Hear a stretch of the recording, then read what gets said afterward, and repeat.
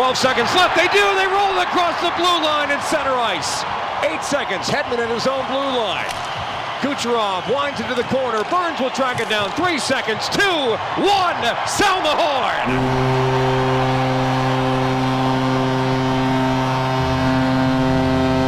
Worth the price of admission.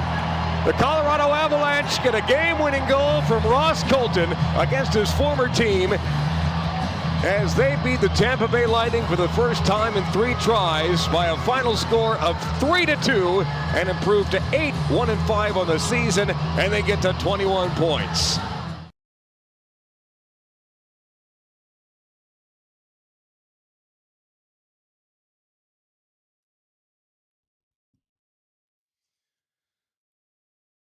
All right, the Avs get back in the win column with a win over Tampa Bay yesterday. And look, Tampa Bay's still really good. They had this weird sort of clunky start to the year where they dropped 6 of their first 7. Came in here on a 5-game winning streak, and they played like a team that you've always played in Tampa. A solid team that doesn't make too many mistakes and tries to capitalize when given an opportunity. To your credit, the things that you've gotten or what you got last night out of that game was another good performance from Scott Wedgwood and what looks to be another Chris McFarland special.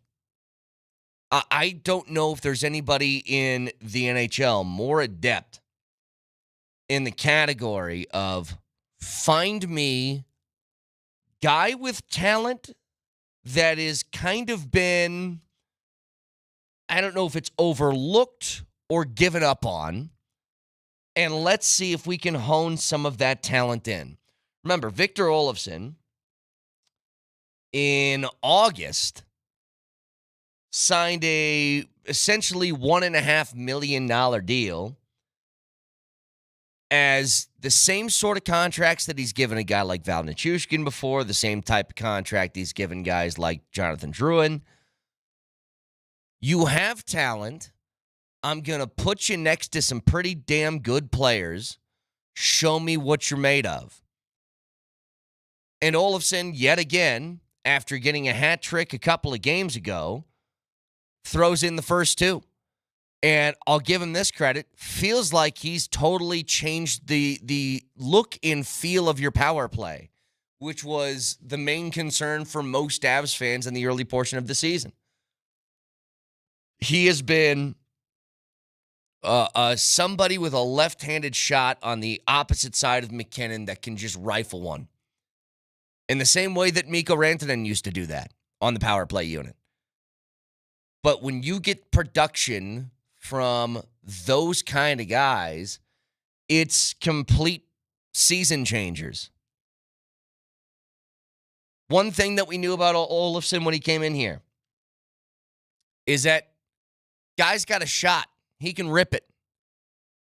And I think it just took like, hey, if you get the puck on your stick, do what you do best and throw one at the small windows that you see in front of you. Because odds are, if you catch it clean, goalies aren't going to be able to react fast enough. I mean, he's just been fantastic to start this year. And, you know, this is an exercise that I'm going to continue to make of looking at what was the issues that I felt like held this team back in the past. And what that looks like this season. And for the Avs, they had issues last year, at least in the early portion, of goaltending, which seems to be fixed. I don't much care whether it's Wedgwood or Blackwood between the pipes at all. As long as one of those guys continues to play at the level that they're playing at, who cares who's the actual wood that's in between the pipes? Just find somebody because they're going to play well. Secondly, the depth. And it's something that I mentioned to Bednar, our first talk with him of the year. And he will join us, I assume, at 8 o'clock this morning. Nelly, I didn't hear any different. But the first time that we talked to Jared Bednar, he had that opening press conference where he talked about this team. And he said that, I can't remember the exact quote, but he said he hasn't felt this great about a team since 2022. And that was the year that they won the Cup. And I said, why is that? Is that because you have a goaltending situation that's a little more stable to start the year? And he said, yeah, that's certainly part of it, but I think it's because of our depth. That's what he said. Depth showed itself. It has throughout the season and certainly last night. Olofsson's certainly a big part of that, and Ross Colton's another one. Little backhand flip of beauty to give them a 3-1 lead and a cushion heading into the third period. I just think that they have all of the different sort of check marks that you want on your roster. And now, right around the corner, what you have is Logan O'Connor and Sam Girard looking to get back in the lineup, which gives you even more of that. So again, a lot of good things happening for the Avs in this early portion of the season. Now, going to yesterday, the Broncos did not do anything. They were active. They were on the phone, but they didn't do anything. Am I mad? No. Am I disappointed? Kind of. Now, I don't know what the asking price is for people. You know, the reports coming out of Miami is that they were listening to calls on Bradley Chubb and Jalen Waddle all day. But they set the price so high that nobody wanted to pull the trigger. Okay, fine. But I think it's okay if you want to be a little disappointed and you look around what the rest of the league did and you see, you know, the Colts getting Sauce Gardner. Yeah. I think that's totally fine that you look at them saying, wow, that's a vast improvement at a position that's pretty damn important. And they're tied with us for the league lead of record in the NFL at 7-2. Yeah, I think it's okay to feel like, man, I'd like to kind of join the arms race a little bit or something like that. But there is not some sort of like, what the hell were they thinking thing going on. We talked about it yesterday. We kept seeing those little rumors spill out of maybe the Broncos are in making phone calls to the Dolphins about Jalen Waddle. And then you had Adam Schefter with us saying they have called about a wide receiver over the past couple of weeks. I'm always curious, by the way, what happens during those phone calls? How many phone calls do you have to make, and when do you decide to hang up? You know what I'm talking about? If I know this isn't fantasy football, but if I go to Nelly and Nelly's got, I don't know, he's got Jalen Waddle. I want Jalen Waddle. I said, all right, Nelly, here's what I'm going to give you. I'll give you a first-round pick and a third-round pick. Or whatever, just hypothetically. And Nelly says, no. Don't you counter on the spot? Or do you hang up and wait a week and then make a phone call with a different offer? That's what I don't understand how this works. Why do you need 3 weeks to talk your way through a deal? I'll tell you, after I left the show, if you remember, if you listened yesterday, at the end of the show, I disclaimed I'm reporting that a trade for Jalen Waddle is done by my brain. Because there was a lot of smoke surrounding it. I literally got in my car after the show got done, and I started thinking to myself, wait a minute. When the Broncos make moves, they do it in silence. They're like, they're ninjas. What's the guy who's got the barcode on the back of his neck, the video game Hitman guy? What's his name? Is it Hitman? I think it's just Hitman. That's what the game's called. Agent 47 or something like that. Yeah, Agent 47. Is that it? Nobody knows he's there. And then all of a sudden, just people are wiped out. That's how the Broncos front office operates. Every move they've really made has not had some sort of precursor to, we've been hearing some rumblings that the Broncos are doing this and this and this. Everything that we heard was on the Miami side of things. Had to be. We didn't know about the Russell Wilson trade until it happened. Had no idea. And that goes for virtually everything that they've done.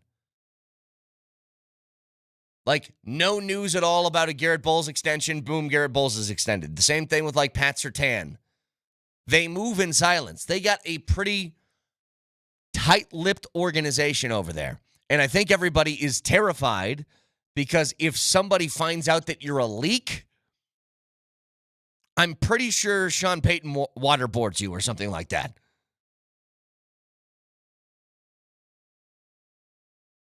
They lock you in a room with bright lights, play loud music, and rip your fingernails off. But going back to not doing anything, I do think it's okay. The Broncos are in good shape, and I think they have an extra incentive to keep some of their picks because they have lost so many over the last few years. But I always kind of think about, like, I'm a big fan of being aggressive when you got an opportunity. When you have a window with a good football team, basketball team, hockey team, whatever. I mean, there's two starkly different approaches that the Avs and Nuggets have had over the past few years.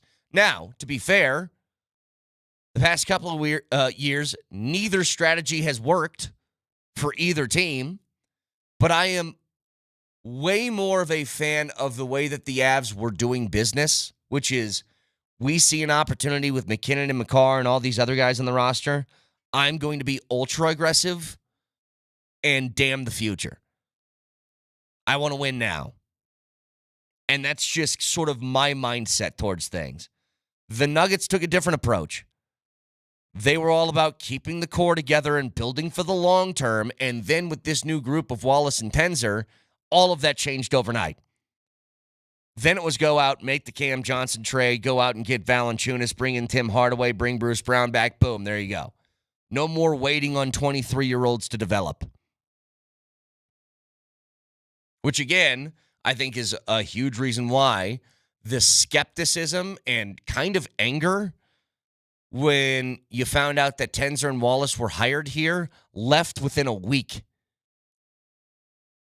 Because they did the things that we've been begging them to do, which is to be hyper-aggressive. The Broncos made phone calls yesterday, but ultimately didn't pull the trigger on anything. Okay, fine. You still got a really good team. Was there a pressing need on this roster? Not really. But I can't help but look over at Philadelphia and say, that's what I want my football team to be. You feel like you're in a championship window. You see a good players available. Who cares about, a fourth-round pick? Go get them. But again, I appreciate that the Broncos were in on phone calls yesterday in what sounded like trying to make some big moves, just didn't come to fruition. So 303-504-0925, Shunt Mazda text line, one price, one person, 1 hour. Jared Bednar is going to join us at 8 o'clock this morning. More to get to with the deadline day yesterday, and the Broncos play tomorrow. I do want to look ahead at the Raiders and ask you a question. If the Broncos lose tomorrow, how does it happen? We'll get to it next.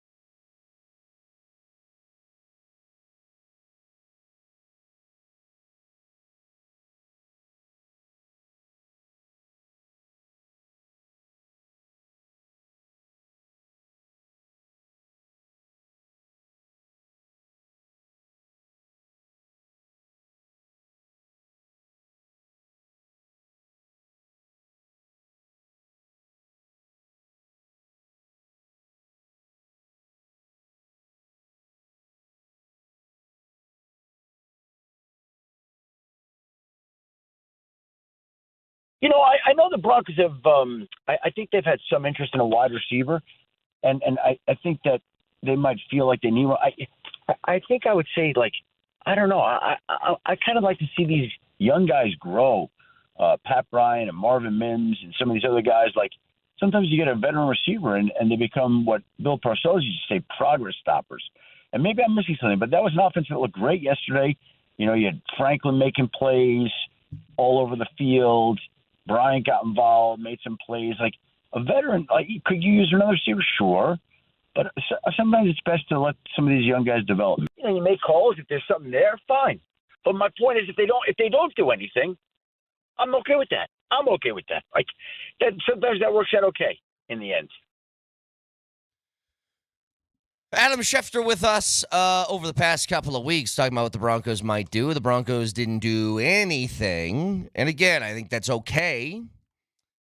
I would have liked to have seen something, I think. I would have been happier this morning, more excited that you would try and take advantage of this really good defense, add to your offense, all of that. Now, again, doesn't mean that they failed or anything like that. Don't think so at all. But it would be nice to get a little boost in there, especially at a skill position spot.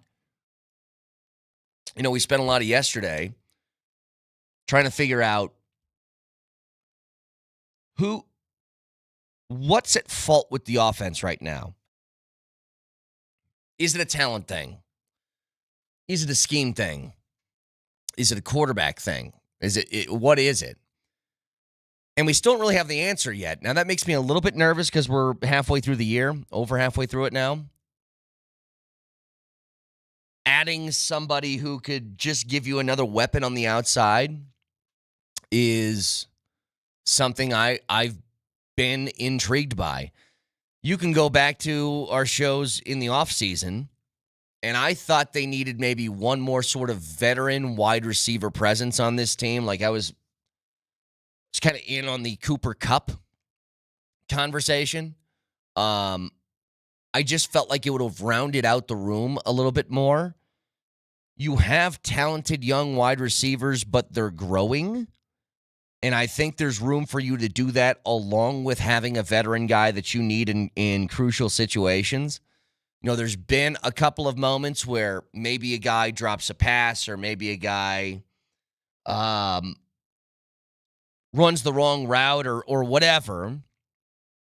And all of that could be alleviated with maybe a little bit more age inside of that room. But again, they're still in good shape. I think they have a good wide receiver room. It's just like they're building at the time. Now, around the league, the one that's going to affect you the most is the Jets trading for Sauce Gardner.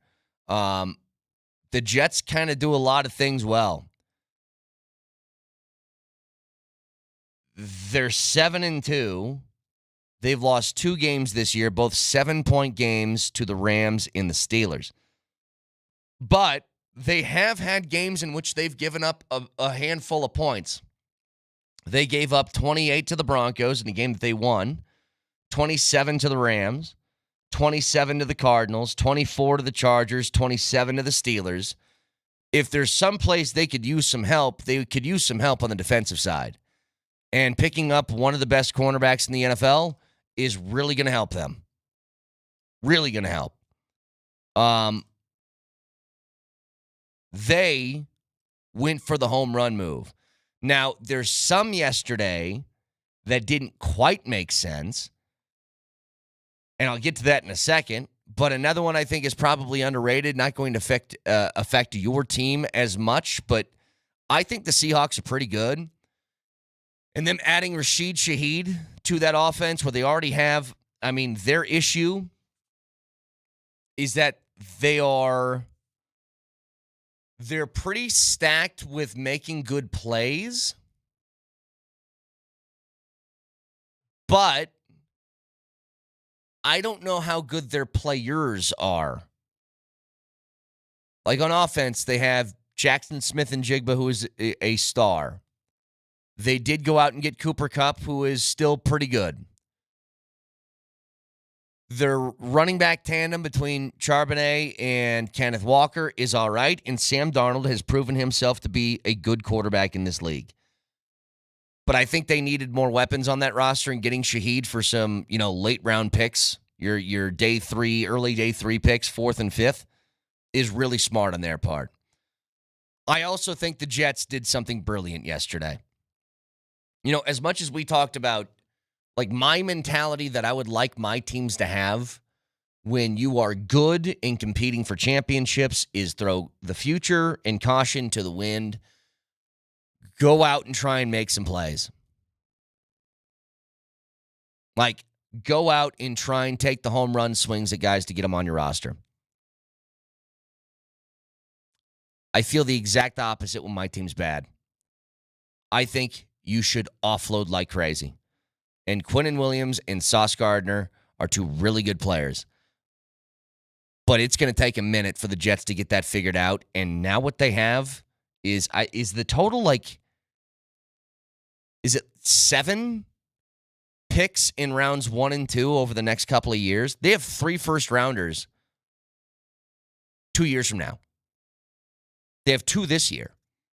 They are stockpiled with the ability to completely overhaul your franchise. And if you get that right, you could be in contention in a hurry. But there was insane value on both of the deals that they made. Not to mention, they get Maisie Smith in the process too in that Quinnen Williams trade. It's not nothing. Reminds me a little bit of when the Cowboys traded Micah Parsons, and nobody talked about them getting Kenny Clark back in that deal, and Kenny Clark's a really good player. He was just kind of ignored in that. Now, as far as what the Cowboys are doing, who the hell knows? That's crazy. And I really think, Jerry Jones has been a problem for them for a long time. But Jerry Jones, when he comes out and says, I need to win now because I don't know how much longer I'm going to be around, should scare the hell out of you. And it also it contradicts the move that he made with Micah Parsons. If you're in on winning now, then you traded one of the best pass rushers in the league. How does that make sense? Only to go and deal for a guy who's now in the middle that you're trying to 1-for-1 with the Micah Parsons trade. I don't get it. Now, in his defense, I don't think the Cowboys are terrible. They need help defensively, obviously. And you could say that 2 guys in the middle Quinnen Williams and Kenny Clark is building for the future. You could argue that, but I don't know what their mindset is, and nobody really does.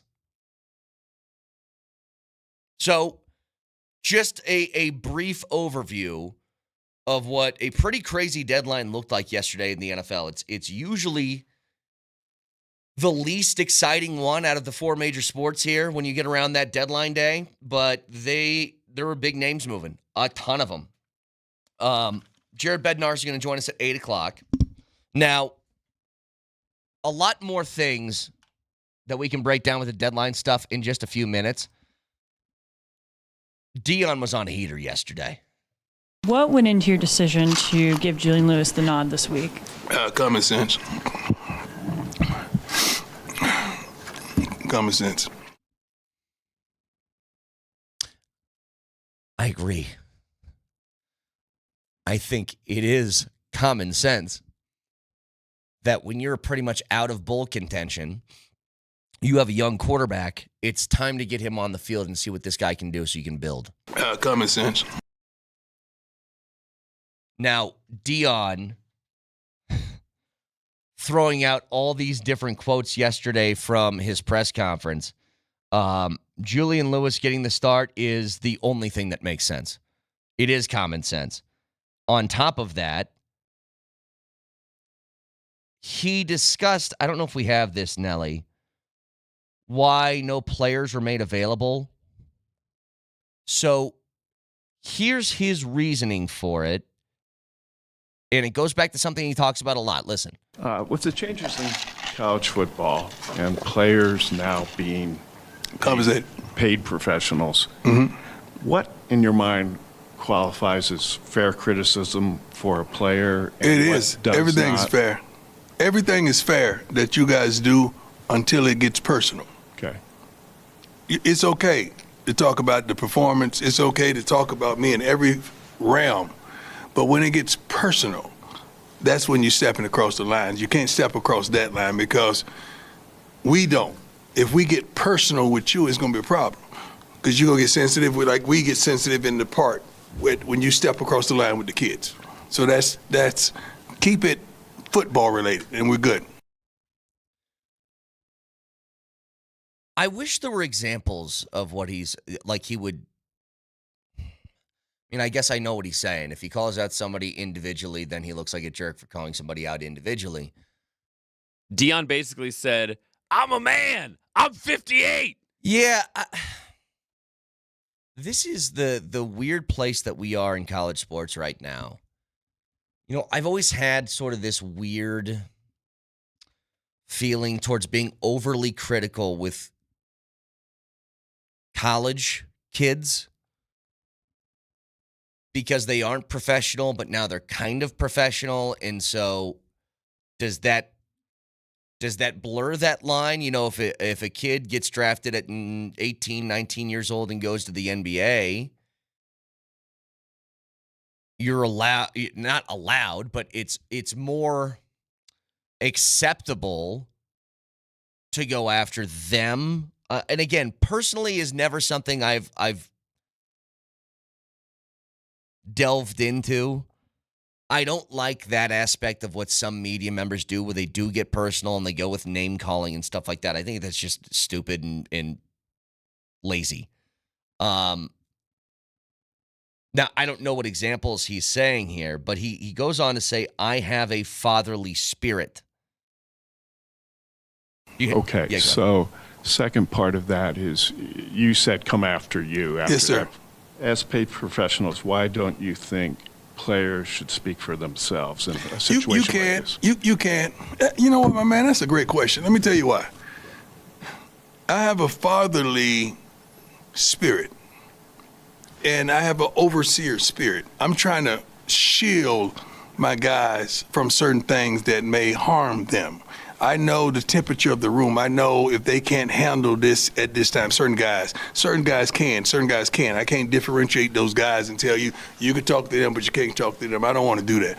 So my job is to protect them and put an umbrella around them until I feel like they're ready for the attacks and the assaults and ready for the social media gambit, which they're dealing with right now. So that's just me being a protector, a guardian, and a father, which we all call coach back in the day. I actually understand exactly what he's talking about there, and I do think that shows some good leadership. As a coach, in a roundabout way, it's kind of like this. There's some guys on your team you can yell at. There's some guys that you got to give an old attaboy. Everybody has a different sort of mental makeup and what makes them tick and what allows them to be the best version of themselves. And if you know somebody's going to go up to a press conference and not handle themselves properly, then I think this is probably a good call by Deion. On the flip side of this, it feels like this is kind of part of the responsibility. And when Deion gets the players is one thing, the coaches are another. And when he said yesterday, maybe I've already made changes and you guys just don't know about them yet, and I keep that tight-knit, and that quote right there. The college, well, yeah, let's go ahead and hear a little bit of it first. Last week I asked you about changing responsibilities among your assistant coaching staff. Yeah. And you mentioned, those things happen behind the scenes, you tweak things. Yeah. At what point, though, after some of these losses, do you kind of lose trust in having the people in the right spots? I might already change it and you don't know. I don't do stuff and blow the whistles in and make major announcements. Hey, I don't do that kind of stuff. I do it, and I let you guys still take shots. You don't even know you may be shooting at the wrong target. So some things take place that you may not be privy to. At what point would we figure? At what point would they be changes that we do notice, though? That's up to you to notice them. They may have already happened. That I don't like. Brett, I also don't like ice. I was going to say, I front need of a you to say microphone. that again, but take your 64-ounce big gulp, because I see you drink. There you go. Yeah, I'm responsible. I haven't got ice in here. Well, now here's the thing about my staff. Uh-huh. I make changes. Ice should not be allowed near a microphone, number one. Number two, I have a problem with this. You have a public, let's call it a trust, especially in college. Your salary is paid through the state. You are a public property. $10 million a year salary is from the pockets of people who live here. I don't think you're allowed to do the game of major changes within the way that organization and that university is run. You don't get to know about it. I think you have to be fully transparent. I think you should in a professional realm too. But what? You're telling me if you made a change at offensive coordinator, you aren't going to tell anybody? I don't think you can do that. I don't think that's allowed with a public university.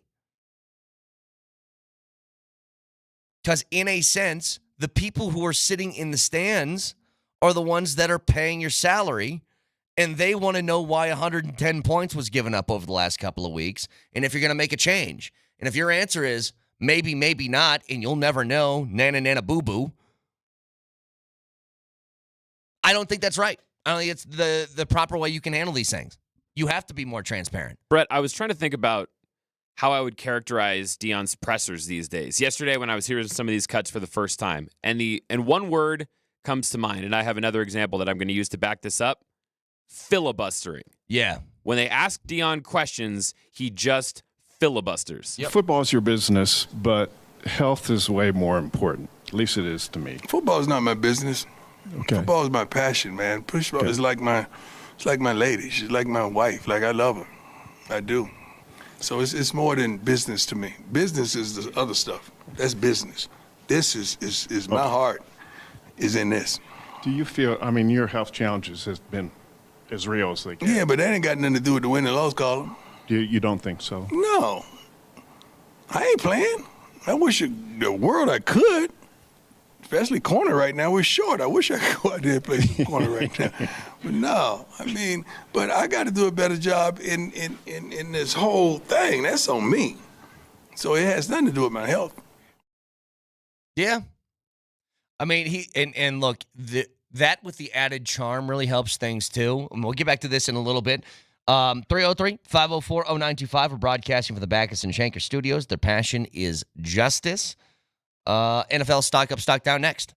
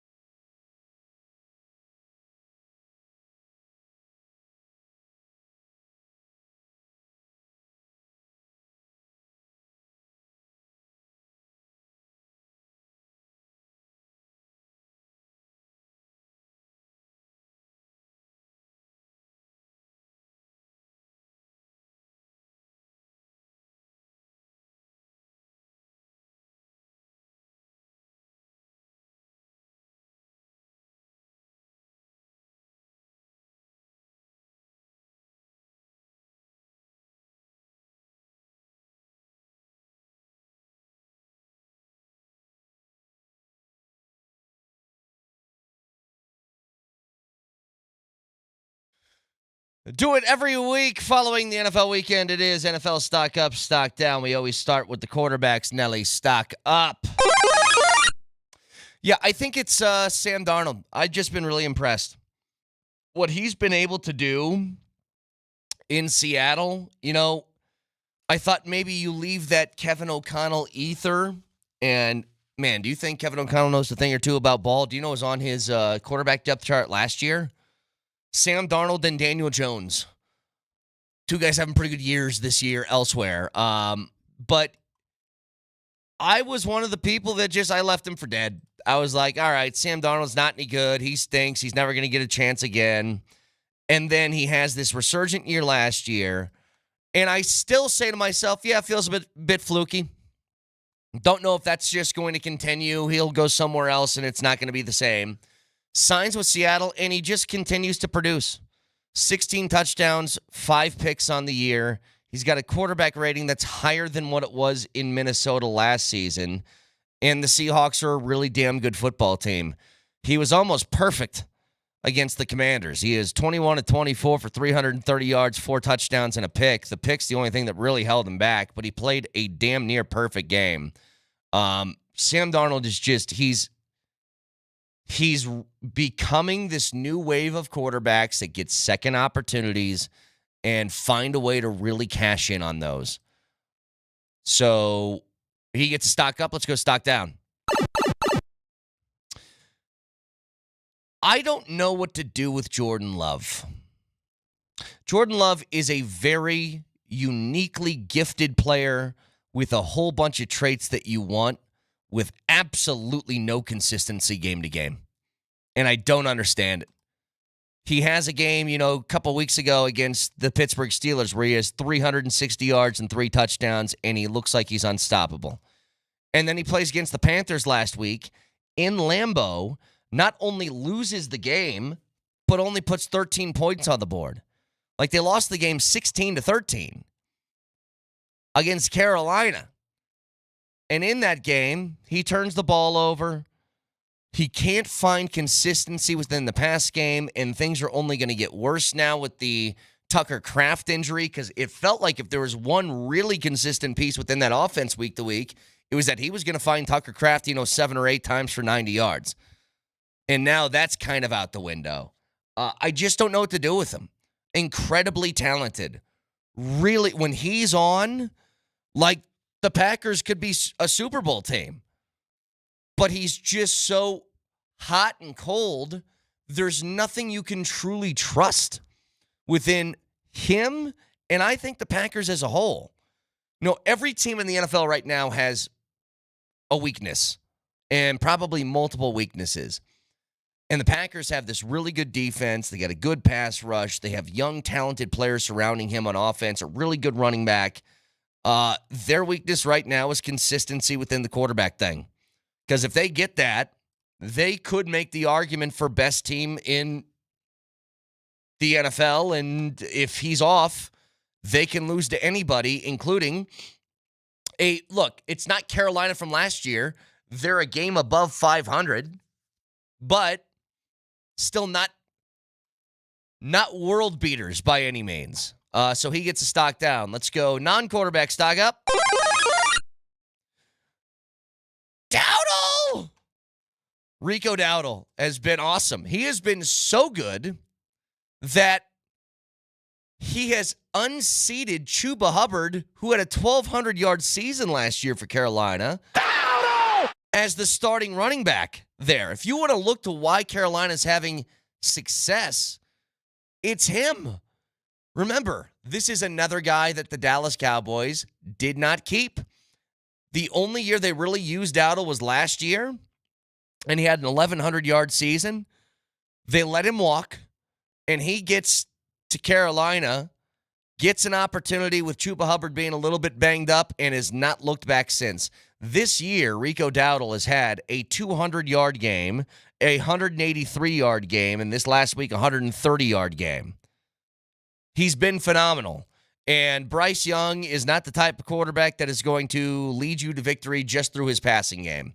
So he needs a solid running game, and Rico Dowdle brings that to him, so he gets a stock up. Let's go non-quarterback stock down.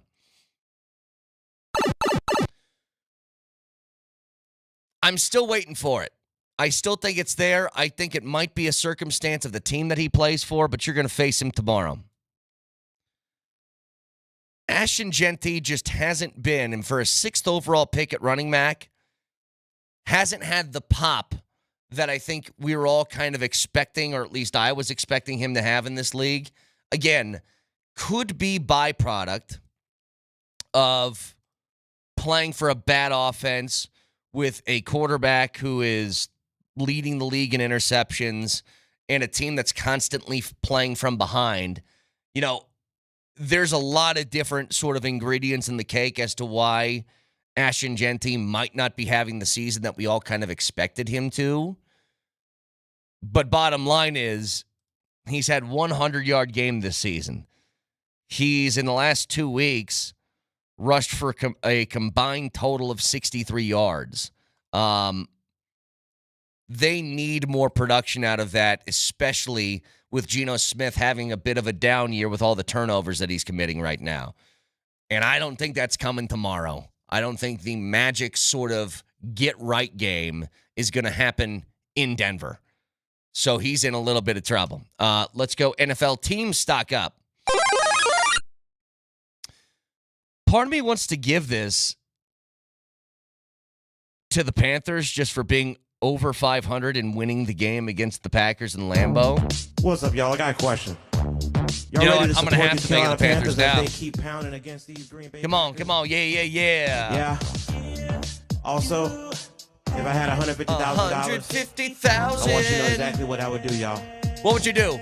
Would you buy a plane? Spend $150,000 on a football team. Wait a minute, that's not enough to buy a team. Spend $150,000 on a tricked out Porsche. Wait, what? Minnesota, it snows too much. Build me a tennis court outside my house. Yeah, I'll give it to Carolina. Them being a game over 500 in week 9 of the NFL season, did anybody have that on their bingo card? Because I think the answer to that is no. Let's go NFL team stock down. Yeah. I know that the Giants had their fun for those couple of weeks when Jackson Dart came in. They won 2 of 3 against the Chargers and the Eagles, and then somehow lost a game against the Saints in the middle of that. But they remember the way that they were talking when it was Broncos week, and then they had the Giant League, gave that up, and since then have lost 3 straight. They're done. They're 2-7. They aren't going anywhere. It was a cute little couple of weeks, but that's it. Let's just go to best game of the week. Oh, yes! Honestly, I don't know how you can't take Bears and Bengals. Just for the flurry of a finish that they had. The final score is 47-42. I like points. I like throwing the ball. Flacco had almost 500 yards. I give it to him. Worst game of the week.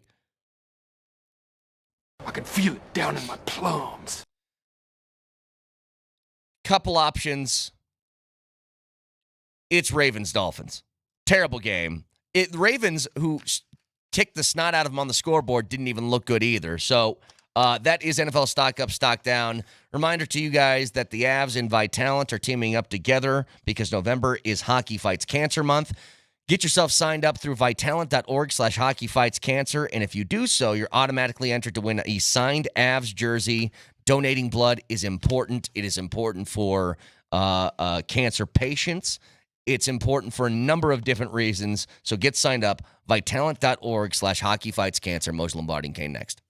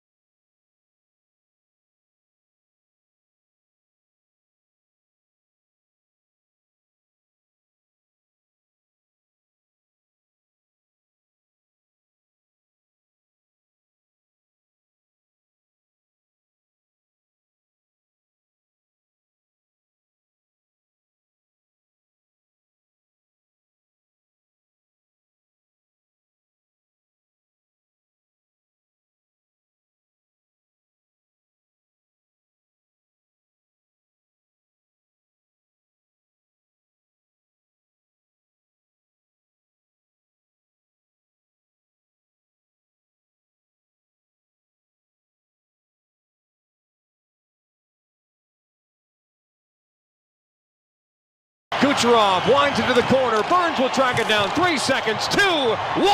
Sound the horn.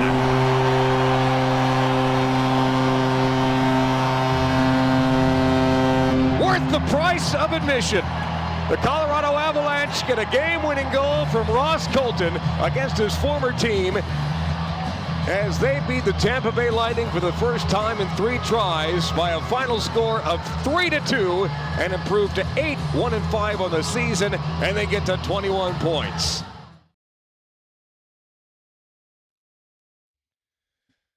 Avs get back in the win column yesterday against a very, very tough Tampa Bay team. You kind of laid it out, Moj. They had a weird start to the year where they lost, I think, their first 6 of 7.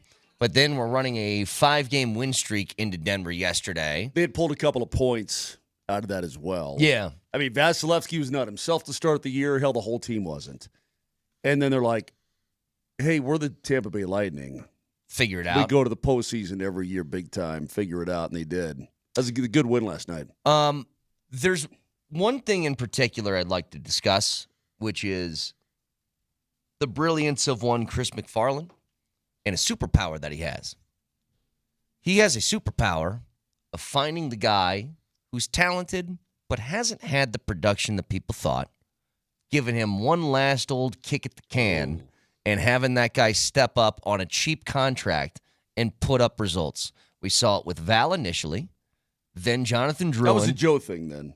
But well, Joe and Chris, yeah, yes. Yeah. Joe and Chris. Val Nichushkin. Hey, come here. Let's just see if you can make the team. Oh, okay. You've made the team and you've earned this giant contract. Hey, Jonathan Drouin, come here. Let's just see if you got something left. Oh, you do have something left. Good for you. Victor Olofsson's next, huh? He's the next guy. $1.5 million for that production? I accept. Part of it too, Vic, is this. You bring them into a situation where they're supported by plenty of talent, terrific coaching, leaders, and expectations. And you say, this is the way you need to play the game. We're going to give you every opportunity for you to take advantage of your own internal compass. And let's see what you got left. Okay? And if you don't, that's fine. Yeah. But if you do, you can help this club, and we can help you. And that's exactly what has happened. Olofsson, as you can tell, is kind of streaky, but we showed the graphic last night. 0 goals on his first 26 shots on goal this season, Vic. He's got 5 in his last 16. The guy can score. The guy can shoot. The guy can shoot the flipping puck. He was getting robbed a little bit earlier. And you know what? I'm not even going to say it. Because at 7:04 in the morning, it's just going to result in a fight. No reason to fight. They won that was a nice game they won. Hang on. I got my fist ready. Say it, Moj. Bang! Say it. Olofsson in the early going this season got goalied a little bit. Come on, man. No, I mean, he honestly had been robbed a couple of times on some of these saves where you're going, there's no way that dude made that save. Anyway, he's picked it up. You saw, hey, Vic, that shot last night from between the circles, so fast. Even nobody has time to react. Bam, it's in the back of the net. Can we talk about that pass that Malinsky had to a breaking Colton for that goal? I just need to talk about that pass and how he saw that and how he delivered that and how it was a perfect execution. Yeah, I'm going to Can you explain how that works? We'll talk to Coach about it at 8 o'clock. I'm going to talk geometry first. Brett, I know that in Nebraska they don't teach geometry. Yeah. It's just too... Tell people on the radio where everybody was positioned and how he made that pass. What are you doing? I'm sorry, now I pushed it to talk to Nelly. I was telling Nelly to pull up the video behind you as you were talking about it. Welcome to your show. I was doing things for the show. Hey, Brett, we're doing a radio show this morning. Me? I don't know if you're aware of that. At 7 o'clock, Brett, I don't know whether you know this or not. I've been here for an hour already. I'm well aware. Yeah, listen. Well, it's obviously not clear you've been here. Appetizer is over. It's time for the main course. Get your head in the game. Yeah. First this of all, is when people show up. Spoken more than Vic in this segment, and as Moser was talking, I was trying to get Nelly to pull up the video to supplement his point behind him. Well, why don't we wait for the video? Then people who are listening will Let's be able just to talk go about through it now, and then we'll have it. Brett, Brett, you're at the adult table now.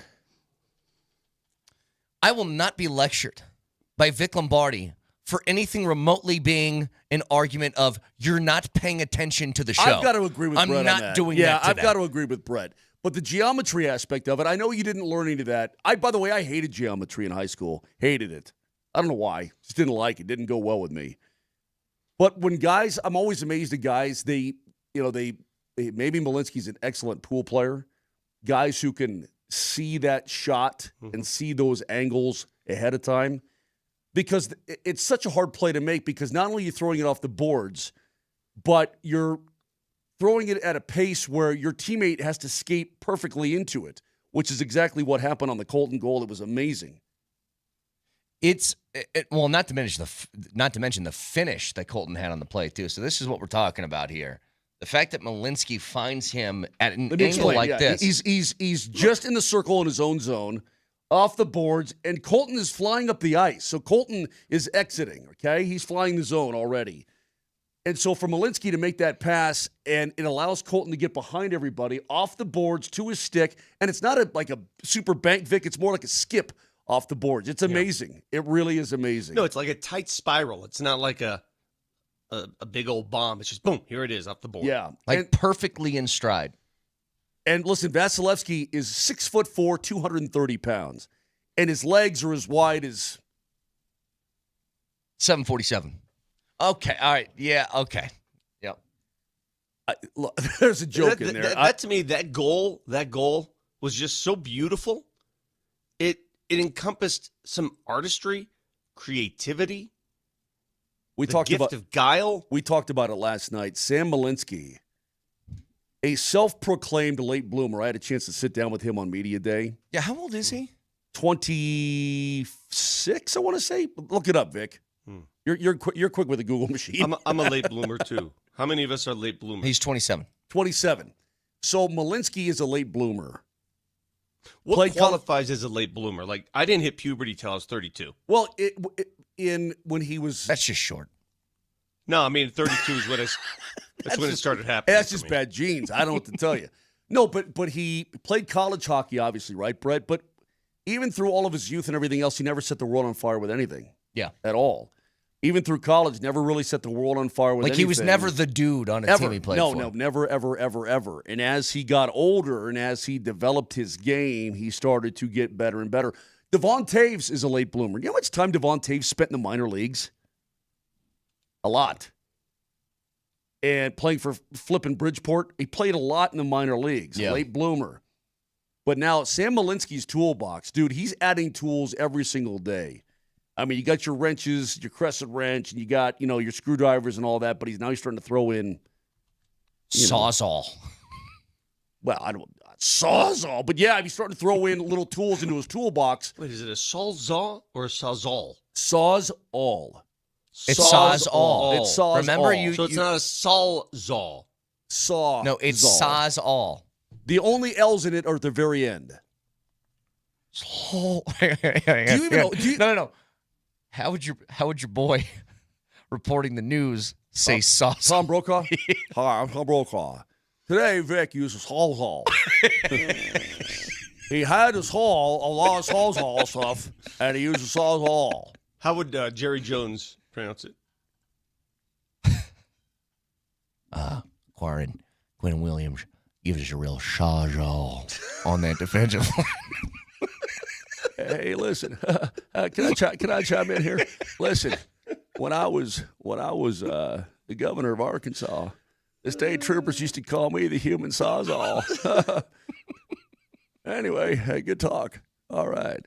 So the point is that Malinsky is adding. I need to hear Jerry Jones say Sawzall just once in his life now. Yeah.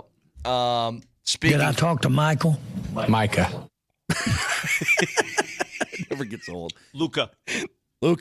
Sawzall. Anyway, it's impressive, and that was a terrific goal. But I think, again, talking to Malinsky, self-proclaimed late bloomer, we'll talk to the coach about him. But his confidence level right now, again, he's got an NHL contract, signed a 2-year deal in the offseason. He's an NHLer. So that's part of it. I always told you the Jim Ryan hierarchy of a professional athlete. Number one, do I have a job? Am I getting paid? Winning is down the line. That kind of thing. He's securely a National Hockey League player, and he's being allowed, credit the coaching staff, to explore his abilities. And you saw one of them last night. That was really good. What time we visit with Coach? 8. Great. So we'll talk to him at 8 o'clock. So the Broncos didn't make a move yesterday. Again, I'm not angry this morning. Nothing like that. I will say, I think I'm a little disappointed, maybe. Maybe that's it. And the reasoning behind it is, I'm just... Well, you and your ghost sources had a deal done. Well, reportedly what happened was Miami was getting a lot of calls on both Jalen Waddle and Bradley Chubb, and they just made the price too high that nobody was going to bite on that. Now, the slight disappointment that I feel is just this. I'm just wired. This is how my brain works. When you are in a position to compete for division titles, conference titles, Super Bowls, championships, whatever it is, I just like to be hyper-aggressive about it. I like to kind of throw caution to the wind a little bit about what's happening 3-4 years down the line and just say, hey, let's try and go for it right now. And I think we already have 2 teams in town that have taken drastically different approaches over the last couple of years. Neither has worked. But Moj, the Avs have been hyper-aggressive when it comes to the right here and now. They have made multiple trades every year to try and fix problems immediately. Now, didn't result in a Stanley Cup, but I appreciate the aggressiveness. The Nuggets over the last couple of years have taken the exact opposite. They're like, nope, we're just going to stick with our core and hope these young guys grow. And that all changed this offseason when they said, let's trade for everybody or sign everybody. When you're looking at the Rams, and the Rams did all those deals, you talked about getting the corner. Jalen Ramsey. Von Miller. Gave up 2 firsts for it. Yeah. But they realized their window was open. Yeah. Right then. I mean, and not just a little bit open, but wide open. All right, so, I'm so glad you got to this. How do teams know in football when their window's open? Well, what is the one lever? What's the one lever? A good quarterback is typically it. Yeah. You got a quarterback who's a bad mamma jamma. And by the way, if you can get him on that, if you can do it when he's on that rookie contract, that really helps, which is what the Chiefs also did with Patrick Mahomes. You realize that. Same kind of story. That window was open the day he showed up. I reckon it was. I don't want to make it sound like I'm angry. I'm not. I'm totally fine with this. I think the disappointment just stems from you have the best record in the league. You have a pretty obvious weakness on offense where you can't get things going consistently. And to be fair, every team in the league has a weakness. That's why it's so difficult to pinpoint. If I ask you guys who's the best team in football, you ask 10 different people, you might get 10 different answers right now. We talked about that with Shefty on Monday, that there's no real clear-cut standouts that are like, oh, yeah, by far they're the best. I mean, you can see the teams with the best records, but does anybody believe that the Colts are the best team in football or the Patriots are the best team in football? Or the Broncos are the best team in football? Everybody's beatable. Yeah. Everybody's beatable. So that's the beauty of it. So with that, there was one move in particular after a host of different moves where, the NFL is kind of notoriously the slowest trade deadline out of the 4 major sports, and they were really active yesterday. And this will always happen, at least to me, it always happens where, if your teams don't do anything, you're like, you have a little bit of FOMO of it. You're like, well, why can't I have the fun breaking news banner somewhere with my team on it? But there's one in particular that kind of really puts my perspective in the forefront that we'll get to next.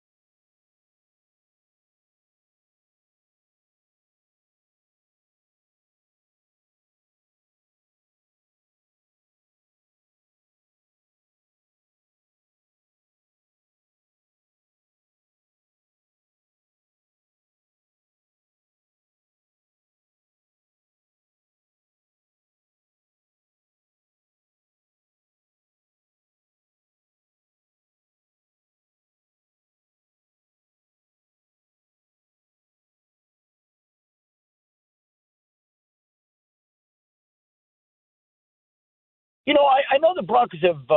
I think they've had some interest in a wide receiver, and I think that they might feel like they need one. I think I would say, like, I don't know. I kind of like to see these young guys grow. Pat Bryant and Marvin Mims and some of these other guys. Like, sometimes you get a veteran receiver and they become what Bill Parcells used to say, progress stoppers. And maybe I'm missing something, but that was an offense that looked great yesterday.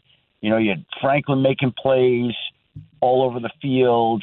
Bryant got involved, made some plays. Like, a veteran, like, could you use another receiver? Sure. But sometimes it's best to let some of these young guys develop. You make calls. If there's something there, fine. But my point is, if they don't do anything, I'm okay with that. I'm okay with that. Like, sometimes that works out okay. It's Adam Schefter with us over the last couple of weeks, giving his sort of thoughts on what the Broncos might have done at the deadline. The answer was nothing. Now, again, I am someone where I like an aggressive approach to a team that feels like they're in a window. And right now, the Broncos are tied for the best record in the entire league. And the FOMO that I had, Moj, Vic, is that I did watch a team who has the same record as you take that big swing. Colts are good. They're beatable. The Colts have a defense that does give up points. And they're like, Sauce Gardner, give me that. Mm-hmm.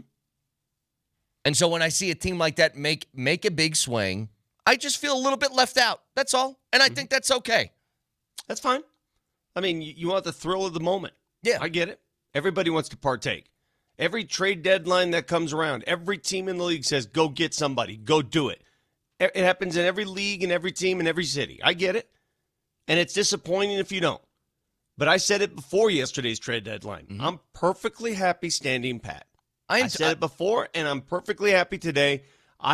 There's not a team that scares me. As a matter of fact, no, I take that back. There are two teams in the AFC I would not want the Broncos to play in the playoffs. Can I name teams. them? You know who they are. Buffalo and Kansas City. Of course. You know who they are. Everybody knows who they are. Why did I pick those teams, Moj? Because they're both very good. Kansas City's been there, done that, and Buffalo's on the verge of doing that. And they have the quarterbacks to win games on their quarterbacks, own. And that's it. That's it. No other team scares me. You can beat any other team. Hell, you can beat those two teams as well. However, if you're asking me, who would you want to face in the playoffs, I'll take Indy over KC any day. I'll take Indy over Buffalo any day. Any day. Let's go. Line up. For the record, I agree with you, Vic. Before anybody gets a misconception, I'm not angry at the Broncos this morning. I'm just saying, would I have liked to see something happen? Yeah, I think so. Just because there's something that's not clicking with the offense. If you got somebody that's talented that could help fix that, I think that would have been cool. They didn't, and that's fine too. Whatever. Because you know what? They knew the price to pay to hopefully fix it. There's no certainty, by the way. I brought this up again yesterday. Just because you go get somebody doesn't fix anything. If you can't figure out how to get the ball to them or figure out how to use them in your system. It really is. It's a fine line, though, Vic, because if you're ahead of schedule, you're like, man, I want to win now. Yeah. And if we can go get a Jalen Waddle, man. Why can't they win now anyway? Well, I mean, they could because they're in a very good position. At the same time, if you're thinking about the long-term prospects, why, you don't want to, if you want your window to stay open, you want to use those picks, man. You want to bolster your roster that way. Sure. Can I ask you a question regarding the mindset of that? So I think that they wanted Waddle. By all indications, these reports that come out, they seem like they wanted to trade for Waddle, but the price was too high. Do you think that they've clutched those picks a little bit harder because they haven't had them over the last few years? Like, if they didn't have so many picks under George Payton's watch that were dished away for Russell Wilson and Sean Payton, where for years they had, like, no first-rounders and second-rounders, and he had to just kind of make do with scraps. No, I don't think it has anything to do with that. Here's my answer, and it's a pretty easy answer. You ready for this? If the Broncos had gotten Jalen Waddle, would you be pounding the table saying this team's winning the Super Bowl for sure? No, but I wouldn't. I'm just asking. But I think they'd be better. I think they'd be better. But are you saying to yourself, "Oh my God, this team's the favorite now. Get out of the way"? Oh, I don't think that with the Colts making the trade for Sauce Gardner. You just prop them up as No. But you asked, do I think now that the Colts are winning the Super Bowl? No, but I think it really helped them. I think it helped their odds. Yeah. You know what I mean? Like, I don't think there's anything that's going to be a guarantee at this time, but you can only just kind of improve your roster. That's all I was talking about. No, listen, I understand disappointment, but I also understand being frugal at this point. I mean, the Broncos, guys, in case you haven't noticed over the last couple of years, the Broncos have made some banner moves, man. They've done some things outside the box. Yeah. So I think they're going to be okay. Yeah, and this is why, like, this isn't – I'm going to say this just out front of everything else, I suppose. George Payton has earned my 1,000% trust. I will have a hard time questioning any decision that man makes because I think he's a genius. Like, he is a top 5 GM in the league, and it's probably not at 5. He's probably somewhere higher than that. He's got my full trust in this. And so I'm not going to question really anything that guy does unless I think it's egregiously bad, but I don't know if there's been any example of that outside of the Nathaniel Hackett hire since he's been here. I don't think that anything. Yeah, the drafting's been pretty damn good. The Russell Wilson thing Russ too. thing, yeah. But I would have done that, so I can't really criticize it. I would have done the same thing. See, and I go back to the Russell Wilson thing. A lot of that was tied to, I know people don't want to hear this, the sale of the team. Does everybody remember what was happening when Russell Wilson was acquired? Of course. Why he was paid and why it all happened the way it went down? The team was in the process of getting, you want to beef up and bolster up the investment that you're selling, the asset. How do you do that? Go get a marquee quarterback. Who is, as the sale is going on, is promised a new contract. Mm-hmm. And that's why he agrees and so on and so forth. Yeah, I get all that. Look, Vic, you could acquire the ghost of Jerry Rice, and I couldn't guarantee you that this team is, it's a Super Bowl team. I will guarantee you this. This is a Super Bowl defense. Yeah. Now it's up to the offense to do their part consistently enough to try and get you through the postseason. Because they're going to make the postseason. In fact, I don't know if there's a position player out there that would make me go, oh, they're going to win it now. I mean, give me a position player that the Broncos could have acquired. Brock Bowers. Okay, maybe. Yeah, but that doesn't even Okay, I'm make just it a saying. certainty. But you. Can we just? I don't Can we have an honest moment this morning? Yeah. Without you going, but if somehow the Broncos acquired Brock Bowers, you Vic Lombardi, let's say Terry, honey, I know you've got a bad knee, and you're recovering from knee replacement surgery, but I'm gonna need some. Start calling her Jake Taylor, by the way. Yeah, just Jake bum Taylor. knee. Jake Taylor. I call her slow healer. Don't call me that. You'd say, Terry, I'm going to go to the basement, and I'm going to need some me time for about an hour. Okay? What the hell are you talking about? Can you wrap this up? There would be a large knows exactly what I'm celebration talking about. if Brock Bowers was acquired here. Now, again, I think never would have happened. Yeah, but let's not. You know, Vic, I mean, nothing is guaranteed, but my God. You throw a supreme talent onto this offense. You throw a T. Higgins onto this offense. You throw a Brock Bowers onto this offense. You throw a Derrick Henry onto this offense. I mean, come on, man. By the way, this wasn't new for me. I was saying I wanted the Broncos to get Cooper Kupp in the offseason. I thought they could have used one more sort of skill position. That mother trucker is washed. Yes, he is. So maybe I'm stupid. But I'll tell you this. There's one team that I thought was brilliant yesterday, and one team that I thought was stupid.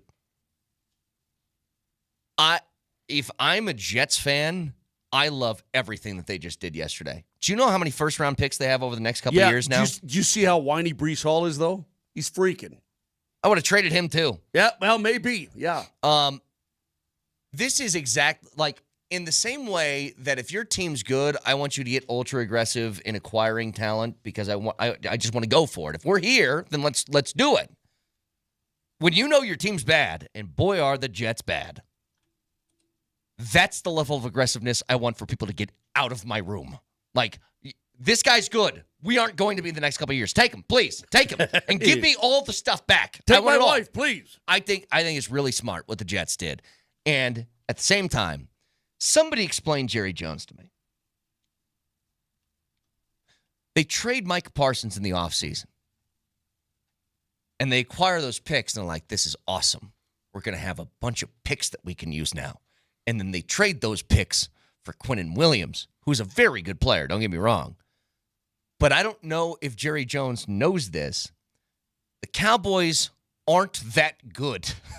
What are they, 3-5-1 this year or something like that? 3-6. They lost to the Cardinals at home with Jacoby Brissett, at quarterback. Was that in Arizona? No, that was in Dallas. Jacoby Brissett is now the starter. We saw that. We saw that video yesterday of when Kyler Murray wants his job back and Jacoby Brissett boots him across the room. It's Austin Powers kicking funny. Mini-Me. Yeah. The Cardinals, that's a whole other thing. It's like, okay, have fun with Jacoby Brissett for this year, I suppose, and then what? But there's something that would just terrify me, and this goes back to ownership, because you guys just mentioned it. A big reason why the Russell Wilson trade went down was because there was a sale. When you have an owner that straight up tells you, I need this team to win because I don't know how much longer I got, that leads to moves like this. That ain't the right football move. That ain't how you're supposed to do business. But when your owner's like, I might die soon, give me players, I don't know what you do. He said that the other day to Stephen A. Smith on his radio show. Yeah. And then that's what's so weird.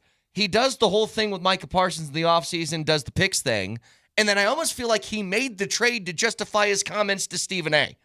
That's how it felt to me. Anyway. I don't know. Jerry's main concern is the value of the Dallas Cowboys, not necessarily winning football.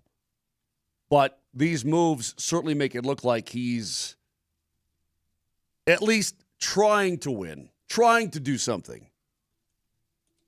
Anyway, that's sort of just a brief overview of what yesterday's deadline was. Now, I do want to talk about the Raiders game. It's tomorrow.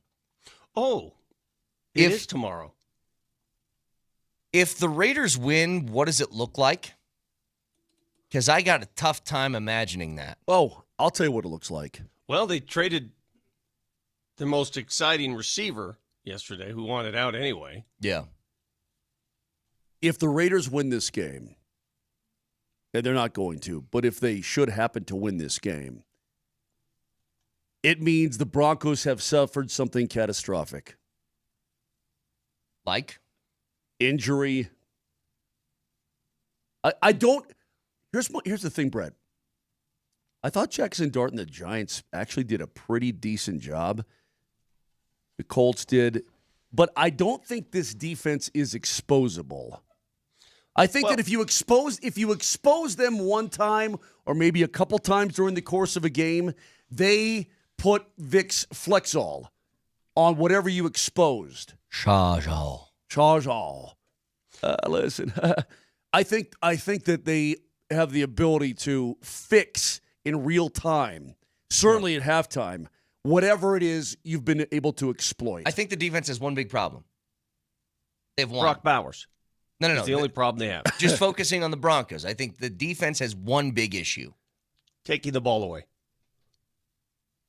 Their offense leaves them on the field a lot. Yeah, but they've handled it pretty damn well so far. But, they have. Yeah, but you're saying what eventually I'm they'll saying break. Is, eventually they'll break. I'm not even saying that. What I'm saying is, imagine how much better they'd look if the offense was consistent and they weren't on the field for 22 and a half minutes in the first half last week. That's what I'm saying.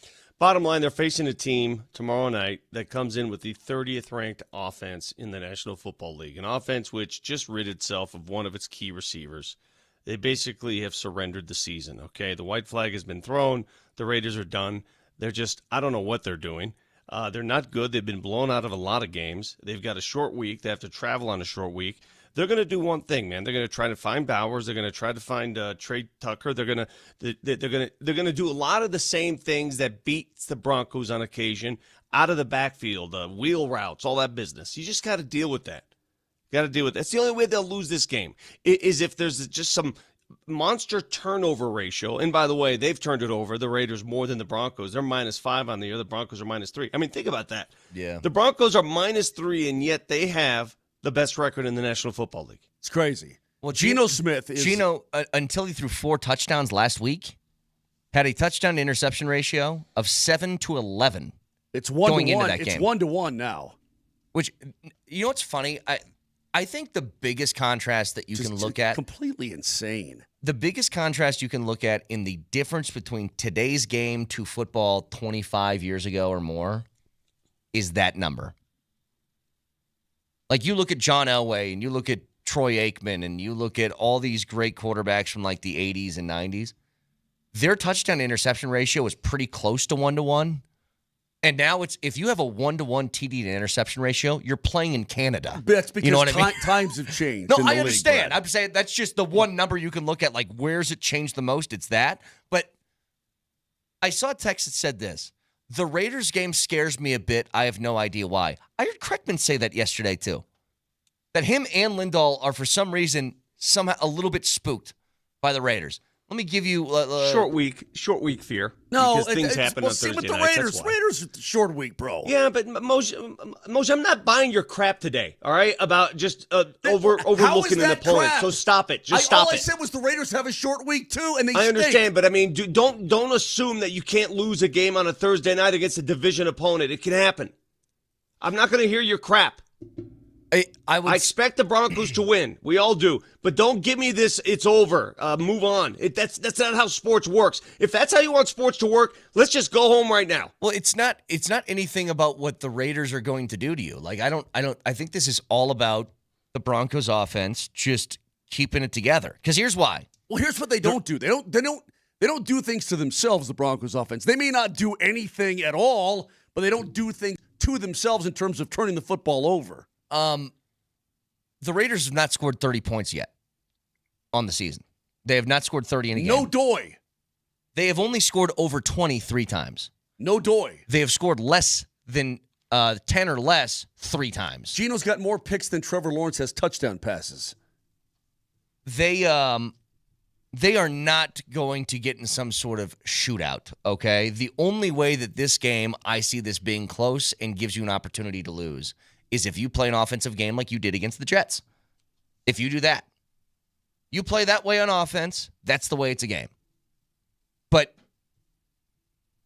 God forbid can we be doing that stuff. I don't know why you're so Vic. I don't know why you're so mad. Well, because at me. we just saw a weekend in which the Green Bay Packers lost at home to Carolina. We see this every week. Carolina's a winning football team, bro. They're 5-4. We see this every week. We see teams. So your little dance you play about how every game is a certainty. It's just it gets old. I can assure you that 10 days from tomorrow, I will have a different outlook going into that Kansas City game. As far as tomorrow night at Mile High Stadium is concerned, Vic, what do you want from me? Is there anything I possess that you want? Hey, can I just say one thing real quick? Do you want my harmonica? Hang on. I am almost always on board with Vic on this. Now, I'm not going to the well of the Broncos will kick the snot out of the Raiders. But they should. The Raiders are really, really bad. Of course they should win this game. Nobody's saying that they shouldn't. They should be 8-2 tomorrow night. But to say that... Let me put my glasses on over here. Hold on a second. Hold on a sec. I can't see too good here without my specs here. I'm looking at the camera there. Is that Vic Lombardi or is that that great American Frady cat? We haven't had the great American Frady cat. I can't see too well over here, Brett. Yeah, that looks like Vic, but he sounds like... All right, so you think the game's over. We don't need to talk about Broncos Raiders. That game's over. No. I enjoy talking about it. I'm just saying the Broncos should, and I believe will, spank them. Spankity spank spank. Hey, what did you say about... I'm just curious, just not to go back in history. Brett, what did he say about the Nuggets-Blazers game last week? That the Nuggets were going to kill him. Yeah. Didn't we have this same conversation? Yeah. Essentially? What did he say about when I told him to shut up and just understand that sports is a competitive game. What was his retort? It's the NBA. That's what he said, right? Okay. I just want to make sure. Can I throw another Moser quote at you that happened a few minutes ago that I think is really funny? He said, the Broncos offense doesn't make mistakes. They just don't do anything at all sometimes, which is it's such a wild way to phrase it, but it is true. Oh, they don't shoot themselves in the foot. Sometimes they just don't move. Right. Sometimes they just never draw the pistol. Okay? It just stays holstered. They're in a duel, and they say, go, and they just stand there. But you know what the good part is? The good part is they've got a defense that's taking a bullet for them about 20 feet in front of them. I know. You know what I mean? That defense that is wearing a bulletproof vest. So even if you never unholster your weapon in a duel in the Old West, you don't face any problems because that bulletproof vest protects you all the time. Hey, how's your team's offense? Well, they don't make mistakes. They just sometimes don't do anything. That's what they do. Anyway. I like this guy, Jeffrey, on the text line. Moj, the Broncos are going to win, but it's about time you put something on it instead of these fake bets or these fake wagers. You're a man of music. I know that. No. I don't want music. Here's the deal. If the Broncos were to lose tomorrow night, they're not, but if they were, you will get, Jeffrey has a great idea, you will get a Mark Davis haircut, and you will wear it proudly. I love that. You will get that. Will you say this now on the air? You have to fashion it for a game. No, not a game. No. That's his haircut for the next month. Yeah. Will you do that? Moser, will you do that? Because you seem to think that it's a done deal. Moser, will you get the Mark Davis haircut? I will not. Oh, so this is just a show you're putting on there. That's like saying, hey, Moj. Oh, I see. So this whole little game you play, it's just a game. Just cut your junk. No, I was just going to say, the fact that Moser has said before, I will Ginsu knife my junk, but refuses to do the hair, tells him where priorities are. Let me explain. Yeah. You just play this little game, and you know what? I'm tired of the game. Either way, it's the same result for me. Does that make sense? Yes, that makes sense. 303-504-0925. If you guys missed it, Deion was on a heater yesterday. We get to some of his press conference next.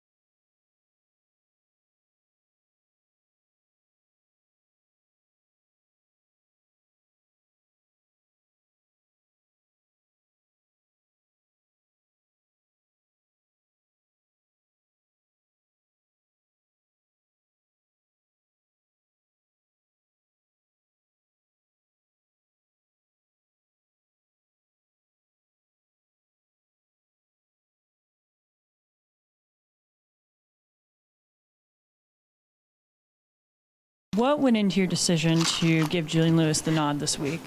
Common sense. Common sense. Jared Bednar is going to join us in about 10 minutes. Yeah, common sense seems about right. You aren't going to make a bowl game, and why not give the young guy some reps? Especially, he came in there and he made a couple plays last week in sort of garbage time duties, but he did make some plays. Deion was on one yesterday, though. He was. He had a great exchange with Mark Kisla that we're going to play here momentarily. I thought it was very revealing. Great questions, great back and forth. Well, which one is it?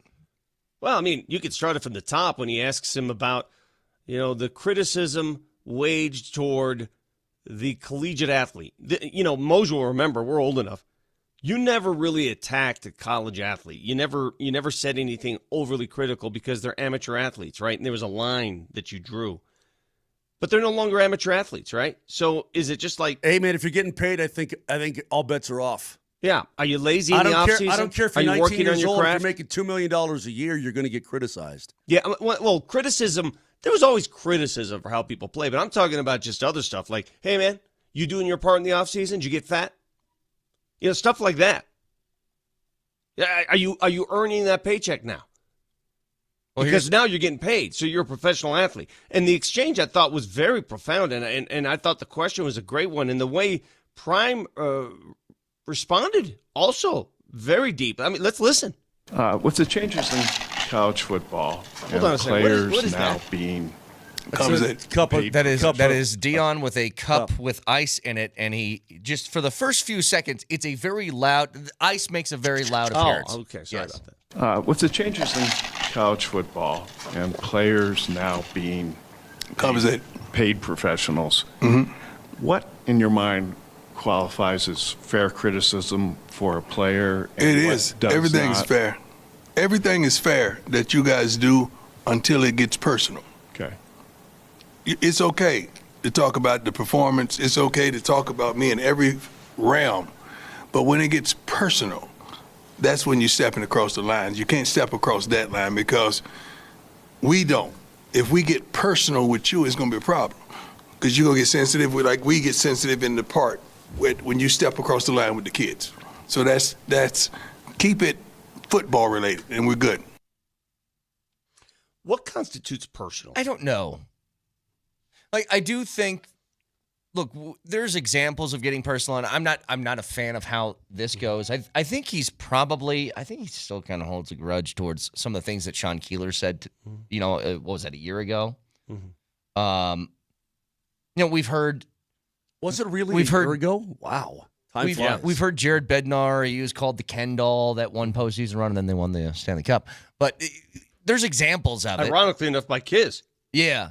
I know what he's talking about. I don't know if that's happened, at least with media people, towards the players on this team. I don't think that's happened. Certainly on Twitter it does. But okay. Well, go on. There's a better exchange after that. Even. Here you go. Okay, so second part of that is you said come after you. Yes, sir. That. As paid professionals, why don't you think players should speak for themselves in a situation like this? You can't. You know what, my man? That's a great question. Let me tell you why. I have a fatherly spirit, and I have an overseer spirit. I'm trying to shield my guys from certain things that may harm them. I know the temperature of the room. I know if they can't handle this at this time. Certain guys can, certain guys can't. I can't differentiate those guys and tell you can talk to them, but you can't talk to them. I don't want to do that.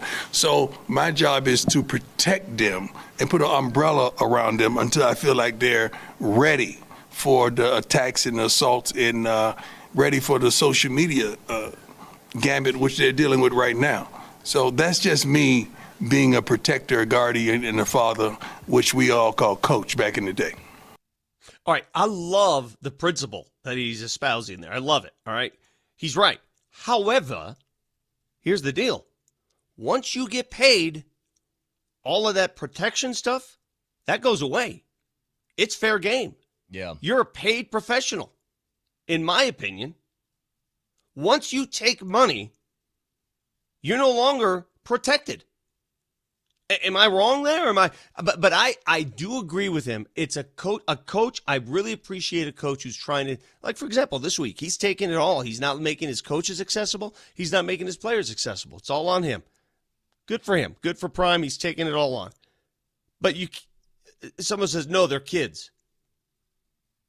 Kids who are getting paid are. I mean. Yeah, it's like What do you mean they're kids? A one and doneer that goes to the NBA. Once he's in the NBA, it's like there's criticism all the time about that. I was just going to say, Bryce Harper, when he came into the bigs, how old was he? I think he was 17, 18? No, he's 19, I believe. Oh, in the MLB. Correct. Yeah, not minor league baseball. Yep. In the bigs, he was 19 years old. I don't care if he's still a teenager, bro. You're paid to play professional baseball, and college football now is professional football. Yeah. It is. And so that's part of what you get when you go this route of paying the players. Now, that being said, some people are going to go, well, he's just, trying to hide his kids and all. No, man, I think that Coach Prime is pretty genuine. I agree. I think it's a genuine answer for a guy who's trying to do it. He's trying to keep it real. At the same time, it's contradictory to the original question. If you're paid, is everything a full go now? Well, there's one other answer, that's in regard to the players. And I do think as a leader, I talk about this all the time, you have to be able to manage personalities correctly. And it's part of what your job is. And I think recognizing there's some kids that can handle this and some kids that can't right now, so I'm making nobody available because I don't want to put people in weird positions. I don't think you can do that with your coaches, and we don't got enough time to play this clip. That the one that really stuck out to me, which was maybe I made coaching changes, you don't know about it. I don't think that's allowed. Now, there was a report last night news from USA Today that they demoted Pat Shurmur, and he's no longer calling plays. That's not only did it, but Today. they did it before after the Utah game. According to this report, right. A person did not want to be named because, quote, of the sensitivity of the situation, but he was stripped of play calling duties after the loss to Utah, and those duties went to somebody else for that game against Arizona. What does that tell you? That didn't work, obviously. Well, here's what, just Cliff Notes version, and we'll get to this later of why I don't like this. There is something to this being a publicly funded team that I think there needs to be some transparency of what happens when your dollars are going to pay salaries of guys like this. And I don't think you can just say, yeah, I'm not telling you what's going on within this thing. All right, so now then you're going right. down a road that's a little different. So because it's a state-run institution and Prime is the highest paid, he's the highest paid state employee in Colorado. Right? I think that changes things. All right, so what happens if it's a private university? You can do whatever you want? No, I always think when you're talking about people who are a fan base, who support your program in one way or another, there has to be some transparency. When they ask the question, who's calling the plays, you can't be like, nana, nana, boo-boo, you don't know. You can't do that. But to defend Prime there has a to be little bit, trust between that. To defend Prime a little bit, I guess the extreme would be that he stands in front of all the team inside the auditorium. All right, I'm tired of you get your ass out there and talk to Kisla. I'm not doing this. All I'm saying, just quickly. I'm taking enough for you terrible players and all the mistakes that you made. And you can't tackle and blah, blah, blah. What would you guys think if we just found out today that Sean Payton wasn't calling the plays 5 weeks ago? And he just never said anything. I would say, why didn't we know 5 weeks ago? Wouldn't you be like, I don't want to sound like too needy, but don't you feel like you kind of deserve to know that about your team? Yeah, I feel that way. I guess maybe I'm selfish. We'll get to that a little bit later. Jared Bednar coming up next.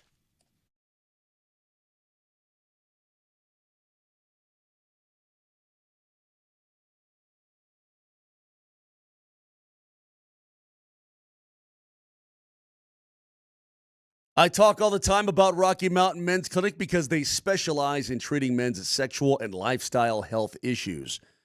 Honestly, anything that can impact you in that regard, they can take care of, and they are the best. They've been in business for nearly a decade, successfully treated tens of thousands of men here on the Front Range. They got locations from Fort Collins all the way down to Colorado Springs. Now, for me, it was low testosterone because I went for my yearly physical, and the doc goes, hey, yeah, you're getting a little bit of low testosterone there, so what do? He says, you're getting old. I said, well, I don't feel like I used to feel. I want to get back to being myself. And if you're that way too, or any other issue, go to the Rocky Mountain Men's Clinic. Do yourself a favor. book an appointment. It's $99. They're going to draw your blood. You have results within 30 minutes. They're going to tell you exactly what is going on with you, and they are Colorado licensed medical providers. They're fantastic. Go to the website, look at everything that they do, get that energy level back, get that vitality, get that confidence, regain that health. Perform when you want to perform. The website, RockyMountainMen'sClinic.com. That's RockyMountainMen'sClinic.com.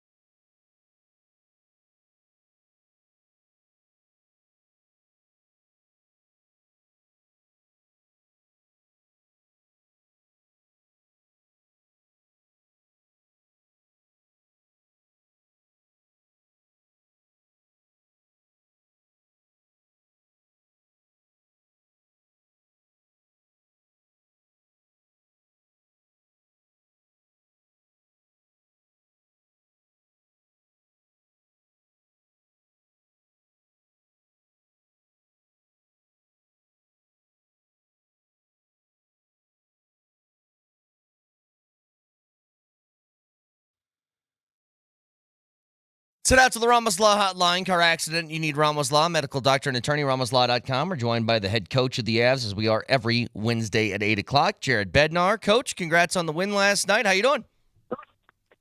Yeah, doing good. Doing good. The big thing last night that stood out to me, and really over the last week or so, is the impact of Victor Olofsson on your team. And you guys seem to have found these guys where you bring them in on smaller contracts and they outproduce what they're being paid. Is Victor Olofsson another example of a guy who can do that? Yeah, absolutely. There's no question. I think he's a guy that showed a lot of promise as a young guy in Buffalo, and when he went to Vegas last year with a real good team, they kind of slotted him in a supporting role with some of their big stars. He played with Eichel, he played with Stone, he played with Carlson on the second line at times. And he found a home on one of their power plays as that weak side flank shooter. And he had a really good year. He took a big step last year. Teams are, with the cap being flat the last handful of years, it's tough to find, depth scoring and bring in guys all the time. And we've had some success with some other guys in the past, and we really like what we saw him with, especially last year out of Vegas, and thought he'd be a really good fit for us with some of our other guys moving on for bigger and better contracts. And, we've been really happy with him. We knew he was going to be able to, score at a certain clip and provide some of that goal support and help our power play. But we've been really happy with the detail in his game and the checking aspect and, how he plays within our structure. And I think you play him with, some high-end players, he's going to produce because he's got like an elite shot in the National Hockey League. Hey, Coach, just curious, with Blackwood ready now, what prompted you to start Wedgwood last night? Yeah, just Wedgie's play over the last little bit, I think Blackie's still knocking some rust off. It's been a long time. The thing with Blackie is he had his procedure done shortly after the season ended, and everything was going great, and all the gym work was going great and rehab was going great. And when it was time for him to get on the ice in August, he just wasn't feeling quite as good as what he thought he would be, after taking the time and doing the rehab. And so he kind of had to take a step back, and it was middle to late August. He got looked at again by the doctors, and everything was fine, like on that side of it. It's just the rehab side of it. He needed to change some things and make sure that he was, doing a bunch of different sort of pushing laterally to, that would mimic more of what he was going to see on the ice. And so that was bugging him a little bit. So, cautiously, we just kept him in the gym doing some of that stuff, doing a lot of those movements. So when he got back on the ice, he'd feel good, and it's been a build-up ever since. But he hasn't played hockey, since last year. So Ed's has been, working at a different clip late summer, training camp. It was a long time, lots of exhibition games, and he's looking real sharp. So we're going to mix Blackie back in and get him going. And it's a long year. We're going to need both those guys. So I didn't feel like there was a big rush. And specifically for this week, we had practice. We have a practice day today. We got a practice day Friday, and then we get ready to go in a back-to-back. So he'll play one on the weekend again and get a bunch more practice time in to help knock that rust off. Coach, I thought about that old Billy Crystal line in that movie, and I forget which movie it was, but he says, you have surgery. When it happens to somebody else, it's a procedure. But when it happens to you, it's surgery, right? I mean, if you're the one getting cut on and whatnot, just cracks me up. And it's expected that he's going to take some time to get back. But luckily, you have two goalies who can get the job done, so that's a cool thing. And you've got other guys who can get the job done. We were talking about it earlier on the Ross Colton goal. I know you coach players because you want them to be better, because you want to win. But how good do you feel when you get a guy like Sam Malinsky and you give him an opportunity and you coach him up and you watch him start to blossom and get more confidence before your very eyes? Yeah, no, I mean, that's part of the fun of coaching. It's the best part about coaching is the competition, the games. It's competing to win, and the second part of it is, regardless whether it's a young player and you draft him or sign him as a free agent like Sam, or you get an older guy in that you can help his game and see him take it to another level and, help your team win, or if they move on for, and make a great career out of it. It's always nice to kind of have a small part in that. And but you have to be able to find young guys and help them develop their game. It's more difficult when you're in a position where you feel like you have a contending team and you're trying to win all the time. Like a lot of our young guys, we've traded over the years to get players like Arturi Lehkonen, Josh Manson, so we haven't had a lot of, super young guys in our team, but we're at the point where you have to keep like developing those guys. And if you move some of them on, great. And the guys that make your team and that you like and think are a fit, you have to help them get to peak performance in the league. We've got Bardakov, Brindley, a guy like Sam. Now Jack Deshawn's kind of come up through our organization and is doing a really nice job for us as well. And it's great to see those guys get rewarded for their years of hard work. Jared Bednar with us. All conversation with the coach are brought to you by Mr. Rooter Plumbing, proudly rooting for Colorado's hockey team. I know that we talked about this last week, but maybe some reinforcements coming back. Sammy G, LOC, those two, are they pretty close to getting back on the ice? They've been skating. Both those guys have been skating for quite some time now. We were hoping to get both of those guys back possibly even this weekend. I think that's still up in the air, but definitely getting close. It's that last little hurdle of taking contact and feeling good. OC's still on schedule. He looked like he was ahead of schedule for a while. You get back and you get skating, you start pushing it to another level.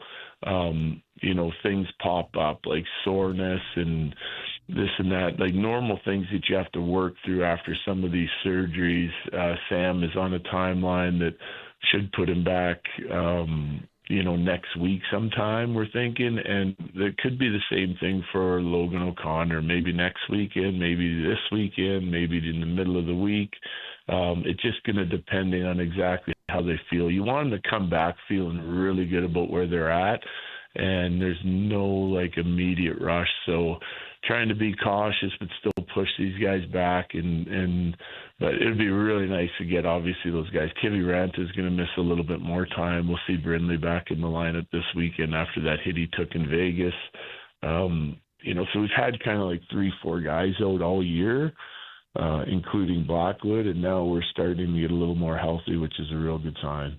It was a pleasure, Coach, to watch two of the world's best snipers on the ice at the same time last night. And I found it interesting in a recent podcast, Nathan McKinnon was asked, what player do you like to watch the most? And he mentioned Kucherov.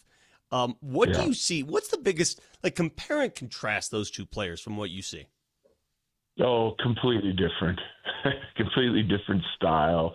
Even though they're putting up very similar numbers on a year-to-year basis, different style. Like Max, straight line,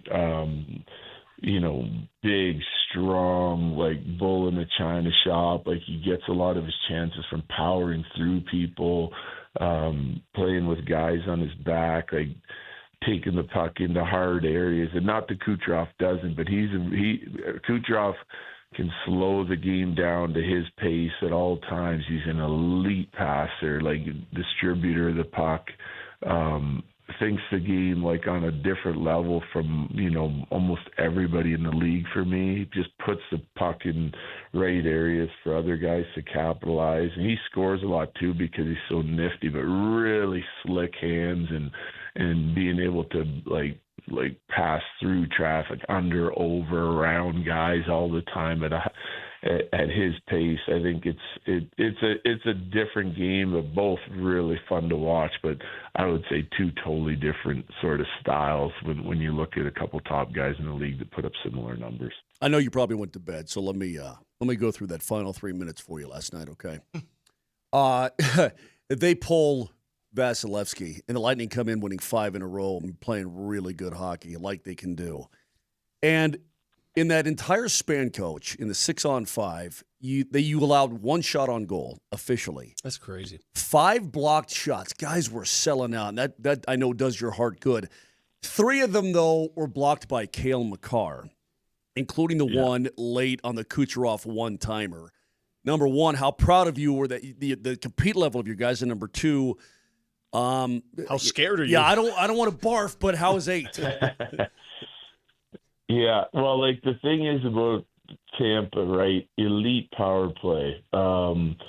Struggling a little bit out of the gate to start the season. I thought our penalty kill did an exceptional job keeping them out of the zone yesterday, stuffing them at our line. It's penalty kill's been rolling. Prater's got those guys dialed right in, and when we need a big save, we've been getting it on the penalty kill. I love the rotation of those guys.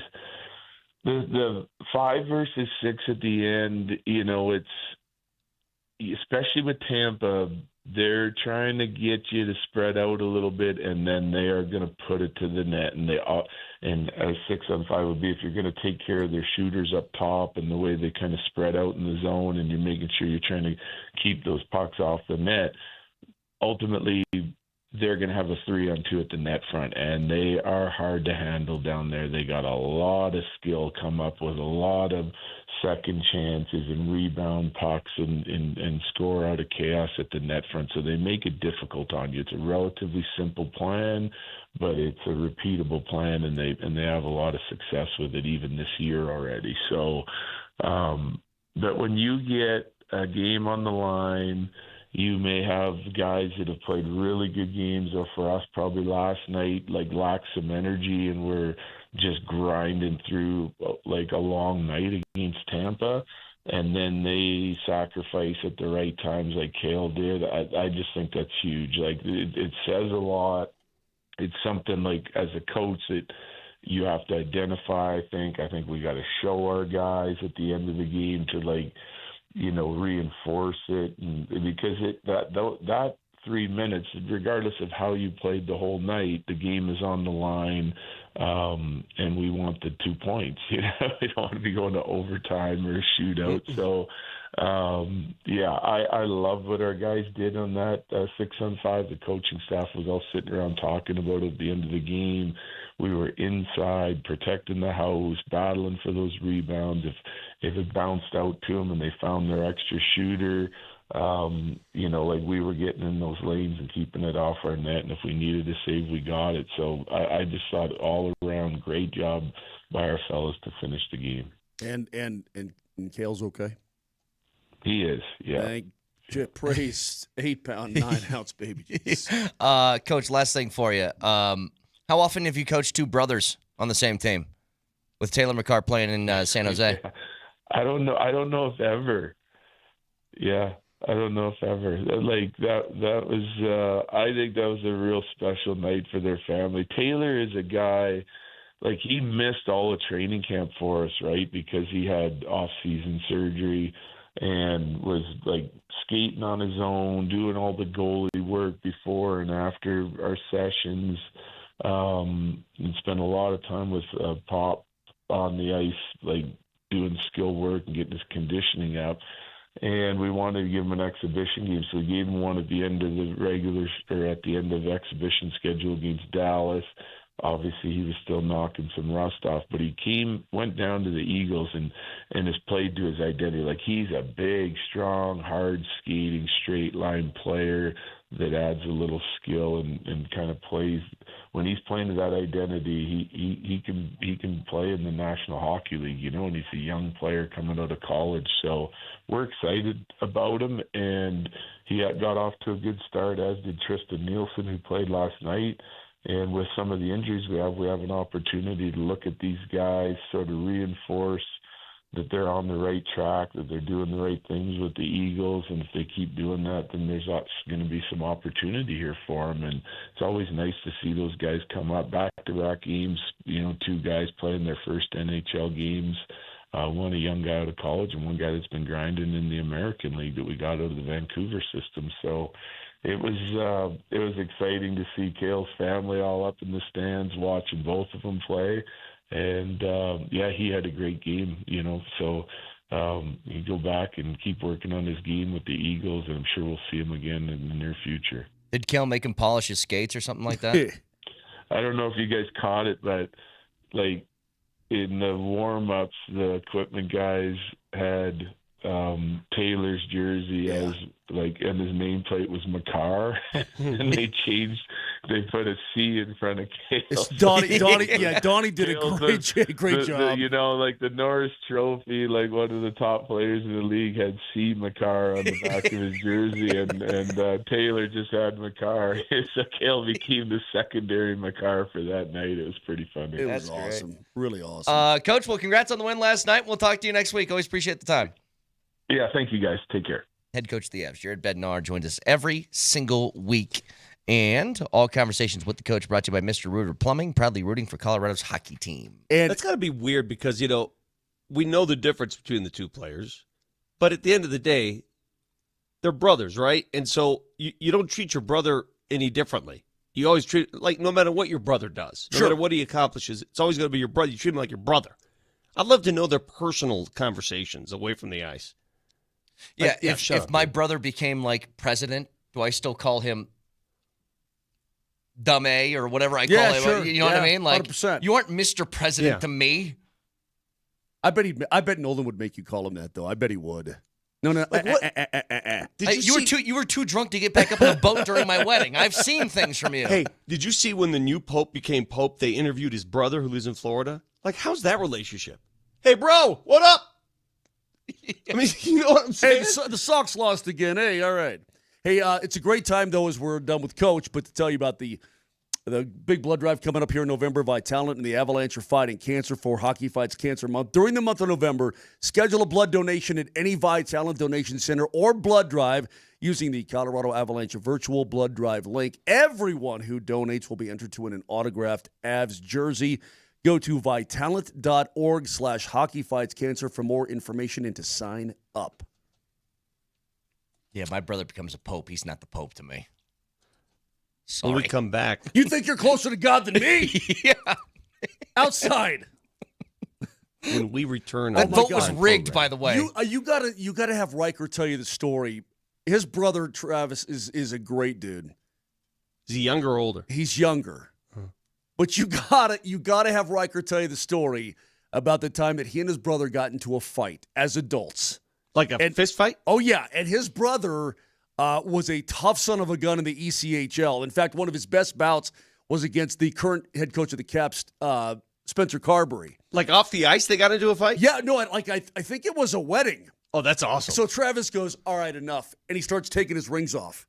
And Riker's like, okay, it's on, like Donkey Kong. Geez. I mean, that's brother stuff, right? And they absolutely adore each other. I mean, they're best of friends, but it's a great story. That's the beauty of having a brother, and I have two of them.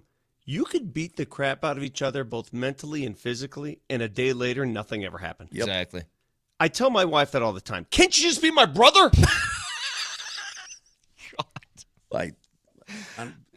I'll leave that. I'll just leave it at that. Yeah, back after this.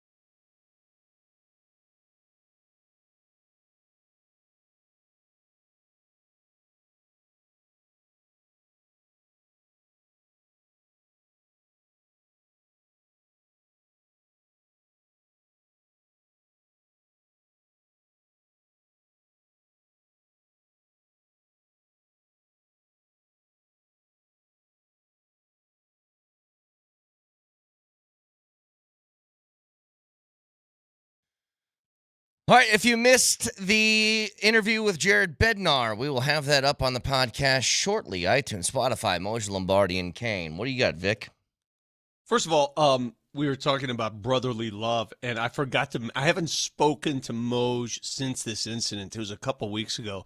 Moj, speaking of how brothers just forgive and forget, do you remember getting caught in the crossfire of that text exchange between me and my brother? I do.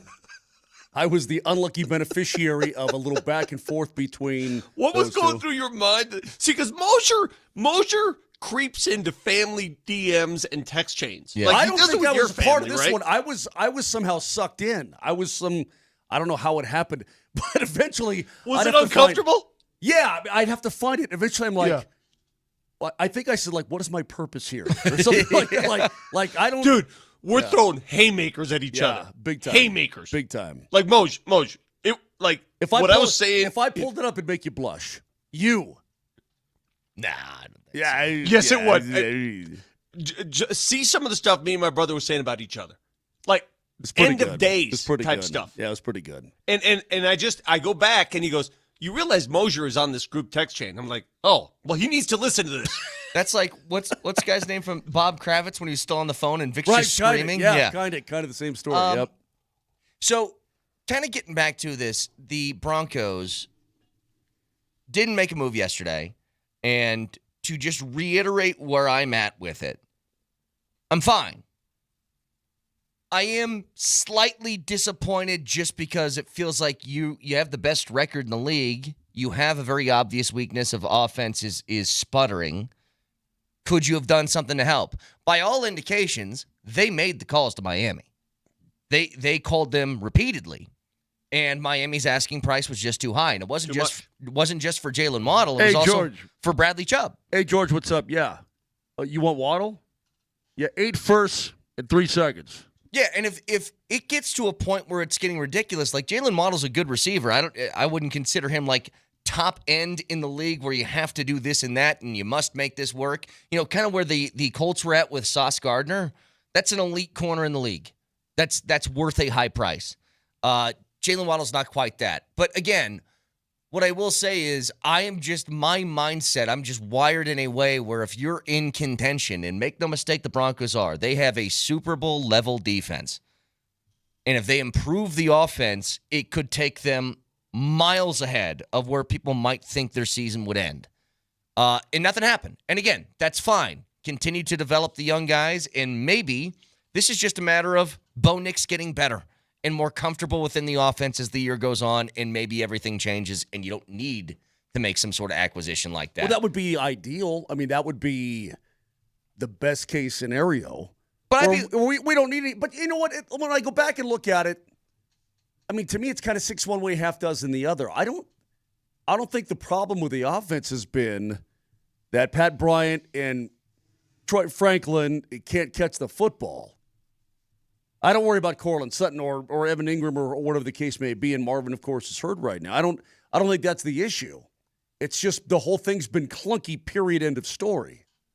Yeah, there's all I'm saying is I'd be lying to you if I didn't have a little bit of FOMO, that every time I had my Schefter notifications on yesterday and it was popping up every 5 minutes and I didn't see a Broncos thing, I felt a little left out. Especially since one of your contemporaries, the Colts, went out and did what they've done. I They get made it. a huge move. Yeah. I get it. They have a different vantage point, I guess, right? And I have no issues with the Broncos standing pat, and I would have had no issues had they done something. Mm-hmm. You just have to weigh the two. I mean, how much will it cost you, and will you really miss those picks when it's time to make those picks? How badly will you miss them? Does this feel like it's your year? That's a great question. Do you think deep in the bowels of the Broncos headquarters, do they believe this is their year? I mean, you have to think that way every year in the NFL, in pro sports, really, because anything can happen, right? Anything can happen. Well, they don't think that way in Cleveland. Well, for those in contention. How many teams right now in the NFL would put themselves in a category above 29 to 30 other teams? No, but where they feel like we are the class of the league. Maybe Buffalo. Buffalo might feel that way, especially after a Kansas City win. But Philly Vic, probably still feels that way. They won a Super Bowl. Yeah, they're 6-2. But Vic, you wake up on November 5th, Wednesday, November 5th. You wake up, bing. You go, holy crap. We're a 7-2 football team that's tied for the best record in the league with 2 other teams, and we've won 6 in a row. Now, I don't know whether you truly, deep down inside, say, yeah, we've got enough to go all the way. But the reality is, through 9 weeks, you're right there. This is, in fact, I'm being Vic from Monday. They're 7-2. Or, that's going to do it for us, everybody. We'll see you tomorrow. You got to go. Thank you, Christian Brown, all you fans out there. You wake up. I like how you do the hand like the old WB frog. Welcome to WB. I'm just saying you wake up and you're 7-2. And my favorite mascot. That thing rules. Yeah, what happened to him? That frog? Yeah. The top hat that came. Oh, welcome to the WB. You're a secret. But is that not Vic, though? Yeah. Come on, everybody. I don't know what you're talking about. That's when you said goodbye the other night. You were shouting. You're like, man, you kind of like this. Okay, well, hang on. Can I? But it doesn't matter. Look, you are where you are. You must take advantage of it. That's going to be stuck in my head all day now. I'm going to open the show tonight. Like, welcome to Nuggets Live. Welcome to the WB. So here's just a hypothetical. Maybe the answer is no. But just out of curiosity, there's a lot of people that have said, hey, if the Broncos didn't blow those 2 games against the Colts and the Chargers, they'd be unbeaten, 9-0 right now. Yeah, well. Hey, but just go along with the exercise real quick. Okay. There's also people that say, yeah, but you got extremely lucky versus the Giants, and you got extremely lucky versus this team and that team. The Eagles and the Jets and the Giants, 3 in a row. They could be 5-4. So the Broncos sit at 7-2. They could be 5-4. They could be 9-0. If they had any of those 2 records I just laid out, 9-0 or 5-4, do you think their plans are different at the trade deadline? In either scenario? No, because I think they have an really internal, don't either. They have an internal gauge of who they are. Yeah. Know who you are, and I think they know who listen, man, again, there's only really one move, and I hate to even say this. I hate to even say it, because if I say it, I'll be cast as, oh, you're not a believer. And I am.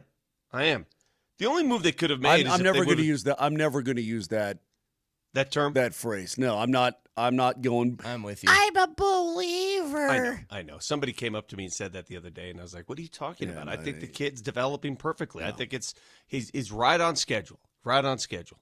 But, I mean, give me a trade deadline move, and I asked you guys that you'd sit there and say, okay, now they're ready. This is a Super Bowl team. Yeah, if they had traded for Josh Allen or Patrick Mahomes.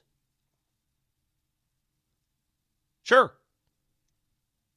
I don't think you need to do that. But I know you don't. Josh Allen. But you see the difference in how you respond. Yeah, I think what Vic's getting at is at the end of the day, we always believe, and history shows, the elite quarterbacks are the ones who get there. Who are the 2 teams you're most afraid of in the AFC? If you don't want to face 2 teams in the playoffs, who are those teams? It's the witch and it's the hillbilly. You talk about the elite quarterbacks are the ones who get there. They're the ones who get there consistently. Mm-hmm. The ones with elite quarterbacks, that's the Dodgers, that's the Yankees, that's the big spending teams.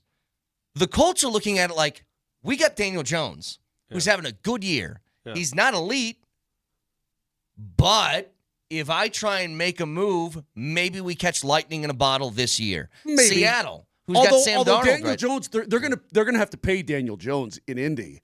Dude, he's playing like he's elite right now. But Moj, what I'm saying is Seattle, who has Sam Darnold, that's not an elite quarterback. He's playing great. You wouldn't put him in the category of Mahomes or Josh Allen. But they go, you got a pretty damn good team right now. Yeah. Get Rashid Shaheed in here, add a little something to the offense. Yeah. Maybe it works. Somebody just asked this question, and I hope it's a facetious question asked via Twitch. Vic would like to trade Bo for Josh Allen, who's never made it to a Super Bowl. Are you suggesting that they're the same? I mean, would you not trade Bo Nix for the MVP? Is there a suggestion there that this is – because I hope that suggestion is, again, facetious.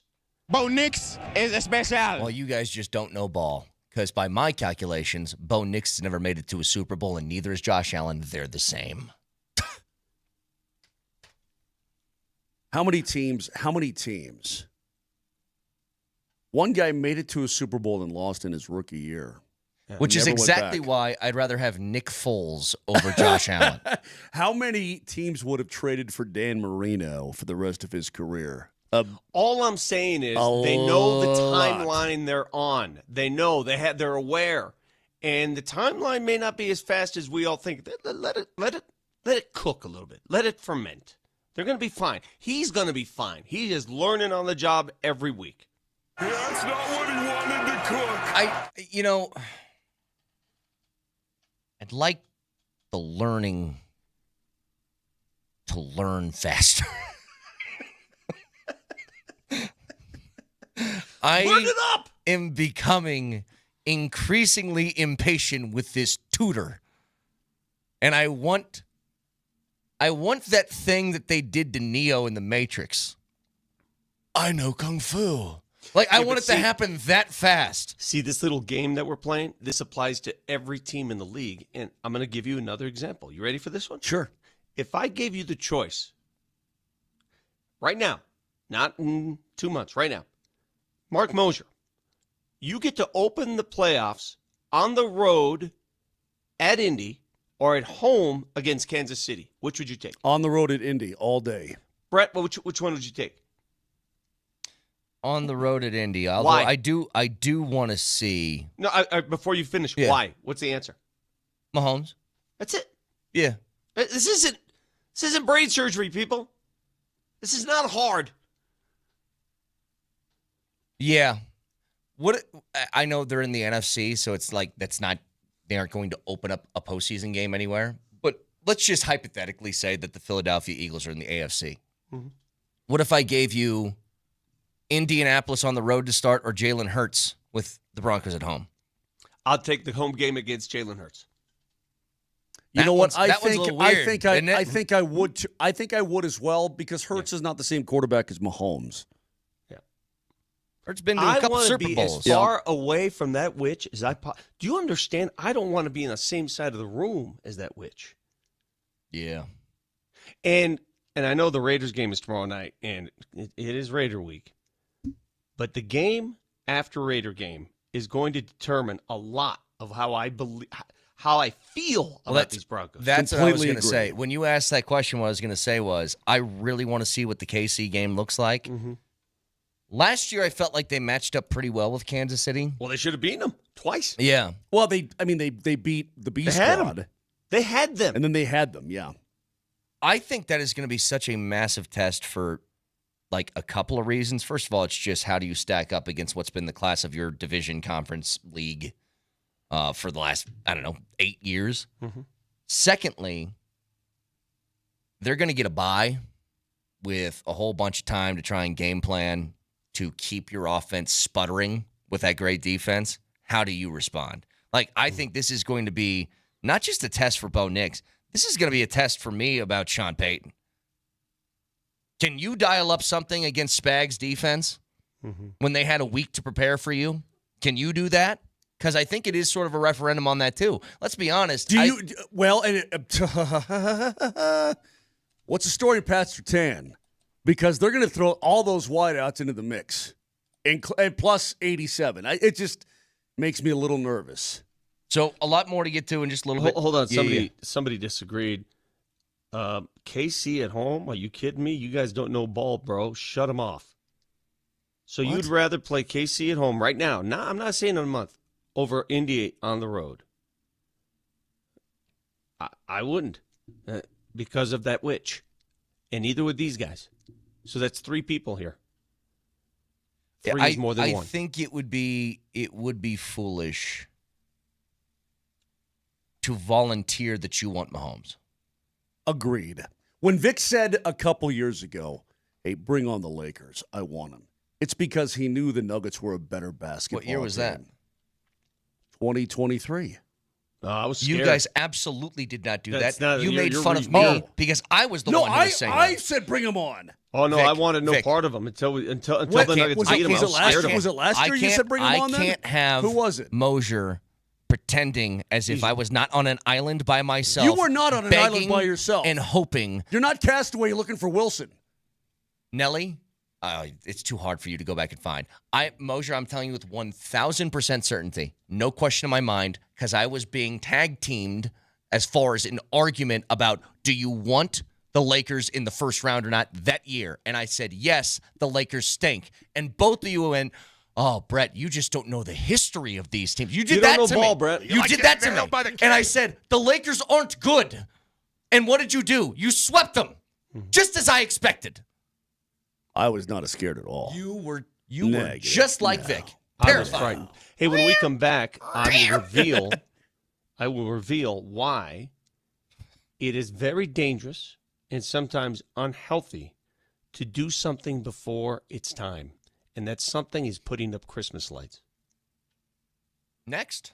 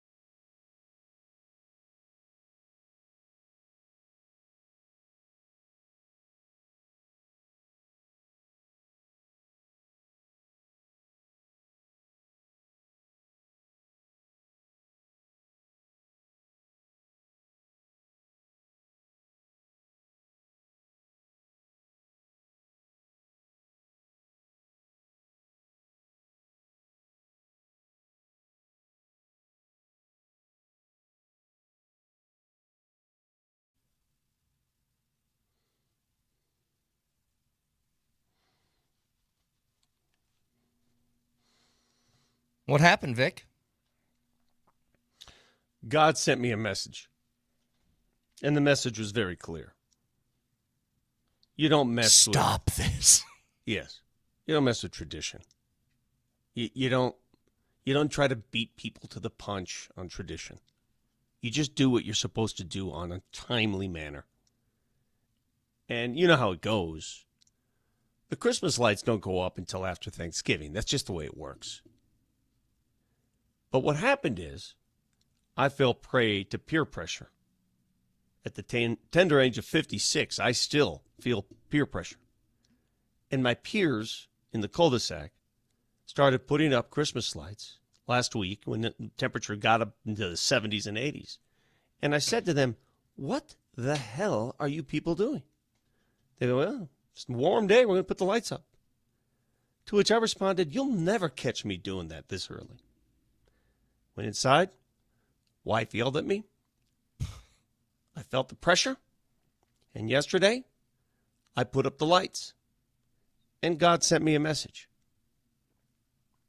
Fell off the ladder and broke my toe.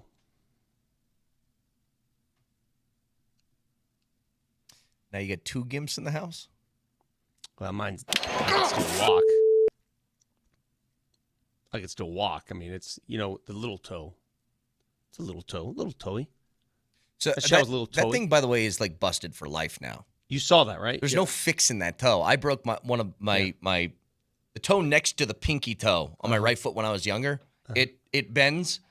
It looks like this when I bend my foot. Yeah. That thing just hangs up there. I want to alert everybody, I don't know if I really want to talk about this, but Vic sent us an unsolicited Vic pic. Yeah, I don't want his foot. And when I did text message on our thread and I open it up and it's a picture of your foot, that's an instant no-no. Yeah, you know what happened when you sent that picture? I saw your foot, and I was like, yep, that looks like a broken toe. And then I thought, the hell's wrong with the rest of them? Because they're all jacked up. I mean, they're insane. It's like troll feet. Nice bunion. It's being an athlete all my life. Why don't you just tell Terry, hey, Jake playing Taylor. dunk hoops years and years. See, unlike you guys sitting in front of the television playing video games, I was outside playing dunk hoop, playing home run derby. Just say all the games. Hey, Jake Taylor, if you want the lights up, go put them up yourself. Can I give you guys some numbers that might sound surprising? Now, we know how they got here. If I asked you, where does Bo Nix rank in passing yards this season? Where do you think that would be? I think he's probably somewhere around 13. Okay, so per game passing yards? Just total yards. So it is a little wonky because he's gotten an extra game on a few quarterbacks. Yeah. He had a couple explosive games. Obviously, the Giants game and the Cowboys game. I would say he's middle of the pack. I would say he's somewhere 14 to 10. He's 10th. 10th. There you go. Where do you think Bo Nix is in passing touchdowns this year? I would say he's 8th. No, hang on. How many does he have? I don't know. I'm not just telling you. Feel. Give yourself a feel. Yeah, just feel it. I'm just feel it. I know how. He's my fantasy quarterback, so my feel is top 10. My feet. Well, yeah, he's been pretty good. I would say he's probably like in the 7-8 range. He's third. Third? Tied for third, 17. Who's ahead of him? Leaders this year is Matthew Stafford's got 21. Stafford's the guy. And Herbert's got 18. Okay, let me stack it up. So the guys tied with them are Dak, Goff, Drake May. Where is he? Who's 4? Or I mean, who's 7 or 6 or what? I mean, and Mahomes. Because you're a couple away from being what? Out of the top 10 because everybody's stacked together? Yeah. So let me understand something. So let me understand Darnold and Jalen Hurts are the next 2. We're talking about a quarterback who's top 10 in passing yards, top 3 in passing touchdowns, and yet we're talking about, wow, when's he going to get it going? I'll tell you why. There is one category that he is atrocious in this year that was one of the reasons why Sean Payton loved him so much coming out of college. What do you think that is? Turnovers. No, he's been pretty good. He's had a couple, but he's been pretty good. He is 28th in the league in completion percentage. 61% is where he's at. The guys surrounding him, are Bryce Young, Dylan Gabriel, Michael Penix. That's the problem.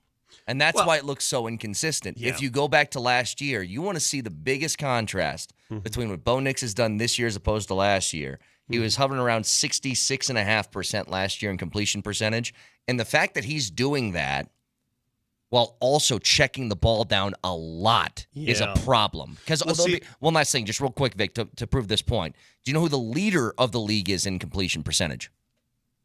It's Drake May at 74%, who averages 9 yards per throw. Wow, he's a vertical thrower. Bro. Yeah. Wow. Yeah. See, now that's when you combine the percentage with the yards per pass. Yeah. That's where you go. That guy, that's where the stats back up our eyeballs. We go, Drake May is friggin' balling. This is where it backs it up right there. This is where I want you guys to use some common sense here, all right? Because all day yesterday, Moj, Brett for sure, go get Waddle. Go get a breakthrough receiver. Go get him. That stat should tell you something. When you watch the game last week, hell, when you watch the All-22, are guys open? Yes or no? Yes, they are. So why isn't the ball being completed? Can't get it to them accurately. So what good does it do you to go get another receiver? I mean, it's just another guy that could open things up a little bit more. Look. But we just deduced it. I just deduced it in 5 seconds. Are guys open? Yes. So the guys they currently have are open. My argument to that was always it would help. That's it. But to your point, that's what I see as the major problem. Because we all know that Bo Nix is taking shots downfield. Here's what's weird. It feels a lot. Can I make a baseball reference? Oh, God. Bo Nix feels like Adam Dunn. He is going to swing as hard as he can. Yeah. And if he connects, it's really cool, but he often doesn't. Like, it is either dink, dink, dink, woof. Where's the intermediate throws? Where's my throws that are 12, 15 yards down the field? How many times do we see that? It's 3rd and 6. Where's the ball going? Oh, Troy Franklin's 30 yards downfield, down the sideline, try and hit him on a deep ball. But that number right there, I think, tells a lot of the story of the inconsistencies of the offense, his completion percentage. There was a time around these parts where if a quarterback on 3rd and long didn't throw to the sticks, they got crucified. Yeah. This guy, it's okay. By the way, when those numbers, look, the yardage numbers, and again, he's played 9 games. Some quarterbacks have not, correct? Around him? Yes. The touchdowns, pretty damn good. He's tied for 3rd with how many guys? There's like 5. Okay, 5, 6, whatever it is.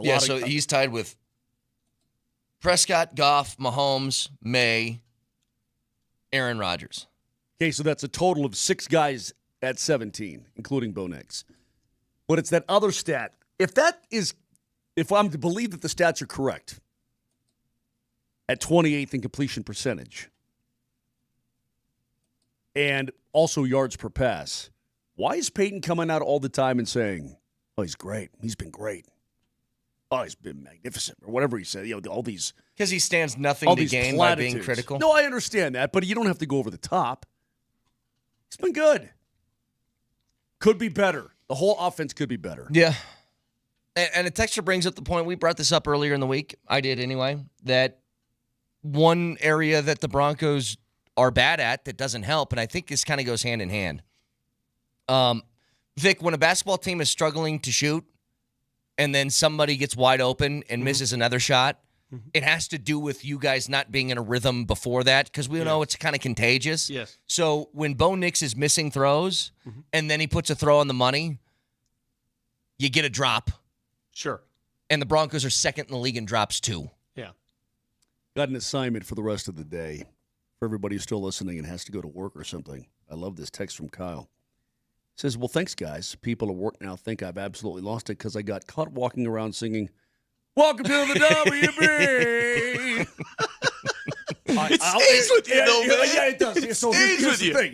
Here's the assignment for all you guys and gals out there. And we want a full book report if we can. If you're at work listening right now, just walk up to somebody and go, "Welcome to the WB." Right, can we, and I want to know what the reaction is. Do they get it? Do they not?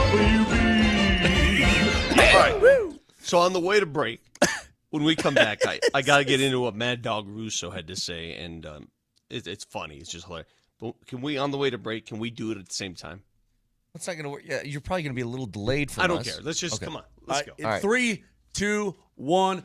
Welcome to the WB. See, it can't work with Shut Vic. him off. Shut him off. Shut him off. Shut me off. Shut him off. Ready? One more time. 3, 2, 1. Welcome to the WB. That was good.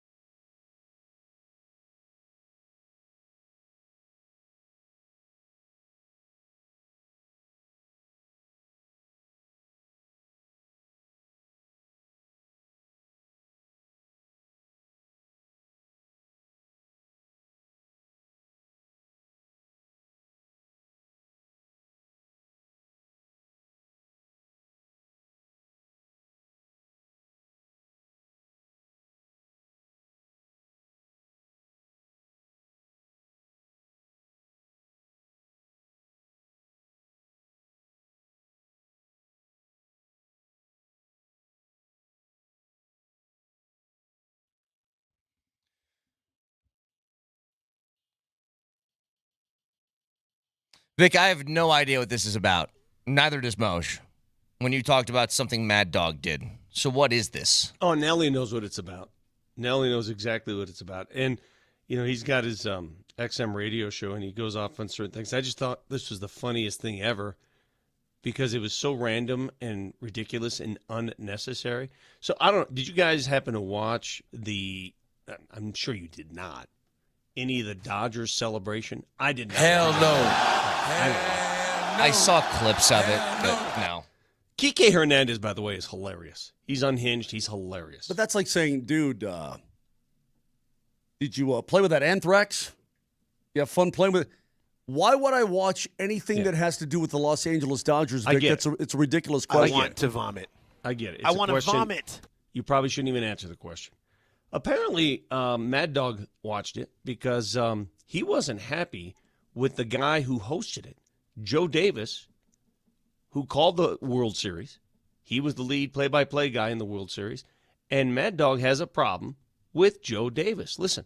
When you're a national broadcaster and you're the voice of the sport on a big stage, when you did 1 million playoff games, and then they, in one of the crippling losses that a franchise is going to have in the history of the sport, that's as bad a loss as you're ever going to have. And I got Joe, basically the body's not even cold yet. And I got Joe at Dodger Stadium doing the freaking Dodger parade. Oh, my God. That's bad. I'm sorry. I don't care what you say. You can say I'm screaming and yelling about nothing. That would piss me off if I'm a Blue Jay fan. I got Joe Davis shaking everybody's hand. Give me a shaking freaking Ohtani's hand, and he's freaking wacky, getting rings. Pause it. He's there. Did he not remember Yamamoto's name? And he just went, Yamamoto. Okay, so I get the gist of this. I got Joe Davis shaking everybody's hand. Give me a shaking freaking Ohtani's hand. And hey, I don't know just if there's a reminder. I don't know if there's more to this, but I get the gist of it. Okay. By the way, that was about 45 seconds. This is a full 2 minutes. So if you want more, you can get some more if you want some, Brett. I'm laughing because did anybody tell Mad Dog that Joe Davis calls the Dodgers games? That he actually is the Dodgers broadcaster? He is their normal broadcaster who was called up to call the World Series as well. So if you think there's something wrong with the usual, like it would be like Moser. Moser calls the Avalanche games, right? Yeah. Moser, if you were called up to call the Avs in the Stanley Cup Finals and they said, hey, would you host the parade rally? What would you say, no? Of course I'd say yes, but I was actually called up. I did the international feed with Kevin Weeks for Game 1 but anyway, of the Stanley Cup Final in 2022. The point is you call the game down the middle. That's fine. But when you're at the parade rally, who cares? He's the Dodgers broadcaster. Give me Big deal. Shaking freaking Ohtani's hand. I totally agree. Now, I will say this. He's on to something because if you noticed during that World Series, Blue Jays fans were doing side-by-side of home run calls for the Dodgers as opposed to home run calls. And they said, wow, he sounds way more excited for the Dodgers. And I'm like, yeah, it's probably a little bit weird. Not something that you totally like when you're listening to the game. But it probably stems a little bit from that too. But, I mean, I don't know. Like, But that's human nature. You're calling an entire season for a team. Like Ian Eagle, I don't know if he does anymore. He did Nets games. Yeah, he did Nets games. Mike Breen. Yep. He calls Knicks games. Mm-hmm. If the Knicks are involved in a national telecast and he's the lead announcer, you might sense a little more. It's just human nature. It's not that big a deal. And what is he really alleging here? That he needs to be more of a journalist? He's calling the game. Who cares? But enough of that crap. What? Enough of that crap. Oh, is this a little sense? No, I couldn't care less about Joe Davis or Mad Dog or anything else. This is me talking. Okay, Kevin Freeland? I do have a quick question, though. Yeah. What did you think about your captain in a fight last night? I did like that. Did you see that he had trouble navigating the waters because the other dude was speaking Danish and he was like, are we doing this or not? They couldn't even understand each other. He was... What? Really? Yeah, that's what he said. Yeah. He was speaking Danish, I was speaking English, and I didn't know what was happening. He didn't know if he wanted to order food or fight. Well, the guy, he's French Canadian. So I'm just telling you what. How's he speaking Danish? That's what Landy said. Landy's the one who said it. Did he play in Denmark and I don't know about it? Let me see. He did a post-game interview. Landy did. Right. He did a spit and chicklets thing or something. And he said there was a language barrier that nearly stopped them from fighting. No. This was about, hang on a second. Get out of here. You ads? Get out. While you try to figure out how technology works, I actually have audio of that trash talk, Moser, so you can try and decipher what they were saying. No, it was Lilleberg. He said Lilleberg. He said he was about to get into a fight later in the game for a second time, and he didn't understand the guy because he was speaking Danish and Landy was speaking English. Okay, well, Lilleberg is from Norway. So maybe he was speaking Norwegian. I don't know where the hell Landy got the Danish from. This is what he said. I don't take it easy, Moser, with your languages. Well, I know my languages, unlike you there, Jack.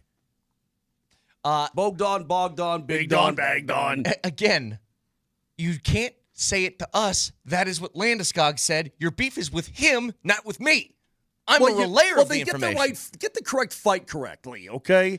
Because he got in a fight with Dastu. By the way, I did not know this, but Charles-Edouard Dastu actually played a couple games with the Eagles a couple years ago, like 4 years ago, something like that, which I found interesting. I did not know that. But what do you think of your captain getting in a fight? I like it. I think it's great. That's what he's there for, right? What about a bigger question with Landeskog? Did you think he'd be a little bit better? Be honest. Well, I don't know. What do you mean a little bit better? On the ice.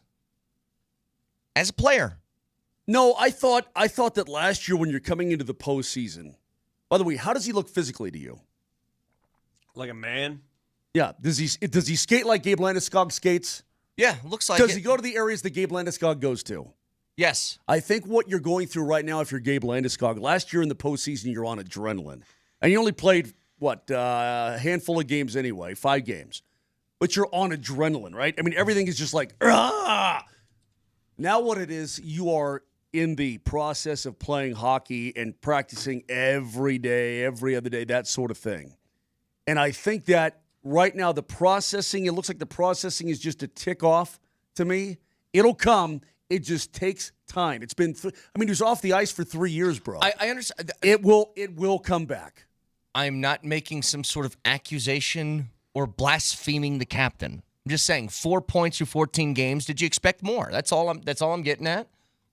Well, because you play on the second line. I think the answer is, to be fair, would be yes. I'm not even sure what I expected, to be honest with you. I think it needs to play out the way it's supposed to play out, and I think that's what it's doing right now.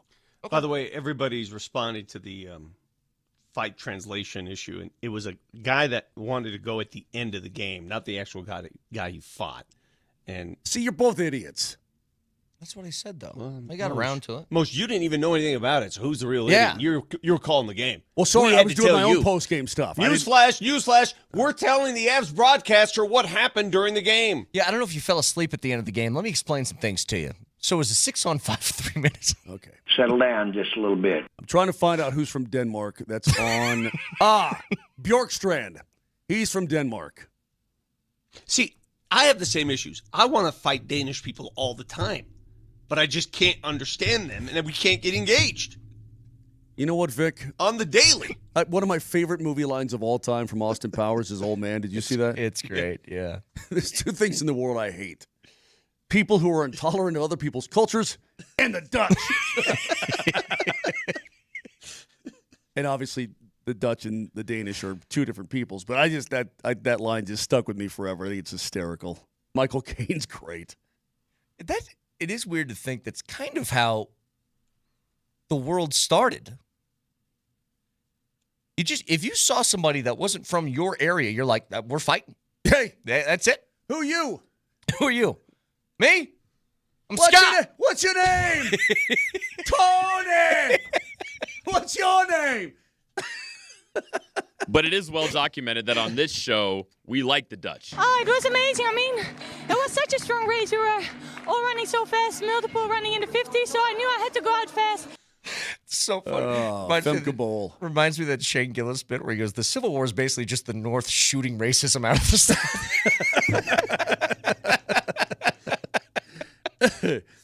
So, dude, it had to be Bjorkstrand because he's the only guy from Denmark on the. I didn't realize that Bjorkstrand wanted to fight him too. I mean, there was a couple of situations where. Moshe, I don't know if you realize the Avs beat the Lightning last night in a hockey game. Let me go a little bit further. Are you aware of that? Yeah, let me go a little bit further though. I thought that Landy last night, he was incredibly frisky.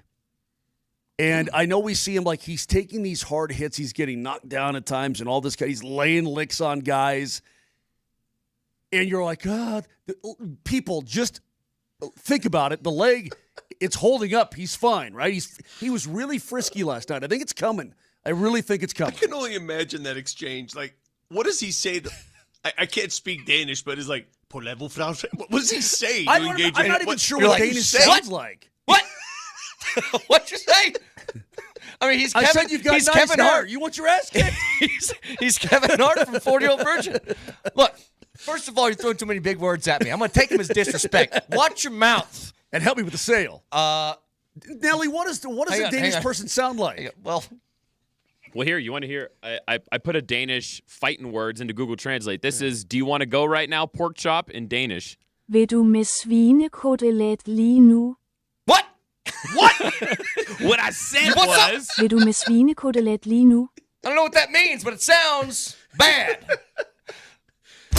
Do whatever it takes to win. It's the Johnson Auto Plaza keys to the game. Johnson Auto Plaza. Experience the power of the plaza, where they have the keys to performance and style with Ram, Jeep, Chevy, Buick, and GMC, and a huge selection of used all in one place. Johnson Auto Plaza. Here's Moser, Lombardi, and Kane.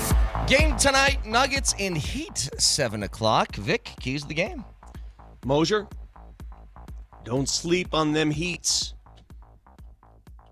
Don't sleep on them Heats. That's your key to the game? I shouldn't sleep on them Heats? No, I'm just telling you from the very...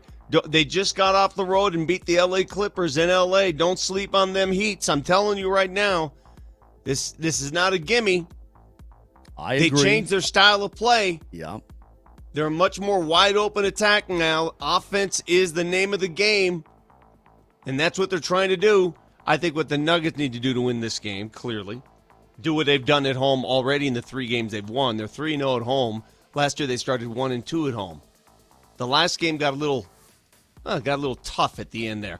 I want to see them finish strong in the fourth quarter. The Sacramento finish, I'm sure they're not happy with that. Finish strong in the fourth. Heck, get this game over with early if you can. I don't think it will be because Miami, do you guys realize outside of the NBA Finals that the Denver Nuggets have beaten the Miami Heat 10 straight times? You're kidding. 10 straight. It's not even a team they play that often. By the way, if you're coming to the game tonight, my key is make it 11 straight, but don't mess around because Miami's offense is engaged. So defense will be a challenge tonight. If you're coming to the game, Missy Franklin, Olympic champion Missy Franklin, will join us on our pregame show at 6:45. That's awesome. Keys to the game brought to you by powered by Johnson Auto Plaza, where you get selection, service, and incredible savings on Ram, Jeep, Chevy, Buick, and GMC all at one location. Experience the power of the plaza at Johnson Auto Plaza. So I do want to talk about the Raiders game it's tomorrow. So we'll get a little bit to that. I want to play the audio, though, from Dion yesterday, and the one that I think matters most, and it's how should a team that makes a change within their coaching staff go about announcing it? Because Dion's answer was, I'm not gonna. We'll get to it next. Tag det el på vej ud.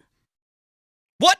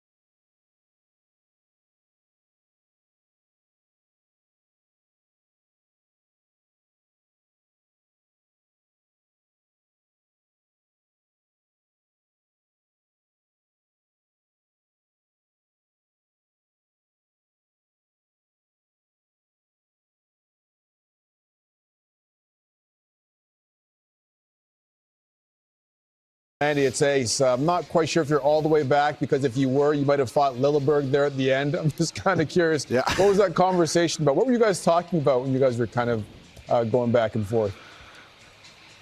Well, he was speaking Danish, and I started in English. Wasn't quite sure what language we were going, and then I switched to Swedish. So it wasn't the most productive conversation. And with 6 minutes, with 6 minutes to go in a one-goal game, it just wasn't the time to do it. So, but nonetheless, I thought overall tonight, we did a good job.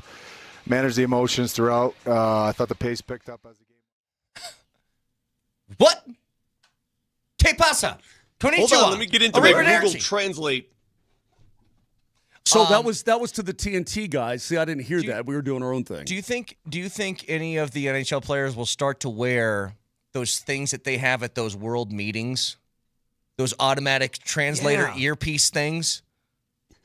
Those would freak me out, by the way. I don't like whatever's going on in that we have that technology. Why can't I have that? Do you think which sport do you think has the most translation issues? I think baseball might lead. Like, take the Dodgers, for example. You got Japanese, you've got Spanish, you've got English. I mean, those are really just the three. Yeah, those are three. Nobody's speaking French. Tell you that much. Okay, well, on a given hockey team, you can have English. Canadian's a different language. I don't care what anybody says. You can have Swedish. You can have Russian. You can have a little bit of everything. Yeah. It is like, I actually have thought about that. So there's a lot of Spanish-speaking baseball players. There's no translators there. But there's always translators for people who speak Japanese or Korean or whatever. There's always a translator. And the Spanish guy's just like, you'll figure it out. Yeah, you'll figure it out. Yeah. We got it. Yeah. You know, it's funny, though, you say that. I think if you're playing baseball, you sort of learn Spanish, and the Spanish sort of learn English, right? Yeah. You sort of like, oh, this is good. Yeah, Vic, there's no question. Soccer's got to have the most. No question. Literally every part of the globe. Like, what is the universal language then? I don't know. American? What do you do? Yeah, don't have a good answer to that. I don't know. Yeah, you got somebody from. Wait, I got to be careful here. I was going to say like a country in Africa, but like Nigeria, their national language is English, I think. I think Nigeria is. So I don't know. Yeah, it's I don't know. I have no idea. No idea. Prime has his own language. He speaks in his own sort of thing. I would say it's Danese, right? He was talking about coaching changes. And we found out today, or late last night, early this morning, however you're going to look at it, USA Today reported that Pat Shurmur was relieved of play calling duties after the Utah game, which means last week he wasn't calling plays. And Dion said this. Last week I asked you about changing responsibilities among your assistant coaching staff. Yeah. And you mentioned, those things happen behind the scenes. You tweak things. Yeah. At what point, though, after some of these losses, do you kind of lose trust in having the people in the right spots? I might already change it and you don't know. I don't do stuff and blow the whistles in and make major announcements. Hey, I don't do that kind of stuff. I do it and I let you guys still take shots. You don't even know you may be shooting at the wrong target. So some things take place that you may not be privy to. At what point would we figure? At what point would they be changes that we do notice, though? That's up to you to notice them. They may have already happened. Let me ask you a question. I didn't notice anything this past weekend because there was two butt kickings in a row. Do you think, because I do, that coaches of major college programs, especially ones that are publicly funded, thank you, Nelly. Thank you. Yeah, thank you. What were you saying there?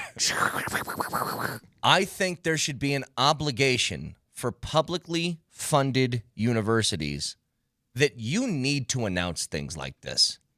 You can't hide that from There's got to be some autonomy in there, Yeah, Brett. And there's plenty of autonomy. There's also got to be some transparency. I understand, but there's some stuff that's just none of your business, and there's some stuff that is. Who the offensive coordinator is, I don't think is too far of a stretch to say I should be informed of that. Where do you draw the line? And then public university versus private university. Like if you're a private university, you say all bets are off. What do? You know what you do? You have a duty to the people that pay the salaries of those players more than anything else. Isn't that the fan base? You have an empty stadium every single week. You aren't making that much money. I mean, all I'm saying is there's got to be some level, and college football gets away with this a lot.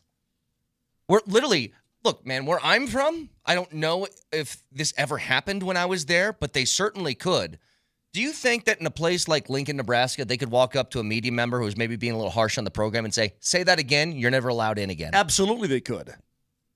That's what I'm getting at, is that college football has the ability to just put the stranglehold on people if they want to, and I don't think that's right, because that is a sort of public good, and I think you have to make your consumers aware of major decisions. I'm not asking there's a video camera inside the locker room for every single speech, or I need to see what you're doing in practice. Okay, then don't differentiate between a private school and a public school. That's fair. I don't disagree with you. Look, that's fair, but I do think the public part of that is different. If I'm footing the bill, I want to know what the hell's going on. Now, some of it's none of my business, right? And maybe he doesn't want to publicly embarrass a coach who's been, quote, demoted or whatever, and I can understand that. But if you're talking about big-time college football and what's going wrong, I'd like to know the answer to that question. Listen, I have no problem. If you're a major stockholder in a company and they change CEOs, do you think you should be aware of that? Well, of course, but that's a legal obligation.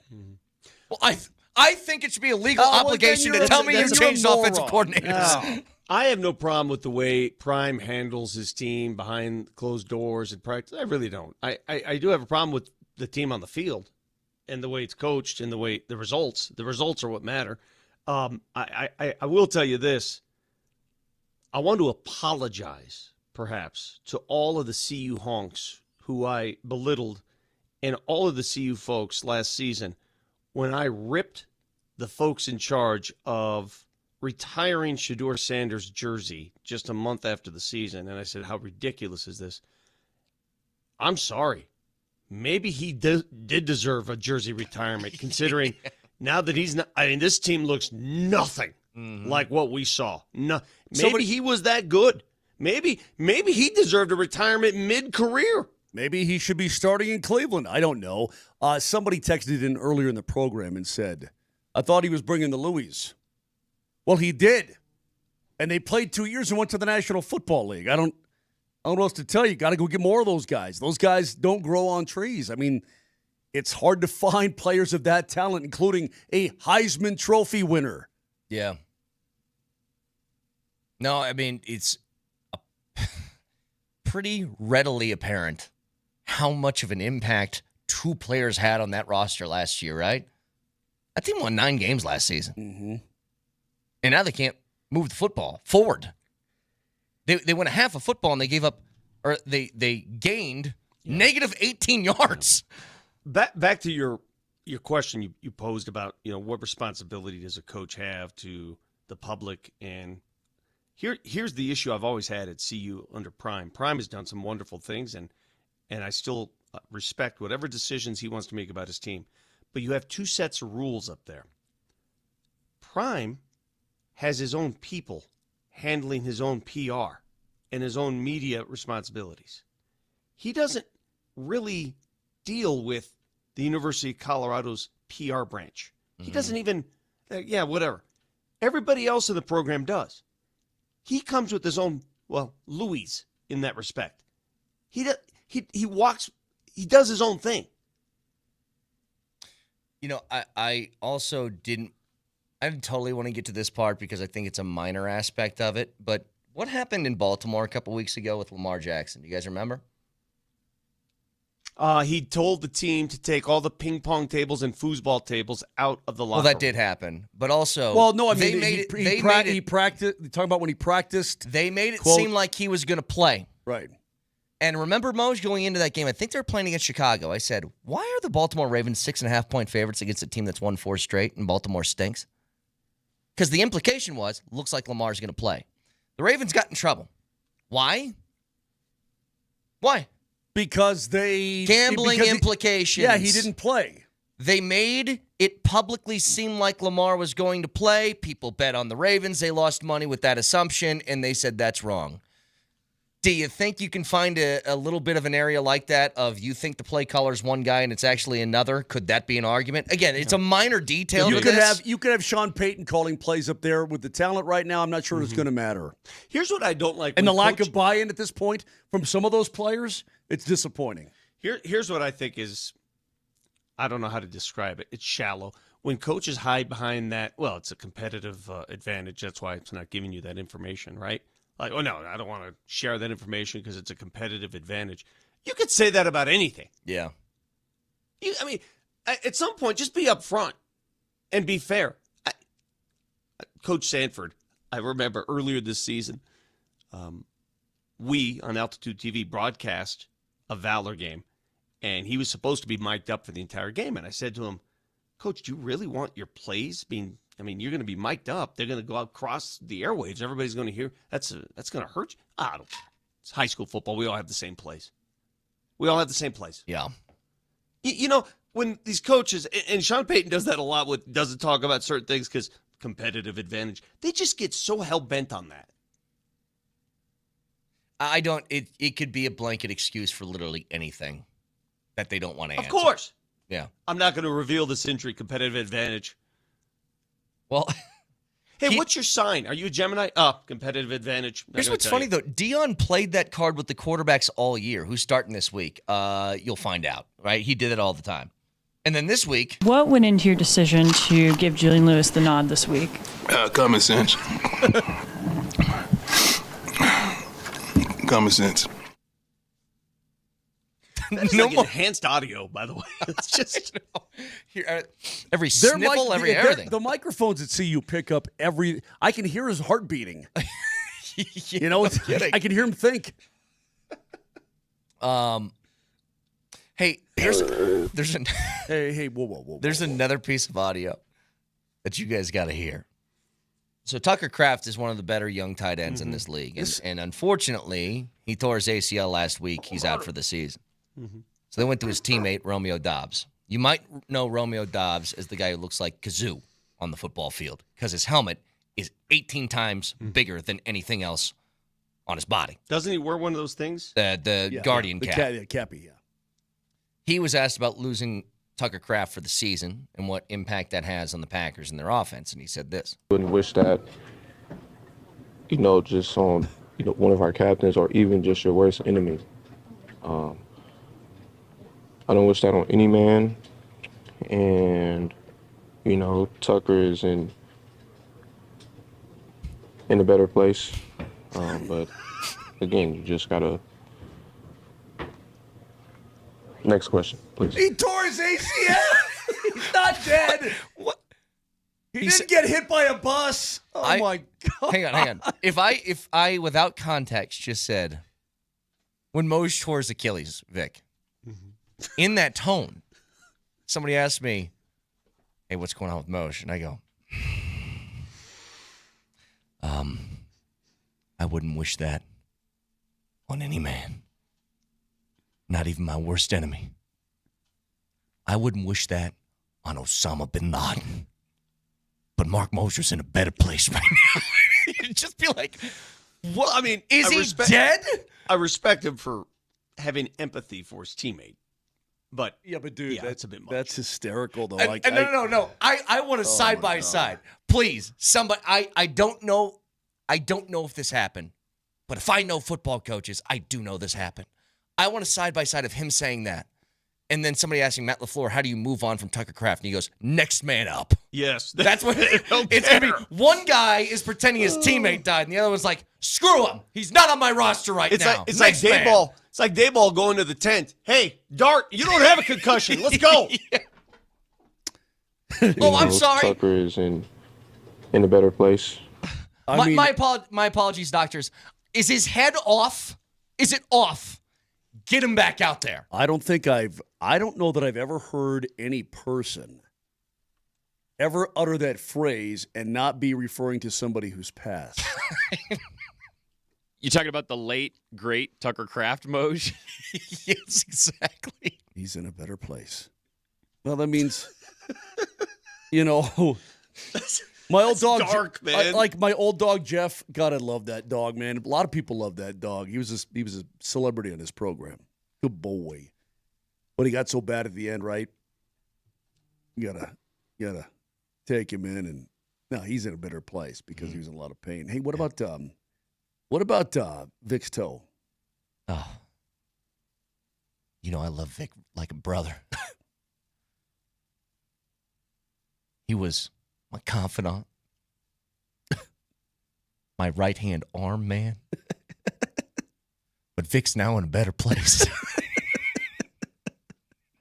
Next question. Please. You've lost him. Look, you've totally lost him. Oh, I can't believe it. Oh, one last thing, real quick. Fall from grace. Actually, we'll save it.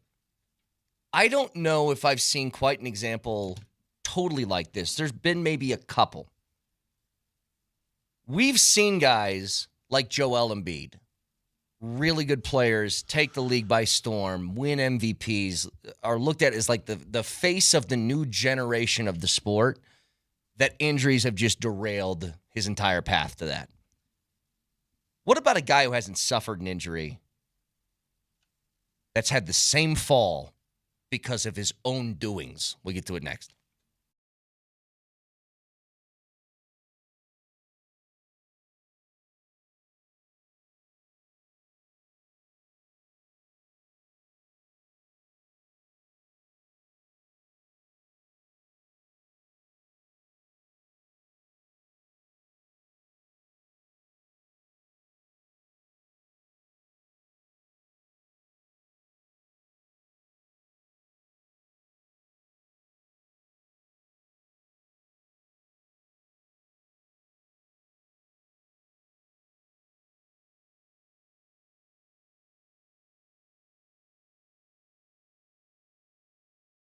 Have you written down the phone number yet? Write it down. Memorize it. 970-968-7646. 970-968-7646. That is the phone number of Anastasia Bell. She's a broker associate with Breckenridge Associates Real Estate in Breckenridge. And if you're thinking about a mountain property, dream home, second home, rental, whatever the case may be, for that kind of transaction, you need an absolute professional, someone who has the market expertise and the experience, and that's Anastasia Bell. This is a big, big purchase. You know that. I know that. You need somebody that you can trust on such an important decision, and she's the best you're going to find. That number again, 970-968-7646. Give her a call right now. She has personalized guidance, exceptional service. She's the best you will find for mountain property. It's Anastasia Bell.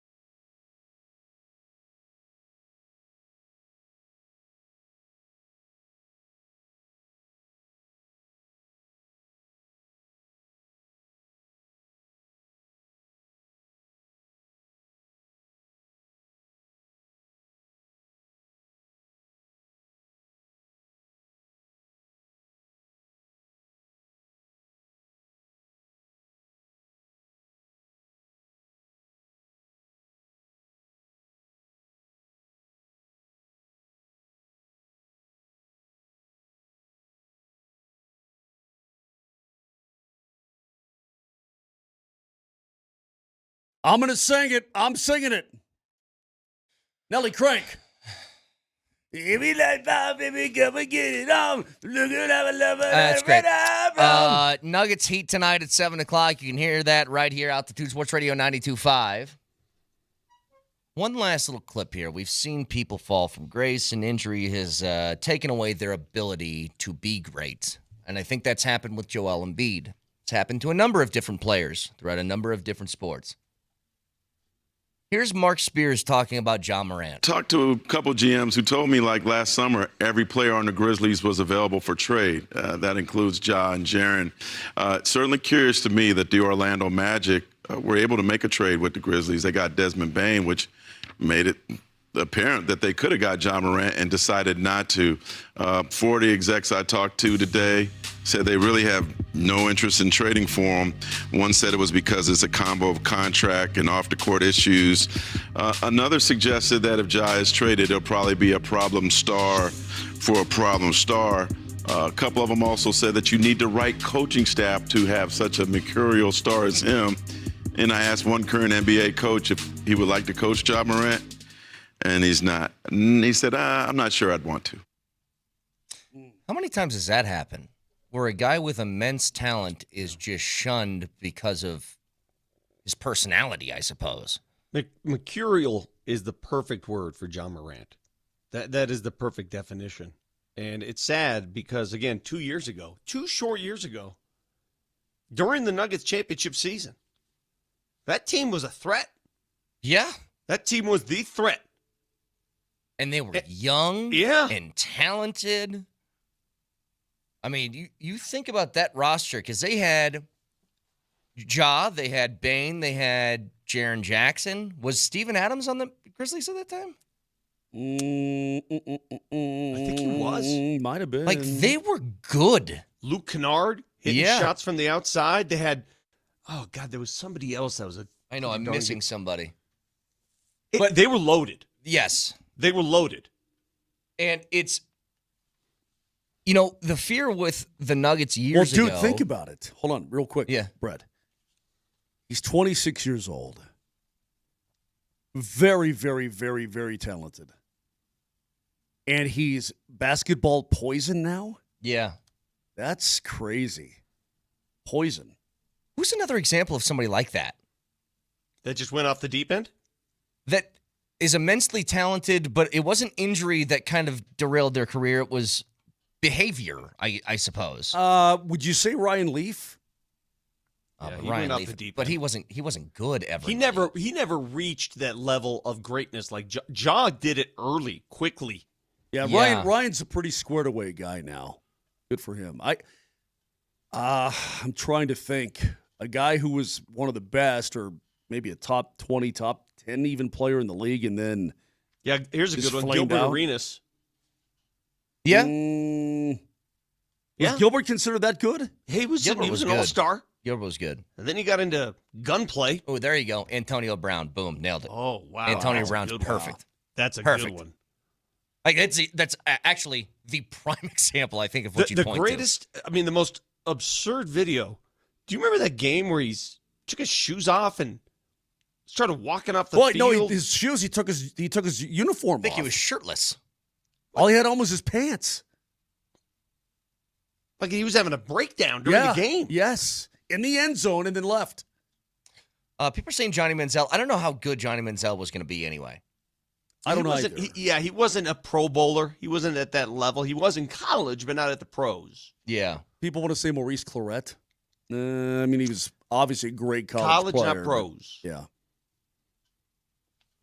That's crazy. A lot of Boogie? I don't know. Not quite the same. I mean, not the same as this, but it's rare. But yeah, I think Antonio Brown's like the main thing you can point to. So just quickly here. Are we going to make our predictions tomorrow, by the way, on the Broncos game? Are we doing it tomorrow? Yeah, I wanted to ask because you about already that. know mine. Do I even need to do one? Do I even need to make a prediction for tomorrow night's game? Big time win. I'll do it tomorrow if you want me to. I will. I'll tell you what. I'll humor you. I'll look Vic straight in the eye. As he goes, I'll look you straight in the eye and tell you what I think. There's no way they lose this game. Latrell Sprewell choked his coach. It's competitive fire. Again, I need to know where the line is on that. When is punching teammates okay or coaches okay and competitive as opposed to crossing a line and you need to be deported from the roster? Well, he just, he's the fact that you have coaches saying, I wouldn't want to coach him and nobody wants to trade for him. Nuts. For a guy that talented at the age of 26. What would you? I mean, if the No, Denver I Nuggets had an wouldn't either. opportunity to move on. You already asked me that question, and I said no because it's not worth the trouble. He's not worth the headache. Some things you guys are bringing up, by the way. Headache. He might be a citizen number one right now, but I wouldn't trust it. Saying things like Aaron Hernandez is much different than this situation. Okay, that is committing crimes. Yeah, he got put in prison for murder. Yeah, and then killed himself. Yeah. It's different than I have a personality that is not something that people want to jibe with. By the way, speaking of, I have a long-standing hatred of Tom Brady. I have only grown to hate Tom Brady more since he stopped playing football, which is a very rare thing for people. Like, Alex Rodriguez, to a certain extent, has rehabbed his image from his playing days. People hated A-Rod. Now he's the TV guy, and he's still a little smarmy, but I think that he's done better.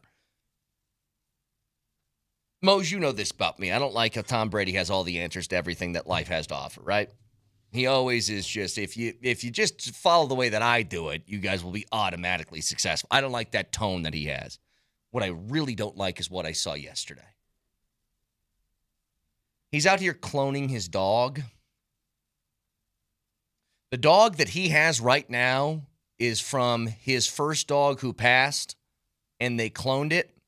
Nah. That's just weird. You don't get, hey, Tom Brady, you don't get to play God. Life finds a way. From what I understand, when your dog passes, you get another dog. From what I understand, even if you clone the dog, it's not the same dog. It may look the same, but it's not the same dog. But that would be weird to me anyway. If I had to put money on one person on the planet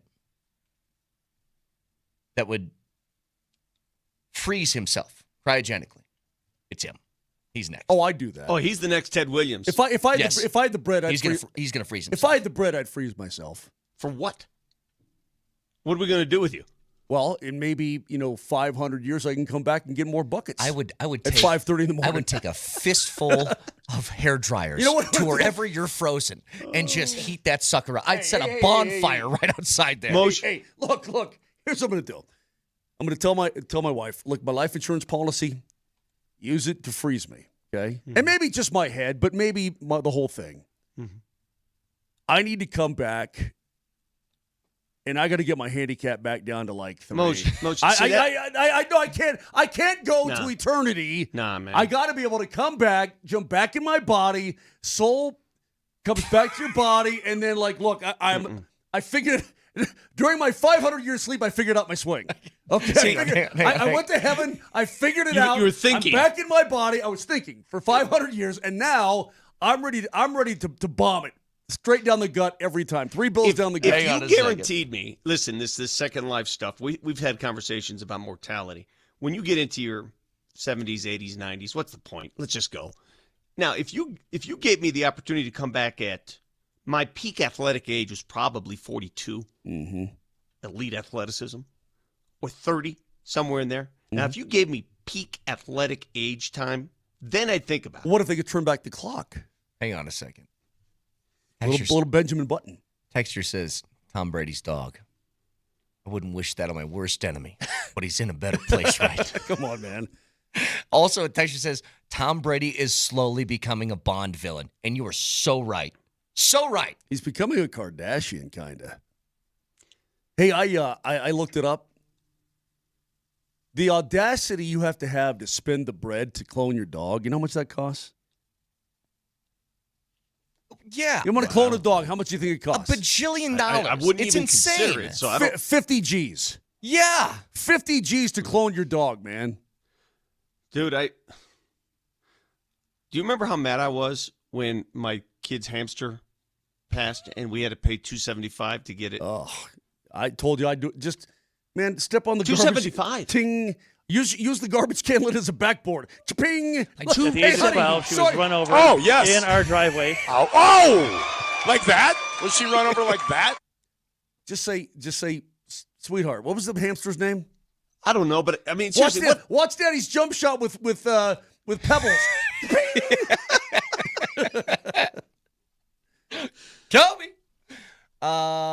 Again, what made it worse is that a month later we had all the mice removed from my exterminator. I was like, why didn't we just throw it in that package? I just took my dogs to the vet the other day, and they have this picture up there of like all the animals they treat: dogs, cats, rabbits, birds. And I saw a picture of a gerbil, and I'm just like, come on, man. There is no veterinary services needed man. for a Where gerbil. do you draw the line? Rodents. Like, what about a goldfish? I'll tell you what. If I feel like the animal has an actual personality, that's the line. Dogs have personality. Cats have personality. What if it was a ferret? Like some sort of marmot? See ya. Ferret? You're going to gas a ferret? What, you think I'm taking a squirrel to the vet? No, but a squirrel's got a personality a little bit, no? I don't know, man. There's, you know what? I draw the line at dogs and cats. How much that's it? it. Yeah. That's it. That's the thing. And humans. One of our dogs, Disco, right? Disco, the discount dog. She's a great dog. You guys know Disco. She's a great dog. She costs $10 to adopt. $10. She's fixed. $10. And she's the smartest animal on the planet. She can fly a spaceship. This dog is incredible. And Brady's spending 50 G's on a cloned animal? Yeah. Come on, man. That's probably like it's the movie Multiplicity. It's that dog is not the same thing as before and all that. Just quickly here, congrats to our second chance winner, Evan, E-V-O-N, from Littleton. Oh, a little late on the drums there. He won the second chance drawing for the Avs Ticket Tuesday, and we'll be going to the Avs game Tuesday against the Ducks. Come back next Tuesday for our next Avs Ticket Tuesday. Put Tuesday in here one more time, Kevin. Do it one more time. Hey, one last time, Vitalant, the Avalanche are fighting cancer in November. Schedule a blood donation at any Vitalant donation center or blood drive using the Colorado Avalanche virtual blood drive link. Everyone who donates enter to win an autographed Avs jersey. Go to vitalant.org/hockey. Fights cancer. Nelly, Tuesday. Brett, what was that read? Nelly monitors the mistakes in today's Fact Checker. Presented by Rock Plumbing, Heating, and Air Conditioning. Your local home comfort specialists. RockHeating.com. Rock, bringing comfort home and simplifying your life. What's up, Vic? I'm sorry about that. What was that read I did when I kept saying altitude like 3 or 4 times? Remember that one? It's our fantasy league. Our altitude sports, radio altitude, fantasy altitude sports draft. I want you guys to hear this again. He won our second chance drawing for Avs Ticket Tuesday, and we're going to the Avs game next Tuesday against the Ducks. Come back next Tuesday for our Avs Ticket Tuesday. I'm like, how many Tuesdays am I going to say? Got it. So good old-fashioned Friday ticket giveaway. Gotcha. Well, anyway, my fact checker is yesterday I missed a very important sports anniversary because November 4th, 2019, Monday Night Football. Cowboys visiting the New York Football Giants. That was the game when the Black Cat ran on the field, and we got absolute gold from Kevin Harlan on the call. He's walking. He's walking to the 3. He's at the 2. And the Cat is in the CDW red zone. CDW, people who get it now, a policeman, a state trooper has come on the field, and the Cat runs into the end zone. That is a touchdown. And the Cat is elusive, kind of like Barkley and Elliott. Harlan's the best, man. All right, iTunes, Spotify. Check out that Jared Bednar interview. If you missed it, it should be up there shortly. Just search Moser, Lombardi, and Kane. Have a wonderful, wonderful Wednesday. Welcome to the WB. Beat us to it. Well, I got to say it now, too. Have a great Tuesday. 3, 2, 1. Welcome to the WB. And watch the WB. Yeah.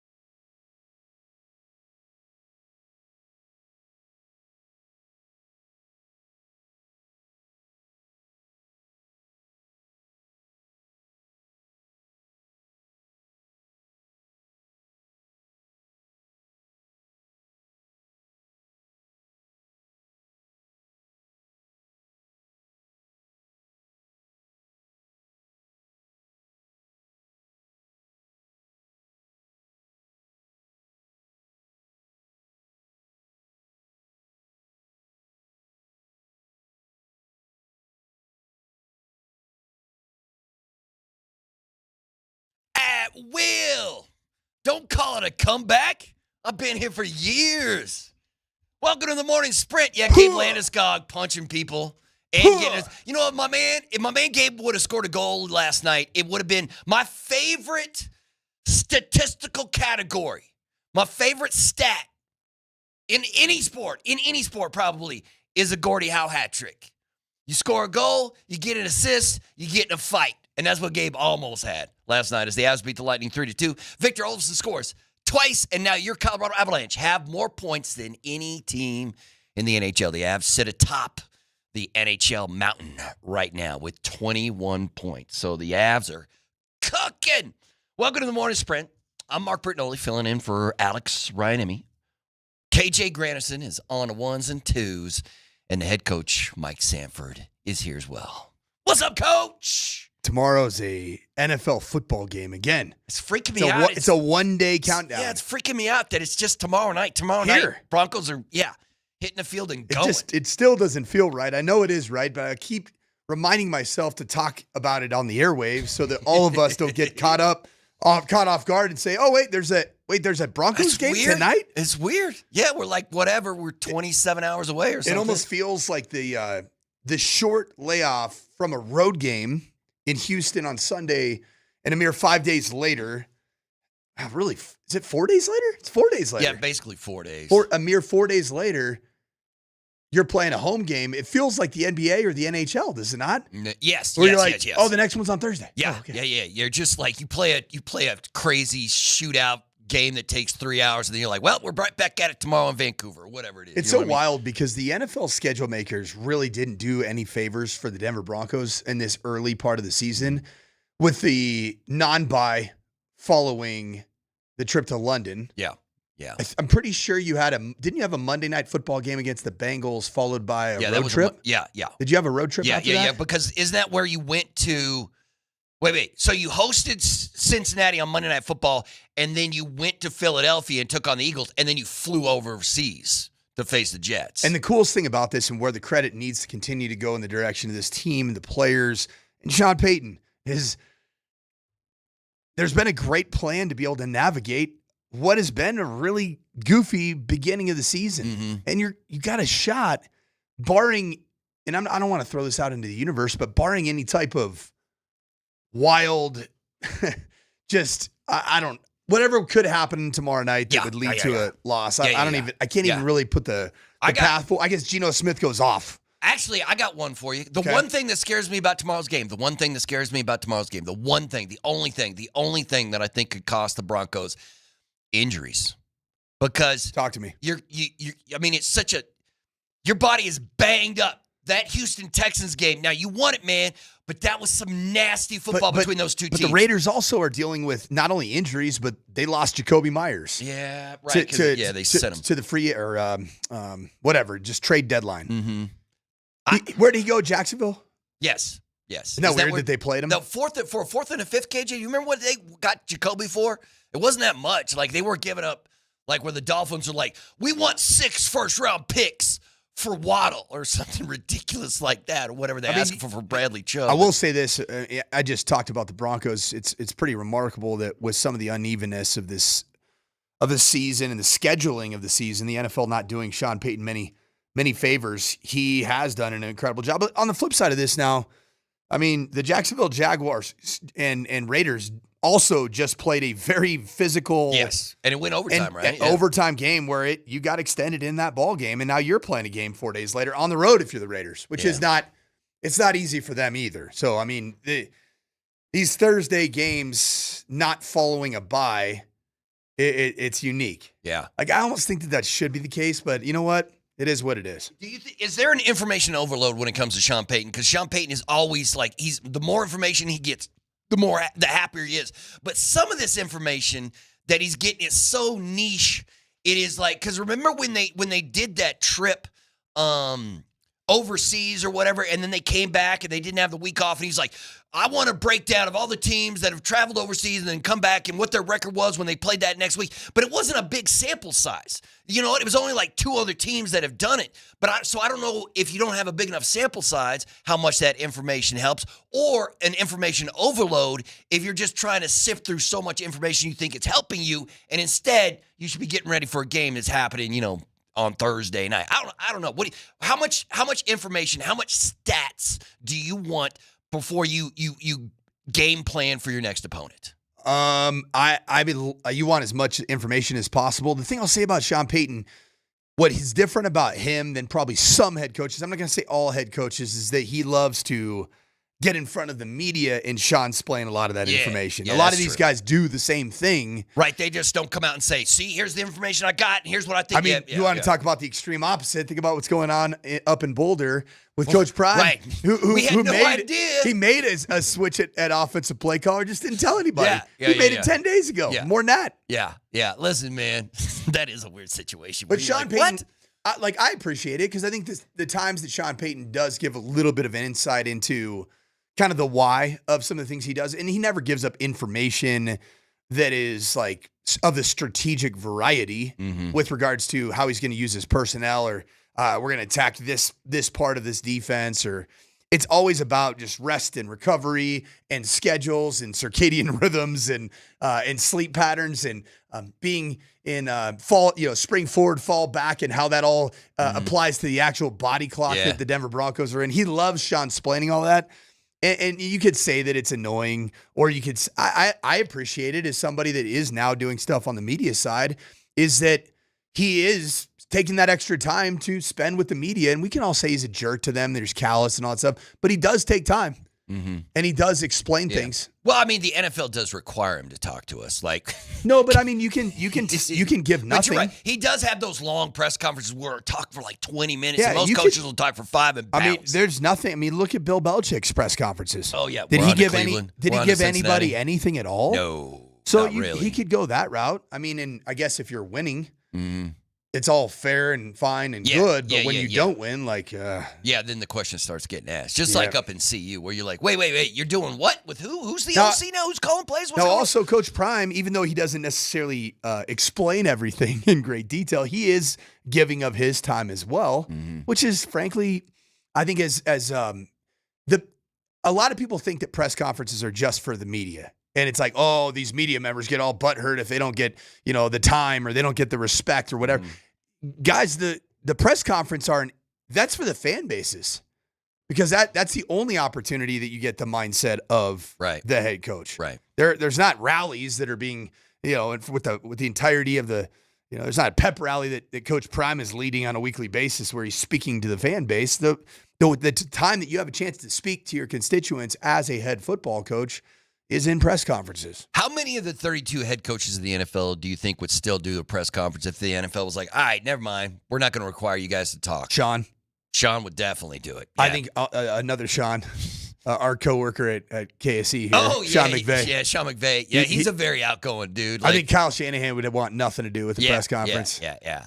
He is not a big press conference guy. How about guy. somebody like an old school dude? Let's talk like in the division. How about a Harbaugh or an Andy Reid? Do you think Andy Reid? Harbaugh would love to do it. He's still he loves getting unhinged up there. It's a little bit of I mean, there you can tell there's some showmanship that happens with some press conferences. Having fun doing it. Some were like, yeah, here we go. My mom and dad always joke. They call different types of head coaches that really put on at least some type of show. They call them game show hosts. Okay. Head coaches that have more of a game show host type of a vibe. And it's, like the guy that I worked for in Minnesota, PJ Fleck. Yeah, he had It's very much, there's a lot of bells and whistles. Right. Like 3-ring circus, and he's the ringmaster. Just like, hey, everybody. Or The Greatest Showman. There's some of that too, right? Yeah. That, what, Barnum and Bailey? Which one was he? The circus dude? Right, I haven't seen that movie. Yep, those guys. Yeah, those dudes. So you know what? We're gonna let's save this till after the break. But I do. What we're gonna do in the next segment is talk about that NFL trade deadline. Like 9, I think.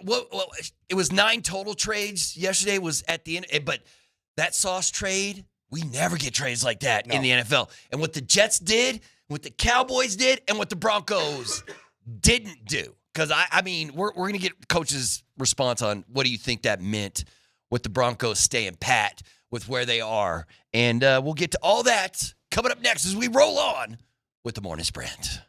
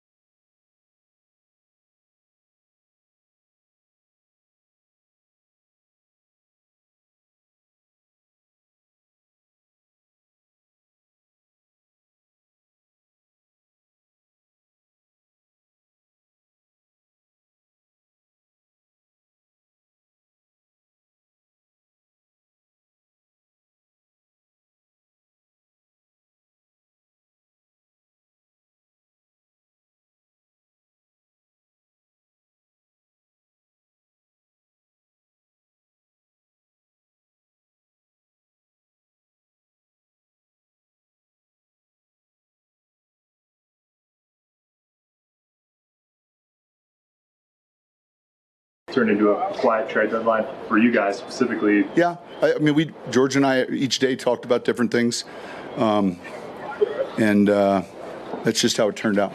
Was anything close at all today? No, I think we discussed a few things, but all good. How did you guys take stock as a receiver and, going into this, a lot of buzz just around?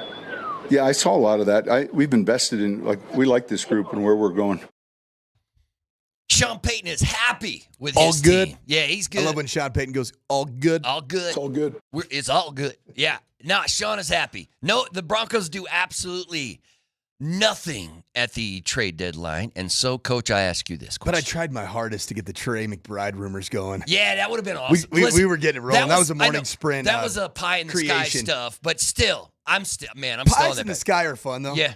Are we allowed to have fun? Sure we are. Sure, absolutely. I mean, to be fair, I knew that probably was the furthest thing from realistic. But once you see a Sauce Gardner, who just signed his contract extension in July, once you see him go for 2 firsts, you're sitting there, okay, what is the one area that the Broncos have just noticeably been lacking for a decade?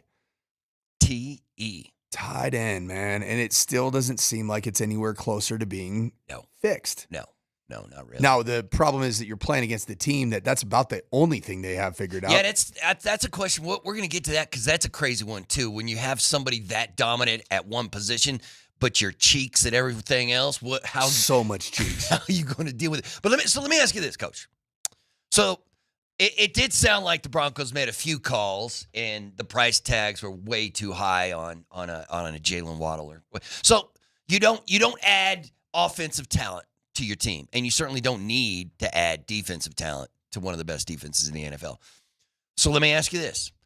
Of all the wide receivers currently on the Broncos roster, which one do you think has the highest ceiling? Which one do you think Sean Payton's like, we don't need Waddle because this guy's going to break out coming up. We don't need to trade for Olave or somebody like that because this guy is going to be him in Troy a year. Franklin. Is it Troy, really? It's Troy Franklin. And the reason it's Troy Franklin is Jalen Waddle gives you speed. He gives you the ability to blow the top off. And Troy Franklin has proven to be a guy that consistently, even in his first year that was marred by uneven performance and catching the football. Mm-hmm. And at times this year, it's been a little bit slightly inconsistent, better than last year for sure. But the one thing we know for sure about Troy Franklin is that he gets behind the defense in the National Football League. That's hard. Is that the only guy on the Broncos who can take the top off? Marvin Mims Jr. You think Mims can too? He so you got can. 2 guys. You got 2 guys that can blow the top off. And then the overall heir apparent that I see to a Cortland Sutton in terms of really good, strong, physical 50-50 pass catcher on this roster is Patrick Bryant. Okay. Yeah. So you're we're you have two speed guys and 2 big guys. Yeah. 2 big, strong guys. So that's why they feel happy. What do you think? Now, the thing about Troy Franklin that's unique is that he slipped in the draft because apparently of some, I don't know, character is probably not the right thing to say. Maybe just uneven, inconsistent, maybe attitude. I don't know what it is. But he slipped. Honestly, he dropped balls. And he dropped balls in college football. He was very streaky as a player in college football. Therefore, I think even though he had a first-round talent grade, I think there were some off-field. And when I say off-field, I think that sounds like he's been in trouble, and that's not the case. Right. Just inconsistencies, personality-wise, we'll call it, that he slipped. But you can't forget this about Troy Franklin. For a guy that does get behind the defense consistently, both Jalen Waddle and there was one other receiver that was being linked to the Broncos. There were 2 of them. Who was the other guy? Was it Rashid? Yeah, Rashid no, Shaheed? Oh, it was Olave. Oh, it was Chris Olave. Neither one of those guys is taller than 6 feet. Troy Franklin's like a shade under 6'3". He's a big guy. He's not tiny. He's a little bit more slender, but he put on some good weight in the offseason. He's got a big frame and he gets behind people.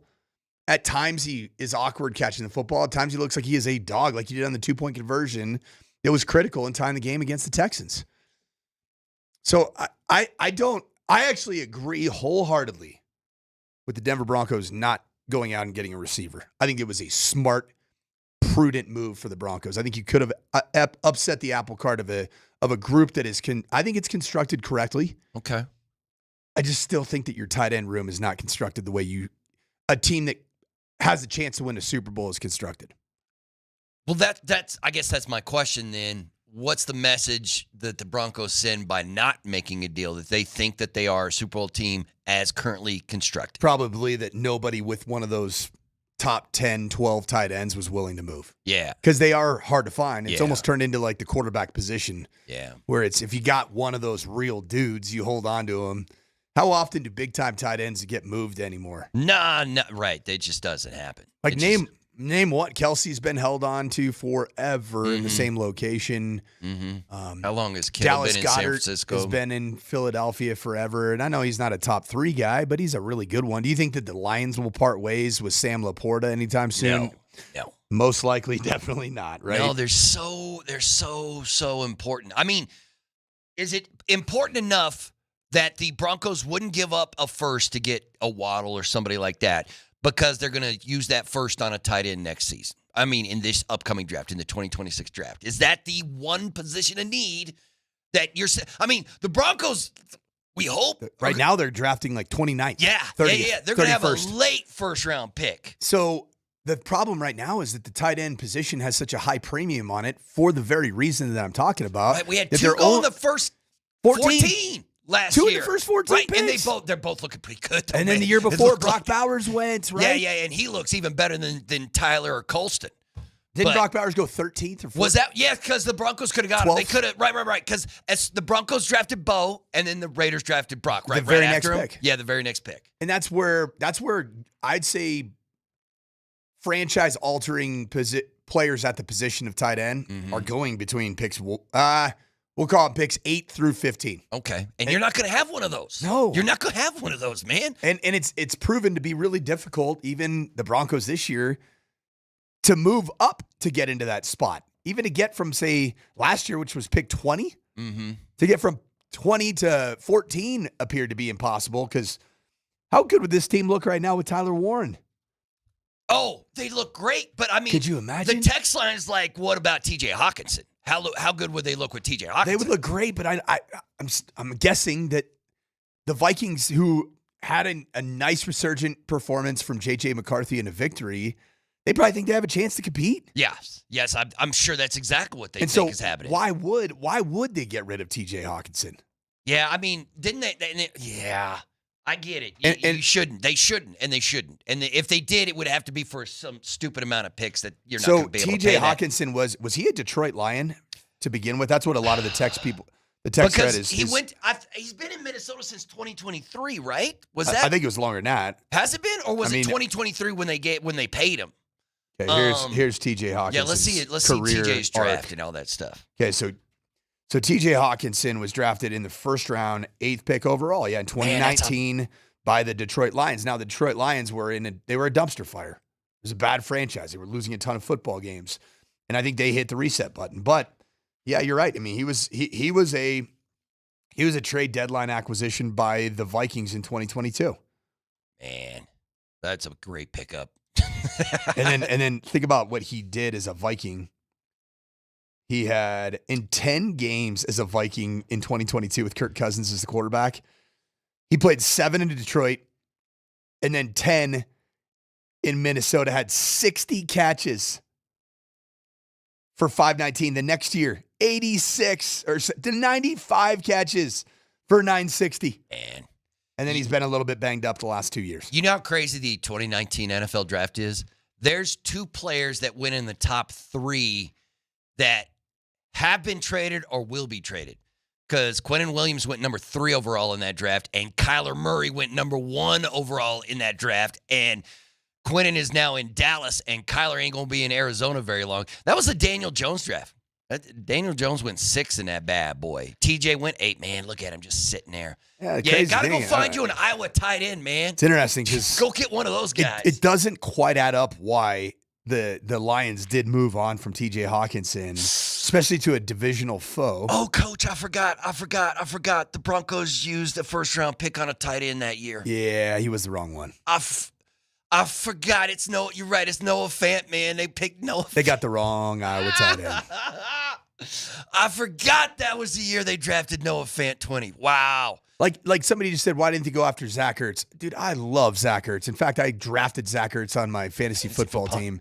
He's a great route runner. I coached him. I mean, I wasn't his position coach, but I was the quarterback receiver coach at Sanford when he was doing all kinds of crazy things as a tight end. And Zach's, I mean, he's been on the wrong side of some injury stuff, and he's long in the tooth, man.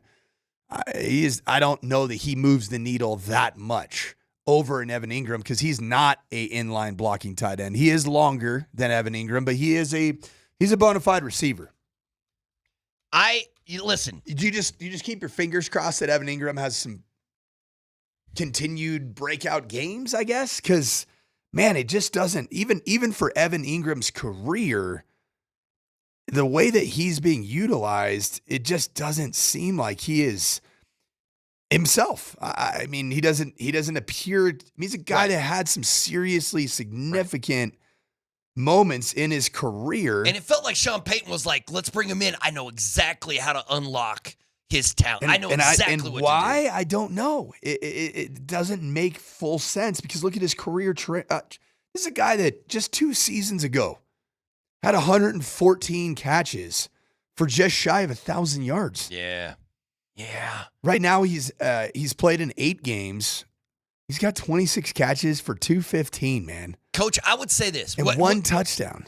Would you agree with this? And text line, Shop Mazda text line, one price, one person, 1 hour, 303-504-0925. You can answer this question too, Broncos country.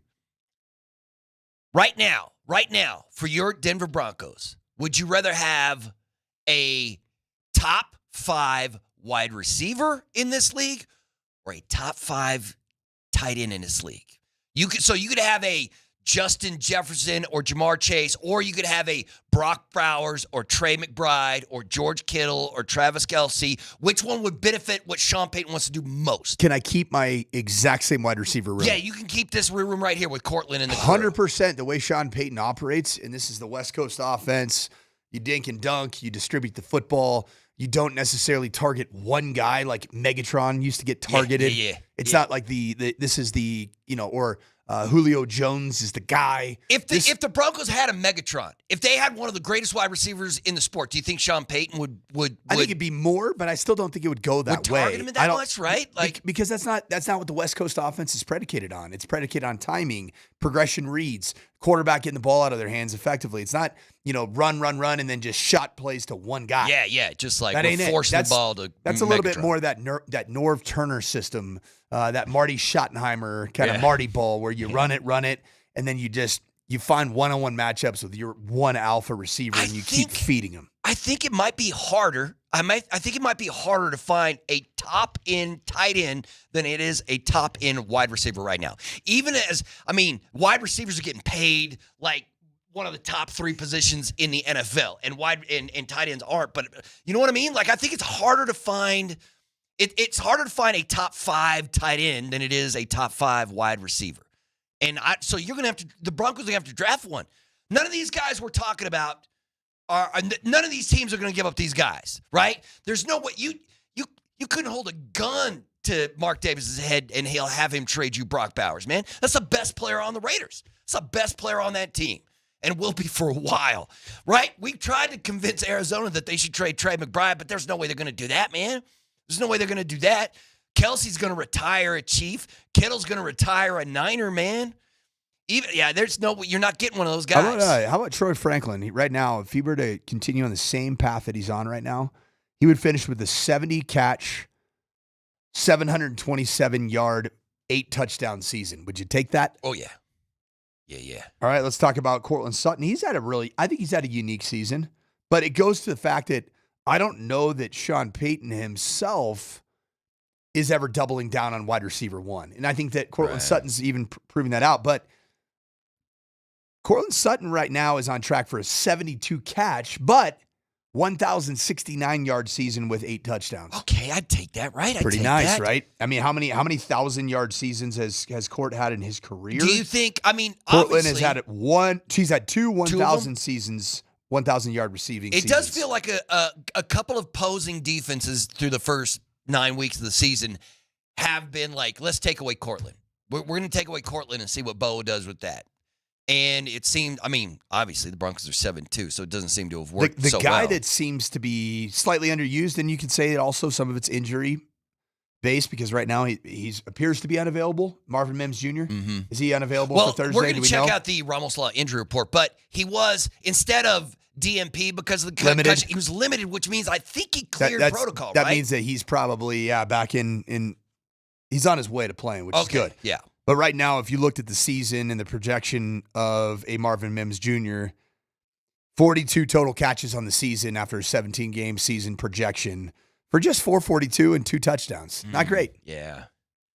Yeah, I mean, the guy that clearly is starting to trend in a direction is Troy Franklin.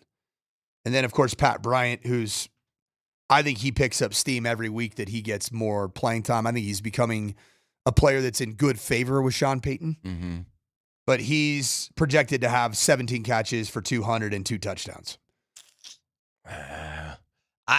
Listen, are you going to be mad if the Broncos season comes to an end earlier than you expect it to in the playoffs because their offense wasn't up to par with the offenses they're going to see in the NFL postseason? And then you look back at the trade deadline and you're like, and they did nothing with that. I mean, are we going to be upset if that happens? Or if we're just like, well, you know what? I would be upset, but I don't know that there was an opportunity to enhance the pass catching room at the tight end position. Yeah, you're right. We don't know that. Like, that's even the hard if you're part. hyper aggressive, like, Because I remember the thing that I continue to struggle with is I watch the Broncos and I watch Sean Payton's New Orleans Saints teams historically when Jimmy Graham was rolling at the tight end position. I just kind of have this vision of what the Broncos could be with a dominant pass-catching tight end in their offense. And I think about it, the draft felt like a major bummer to me because I thought you had a chance to find a way to get Tyler Warren, but we don't know if the Colts or somebody in front of the Colts were even remotely open to listening to a trade deal from the Broncos from pick 20. Yeah. We don't know that. Right. We have no idea. And we don't know exactly what the Broncos' evaluation of Tyler Warren is. But by all accounts, even when you've played both Brock Bowers a year ago, Sean Payton talked about, we like this player a lot. And I think he did the same thing again this year when you were getting ready to play the Indianapolis Colts. We like this player a lot. So I'm starting to think that because there is such a premium on being a team that has one of the top 10 tight ends in the league, I think it's a lot easier said than done for the Broncos to go out and get one. I don't think there's been a chance. Right. No, I agree with that statement. I think you're exactly right. I think I said 202 touchdowns instead of 202 yards. Listen, 202 touchdowns would be talking about Patrick Bryant. If Pat Bryant has 202 touchdowns, man, in his career, that we'd be pretty stoked. College and pro, and high school, we'd be stoked about that. All right, let's do this. Let's take a timeout. When we come back, we've got a couple things for you, and it all has to do with college football. We'll hear from Deion Sanders, and the very first CFP poll is out. We know who and what and where and how and why, and we'll get to all that next right here on The Morning Spread.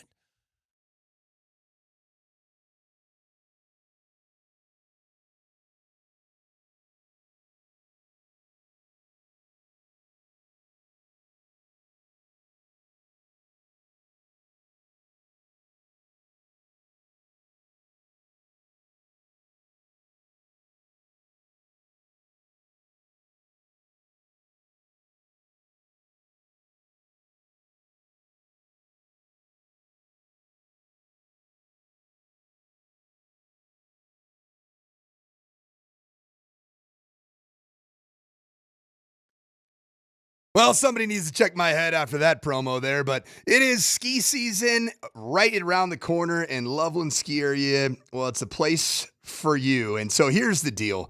Loveland Ski Area is not quite yet open, but one good heavy dump up in the mountains, and it will be open, I call it, within a matter of days, maybe 10 days.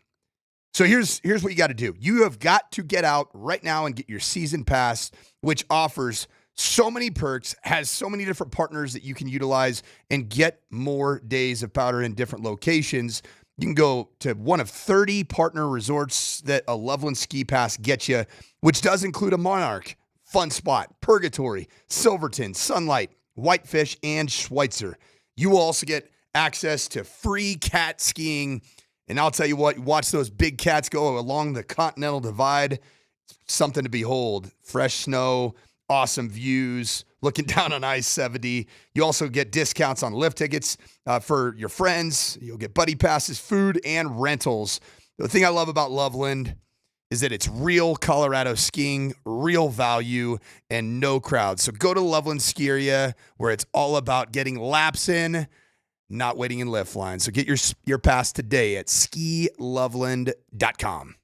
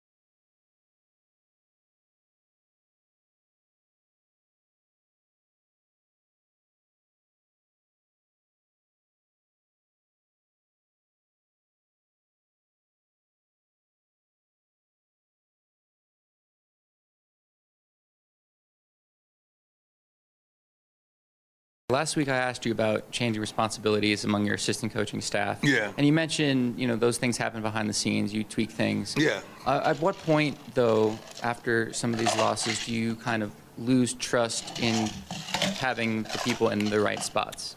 I might already change it and you don't know. I don't do stuff and blow the whistles in and make major announcements. Hey, I don't do that kind of stuff. I do it and I let you guys still take shots. You don't even know you may be shooting at the wrong target. So some things take place that you may not be privy to. At what point would we figure? At what point would they be changes that we do notice, though? That's up to you to notice them. They may have already happened. Okay. Yeah, they did. They did. Pat Shurmur stripped of his play calling duties. It's the tight ends coach who's now calling plays, Brett Bartolone. And this, wait. So this change was made after the Utah game, after Utah just smacked the Buffs. But then they got smacked after they made the change as well. Does this mean anything? Like, Coach, do you care? Does it matter that the Buffs are changing the play caller, making changes, and nobody knows nothing or know how or what or why? Or Well, it's certainly one way to go about your business. Yeah, it's like just not tell anybody, and then it comes out with some random report on USA Today. Yeah. That now Pat Shurmur has been replaced by Brett Bartolone as the primary play caller, and not only the fact that it's happened, it's actually that it happened about 10 days ago. Yeah, it happened a while ago. Yeah. We don't care Whenever about being the correct Utah- anymore. So We just want to be first. I guess the main question is this: what is going on up there in Boulder and CU? The Buffs are. They're bad. They're bad, Coach. They're bad, and I don't know how. But can we be honest and say that we probably saw this coming?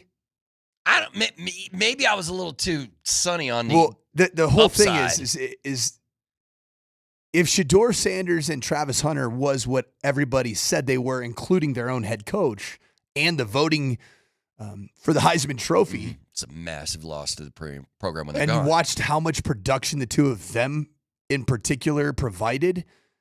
You take those two out of the equation, add a primarily running quarterback in Caden Salter on a team that doesn't historically, since Prime's been the head coach, run the football very much. Mm-hmm. It spells for, at the very least, an underwhelming season. What I didn't see happening, and this is where my eyes are telling me that there's more going on than just they're not very good. I still think they have some good talent, man. Yeah. The defensive side of the ball is the one in the last 2 weeks that it looks like effort and tackling and buy-in.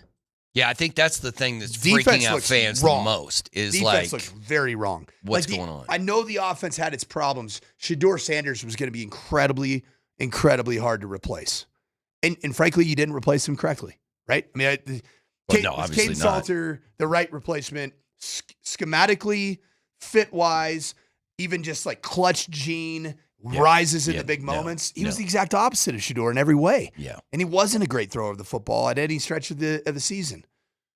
He had one game, I think it was okay against Wyoming. I was at the game, but it was a lot of second play stuff and kind of felt like if you just kept him bottled up and in the pocket, force him to run downhill, you were going to get enough hits on him and frustrate him, and that's exactly what's happened. The book was out on him pretty quickly. The defensive side of the ball is more concerning, and that's not, I think that Robert Livingston, the D coordinator, is a very good football coach, but I'm wondering if there's is there something going on with maybe Coach Prime's involvement in the defense, dissatisfaction with the defense coordinator. Sometimes you start chipping away at the authority of somebody that's in charge of the defense by questioning what they do in front of people, or there might be some infighting in the staff, or it may be just as simple as the players like, we're done having a terrible offense and trying to save the day. It does feel like there's some disconnect between players and coaches or whatever it is. It feels, once again, it's just discombobulated. It just doesn't It's not good. feel It's right. It's really bad. right now. So how does Deion get it back around? How's he? I don't know. Like Deion is like he's one of those delegating guys, right? Like he's not gonna get hands on with every single part of the program, right? He's gonna delegate this kind of stuff. But I don't know how you change it to make it any better up there in CU. Like what? I mean, you hope that Juju Lewis is the spark for a full start, which he's going to get at West Virginia. But my problem right now with that is, God, it looks like Rich Rodriguez in West Virginia are starting to turn it around a little bit. You're playing in Morgantown. You know, they're going to play that are you gonna Country get Roads. Smacked for taking the me third home. straight game? I mean, what happens if the hope in the form of Juju Lewis gets abused and throws 2 picks for touchdowns and you lose again by 40 or 50? Yeah. Where do you go? I don't know. What do you do? Yeah, Do you fire every coordinator? Listen. Well, I mean, how do you think Pat Shurmur took? Like when you come to Pat and you're like, "Hey, man, it ain't working out." Probably not great. Yeah, but you know what? Pat was on the other side of that thing, wasn't he? Yeah. When Sean Lewis gets told that he wasn't. Yeah. And don't think that Pat wasn't in Coach Prime's office, just being like, "Hey, man, what this guy's doing is not good." Right. It looked pretty good against TCU in that opening game. Yeah. Now a year later, did you like that offense against TCU when Yes. Coach Prime started this thing all off? Yes. I thought it was pretty good. Yeah. So I mean, listen, I've been pretty happy with the way CU football has been, but just because they've been relevant, we've been talking about it. But I don't know if relevant right now. They're right. Well, they are. They're relevant for the exact wrong reasons. Right. Because they're just so bad. I think people are hate watching them right now on TV. Oh yeah, I think you're right. Absolutely, they're absolutely doing that. All right, I want to ask you about the College Football Playoff Committee released its first set of rankings, so we can get a look at who'd play who and who's where and what and why. And your top 4 seeds right now are Ohio State, Indiana, Texas A&M, and Alabama. But the first round matchups. Listen, I love the college football playoffs. I love it. The BCS used to make me angry. I used to hate it, man.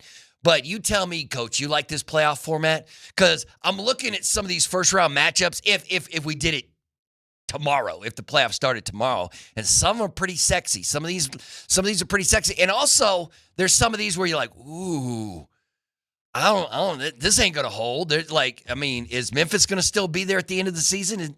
Because right now you got Oregon taking on Texas Tech at the 8-9. You got Memphis and Georgia. Oregon, Texas Tech's a fun one. Yeah, that's what That'd I'm be a talking good about. It's game. gonna be great, but the winner of that game has to face Ohio State. Yeah. So, I mean, do you think Ohio State's beatable though? Yes. Because they don't seem like they're scoring a ton of points. Yes, Their defense I think they are beatable. Great. Yes, but they've been. I like Julian Sand, the quarterback, is a solid player. He's good, but are they great? Are they dynamic? Who do you think of those top 4? Like the Ohio State, Indiana, Texas A&M, Alabama. Which one do you think is the best team right now? Ohio State. Yeah, they're the reigning champs. Alabama to me feels like they could turn into a pumpkin at any time. Yeah. Ty Simpson's been playing great football at the quarterback position for the Crimson Tide since their embarrassing loss against Florida State to start the year off. How's Florida State doing, by the way? Man, listen, who knows what's going on in the state of Florida with those teams? I mean, Miami's out of it, right? Yeah, Miami's out of it. Who's your ACC team right now? Well, it goes. God, how about how bad things are at Clemson? Let's see. The Ducks take on the Raiders. The winner of that game will get Ohio State. Do you know the Florida State Seminoles? Okay, just Google them right now. Ooh, if you're at home or you're on you're not, just go ahead and Google Florida State Seminoles football at the Google.com website. What's going to pop up right away is 15th in the ACC. How are you 15th place? Yeah, that's rough. I did not realize that. 15th. Look at him all the way down. They're under North Carolina. Bill Belichick's ahead of them. Wow. They're right down there with Alex Ryan-Emmy's Syracuse. I think the Syracuse football team. It's over. It's over. Raj, it's over, bro. Try telling me again it's not over. It's not over. It's over. They're 1-5 in ACC play, 3-6. What's going on with Boston College, Coach?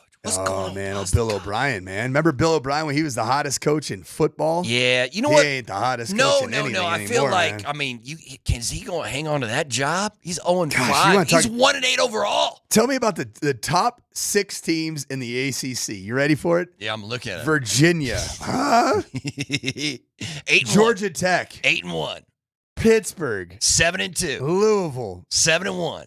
SMU. 6-3, and the Schmoo just got a big win. Duke is 5-3. That is bad. Listen, man, That's when the Duke football is better than Miami football and Stanford and Cal and Florida State and Boston College, something ain't right. Something weird is going down. But so far, I'm feeling that, like, you got Memphis versus Georgia in the 5-12. The winner of that game would get Alabama. You got Virginia and Ole Miss, which would be a fun game, right? The winner of that game would get Texas A&M. And then it's Notre Dame and BYU.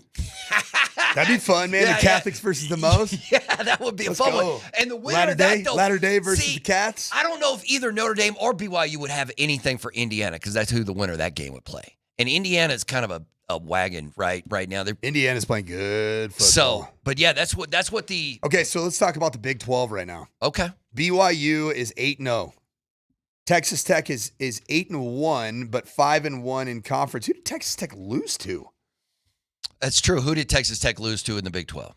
They lost to Arizona State. Did they really? I don't even remember that game. Okay, and then Cincinnati, they just lost to Utah. They looked like buns against the Utes. You know what? Who does BYU have? Who's next for BYU? Like, is the rest of BYU's schedule eminently winnable? Are they going to finish? Let's see. Oh, wow. I had no idea this was the game this weekend. No idea. This is going to be a good game.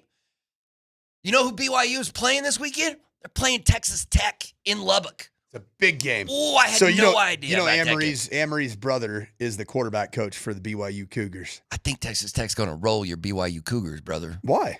Because Texas Tech is rolling right now. They're good, man. BYU's not. They're 8-0. No, I get it. I Easy guess guy. Tech has one Big 12 loss and BYU does not. Okay, but this game's in Lubbock. Oh. So you know what's crazy? So wifey and I were sitting there like, man, we got to go to the BYU Texas Tech game. We thought it was in Provo. Yeah. So we looked it up. It's in Lubbock. Yeah, you don't want to spend time in Lubbock. No, but so we did the Google Maps. Yeah. It's like almost the exact same distance to Is Lubbock it really? as it would be to Provo. Man, Lubbock's it's like 7.5 to Provo and eight hours to Lubbock. I'm like, hey, let's get our tortilla throwing on. You big Lubbock guy? No, I'm anti-Lubbock, man. Texas Tech, no. I heard the beer's really cold in Lubbock. No, it better be, because there ain't nothing else going on. It's just dirt and grass and tumbleweeds and oil rigs. That's what Lubbock, Texas is, man. No, thank you. No, thank you. And big NIL donors. Yeah, that's true. Really They've big got so much money. You want to know got why that they have oil big money, NIL? baby. Yeah. Oh, yeah. The reason they got big NIL donors is because of those dang oil rigs you see everywhere. It's worked out pretty well for them. All right, we're going to talk Raiders, Broncos next.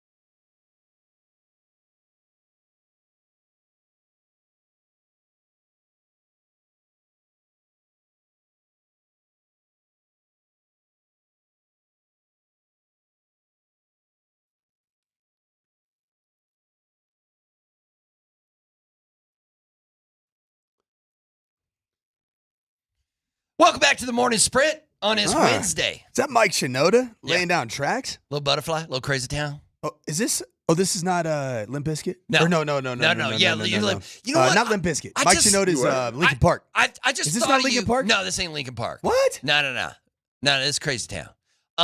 This is Crazy Town? I just saw an interview from your guy. I just thought of you because the lead singer of Limp Bizkit was giving an interview, and he said something wild, and I was Who like, is Crazy Town, man? Crazy Town? Did they do anything else Vegas besides is that Crazy song? Town.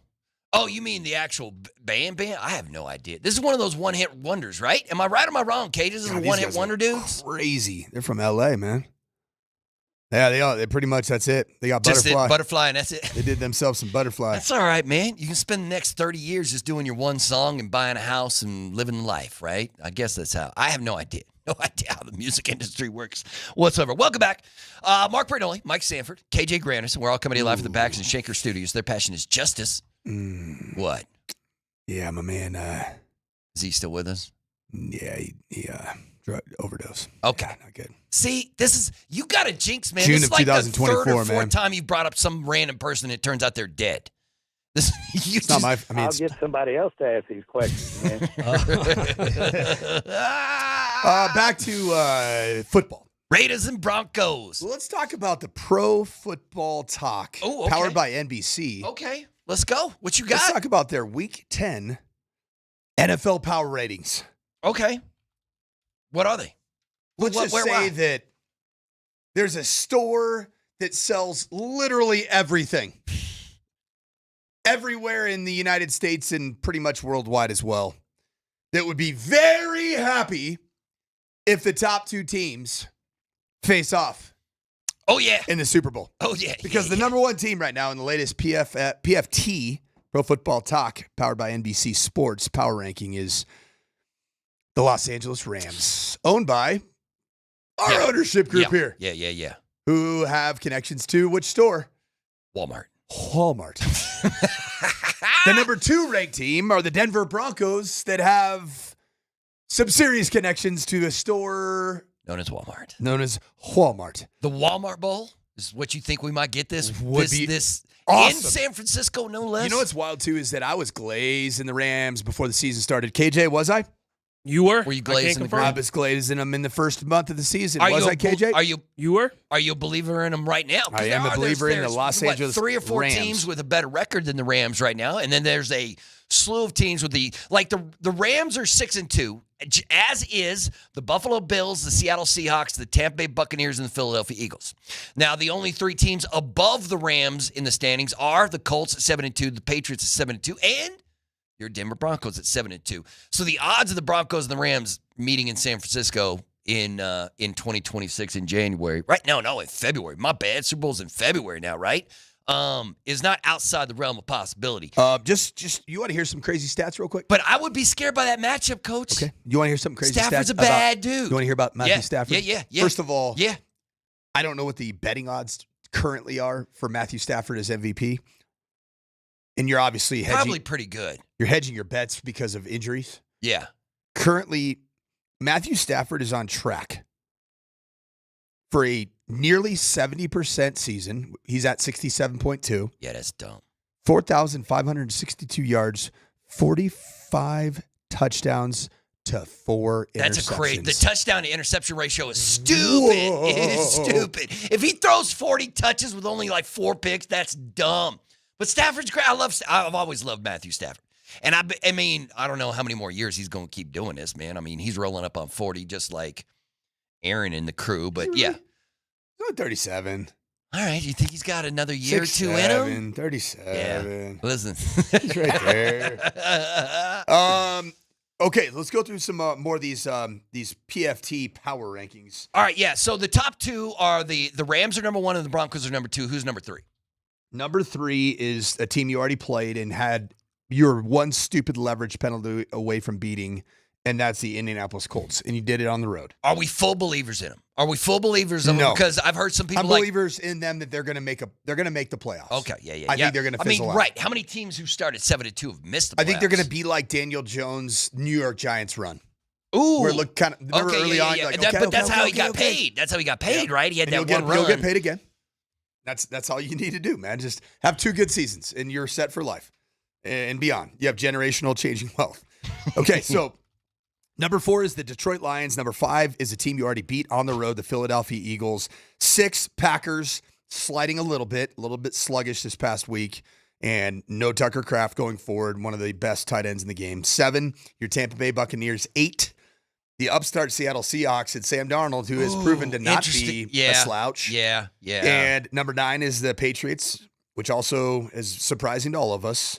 Right. And number 10, the Buffalo Bills. Number 11, the Aaron Rodgers-led Steelers. Number 12, the Los Angeles Superchargers. 13, the Jacksonville Jaguars. 14, the Kansas City Chiefs. Right there in the middle of the league. And then 15, the 49ers. We'll stop right there. Okay, so when we look at the upcoming matchups for the Denver Broncos as it relates to current Pro Football Talk power rankings, the Las Vegas Raiders are currently the dead last, second to last. They are the Third. 30th.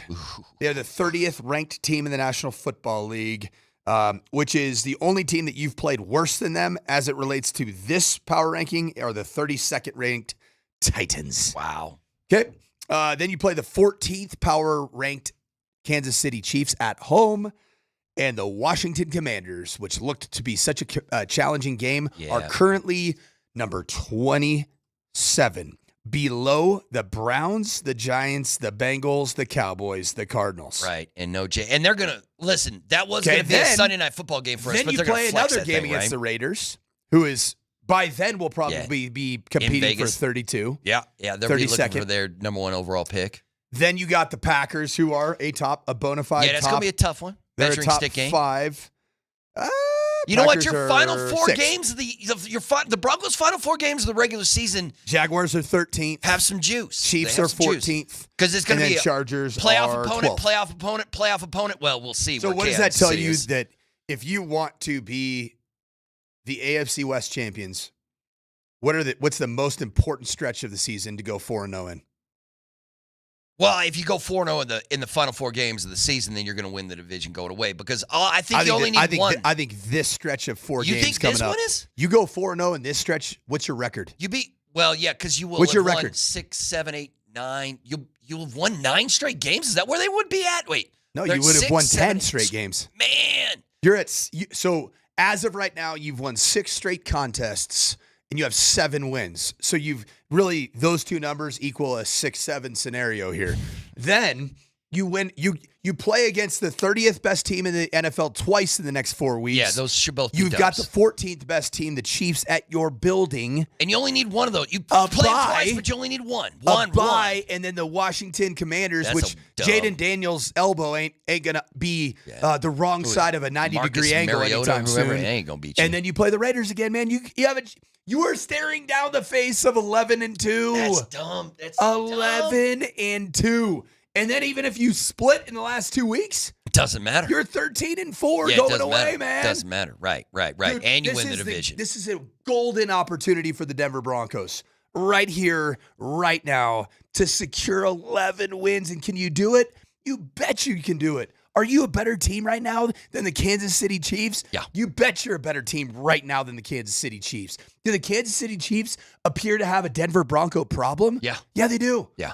They have for about the last 3 years. Here's the problem, though. If you lose both those games to Kansas City, it doesn't matter if you win 13 games because Kansas City's going to win the division, right? Like Kansas City's going to finish with the better record than the division because you can't get tripped up by Vegas in either game. Nope. To hell with the Raiders. You got to win both 2-0 those games. in the next 4 weeks. Nothing. Don't play with your food. Nothing silly. But if you Sean, beat be Kansas direct City- and just go get an early lead with really, really good play calling in the first 3 drives. Oh, run the football. Good luck with that. I mean, Nah, we'll we see. saw it against Dallas. We'll see. We saw it against Dallas. Yeah, but Kansas City ain't Dallas, right? Oh no, I'm saying against the Raiders. Oh, right. Yeah. Oh, yeah. And the Raiders. Yeah, You don't want to give those slappies any hope. No.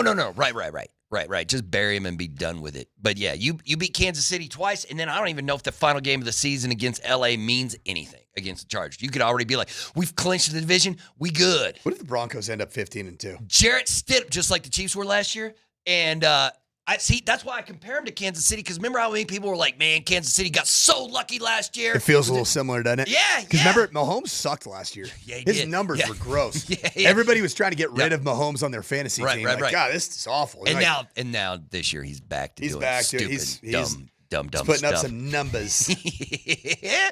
But no, you're right. If the Broncos can win, yeah. I don't want to get too over my skis with it or too excited. So am about I it, right? Let me ask you this. When we look at the power rankings in the season, am I right in saying that the next 4 games are a golden opportunity for you to secure 11 wins in a season? Yeah, I'm down with it. Because, especially you get that bye, and then you got 2 chumps. Like, sorry, Washington and Vegas, you're chumps right now. Chumps. So, where's the game against the Manders? Is that a home banger? That's in Washington. Okay. That'll be in Washington. But here's the crazy thing. That's supposed to be the Sunday Night Football game, but NBC's going to flex that bad boy out, right? Because who knows what Washington's record's going to be here in 3 weeks' time. They might have 3 more losses. You know what I mean? They might be 3-9 by the time the Broncos get to them. And you ain't going to carry that game on Sunday Night Football, so it might get flexed back to a normal start time. But what would a normal start? Would it be an early game then? Would they suddenly go from a Sunday night game to one of those 11 o'clock in Washington kickoffs if they flexed it back out? I don't know. They might very well, but we'll see. All right, we're going to take a timeout. When we come back, it's time for KJ Granderson to shine in the NFL Notes.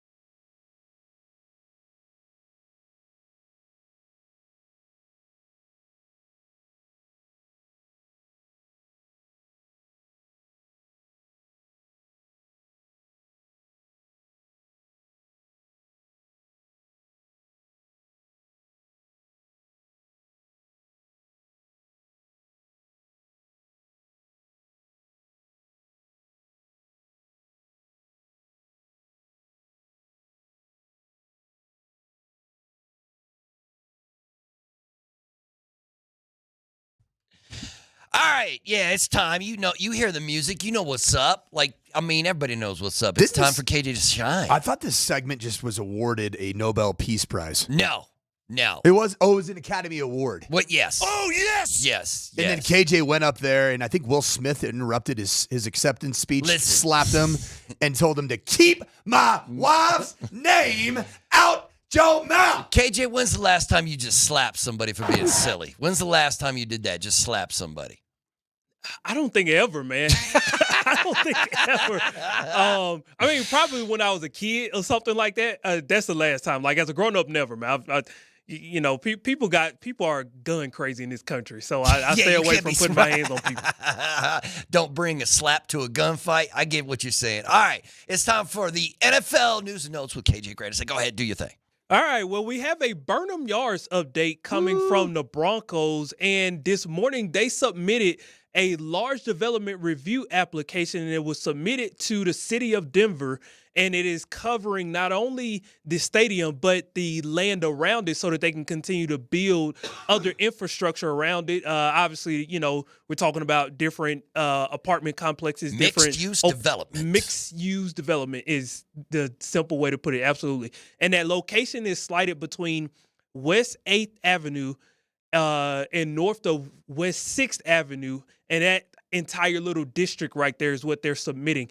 And another thing that worked out in their favor as well, it didn't like determine whether they were going to submit it today or not, but it did work out in their favor, was the Vibrant Denver Bond, which included nearly $140 million to rebuild 2 bridges in the Burnham Yard area, which was passed last night, 61.3% of the vote in passing. Denver Broncos, those mighty blokes are going to Burnham Yard. Burnham.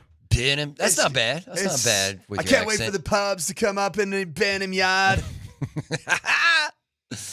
So are you excited about this, KJ? You excited about this? Your new Burnham Yards? I am, but I want to play devil's advocate. So everything obviously appears to be moving in the right direction for the Broncos and a potential new stadium. Do you guys see any potential hiccups?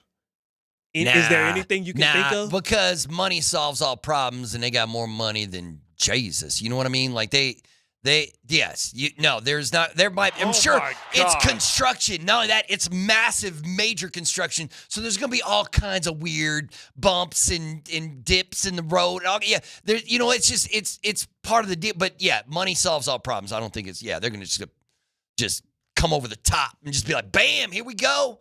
Let's go, Burnham Yards. They're going to build that out and do all that cool, fancy stuff. Wait, when they announced in that press release a couple months back, when did they say was it 2030? It'd be open for business? Or was it after? Was it 2032 or something like that? 2030 was the estimated time, but obviously it may extend over into 2031. Yeah. No, I'm ready for it. Let's go. Let's build that thing. But after they pass that Vibrant Denver bill, there's going to be construction. That's a $1 billion construction bill, right? Where it's just like, we're building new roads and new everything. So, all right, yeah, we'll get ready for that construction. What you got? My thoughts don't matter.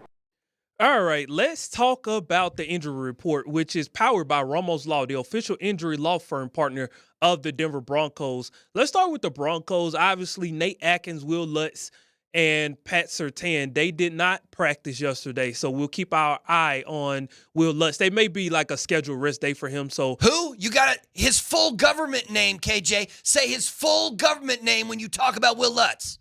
Oh, Will Big Nuts Lutz. There you go. Limited yesterday was Riley Moss. Marvin Mims, he was limited, so that's a good sign. PJ Locke, Brandon Jones, they were limited. And then in full was DJ Jones, JFM, and Jonathan Cooper. Yeah, that's good. As far as the Raiders are concerned. Raiders are kind of healthy, aren't they? They are very healthy, man. As a matter of fact, Thomas Booker, Lonnie Johnson, and Aiden O'Connell, they all practiced in full. So Aiden O'Connell's practice window to get off IR is open now, so we could potentially see him after this game. I think that would make the most sense for the Raiders. Oh, you think so? To say, all right, Geno and Kenny Pickett, step to the side. It's Aiden O'Connell's turn. It's possible. It's possible. I don't know if it'll be this game, but I suspect it's the following game, whatever game. You think Pete Carroll would do that? You think he would bench Geno and just be like, I want Aiden O'Connell to be injected into my veins here Adam Powerfield. Okay. That guy is 8 to 12 sacks waiting to happen because I currently could elude the rush better than bad body guy. Yeah, I get it. Aiden O'Connell. I get it. Right. The Broncos. And I know Gino's not like elite at this stage of his career, getting away from pass rush. Have you watched Aiden O'Connell? No. I get it. I coached against him when he was at Purdue and I was at Minnesota. And every time he dropped back, he would take these 11-yard dropbacks. And he would just be sitting back there, and he could not move. Yeah. Benito'd have 5 sacks. Dude, and I want that. I still want Nick Benito in some game to just get crazy. have 7 sacks, and he's at 15. Mm-hmm. Yeah, I'm here for it because they would absolutely murder. This could They'd be that knock game that no matter little what. Mustache that Aiden has right off his face. That little pencil. He does look like the Super Trooper guy, right? Yeah, where he's like meow. What do you also say about leader of Farva? Oh. Leader of Cola. He's a big leader of. Listen, we would start playing close to that movie nonstop. All right, what do you got next, KJ? Well, just to continue on with the Raiders there, the one guy that I did not name that is on the injury report is Brock Bowers, who is in full after he was put on with potential toe injury. He's got a toe. Remember what Sean Payton says? He's got a toe. He's got a toe. He's got injury. a toe. And here's Vance Joseph talking about what's going to be the new challenger defending him this week, obviously without Patrick Surtain. He's special. Obviously last year, the first game we played him, he kind of hurt us a little bit, a couple big plays. And the second time we played him, we put Patrick on him.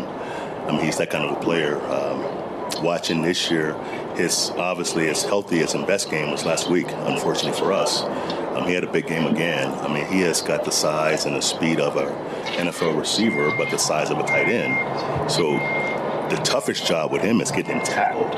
You can kind of cover him with a safety or a defensive back body, but can you get him on the ground? After he catches the ball, he made 4 or 5 big plays last week, was just catching the 10-yard spot route, and the rack after is major. So having a great plan to kind of get him rerouted early and just keep the coverage top down on him is going to be important to win the game. Who do you guys think gets first crack at trying to slow down Brock Bowers? Well, I think it's anybody that wants to stomp on his toe. He's got a toe. If you had a toe, would you want it on the injury report? No. Because couldn't somebody just walking back to the huddle give and you a just little, go, sorry about that, my bad. Oh, I'm sorry, dude, I didn't see that's it, why man. the NHL injury report is like upper body, lower body, because the NHL players will be like, wait, his this? elbow's hurt? I'm hitting his elbow. Did you see this? Lonnie Johnson safety is on the injury report with an actual fibula. It says fibula, right? And he's full participant with a fibula. Fibula, what does that mean? Isn't it either broken or it's not? You got a fractured fibula? I don't know. And you're out there practicing? Yeah, I got a fibula. No. That's a safety with a broken fibula, and he's out there. No, you can't play on a broken fibula. Wait. Is the fibula? Wait. Is that an arm thing or a leg thing? Where's the fibula at? I thought it was in the legs, right? Where's the fibula? I thought it was your. Is it an arm? No, that's your. So your fib is your leg. That's the two bones. So it's a leg thing. What it probably is. I know it sounds crazy, but what it probably is it's a high ankle sprain. Oh, and because technically a high ankle sprain is it's a borderline near fracture of your tib fib without full breakage. Over under 3 touchdowns for Brock Bowers tomorrow because he got 3. He got 3 last game. It's the Denver Broncos. Good luck getting the football off. Well, it is the Denver Broncos, but you have offensive genius Chip Kelly. He's been buns, dude. On the other side. What has Chip Kelly got for you? What has Chip got for the Broncos tomorrow? Is he just going to force that ball to Brock constantly? He's the only offensive weapon that they got, man. Chip Kelly at his core is really a run the football guy. Even when he was a high flying coordinator at Oregon. Just hand it to Ashton. Remember old what was the guy's name? They had LaMichael James, the running back, and then DeAnthony Thomas, Dat. They had a couple backs that they just fed. And then their quarterbacks, man, they ran. Dennis Dixon, Jeremiah Masoli, and of course, Marcus Mariota. Yeah, Marcus. Okay, so right now, let's talk about Ashton Genty. 124 carries so far. He's 124 carries. He averages less than 4 yards a carry. Welcome to the big show. Only 3 yubbies right now, but does have 20 catches, 133 yards, and 3 touchdowns by way of the air. I think that this is not a good offensive unit. It's a flawed offensive unit that does turn the football over. Geno Smith, to me, he's scary enough because he throws Like he's a high volume thrower that can create explosive plays. Yeah, I get it. But he also is he is a interception waiting to happen. Yes. Did you see his touchdown to interception ratio? It's even. It's like not good. It's 11 touchdowns to 11 picks, man. What are you doing? Not only that, the man has been sacked 21 times. Bo hasn't even been sacked double digits yet, right? Bo is still at like 8 or 9 sacks on the season. So I mean, maybe Ashton Genty's problem isn't Ashton Genty, it's the Raiders' offensive line, right? Is that what the issue is? Like when he's averaging 3 point whatever per carry, and he was like an absolute monster in college last year. 21 sacks for Geno. You know what? Wait, is it 21? Hold on. Let me make sure. Yes, it is 21 sacks so far through 8 games. You know how many times the Broncos are going to hit that dude? Oh, Geno, good luck tomorrow night, man. You're going to be running for your life. You want to hear a wild statistic from pro.nfl.com? Sure. The next-gen stats. Yeah. Max Crosby has recorded a career-low 8.9% pressure rate this season. Crosby has been chip-blocked 57 times this year, which is the 4th most in the league, resulting in a career-high 21.1% chip rate. Max Crosby's not having the same impact on this football team as he historically has. I'm wondering, is this going to be a Max Crosby situation akin to Aaron Glenn and maybe a lack of fit with Sauce Gardner? Ooh, yeah. And so as a result, Sauce is like... Somebody has to give you turf two first to take Max Crosby off your hand? Because like Pete Carroll's very, very stuck in the ways that he wants to run the defensive side of the rock, and I don't think that Max is necessarily all in. Yeah, and not only that, it would almost be exactly like the Sauce Gardner trade because just like Sauce, Max Crosby signed that extension almost the exact same time, right? This summer, he signed that extension for the Raiders. So it was a 3-year, $106 million extension. So yeah, you say, I got 2 first-round picks and a player, Vegas. You give me Max Crosby, and I'll put him on the edge and let him kill some quarterbacks. Geno Smith's got some really interesting splits this year. Okay, so he's been really good against blitz this year, actually. Is he surprisingly? Really? When you look at Geno Smith's year, he's tied for the 2nd highest success rate against the blitz, which is 55.3% this season, despite being pressured on 51.3% of his total blitz dropbacks, which is the 6th highest. So his O-line's not picking it up well, but he's doing a good job. Now, on the flip side of this is interesting. Geno Smith has targeted receivers under 10 air yards. 70.5% of his pass attempts this season, which is the 3rd highest in the National Football League. But on such passes, Smith has been very productive at an 80.6% completion percentage on throws under 10 air yards. That's 10th highest in the National Football League. However, Smith has struggled mightily on downfield throws of 10-plus air yards. He is averaging 8.7 yards per attempt, which is the 8th fewest, and 8 interceptions on downfield passes are tied for the most in the NFL this season. Wow. And here's what I tell you about the Broncos.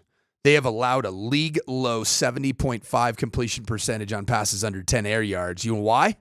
Because they play press man. Yeah. They take away the easy completion throws. So, Geno, are you going to be just sticking with throwing a bunch of slant passes?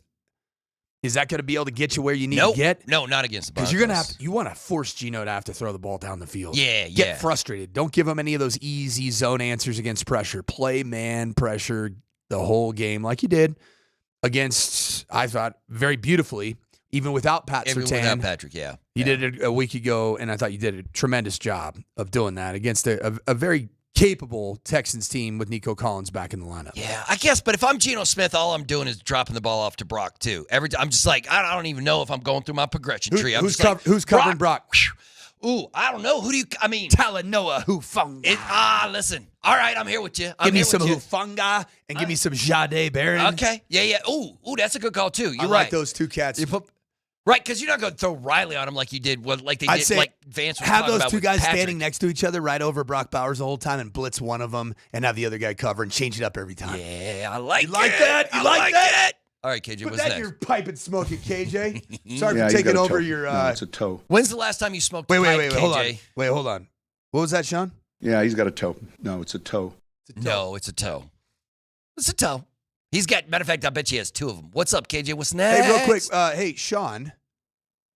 What is Brock Bowers on the injury report for? Yeah, he's got a toe. Yeah, he's got it's a toe. Yeah, that's it. Just, Yeah, he's got a toe. No, it's a toe. He loves talking. I do like the way he says toe. Yep. All right, what's Yeah, he's next, got a toe. KJ? All right, moving on here.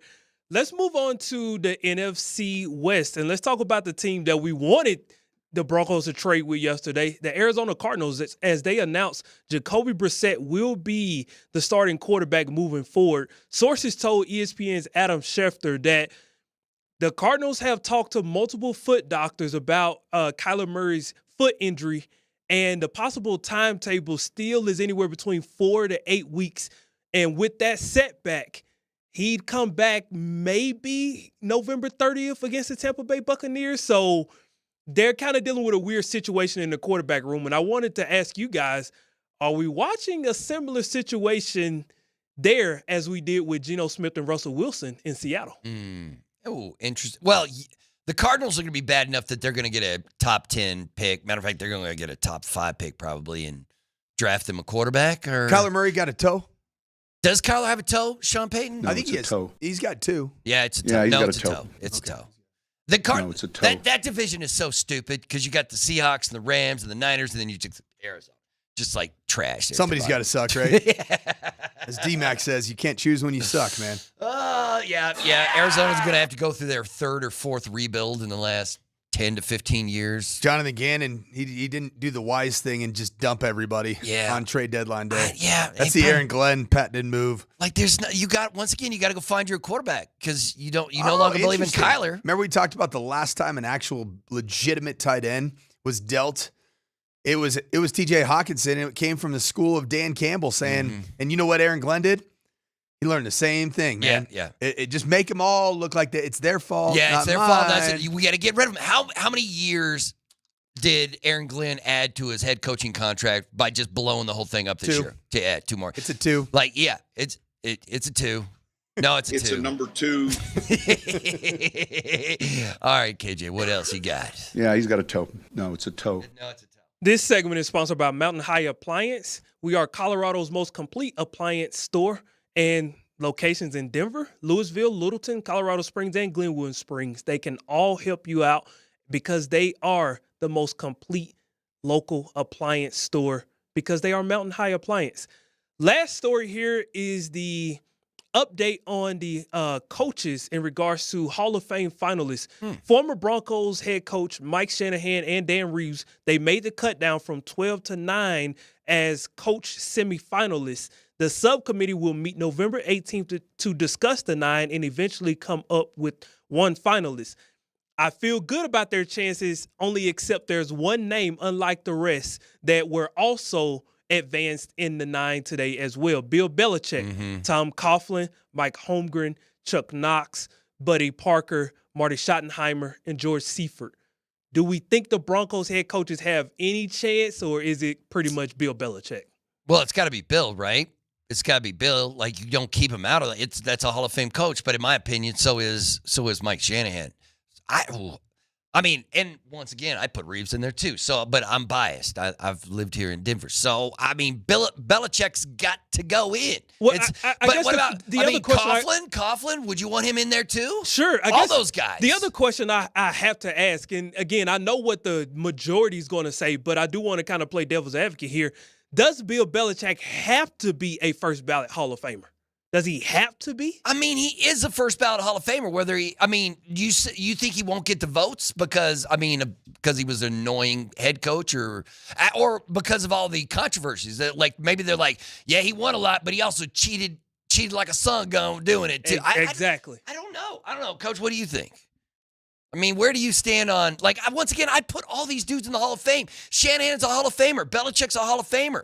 Like, if you've won a Super Bowl at a place that hadn't won Super Bowls, or you've won 2, you're a Hall of Famer. Yeah, just throw him. To me, Eli Manning, I know he's not a coach, but just as a quarterback, he's a Hall of Famer. Yeah, you won 2 Super Bowls. You're a Hall of Famer. You're one of the major reasons you did it. You took down Tom Brady. Yeah. No, that's I don't know, but Belichick's in, and Shanahan's gonna get in eventually. Shanahan's he is a Hall of Fame head football coach. Yeah, and the tree. And his son's tree, that in and of itself, in terms of impacting the National Football League, it's significant, man. Yeah. I mean, here's the coaches who are currently coaching in the NFL. What do you think about Dan Reeves, man? See, Dan Reeves is crazy to me because he coached for a billion years, but he was so hard-headed here in Denver when it came to him and John Elway. It was like, but once again, that's a Hall of Fame coach. Dan Reeves is a Hall of Fame coach. You can't convince me that he's not. I wouldn't keep him out. How about those guys? For sure. Yeah, it's so crazy. Yeah, it's wild. But yeah, they're all those guys. going head-to-head. Mm-hmm. It's so weird. I put Dan George Reeves Seifert in there Did you know too. he passed away 3 years ago? Who? Dan Reeves? I did not know that. I didn't either. I mean, yeah, I did not Passed know. That away- would have been another one of Dude, those. the guy passed away on New Year's Day in 2022. How do I mean, I'm sure I heard of it, but I must have completely forgot about it. I mean, he was only 77 years old. Yeah, that's pretty young in this day and age. Let's take a quick timeout. We'll wrap up the morning sprint next.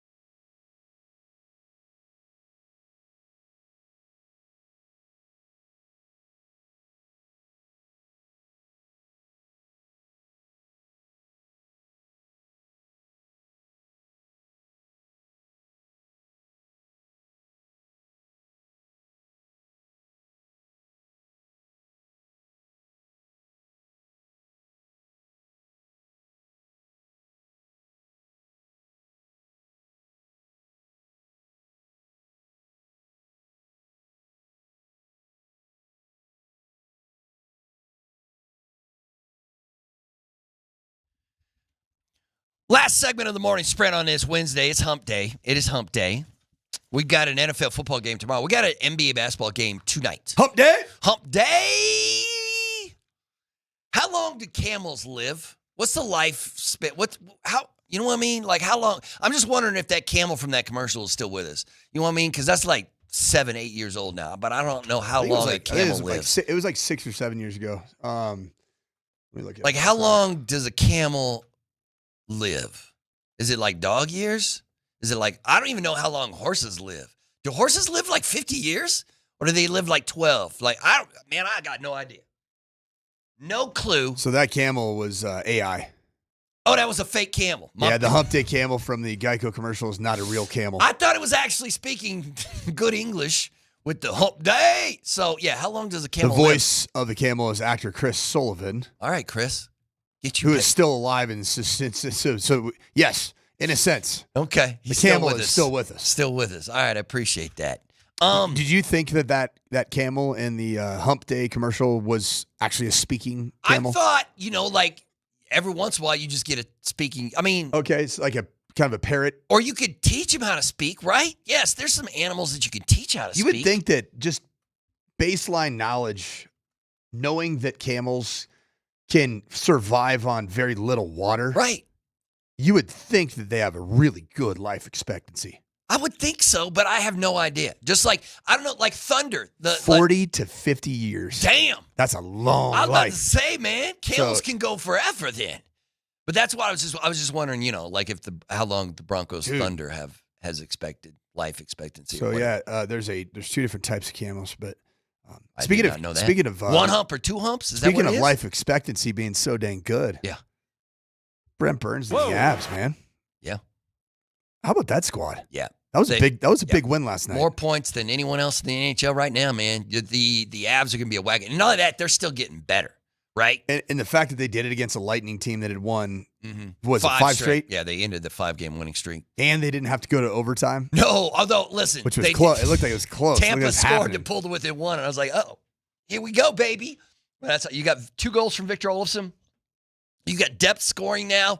Yeah, the Avalanche are already, they have more points than any team in the NHL. And once they get into a rhythm, get into that flow, they're going to put together, I mean, they're just going to steamroll some teams. Just like I feel like the Nuggets, who have a game tonight.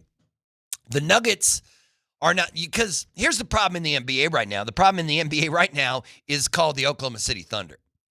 Because you want to talk about a wagon. You want to talk about a team that doesn't look like they're going to lose. Oh, and not only that, KJ, am I right or am I wrong? The Nuggets don't play the Oklahoma City Thunder until after the first of the year. Like, it's not until 2026 or some nonsense like that, right? Have we been and then able they to play see the Thunder 4 times in like 2 months. Have we seen the Nugget City editions this year? No. I wonder if they're going to break. Well, Friday's another NBA Cup game. I wonder if they're going to break out a fancy uniform for the Cup game on Friday. When the Golden State Warriors that's come something to town. that coming off a dominant Bronco victory over the Raiders. Yeah, that'll be a fun little gift from the basketball gods of Denver, Colorado. Yeah, it's probably gonna be red, right? I guess. I don't know. The court's red, isn't it? I don't know. I mean, yes, you can view the court. I think they've already previewed the courts for every one of these NBA Cup games. So, yeah, the Nuggets will host the Warriors on Friday after taking on the Miami Heat tonight. And the Heat are the Heat. So, you know what the Heat are trying to do that they haven't been done in the past is play fast. They want to run and gun. So tonight's game might be a rather high-scoring affair, like 140 or something like that. You know what, Coach? I got a question. You know what? How about this? Here's an NBA question for you. Or I want to know how you feel about it as a coach. So Desmond Bane, well, two different conversations. One, I want to have a conversation about Desmond Bane, and one about Ja Morant. But with Desmond Bane, he got tossed yesterday because he threw a ball at a dude. He trucked a dude. He was on the ground, and then Desmond Bane, just right in his face, threw a basketball at him. He got threw out. But I do think that both you and Scott Hastings would appreciate what Desmond Bane said after the game when they asked him about the flagrant. He got called for a flagrant one and all that kind of stuff. And he was like, listen, man, it was just a hard foul. He's like, what we believe in is when you drive down, if an opponent drives down the lane, he needs to see the light. And by that, he meant, here's Desmond pulling the dude down, Hard foul. So he's like, it's just a hard foul. It's just hard. But then he throws the basketball and hits him in the face. But Desmond Bain said, you know what? We believe here in Orlando, if you come down the paint like that, we're going to get you with a hard foul, and we want the opponent to see the light. And by that, nobody comes into the paint in Orlando. Everybody knows that. He says that means that you're on your back and you're staring up at the lights in the ceiling. He's like, so we want you to see the light. If you come down the lane, we are going to house you.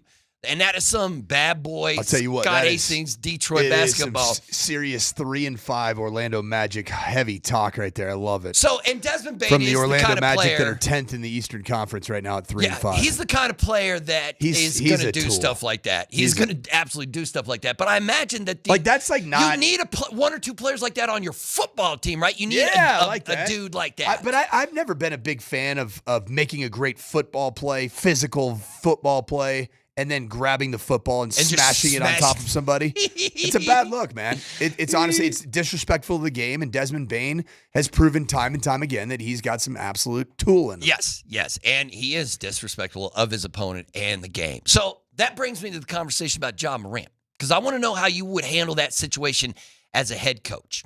Because it looks like, listen, there's all kinds of rumors coming out of Memphis when it comes to Ja, and he was suspended for a game, but it sounds like he was suspended for a game.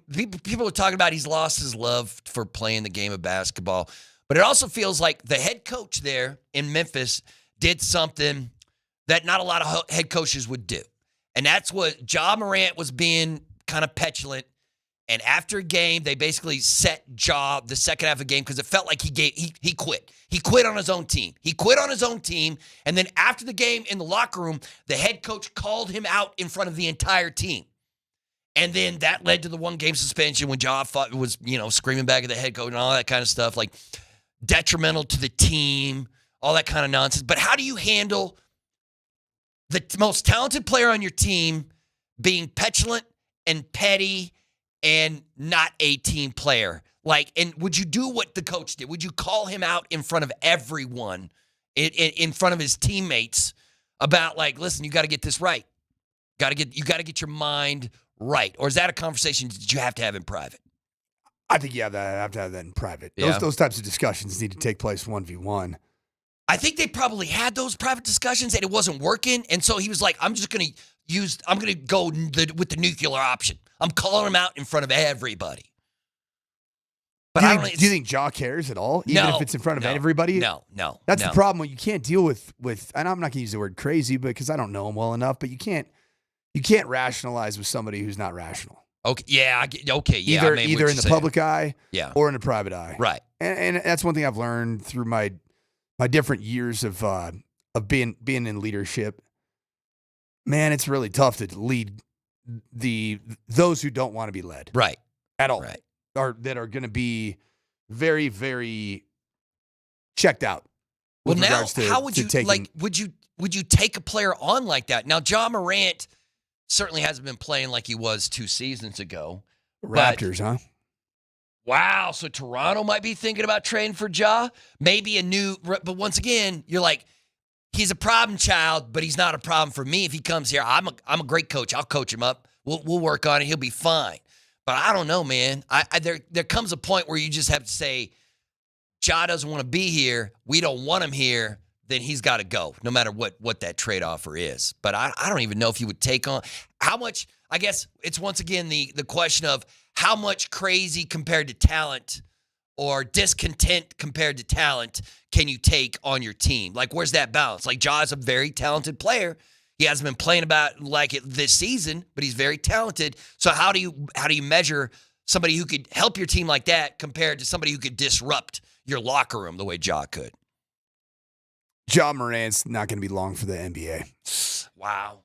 You might not be wrong. I mean, he's going to end up playing for a team that's completely insignificant basketball team like the Kings or... Yeah. Yes, that's exactly the kind of team that's... Well, just like Toronto. Yeah, he's going to be in the bottom of the standings for the rest of his... And just be there and have games where he puts up points, have games where he's got issues, have long stretches on the IR. Yeah. That's going to be Ja. Yeah. It's too bad. Yeah. I hate that for a kid, for a young man that's super talented. I know he was so excited to watch play the game when he was passionate and just out there throwing. Yeah, I mean, he was so fun to watch, but now who knows? Problem is, man, as the old saying goes, You can take the man out of Murray State, but you can't take the Murray State out the man. You know what their race? You know what their mascot is? No, what? The Racers. The Racers, just like the Horse Zips. racers. We were having a conversation. No, that was the Akron Zips. I was like, what is that? It's an actual zipper. All right, for the head coach, Mike Sanford. For KJ Granderson, I'm Mark Brindley. Thanks for tuning in to the Morning Sprint. We got PhD next.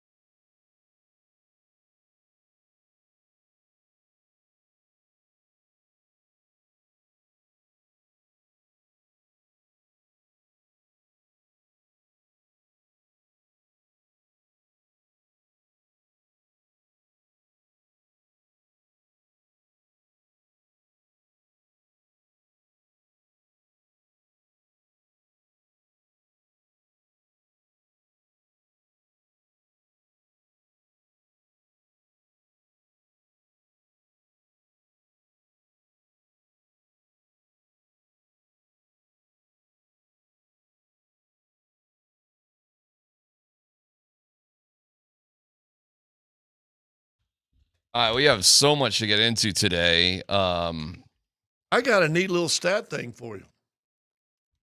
Okay. Well, it's not really Do a you want stat. you want to do that now, or you want to wait a little bit? No, I was going to see where you go. All right. Listen. I'm like a good summer dress on you. Okay. I just flow. Okay, buddy. Then flow, sexy. hey, flow all over me. What do you got? What do you got? First of all, we were just talking about the Avs before we came on. What a fabulous game. Were you at it? Yeah, I was, and I asked Vedsy about the Wedgwood Blackwood thing, and so the morning guys did too. So it's Connor was more or less right. Yeah, I mean he kind of said that on our show, but Bedsy did acknowledge he had a decision to make.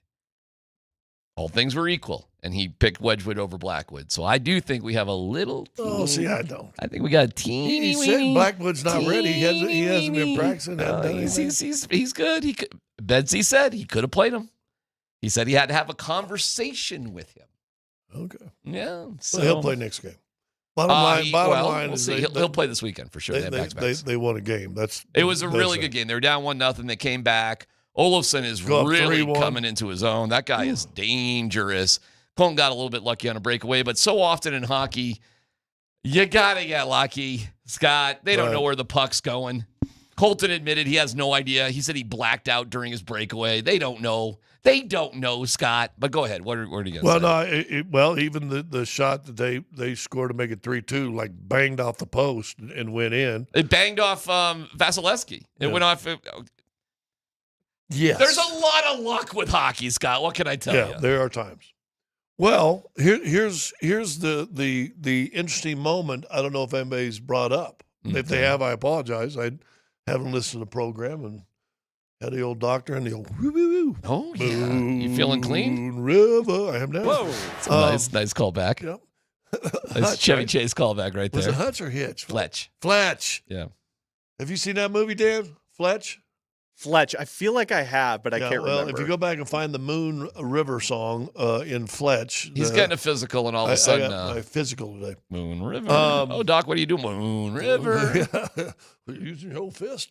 Anyway, do you guys realize back-to-back nights at Ball Arena, the Avs played the opponent when they won the Cup in 22, and the Nuggets are playing the opponent they beat for the championship in 23. That's pretty cool. I may have mentioned that to Dan.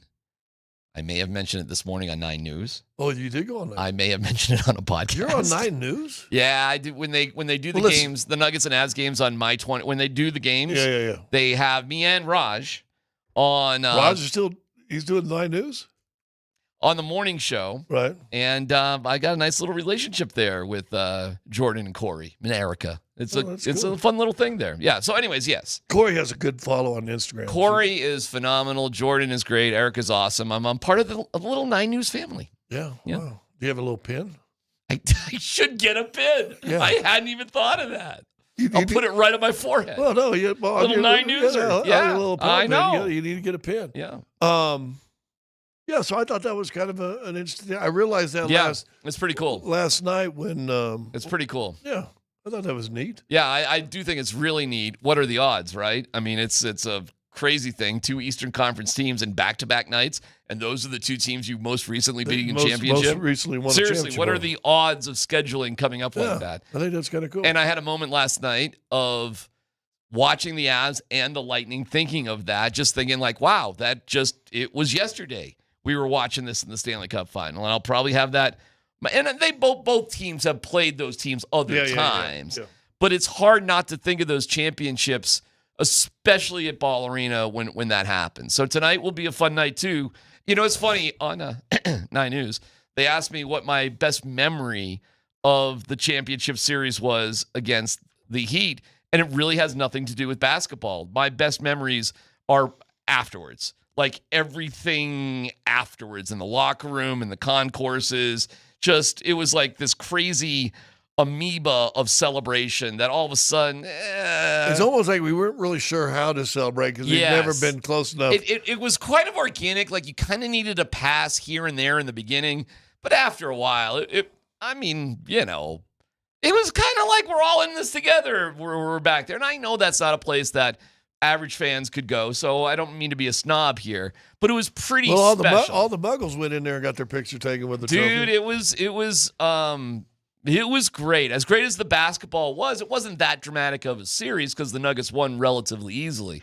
What I had just never experienced. I had never experienced what it's like to really be behind the scenes of a championship win, aside from Super Bowl 50. But in Super Bowl 50, we were still all with where the media was. We weren't like necessarily mixing it with the players unless you snuck your way into the party where it was 2 Chainz and Wade Phillips and I think a couple Flo Rida, actually. Flo Rida, sorry, my bad. A couple of Muggles sort of dripped their way into that party room in Santa Clara, but other than that, it was amazing. I don't know what you guys' memories are of the Nuggets winning, But when the Heat come here, it's hard not to think about those moments. Mine was games 3 and 4 with Christian Brown in game 3 just blowing up that third quarter. I think he had 14 in the third quarter amazing? And just kind of help get that spread going. And then Bruce Brown in game 4 was phenomenal. Yeah. I think didn't in that series also Jamal have like back-to-back?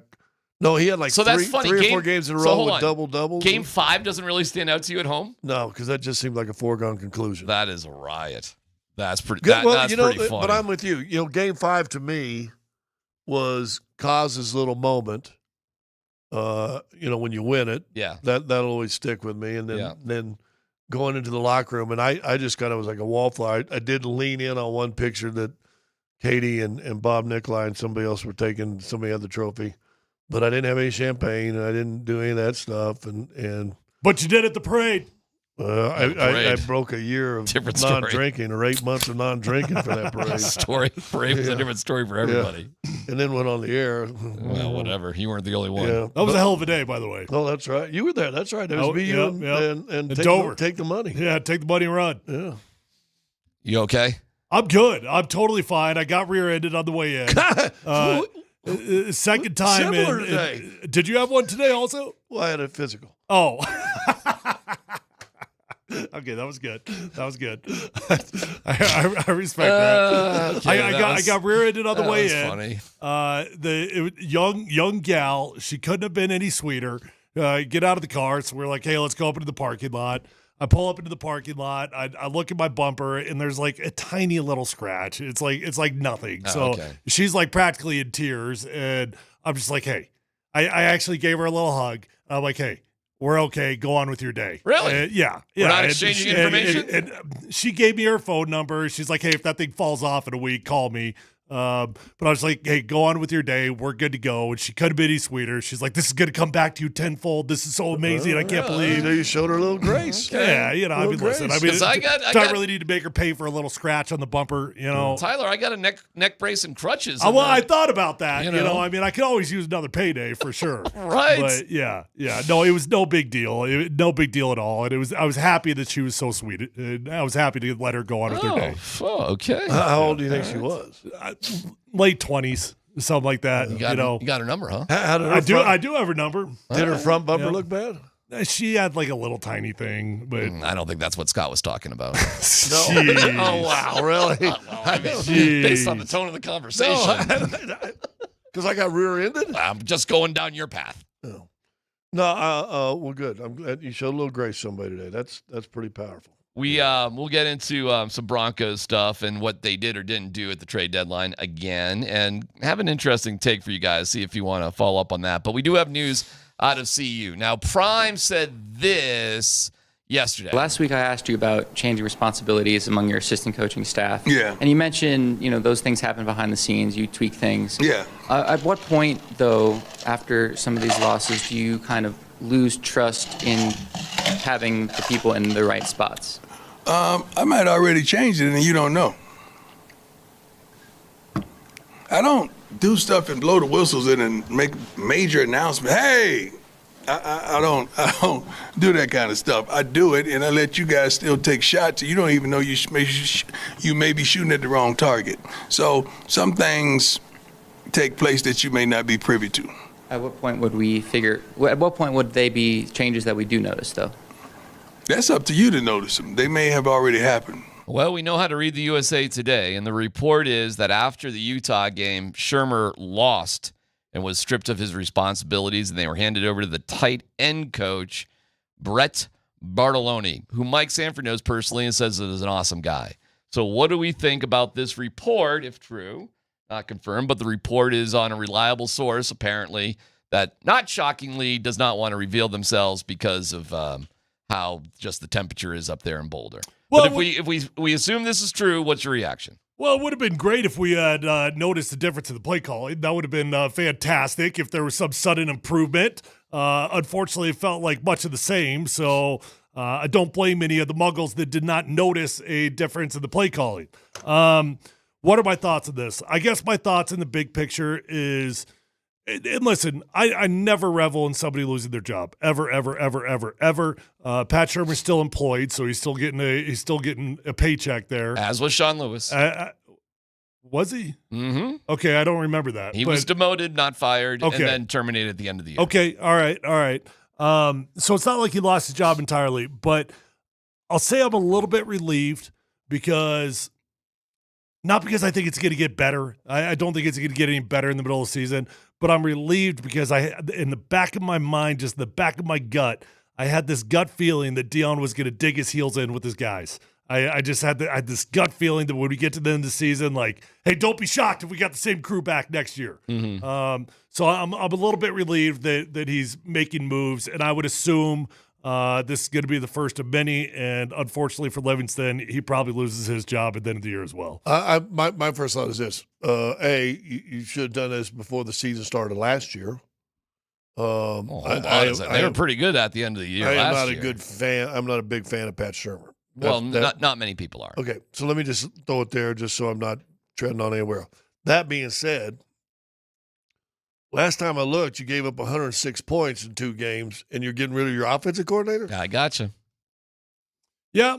You gave up 106 points? Wasn't it 54 and 52? Which is why I said I'm sure Livingston is next. And by the way, maybe there was a move made there as well. Maybe there was. And we just haven't figured that part out. But obviously the defensive play calling is kind of a different animal than offensive play calling. But sure. Who knows? Could defense almost – you could have bad schemes. We all have seen and know that. But also if you ain't got, the Jessies and Joes, boats and hoes, It's usually the Jimmies and the Joes, but Jesse works too. Well, we'll have see. you seen Jesse's girl? No, Jesse, yeah. Well, Jesse is a friend. Yeah. Good friend of mine. Good friend of mine, yeah. Lately, something's happened. It's harder to find. Right. Well, Jesse's got himself a girl. Yeah. But don't you want to make her mine? So with the CU team, they're 6.5-point dogs. I loved Rick Springfield, by the way. General Hospital. We got you. It was a good joke. We don't have to belabor the point. General Hospital. Did you watch General Hospital? Of course. Luke and Laura. I see he's dragging me into it. I apologize, Tyler. West Virginia is 6.5-point favorites. What do you think is going to happen this weekend? And we don't really have to belabor the CU stuff here, but this is big news that Prime has done this. He wanted us to find out, basically, right? He's been talking about this. He didn't want to come out and say it, but he clearly wanted to give us some breadcrumbs to look at. Yeah, well, he was asked the question. It's not like he didn't bring it up on his own, to be fair. Deion didn't bring that up on his own. He was asked the question, and he answered it in a roundabout way that definitely implied that some change was made. So I know exactly what you're saying. What to expect this weekend? Juju Lewis is starting, and that's about as big of a wild card as you could possibly get. My gut tells me the kid's not ready. My gut tells me that it's probably not going to look a whole lot better. But there's a glimmer of hope that you've got a new quarterback, you got a new signal caller, and hopefully we can see a glimpse, because what they really need right now, for recruiting reasons, even if they're not winning games, they desperately need Juju Lewis to look good so they can sell Juju to the other recruits. We have a super fun topic to chew on next. It surrounds Bo Nix and Brock Bowers. It's a fun one. It's a fun one. Not in the vein that you and Tyler got into yesterday. No. I already won that conversation. Okay, you're right. No, it's something. I guess it'll touch on it a little bit, but not directly. Details coming up next.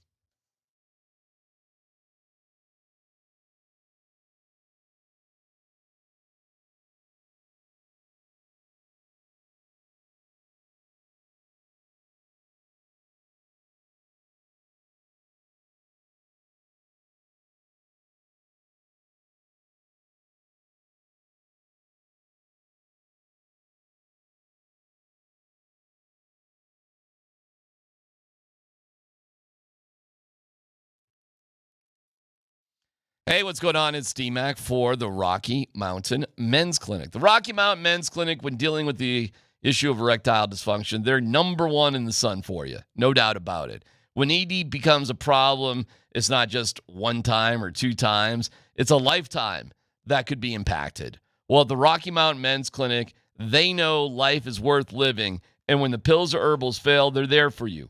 With success rates well over 90%. Some treatments can have you last an hour or more. They've served the Front Range of Colorado for nearly a decade, successfully treating tens of thousands of men. So schedule a consult with the Rocky Mountain Men's Clinic today. Your initial visit's only $99 and includes a medical consult with a Colorado licensed medical provider, a T and a PSA test. If advised, a test dose, and if it doesn't work in the office, that visit is free. They've got an expert staff like a lot of men. You could be having sex the day after your appointment. So hit them up today. 720-440-7900. Put that in your phone. 720-440-7900. RockyMountainMen'sClinic.com.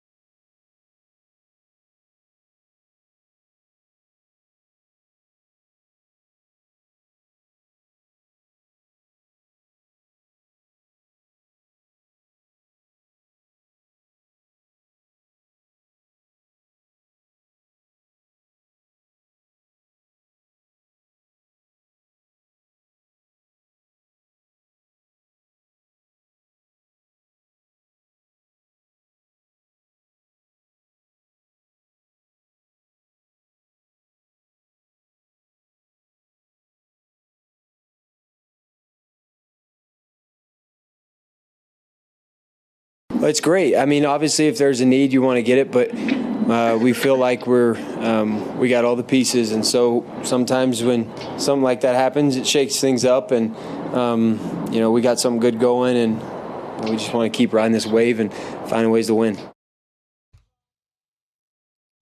I think the Broncos are going to win relatively easy this week, something like 31-13. I don't know if you guys have a vibe on it yet. Game's tomorrow, which is pretty wild, but when was the last time you didn't say that?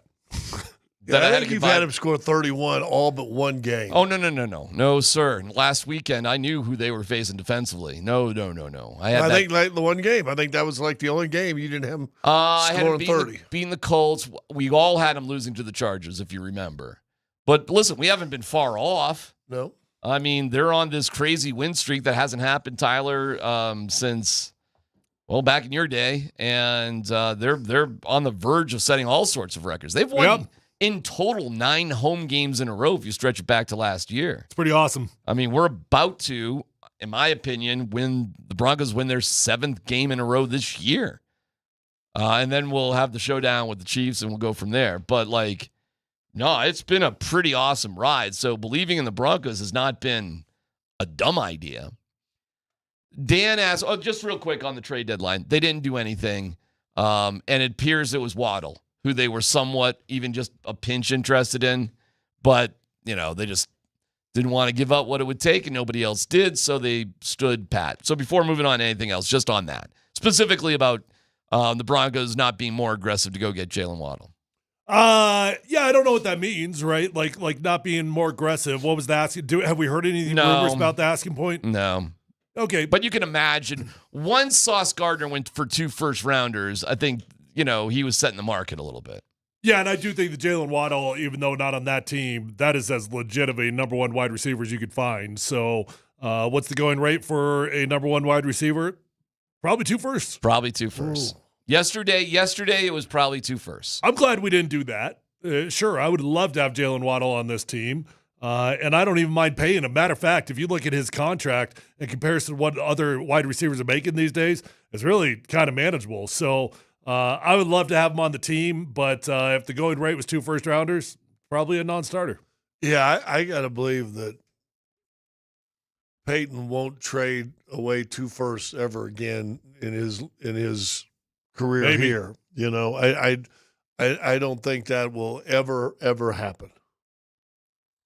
Well, it didn't happen with him in the first place. Or are you talking about George Payton? George Payton. Oh, yeah. I don't think George Payton will ever make a trade that involves 2 first-round picks ever again. I don't think with Sean Payton and Greg Penner on your side, you'll ever be in that point of desperation again, where you have to do something as sad and pathetic as Are the Colts in desperation? No. It's a good question. The desire to have a corner like that is really, really interesting. I guess I don't know what their secondary needs are. I mean, obviously they're in desperate need for it, I guess, because why else would you do it? It seems overly aggressive to me, but that is what Jalen Ramsey went for back in the day when the Rams got him, and they won a Super Bowl because of it.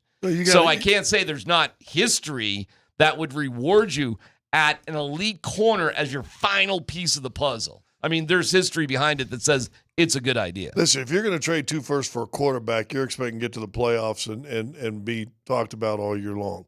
Not just talked about all year long. Get to the playoffs. Quarterback is a need, and you hope, okay, Sauce will be here for the next 3 or 4 years, and that's our trajectory for the next 3 or 4 or 5 years. We're going to be really good. Wide receiver, to me, because it's still, if you ain't got no quarterback, why would you ever trade? Two, let alone 1 first-round pick for a wide receiver. A great wide receiver by himself is just a great wide receiver. You making a comment about Bo? Well, I mean, I'll ask Tyler, ask the football guy. Is Bo good enough to give up 2 first-round picks for a wide receiver? Would that change what they are? You broke down your film yesterday, would Waddle have made a difference in that film breakdown you saw yesterday? Okay, you're leading the witness here. Two different questions. Yeah, you're leading the witness here, and I mean, no wide receiver can fix footwork. No wide receiver can fix those errant throws. I got what you're saying. Is Bo a good enough quarterback that I would invest it? Yeah, I think so.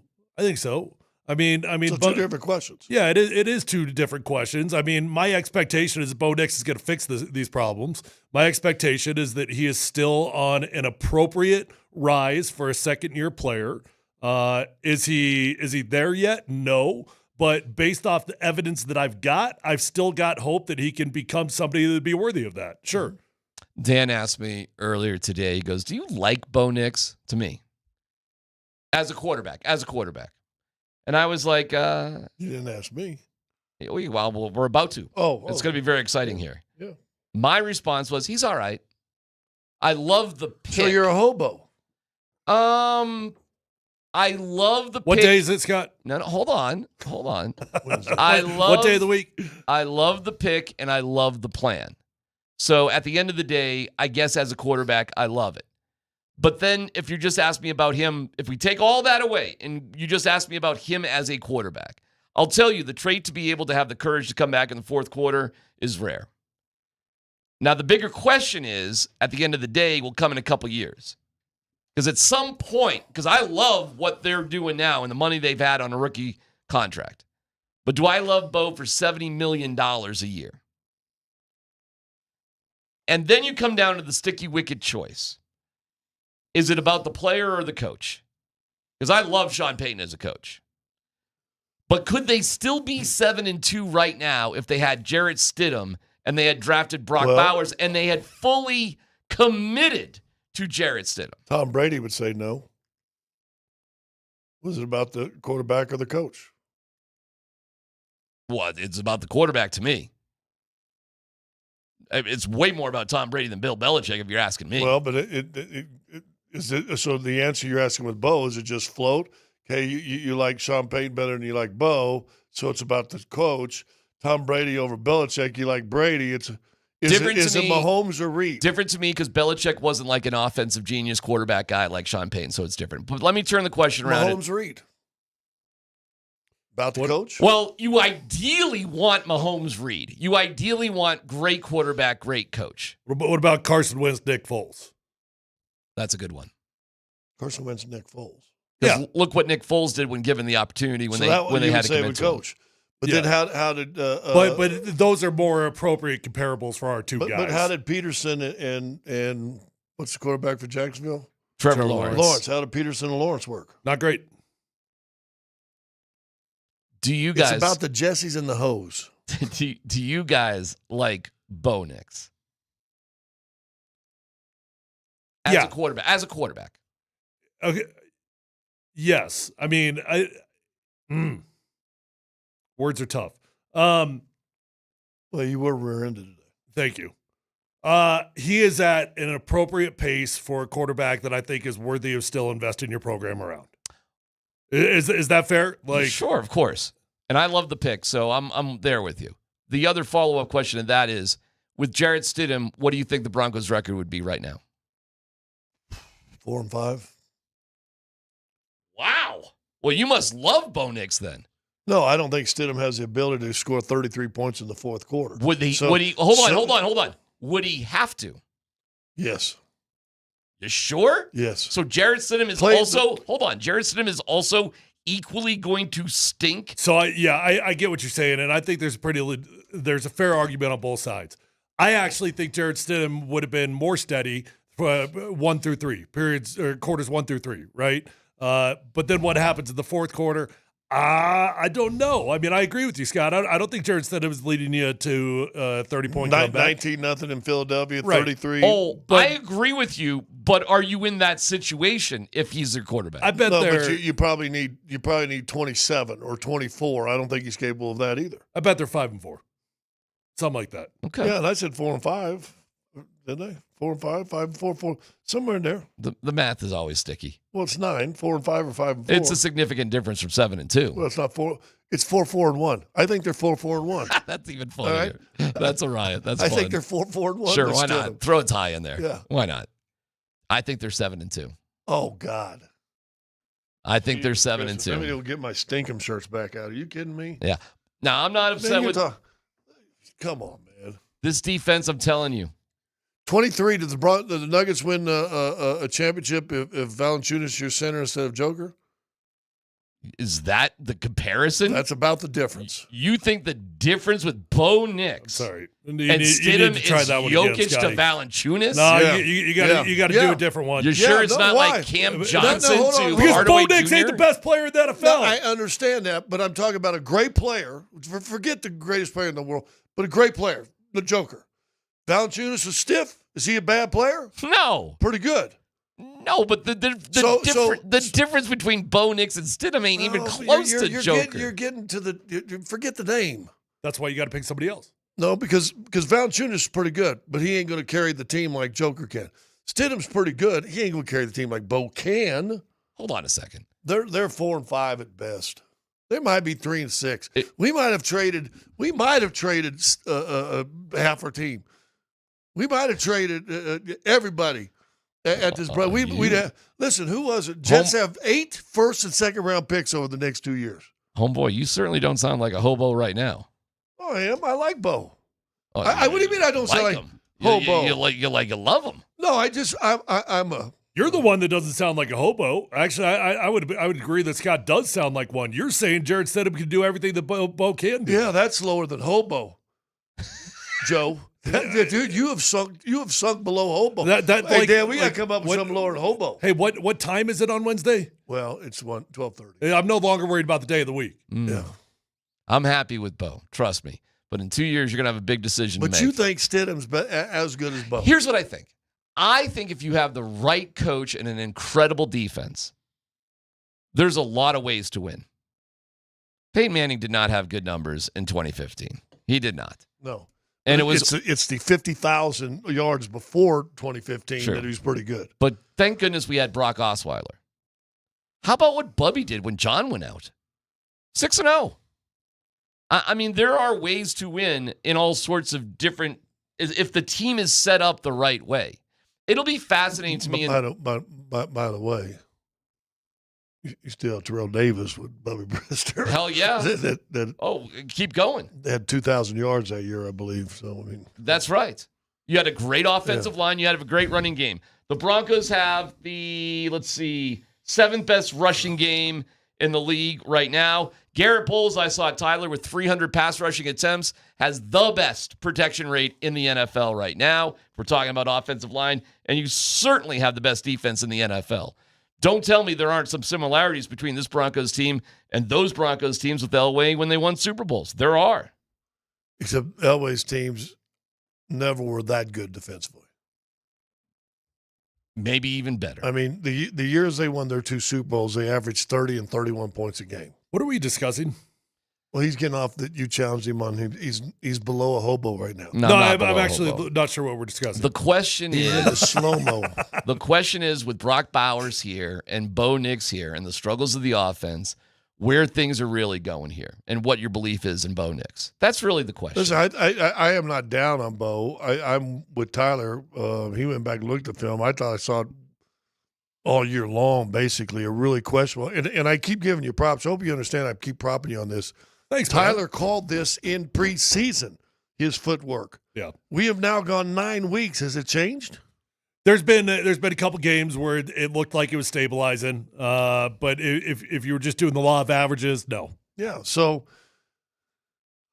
listen. I'm glad they took him. I think he's an NFL quarterback. I've said it a million times. I think he's a perfect quarterback for what Sean Payton wants to try to do, and he has just enough talent. And let's go back to beating Houston last week.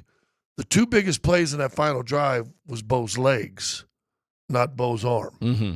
And I think a 25-yard run and like a 13-yard run got you to a chip shot field goal to win the game. Stidham ain't giving you that. I'll agree with you. So you beg the other really big question. Would you rather have a consistent quarterback or a quarterback who's capable of coming through in the clutch? I mean, to answer your question, I want both. And it doesn't have to be an either or. Good quarterbacks that you invest in are going to provide you both of those. Fine. You know who did that? Josh Allen. He ran around like a chicken with his head cut off until he really figured it out. In his first 2 years, though, it was kind of like what we're seeing out of Bo, but they were figuring it out. Nobody argues it now because Josh Allen is arguably, in any conversation, he's a top 3 or 4 quarterback. Is Bo on that trajectory? Do you believe he could be on that trajectory? I can't say that. No. I think he's on an appropriate pace to be a starting quarterback in the NFL. Do I have any evidence at all to tell me he's going to be a top 3 quarterback? Oh, God, no. We're not even close to something like that. Well, that's how Josh Allen did it. He got better, though. He improved. He worked with Jordan Palmer, amongst other Tom House and other guys that Bo Nix has worked with, and he improved his mechanics. We've seen it. We can see film of it. And it just got better and better and better as it grew. He went 10 this touchdowns interception, Josh Allen's career. 10 and 12, year 2, 20 and 9, 37 and 10, 36 and 15, 35 and 14, 29 and 18, headed down year in 23, 28 and 6. This year he's 13 and 4. Yeah. Crazy, right? But he had to get through those first 2 years. And how did he do it? He had to get through that first one in particular. I mean, in particular. 20 to 9 is not bad. So, And what he did was he ran around. He ran around. That's what he did. He just kept things going and kept things alive. Well, and that's where Bo, and I think we had a Pete Carroll. Didn't we play some sound for Pete Carroll yesterday? He talked about Bo able to move around a little bit more than, whatever. And again, I go the last drive to win the game in Houston. It was Bo Nix. But it was Bo Nix legs. But go back to John Elway early in the year when they're having to come back in fourth quarters. Go back and see how many scrambles John Elway had to get you going. Now, the difference between him and Bo, I mean, and you've even said this, he had a laser. I mean, he had a cannon for an arm. Cannon. There's a thing I read today, Vince. What's the wide receiver for the Broncos? Johnson. Vance Johnson. Said he used to get the jugs machine, turn all the way up to 80 and work on catching because that was like John Elway's ball coming at him. That's throwing it. You know, it's funny when you look back on those NFL games, the scoring was way lower. Just everything was so different. There was more clutching and grabbing. It just was a different game. And I'll tell you what, and Big hits. Our guy, the Rizzler, talked about it yesterday. This kickoff thing has dramatically changed everything. I mean, first of all, kickoff returns, right? Start there. But field position has been crazily different in the NFL this year. And kickers are so much better now than they were. The Jags, that guy Little, nailed a 68-yarder. And Aubrey went for it there in Dallas, didn't get it, but I mean, he went for it. It's insane what you can do now in the NFL. It's night and day. And you got to believe scoring's up. I haven't checked It on it. feels like it should be, right? I don't know that off the top of my head, but it feels like it should be. So here we go into this game. And let me tell you, the Raiders, get ready for Brock Bowers. He's their team right now, even more so than Genty.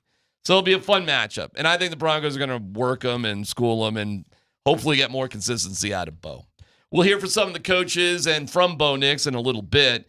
Do we have a goalie controversy, fellas? I'll present the case coming up for you next.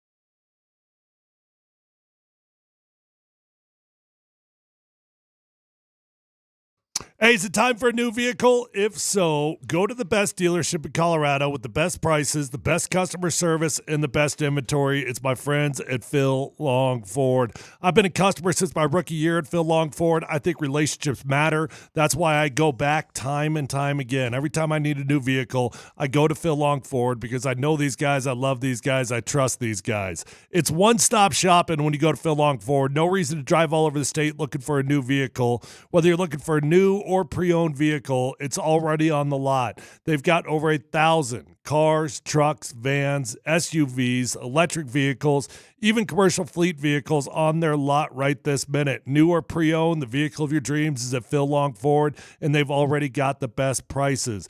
Keep in mind that Phil Long Ford has got an award-winning service department, so once you buy that new vehicle, keep it serviced at Phil Long Ford. You're going to have a beautiful ride for a very long time. Let them know that Tyler sent you on over. Check them out online at phillongford.com.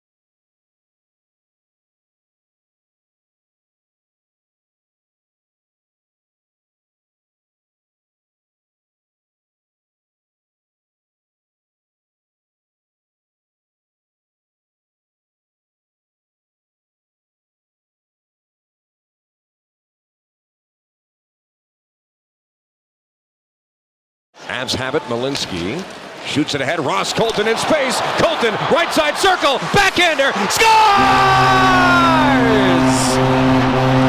His second of the season. It comes against his former squad. It's Ross Colton. It's 3-1 Avalanche.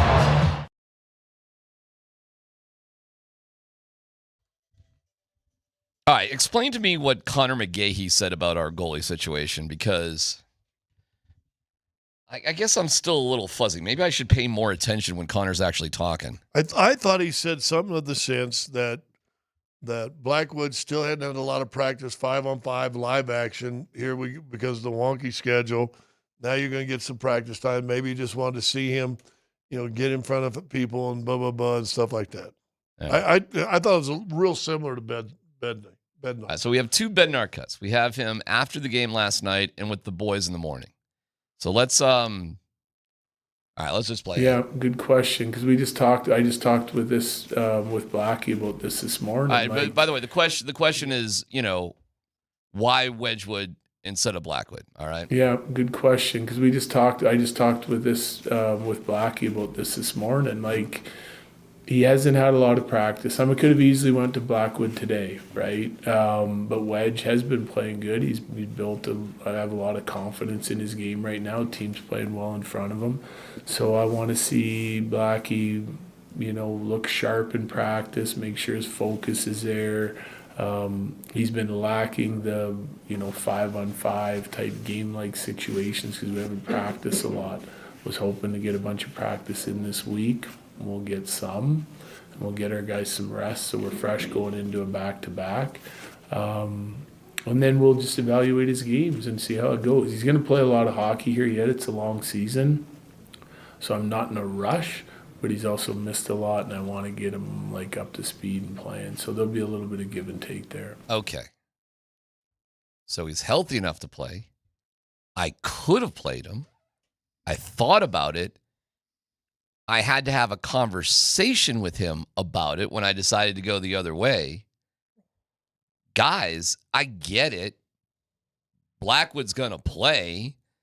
But did we just have a shift as to who the starting goalie actually is? Well, before we answer that, I guess you'd have to tell me this. If there was some sort of real drama, and I don't feel like there is, but if there's some sort of real drama, tell me, why would there be a switch? Why would there be drama in Jared Bednar's head? Why would he be done with? Would he be frustrated with Blackwood? Why would there even be a consideration for this? Because in my opinion, based off how the season has started, based off injuries, all that, it's not like we're disappointed in Blackwood. It's not he hasn't done anything wrong. And he's the starting goaltender. So I'm trying to figure out where the drama could even come from. Wally Pipp would tell you, listen, I was hurt. I should get back in, lose a flash in the pan. Yeah, and that certainly happens. I think Blackwood just got pipped. A little bit, maybe. Yeah. And good. So what? I'm fine with it. No biggie. And the whole thing, you don't lose your job because of injury. I don't know. Listen, I have no problems with it, but you don't have a meeting with a player unless, there's reasons to. And I did point out to you guys, there's been a lot of rest this week. Kind of a crazy week where they have one home game and they don't get on the road till Friday to go to Edmonton. But here's my thing. Haven't we been very satisfied by all accounts with Mackenzie Blackwood? Well, you have to go back to last year to be satisfied. Okay, so let's do that. Well, they didn't win in the playoffs, did they? They were eliminated in the first round, weren't they? So are you satisfied? All I know is the whole conversation all season long was we've never had a better duo of goaltenders in the history of this program. Gotcha. I know that implies that both guys are good, but it also implies that the starter is good. When Darcy Kemper and Pavel Francouz were 1-2 and they won the Stanley Cup, the starter was Darcy. Pavel played, no doubt about it, and we loved him. And even in the playoffs, they needed him for an entire series when Darcy almost lost his eye there. But there was no doubt who the number one goalie was, to the degree where Darcy went back in, and I don't think his eye was 100%. It didn't look like it, did it? No. He had the worst goals against average of any goalie that actually won a Stanley Cup. But there was no doubt who the guy was. Now, I don't think it's that big deal. I don't think it's that controversial, but I think he just got pipped. Well, and I think that's evidence of it. I don't. It's not that he's not going to play, but you could have. They were both straight up last night, and they wanted to win that game, and they went with the goaltender that they thought gave them a better chance to win. Also, well, that's probably sorry. What Connor said, he had a better record in goals against the Lightning than Blackwood did. Well, the Lightning are a pretty damn good team. Yeah. So I don't know if that's but Wedgwood had a winning percentage and a better save percentage against the Lightning than Blackwood in their career did. It very well could be true that they made the decision that they went with the best goaltender they felt like giving the best opportunity to win on that given night based off of Mackenzie Blackwood getting caught up to speed. So that very well could be true. I don't think that implies a long-term decision. I think that implies that Mackenzie Blackwood is not caught up to speed. So right there on this very given night, this is our best opportunity. When Blackwood's caught up to speed, he's our number one goaltender. I might go a game or two and not play against Charlotte or Cleveland or whatever, and then all of a sudden we're playing the Knicks or we're playing Boston. I'm getting in the game because defensively I always played well against Patrick Ewing and Larry. Houston, I always played well against Hakeem, and I would play in those games and then not play against Dallas or Orlando or Charlotte or somebody like that. But you play against – so it might just be a sense listen, they're about stacking – first of all, we're having a question and trying to create a controversy on the best team in the NHL right now. Hey, listen, you got a goalie shift. It's interesting to me. But sure, they're doing awesome. But they're the best team in the NHL points-wise, right? They were a couple days ago. I don't know if things caught they were up. before the game last night. I doubt if they lose. Oh, well, if they got 2 yesterday, which they did, they should be. Let me double check. Which, by the way, was a great game. I think it's pretty simple, boys. Outstanding game. Mackenzie Blackwood's coming off injury, and he needs some time to get caught up to speed. And then what? And then he's your starting goaltender. We'll see. Yeah. I'll take that bet. Coffee bet. I've said it. Sure. I think they got the best 1-2 tandem in all of hockey. And if you're going to have a competition, who's the starter? Good. Let's see how good Blackwood does come in there. If he really thinks he's a starter, he's going to be a house on fire when he gets in. He's going to be phenomenal. The Avalanche with 21 points, and nobody has enough of a game in hand to catch them. Wow, look at that. Wow, that's cool. Yeah, because there's a couple teams that only have 13 games, but they're more than 2 points behind the Avs. How about that? Your Colorado Avalanche are the number one team in the NHL right now. It's close with a bunch of other teams.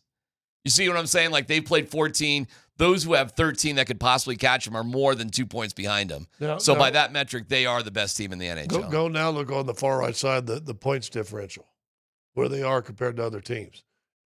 And remember, they played 14 games. You're plus 13. That also leads the league. That also leads the league. So as weird as those 5 overtime losses are, your Colorado Avalanche, with Scott Wedgwood playing the vast majority of the games, and in his situation last night where he had both guys available, and he went with Wedgwood, I think you got pipped. And I'm not saying Blackwood's not going to play, but what the hell is it going to take for him to overcome Wedgwood as a first choice for the Avalanche? Come in and who they play Saturday, Dan? Edmonton in Edmonton. Shut out Edmonton in Edmonton. Another pretty good team with good skaters. It's not going to take that much. Be not rusty, and you're a starting goaltender. I don't think it's going to take anything at all. There's not he doesn't have to prove anything. He's already the guy. Who are you talking about? Blackwood? Yes. Oh, I think he's got a lot to prove, Tyler. He's already the guy. He's the guy. I think he was the guy. He is the guy. I think they made that decision last night, and I think they had a meeting with him about it. I agree that they made a decision on who gave him the best opportunity to win last night based off the rust that Mackenzie Blackwood currently has. By the way, I think this is as first world problem as you can possibly get. And I think this shows you the depth of this team and how they're operating. I think it's pretty, not great news maybe for Blackwood. We'll see. He'll have his shot. He'll get games. But I think he'll get games like every backup goaltender gets games. They get like 20 games a year, something like that. And to me right now, that's the choice. Hey, anything can change. Anybody can get hurt. Anybody could suck, I suppose. But I think this is a change, and I think that happened last night. I don't think it's a bad thing. I just think it's a thing. Let me play one more from Bednar because he went on and talked more about it this morning with the fellas. Yeah, just Wedgie's play over the last little bit, Like, I think Blackie's still knocking some rust off. It's been a long time. The thing with Blackie is he had his procedure done, shortly after the season ended. And everything was going great. And, all the gym work was going great and rehab was going great. And when it was time for him to get on the ice in August, he just wasn't feeling quite as good as what he thought he would be, So he needs more time to come back? Yeah. I just don't know how he's going to get the reps compared to Wedgwood to come back and beat out Wedgwood. Well, lucky you got a bunch of days of practice to get on the ice, and then you got Edmonton, who's not lost a game at home this year. You would think. It's an optional practice today. It's a day off on Thursday, and they're having a kind of a lighter skate and travel on Friday. Not really. Not really. If he really wanted more game reps, he's going to have to go to the Eagles. And I don't even know what the rules are with that. There's just not time during the season for stuff like that. Not really. It's learning by fire. It's playing this weekend, which he definitely will. Either he'll start against Edmonton or Vancouver. We'll see. But the next game is Anaheim. So I would say the number one goalie will play on Saturday so they can be ready for Tuesday. And we'll see how it goes. But it's something fun to keep your eyes on. That being said, Jeff Legwold, he's fun to keep your eyes on. No doubt. Joins us next.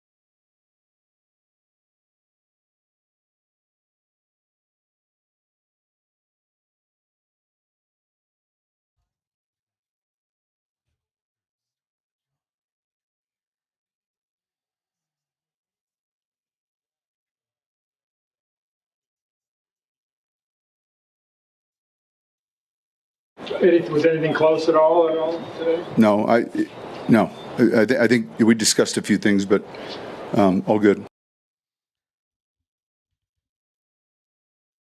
Well, that's it. Jeff Legwold, brought to you by the International Brotherhood of Electrical Workers, IBEW Local 68. Start with the job and end with the career. We'll get into everything with the Broncos, but really quick, Jeff, there is some news today about the Broncos and Burnham Yard in terms of what they have to do to develop that land. And apparently this is a big step in the process as they have submitted their large development review pre-application to the city and county of Denver. What do you know about this as a process moving forward for the Broncos? Well, I mean, it's. I think people who thought, okay, they got the land, here they go.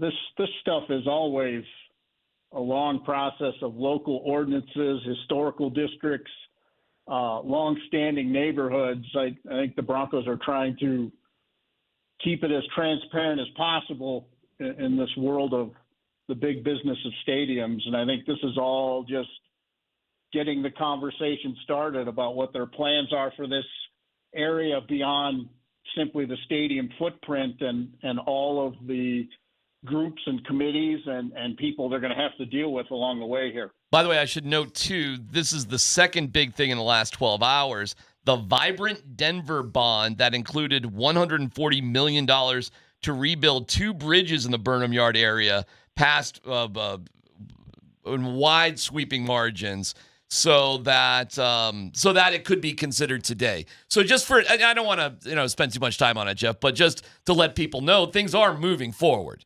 And this seems to be the direction which it will all go, correct? I do believe that, but again, I think what the Broncos are trying to do is acknowledge, there have always, in urban areas, and I grew up in one, there's always been hard feelings about when big things get built and neighborhoods are displaced and historical references are lost and all of those things. So I think they're trying very hard to bring as many people into the process as possible, yet still make progress on what is a multi-billion-dollar investment on their part. So I think this is all, for people who want the Broncos in a new stadium and want that kind of experience and all of that down the road. I think it is certainly good news for all of those folks. But, I bet if you live in the neighborhoods close to there, you want to see what the plan is, how it's going to work, what your Sundays are going to look like if you're not interested in football and you live a few blocks from there, that type of thing. I think the Broncos are trying very hard to get as many people involved as possible and not bog it all down in bureaucracy and arguments and all of those things. Jeff, both Mike Shanahan and Dan Reeves made the cut down to 9 in terms of the Hall of Fame coach candidates this year. Unfortunately, Bill Belichick is one of those candidates. What are the odds of this being the year for Mike? I think since only one finalist is coming out of the coaches subcommittee, I don't think they're very good. I think it's, it would stun me if Belichick isn't the selection. Yeah. Among the finalists there. I mean, there's no rule per se about a guy still coaching at any level and being considered Hall of Famer. And there's, a lot of people think there is, but there is no rule on the books that you can't vote a guy into the Hall of Fame and he returns to coaching. I mean, Joe Gibbs did it when he came back to Washington the second time. He was in the Hall of Fame already. So I think, again, it would stun me if Belichick is not the finalist, but I certainly think, I've argued for years, Mike is a slam dunk Hall of Famer, and I believe he's going in, and it's good for him to be among the finalists as many times as possible, at this part of the process. You don't think, obviously, the demise of North Carolina, the finish at New England would slow the process down, and people saying, hey, you were grumpy for a lot of years, we're going to make you wait one more year or two? Yeah, Scotty, there's no grumpy clause, in there either. It's just, more Super Bowls than, anyone else in the Super Bowl era is going to be the most powerful argument in that regard, I think. What does Grumpy Claus do on Christmas if Santa Claus delivers presents? He takes them away. I think the Grinch is the Grumpy Claus. Well, listen, you had me a while ago, and I bet you were grumpy at the time when they built that big stadium downtown Milwaukee and they threatened that historically famous chocolate factory right across the street. I know that probably concerned you for a while. Willy Wonka was in Milwaukee? Well, they got this huge town, smells great in the wintertime with the smell of hot chocolate. I know that. There you go. I know that made Jeff a little scared being a suburbanite of Milwaukee. We're going to lean on you, Tyler, to get us back into football here. Hi. Hey, what do you see? Tyler. Why are the Raiders so bad? Why can't their quarterback all of a sudden not play? Yeah, I mean, that's they're tied for the league in interceptions, and near the bottom of almost every category, meaningful category on offense. So, yeah, it has not gone well as planned. Former Bronco scout personnel guy John Spytek in charge, there now as GM. So I think they have a long-term approach, and I think people wonder now what will Mark Davis's patience be in all this? Is Pete Carroll going to be a one-and-done coach? A lot of people in the league are kind of got their eyebrow raised at what the Raiders might do at this point, because it's looking like really in terms of one and done. Well, I'm just saying, I don't have that in a news gathering sense. I'm just saying a lot of people in the league I know are kind of looking at it and are sort of asking, what will Mark Davis do at the end of the year? Because that fan base, they are one of the franchises in the league that really sort of responds to the emotions of its fan base when they make decisions at times. And, I think the sense, at least I'm being told, the sense the team is getting from its fan base is it's running out of patience. And, their home games are turning into neutral site games for a lot of reasons, but it's a lot easier for other fans to invade your stadium when you aren't very good. Anything about the Raiders at all that concerns you? Always, turnovers are the great equalizer, and until the Broncos offense, shows something in quarters 1 through 3, sometimes living on the edge is hard to do all the time, even though you have a Super Bowl ring with a team that did it a lot. Yep. That's a hard way to live. And, that's always the concern for this Bronco team right now is they're elite on defense and they don't play very well on special teams, and their offense isn't very consistent. So that's a tough profile right now, and they got to fix at least one of those two other elements. Better get fixed pretty fast, or you're not going to win a meaningful game, at the meaningful time of the year. Hey, give me an historical glance in your perspective of who Bo Nix compares to for you. I'm not sure I have one. In some ways he reminds me of Jake when Jake had it rolling here. I mean, Gary Kubiak and Mike Shanahan turned Jake Plummer into a 4,000-yard passer because they took the athleticism and they gave him decision-making along the way. And I see a lot of those attributes in Bo in terms of athletically, and then he sort of has that same bring it on mentality, late in games. But, he's a young guy, and I think sometimes, and I've asked him about it to his face, so I'm not talking out of school, but as a young player, I think sometimes Bo Nix runs pretty hot for a quarterback, and I think sometimes that's why after an early mistake in a game, sometimes it takes him a minute to sort of dig out of it because he's still sort of beating himself up over it and, doesn't move on as quickly as he needs to or will when he gets later in his career. I mean, I don't think any of us handled all of our business at age 24, 25, 26 as well as we would have liked. But, I think in terms of football, he reminds me a lot of Jake in the way he plays late in games and just kind of the athleticism he brings to it. Hey, real quick, are these special teams issues that pop out, it seems, every week, an annoyance or an issue? That's an issue. You can't play special teams like that. I mean, Yeah, I a got blocked field goal, penalties, a muffed punt, a 45-yard punt return surrendered all in the same game. That's an enormous issue. They're pretty dismissive of all that, though, Jeff, over there, aren't they? It's kind of like, we'll get. Of course, they're going to be dismissive. They don't like us asking about it. I always think it's funny when a coach says, "I'm not talking about something." Well, it doesn't prevent everybody from asking. And the minute you wave that flag, everybody's going to keep asking about it. So if I was giving a clinic to coaches on how to respond to media questions, I would say never say the phrase, "I'm not talking about it."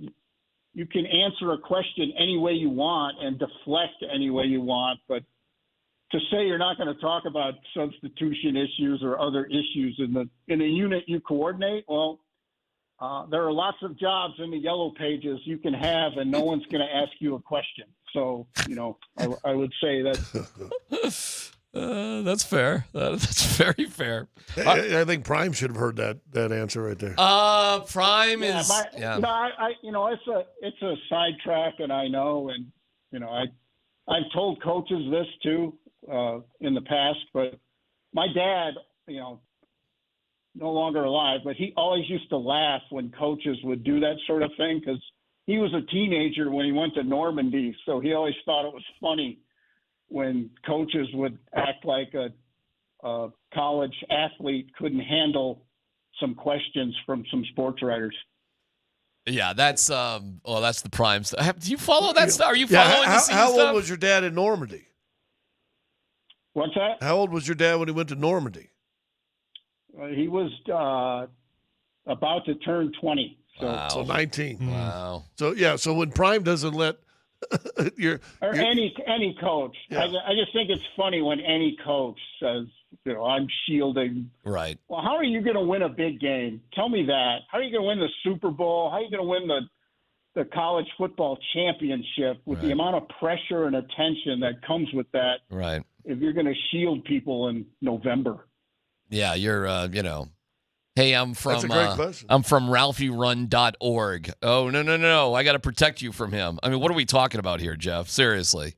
So, I mean. I just have never gotten that. I think it, exacerbates the situation far more than it repairs it, or, you actually protect them less by saying that than you do by just preparing them to meet the questions would be a better strategy. But I don't know. No one asked me, probably for good reason. Oh, we're talking to you about it right now. It's funny. I compare it to like when I was in my 20s, but I would go home and visit at home.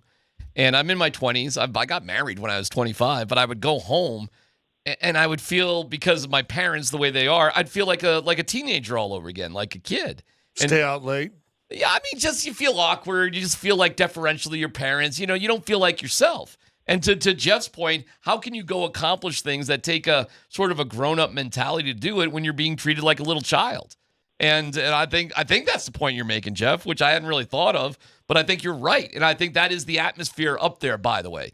Whereas with Sean Payton, what he said, are you going to make a statement with the draft? No, we're going to make the team better or we're not. The end. There's some bottom lines here. It's pro sports, right, Jeff? Like we don't care about feelings that much.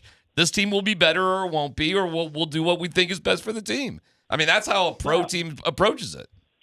That's all you have to, and you can deflect questions any way you want. I mean, I don't know. It's just always quizzical to me. And, Tyler's right there. I always felt like Gary had that team in such a good frame of mind that those guys, Tyler, you and your teammates handled the Super Bowl week better or as good as anybody in the game's history, and it showed up on game day. I thought one team played to its ultimate ability, and the other team was tight and, sort of mirrored the week they had leading up to the Super Bowl. Unlike Super Bowl 48. Yeah, it was pretty amazing. Exactly. It was literally just another week of work. I mean, we kept everything. We kept everything the exact same. Meeting times were the exact same. By that point in the season, Gary and a lot of coaches, they start letting you get done with your day earlier as a little bit of gift. So if we were done at 3:00 in week 16, we were done at 3:00 at the Super Bowl week. Literally everything was on the exact same schedule. But Super Bowl 48, Jeff, was different. It had a totally different. I thought it had a different vibe. Super Bowl 48. So. Oh, you could see the difference. You know, again, but I've always said Gary did as good coaching that team that season as any NFL coach has in any season. So it's so funny you point that out because when we were around the Panthers, I was like, oh my God, I recognize this. This was the Broncos 2 years ago. Like they are all wired up, Jeff, right? You remember that? It was just like Cam Newton was like, who peed in your Cheerios, bro? Like you're in the Super Bowl. But their whole team was like that. And the Broncos are just, I don't know, man. It was night and day. It was night and day. And then, I think that was Gary. I think that's Gary's boldest stroke there. He's a genius coach, Gary Kubiak. Just an absolute great coach. All right, Jeff. Appreciate it, brother. Who we found out he doesn't like you. I know. He doesn't like me, but I like him. Thank you, Jeffy. Thanks, Jeff. Yeah, I have nothing. Coobs isn't. I'm not Coobs' cup of tea, and I'm okay with that. Because I think that guy is one hell of a coach. Just like I think Sean Payton is one hell of a coach. Now that Shanny doesn't like me, I mean that would bum me out. Oh well, what do I got to do? Who knows? Would you be more bummed out if he didn't like you or if he didn't know you? Shanny definitely knows me. They know him. But I mean, I'm just asking a question. What would be worse? I'd be bummed out about Shanny because I've had a lot of interactions with him, so that actually bums me out. But Coobs is I don't really have a relationship with Coobs, so it's no big deal. Did you see Coobs recently? I don't know what you're talking about. But, yeah, it's okay. It's all right. I thought Gary Coobs hasn't liked me for a long time. I thought Gary said for you to come in and say something to me. He did tell me to say hello to you, Scott. Yeah, he sure did. I just wondered. Okay, yeah. Cool. All right. Jeff Legwold is brought to you by the International Brotherhood of Electrical Workers, IBEW Local 68. Start with a job, end with a career. But see, I can compliment guys that don't like me. It's all right. I'm fine with it. I think you do a great job. I hope Nicola likes me. All right, we'll come back. We got no dumb questions on the way. It's PhD on 92.5.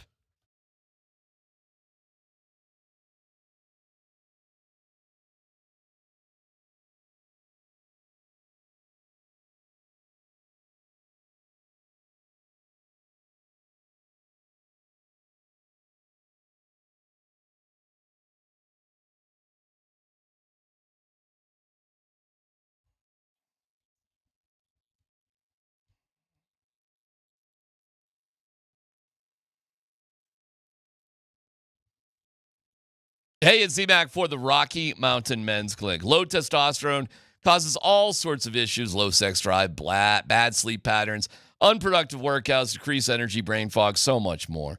If you're like a lot of guys who are low T, within a few weeks, you're going to feel your energy return if you get with the Rocky Mountain Men's Clinic.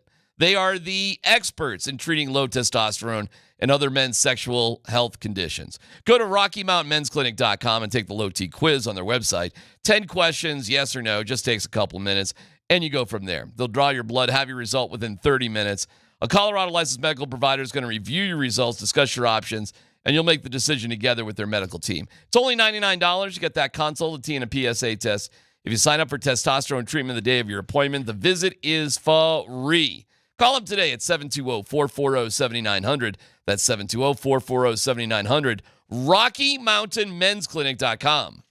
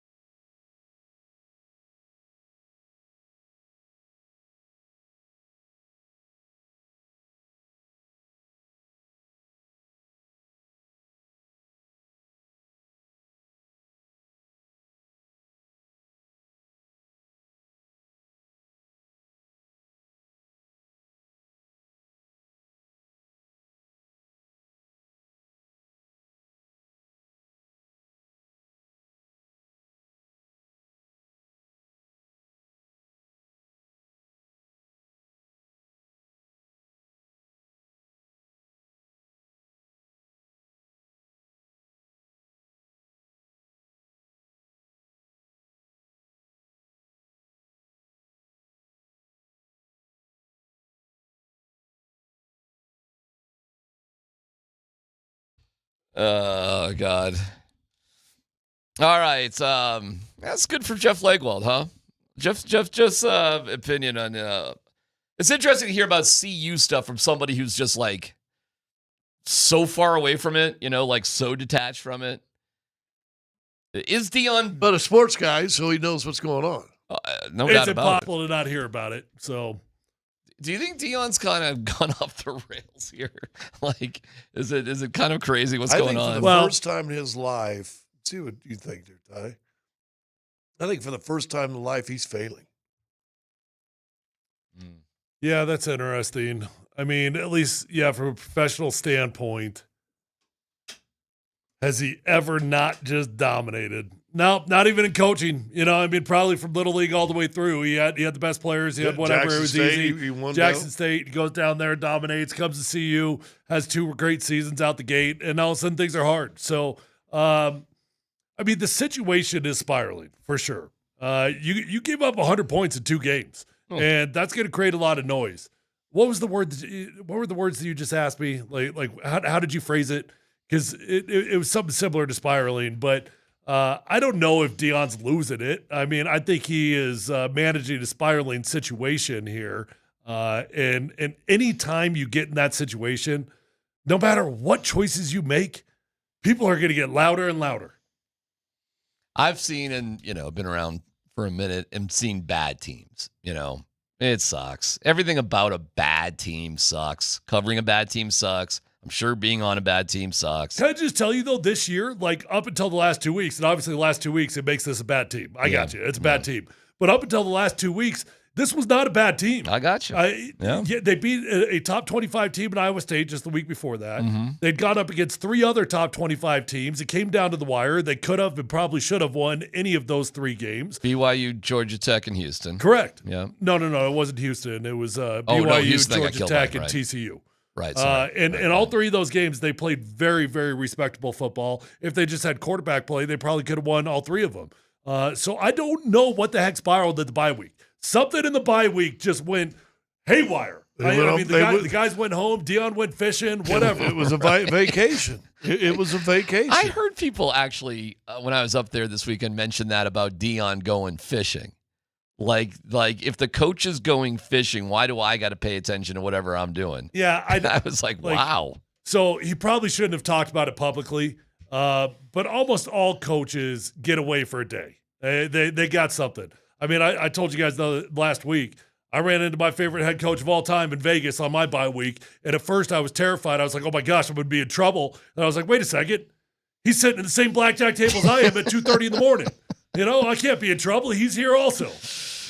All right. Well, the report came out today, if you haven't caught it, that from USA Today, and I haven't seen this reported anywhere else.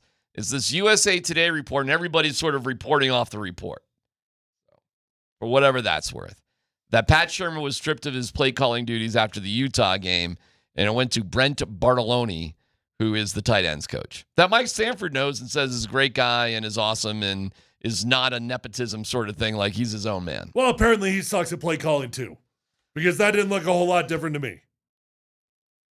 Yeah, I'm there with you. I really thought the bigger problem, the offense was terrible, but I thought the bigger problem, Tyler, you couldn't tackle anybody. Like the giving up these massive 50-plus yard runs repeatedly was actually the bigger issue in that particular game. Right, which does make me wonder, if Dion made a change on the offensive side of the ball without telling anybody, did he make a change on the defensive side as well?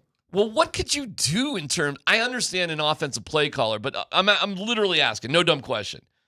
What could you do that would make a significant difference on the defensive side? Oh, lots. With the coach. It's not much different.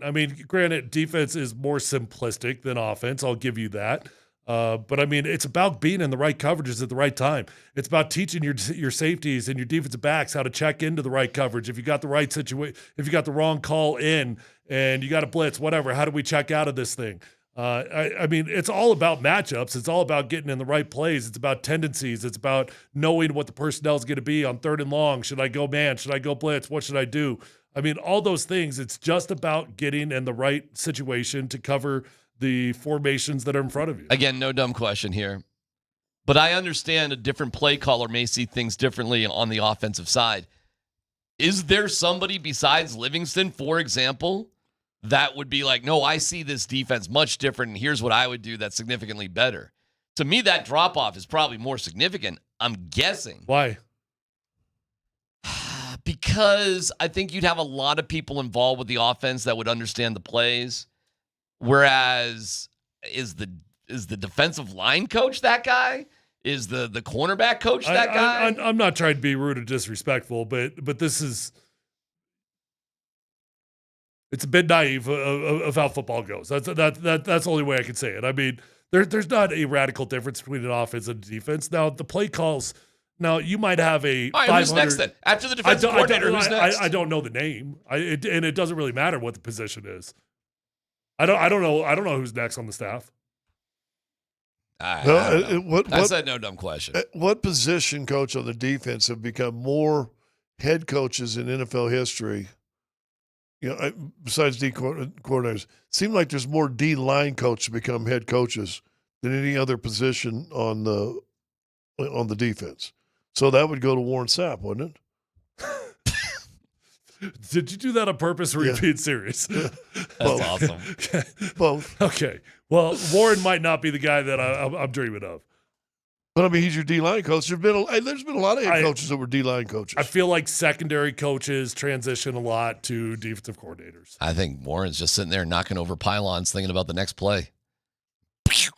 Well, was he knocking it over because the offense is bad or because the defensive play column was bad? He knocks over pylons and then Prime just picks him up. I think the real problem is that Prime has been picking up the pylons. Like don't pick them up. Like if we're kicking over those pylons out of disrespect, let's let that disrespect linger a little bit. Here's another problem. I don't know if this. I don't even know if this is a problem, but this could be a problem. You can't have a system full of yes men. If you've got a system full of yes men, nothing's going to get accomplished. There's no one challenging each other. If there's just one voice, it's one way, and if that way goes wrong, no one else knows how to change. You've got to have discussion on both sides. Somebody say, Coach, I don't like that. We ain't got the personnel to rush 7. We don't have the defensive backs that can cover one-on-one, whatever it might be. But everybody's just going, okay, well, pretty good, Homer. All right, so what's the difference between a coach that has no hand whatsoever, like a rookie coach? And I'd make the argument, not that he's a bad guy because I love VJ, but I would say VJ didn't have much autonomy when he was the head coach here. What's the difference between him and a guy like Sean Payton who has complete autonomy? Like, why does it work with Sean? Meaning, is there too much with Prime? Because you're right about Prime, by the way, up there. There's nobody there that is questioning him. We all know that, right? Like, there's nobody there at all. But fair. Who's questioning Sean Payton? Who's questioning Kyle Shanahan? Nobody. Who's questioning Kevin O'Connell? Who's questioning any of these dudes? Nobody's questioned these head coaches. I would make the argument nobody is, but those guys. I would say there's more than you realize. Well, I think there's guys that are in their ear that they can influence them. But that's the terminology used. Question it becomes a whole different thing. Yeah, you don't think Gary had sat in there with Mike when they were going over offensive game plan and had disagreements here and there? Now the final word is whatever. Now if you start disagreeing or trying to do the opposite of what the head coach says, now you've got an issue. Now you're going to have a breakup on the team. But I guarantee you, Gary and Coach probably sat there and said, no, what if we try this instead? No, I don't like that. A good coach values the opinion of his assistants. Sure. And you hope you hire good assistants and not yes men. If you hire DMac, I mean, if he'd have came to you before he made the decision on the podcast room, hey, Tyler, do you want to do that? Or are you just going to go, yeah, Darren, I think that's a good idea. I would have voiced a little displeasure, and I would have been grateful for an opinion on the matter. Yeah, and it's his final decision. He can listen to you or not. Right, and at the end of the day, he's going to choose what he feels is in the best interest of the station. Out DMac. I am dying with laughter. But that was a compliment also. Mm-hmm. What Sean Payton has, he has Greg Penner, by the way. He does. He has to answer to Greg. At the end of the day. And I think Penner's been a bigger part of that than people realize. I do too. I do think Penner is a big fan of Sean, though. Like, I think he is very influenced by Sean, but still. But he understands Sean could get a little big of himself. Yeah, and at the end of the day, everybody has this crazy respect for Greg, as they should. Prime, listen, he says really nice things about Rick George, who I think is a great guy.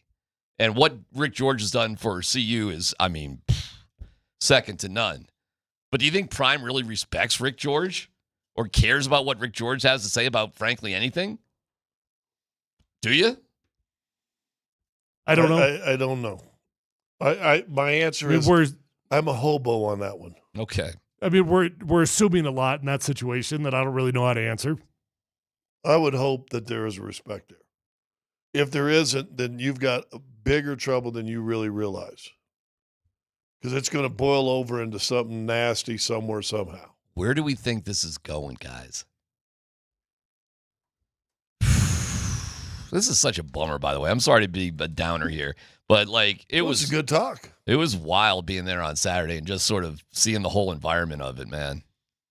I mean, I know it was bad with Darrell and our guy, a couple years ago, but man, it was just last year. You're throwing Hail Marys and winning Heisman trophies, and then they'd be standing on that field against Arizona, and the stadium is empty, and your own student fan base is mocking you, taking their shirts off and going crazy as a big Bronx cheer, and your school mascot is joining them. At least they got Ralphie right. And man, I tell you what, well, here's the good news: is that it's never been easier to change your fortunes in college football ever.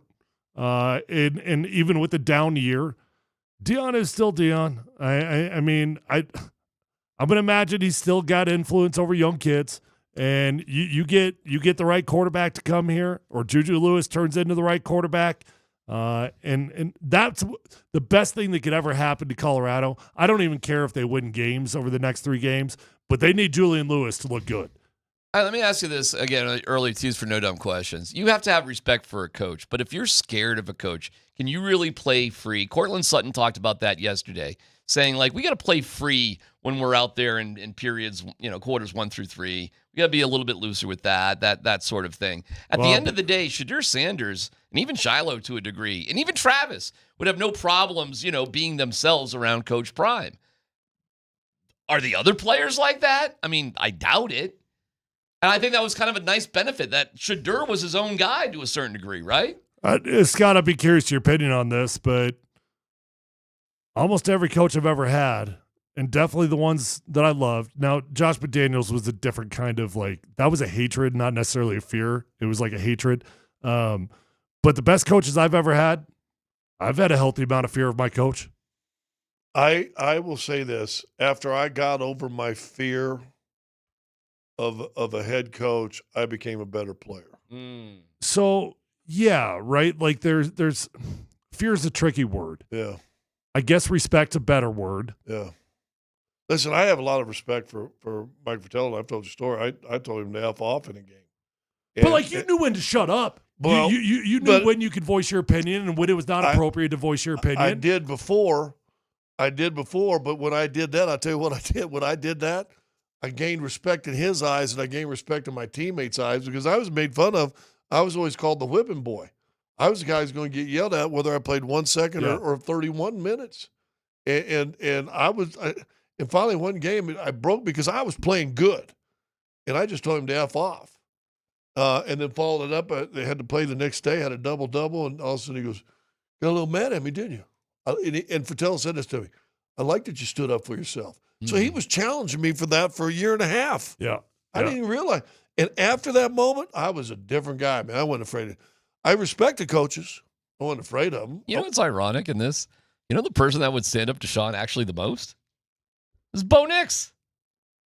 How about that? Well, that's how it should be. The quarterback should always have the most voice. Yeah. I don't think there's anybody with Prime. Zero. No, there's nobody on the staff or the players. Yeah, I think that's right. All right, no dumb questions coming up next.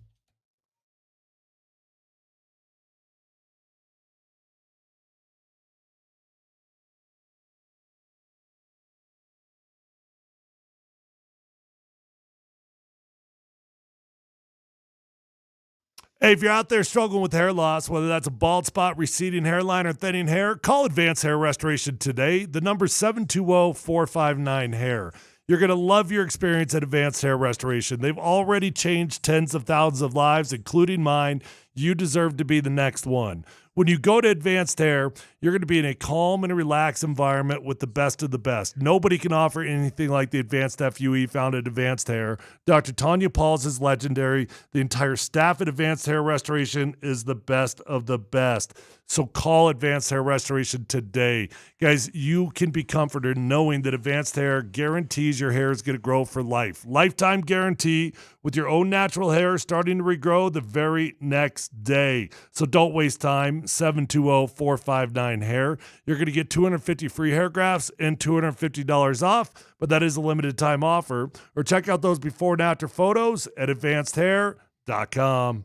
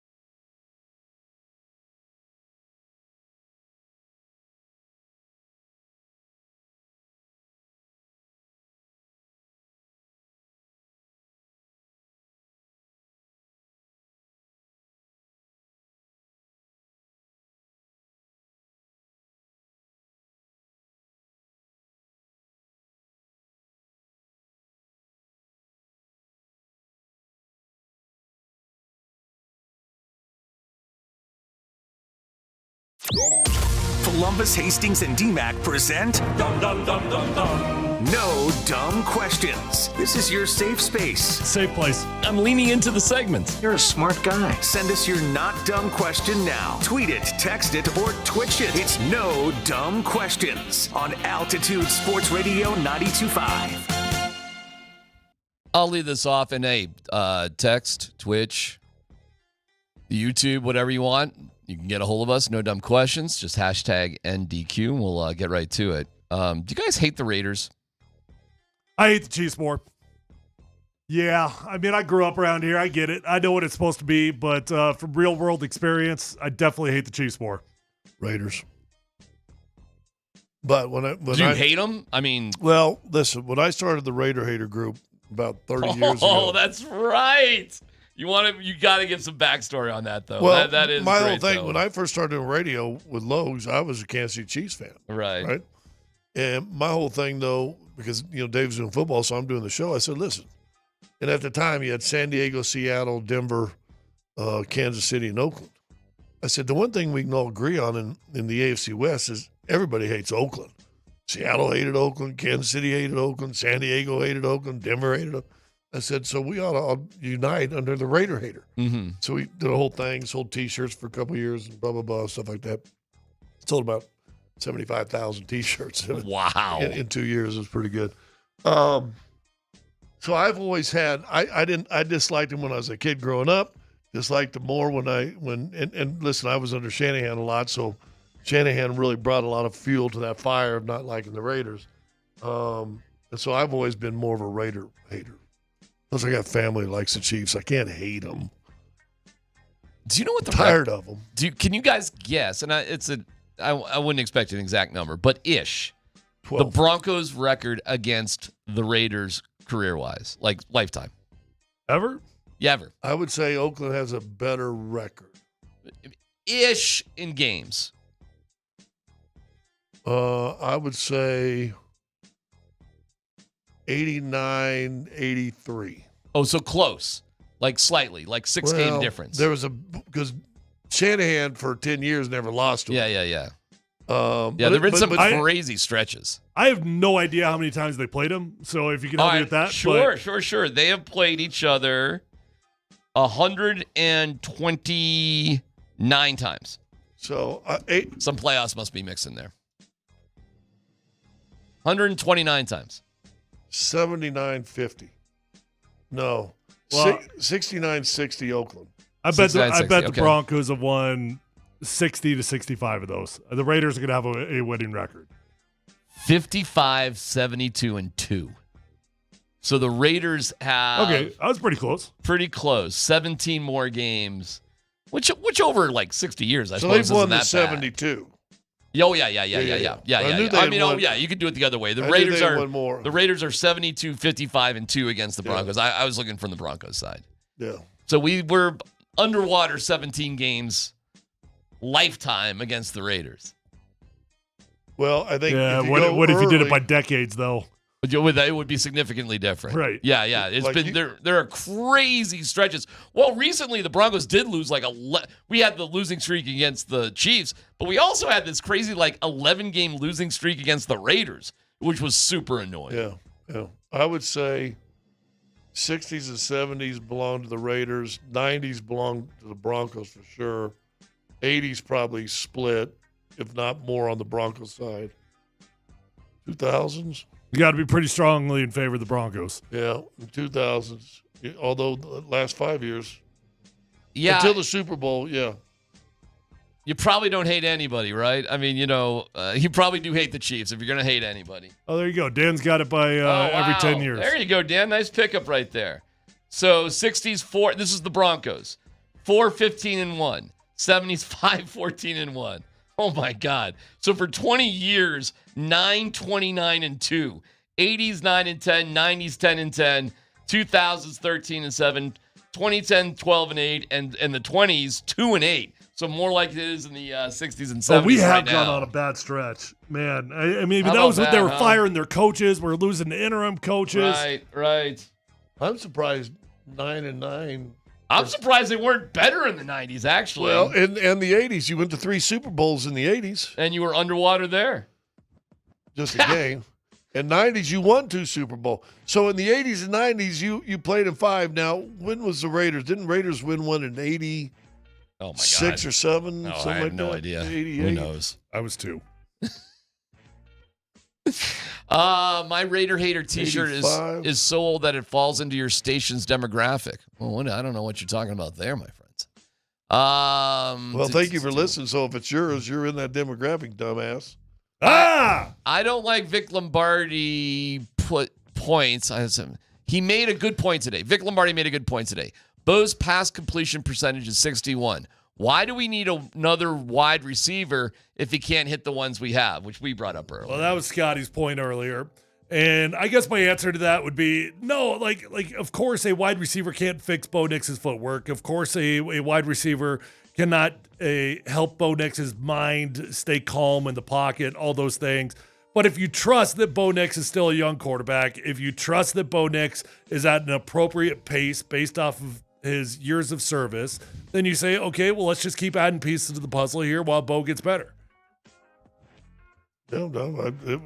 Listen, that's where I'm the hobo, that he just calms his feet down. And if he calms his feet down, he'll be fine. I love what Leggy said. I asked him historically, who did he compare him to? And he said Jake Plummer, who was just kind of a run-around crazy guy. Jake Plummer took his athleticism and made him a 4,000-yard passer. Here's a fun one. No dumb question. From the draft over the past couple years, is Torrey Horton the best player drafted out of Colorado overall? No. What was the time frame? Just the past couple years. I would say Trey McBride. Oh, okay. All right. Trey McBride. Trey McBride. How long ago was he drafted? I don't know. Not that long ago. 4 or 5 years ago. All right. How about this? Who's a better NFL player right now? Torrey Horton or Travis Hunter? Well, Travis Hunter's hurt. I got you, but up until he got hurt, who would you say is a better NFL player? Torrey Horton, who's killing it for the Seahawks, by the way, or Travis Hunter? I'd probably go Horton. Is this right? Is Torrey Horton killing it with the Seahawks? Well, he's got 161 yards on the season. Okay, so it's Travis Hunter. That seems awfully pedestrian to me. How many touchdowns he got, though? 5. That's impressive. That's interesting. Yeah. Only 161 yards, but 5 touchdowns. Yeah. What's kind of like? If you're looking at the stats, I would say Travis Hunter had a better year. It depends on how you value touchdowns, I guess. Yeah. Well, you don't win with yards; you win with touchdowns. It was interesting because Horton was basically hurt for the vast majority. It just wasn't himself, in his last year there with CSU, right? But we knew he was a talented guy. He's been great. And unfortunately, Travis is hurt right now. I think it's a fun question. If people didn't realize Torrey Horton is having a, at least by touchdowns, right? Pretty good year. Really good year. And he's doing that up there with Seattle. Is Seattle one of the top 3 teams in the NFL? Probably. I don't know, top 3. I mean, you want to go top 5? Probably. Who would do a little power ranking right now? Top 5 teams. Who would you have? Okay. Boy, are we going Chiefs 1? I don't know, man. What would you say? I am. I'm going to go Chiefs 1 just out of pure respect, right? Out of pure respect for the work that they've done. They're only 5-4, but they're probably the team I'd be the most afraid of. So I put them up there. Bills. I'm just thinking about the teams in the list, right? So we got the Bills, we got the Eagles, maybe Packers and Seahawks, Rams. Okay. I mean, those probably be 5 teams, right? Well, your top 3 teams in the NFC West are 6-2, 6-2, 6-3.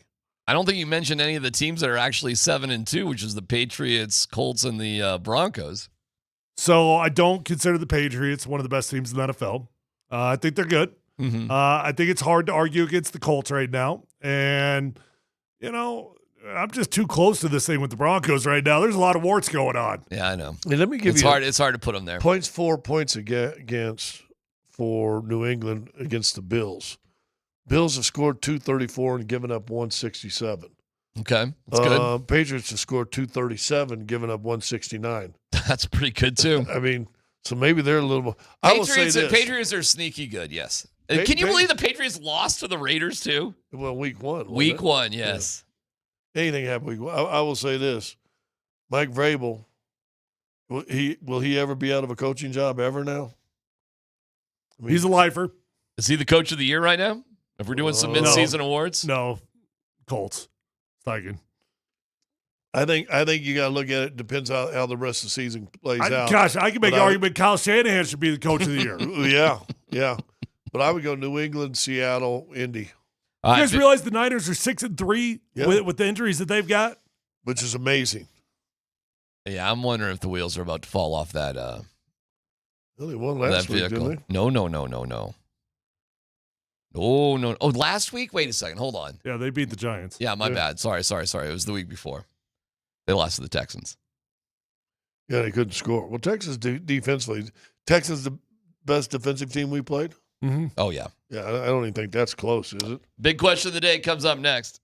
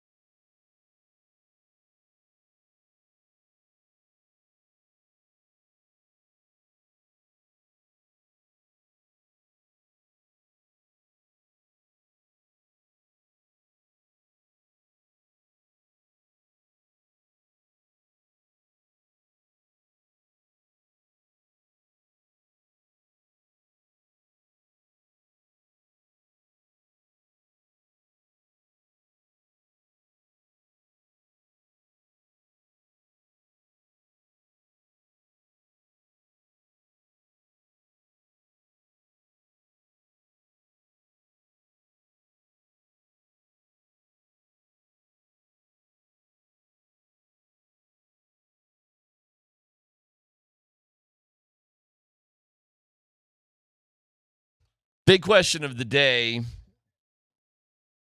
Well, I'm sort of fixated on this stadium thing, but that's not the big question of the day. The big question of the day, I suppose, with tomorrow being the Raiders game.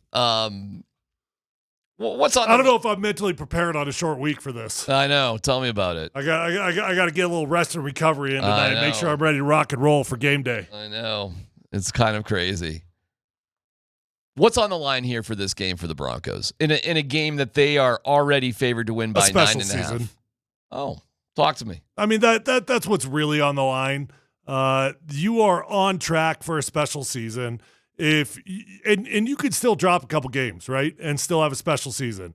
It's very unlikely that you're going to have a special season if you drop a stupid game. If you drop a game against somebody that you're supposed to get an easy win against. You've got 2 games against the Chiefs. If you want to have a special season, you need to win at least one of those. To get to 13, maybe even you want to go crazy. You want to talk about 14 wins? I mean, something insane. You got to handle your business against bad teams. So, look, if you lose this game, does it knock you out of the running for your goals? Absolutely not. But it probably knocks you out of the running for a special year. What's on the line for the Broncos this week against the Raiders, Scott? A stumble hurts you. Better to stumble the following week against a better team than to stumble this week. This is one of those games. You not only got to beat them this time, you got to beat them the next time you play them. You got to sweep the Raiders. They ain't no good. Yeah,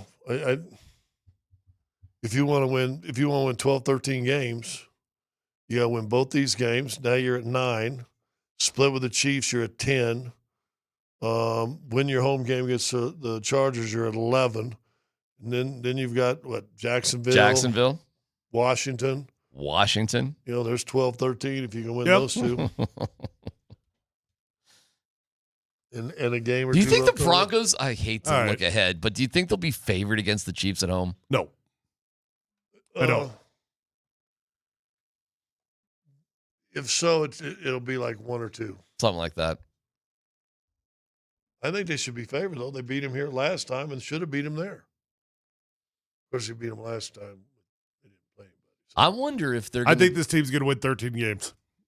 I'm just waiting. I'm just looking ahead at this thing, and of course, we're not supposed to play this game. But I'm just looking ahead at the schedule. We're supposed to.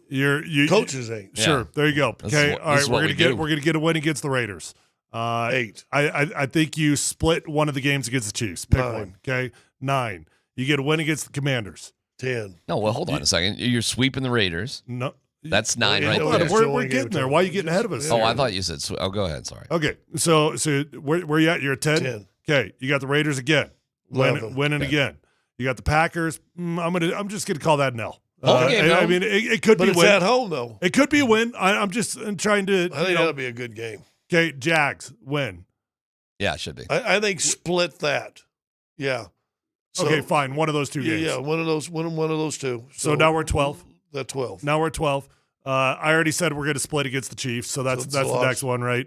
And then you got the Chargers final week of the season. 13. I think this team's going to win 13 games. Dude, nobody had the Broncos winning 13 games this year. Nobody. Well, again, you change your expectations as the season goes along. The key is now, how do you handle the pressure of your first round game if you win 13 and then you find a way to lose? Now, you find a way to sweep the Chiefs, or alternative, you win both the Packers and the Jaguars game, and you got a 14-win season. You're number 1 seed. And a bye. Oh, you'd have to. That's the only team that gets a bye. That's come on. Oof. That's that would be amazing. Now, I'd have to take a closer look at the Pats schedule, at the Colts schedule, see how many games I really think that they're going to win. But if you win 14, that's good enough to should get you the number 1 seed. Here's what's crazy: the Patriots have the tiebreaker right now against the Bills. How about that? 14 wins. Even 13 seems like the whole ridiculous. league is saying the Pats, the Colts, and the Broncos are going to come back to earth. That's everybody else sitting in their local Dove Valleys are saying the same thing. Well, now that we're past that, glad you put that up there. Oh, New England's good. Okay, good job, Dan. So they're on bye. Where are they at? No, they don't have a bye week till week 14. Wow. And they've won 6 in a row too. And look at that, 3 of those are on the road. So they'll go at Tampa Bay. They'll lose that game. They'll beat the Jets. They'll win 3 out of their next 4. They'll probably beat Cincinnati. Mm-hmm. Should beat the Giants at home. And then they'll lose to Buffalo. They'll lose to Baltimore. Beat the Jets. Kill Miami. So that's 7 more wins for them. That's a 14-win season. Wow. There's your 1 seed. The New England Patriots are your number 1 seed. I mean, yeah, if this Let's all see what the Colts unfolds got left. See what the Colts got left. in this magical crystal ball of ours. They got Atlanta. Is that another playing in the country somewhere? Yep, that's Atlanta playing overseas again, looks like. I don't know what Atlanta is. One week they look pretty good. Next week they look like dog. You know what? They're going to lose 1, 2, 3, 4, 5. Oh yeah, they're gonna They're go going back to lose. They're going to lose at least 5 games. They're coming back to reality. Yeah. New England's got a schedule they can win 14. Indy can't get there. So you got. I mean, by that would be 9-7. Well, 10-7. 10-7. Yeah. Yeah. So- I think Colts finished 10-7. Patriots finished 14-3. Oh, that seems awful high. Yeah, come on. That seems there's got to be a stinker in there. I don't know, man. I'm telling you, if we think that Sean Payton, just a coach, can turn the fortunes of your franchise around, why not Vrabel? They're doing it. Well, he already I don't has. know. Yeah, I mean they appear to have everything that they want, like the Broncos do, I suppose, if you believe in Drake May. Well, what's all your clan saying up there in the northeast about Vrabel right now? Well, they like him and they love Josh McDaniels and they love Drake May. So yeah, everybody's incredibly optimistic. They love it. They love everything. Drake May's the most trendy quarterback in the NFL right now. But you have to understand, it's a Boston approach to sports. They love it, and they think it's all going to fall apart too at the same time. There's kind of like that. Buffalo, same thing, right? Buffalo's different. Buffalo just thinks it's their year every year. Really? Yeah, it's kind of insane. It's really kind of stupid. No, Buffalo always thinks it's their year. Period. The end. But New England people from Boston expect their teams to lose, but they've annoyingly won a lot. People in Buffalo literally always think the Bills are about to win the Super Bowl. And they've every annoyingly year. lost a lot. Yeah, it actually makes no sense whatsoever. And don't forget, people from Buffalo think Buffalo's awesome. They do. I don't know how else to say it. They are just it's like you don't get it. We don't want you either. You don't get it. We're Buffalo. We love it. It's awesome. You don't like it. You don't get it. Get out. Trust me, it was easy to get out. Well, under that logic, it was, fine. Trust me, we're not like that here. Here we know we live in a great place. We're very calmly cocky around here about just everything Colorado and Denver. You realize that, right? Like we're a little more chill. We had to describe fan base. So you've described 3 fan bases right there. Yeah, Boston's always about to lose, even though they're good, but they're prideful. They want to get in a rock fight with you. What's Chicago? Oh, they're just idiots. They're just morons. They're just the dopiest fan base there is. What about Green Bay? Oh, they're heart and soul. Good people. Yeah, that's good people right there. Are they closer to Buffalo? Yeah. That's a little bit of that. That whole Rust Belt is, you don't get it. You're not from here. We love it here. This is the best place on earth. What about all of that? Well, I don't know about Cleveland. Cleveland, I think they actually secretly hate their owner. I think they just think that guy's a piece of garbage. And but they're Browns fans because my grandmother was my whole family's Brown fan, so I'm a Brown fan. Yeah, so that's a born into fan base. The Browns, that's a born into fan base. What about Cincinnati?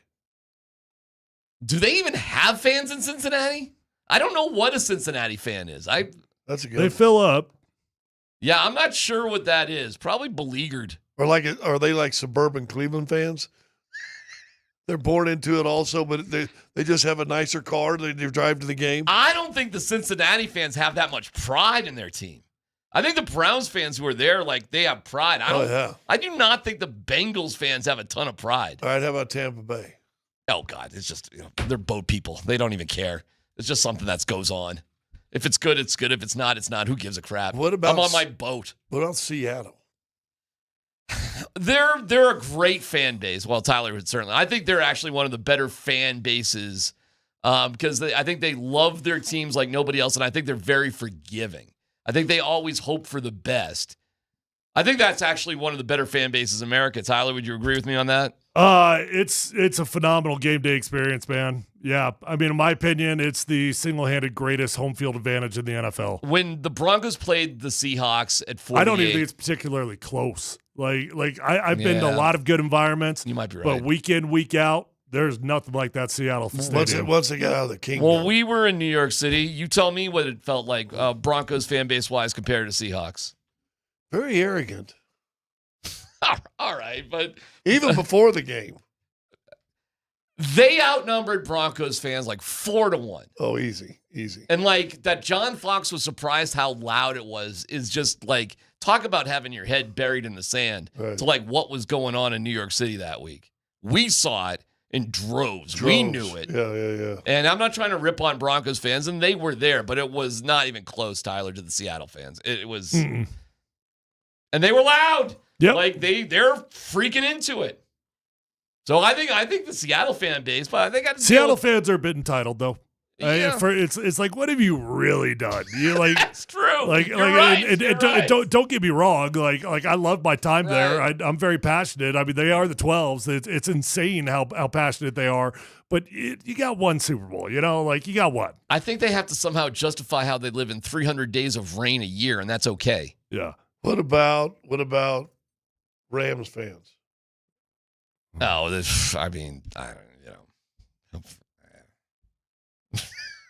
I don't know. Rams fans are interesting because the history with the Rams in LA goes way back. Right. So there are like grandparents, great-grandparents who are literally Rams fans. I mean, there's history there with the Rams fans. Chargers fans single-handedly the worst in the NFL. Well, I give anybody credit for being a Chargers fans through what their team has done to them as fans. No, Colts, Jacksonville. Never mind. Yeah. Jacksonville was bad for a long time. Oh, are there fans in really Jacksonville? Bad. Really bad. Yeah, that's not. Hey, you know who else is a bad fan base? Carolina. Yeah, I believe that. That's a terrible fan base. It's suspect why there's even an NFL team in Carolina. Yeah. Like seriously, what's it doing there? What about Baltimore? Is that a Baltimore, Pittsburgh? Hardcore fans. They'll fight you. They love their team. That's an awesome fan base. Baltimore? Yeah, Baltimore. What about Pittsburgh then? Same thing. Baltimore, great fans. Great fan base. Intense place to see a game. How about Cowboys? Idiots. It's just like a giant mall that can get really loud. Yeah, the Cowboys fans are the biggest morons of any fan. There's a lot of them. There's tons of them. But they are morons because they're ultimately riding with Jerry. You're an idiot if you're a really diehard Cowboy fan. You're a moron. Well, what do you say? There's a lot of them. Yeah. There's a lot of morons out there. So a lot of morons. I'll give you another really bad fan base.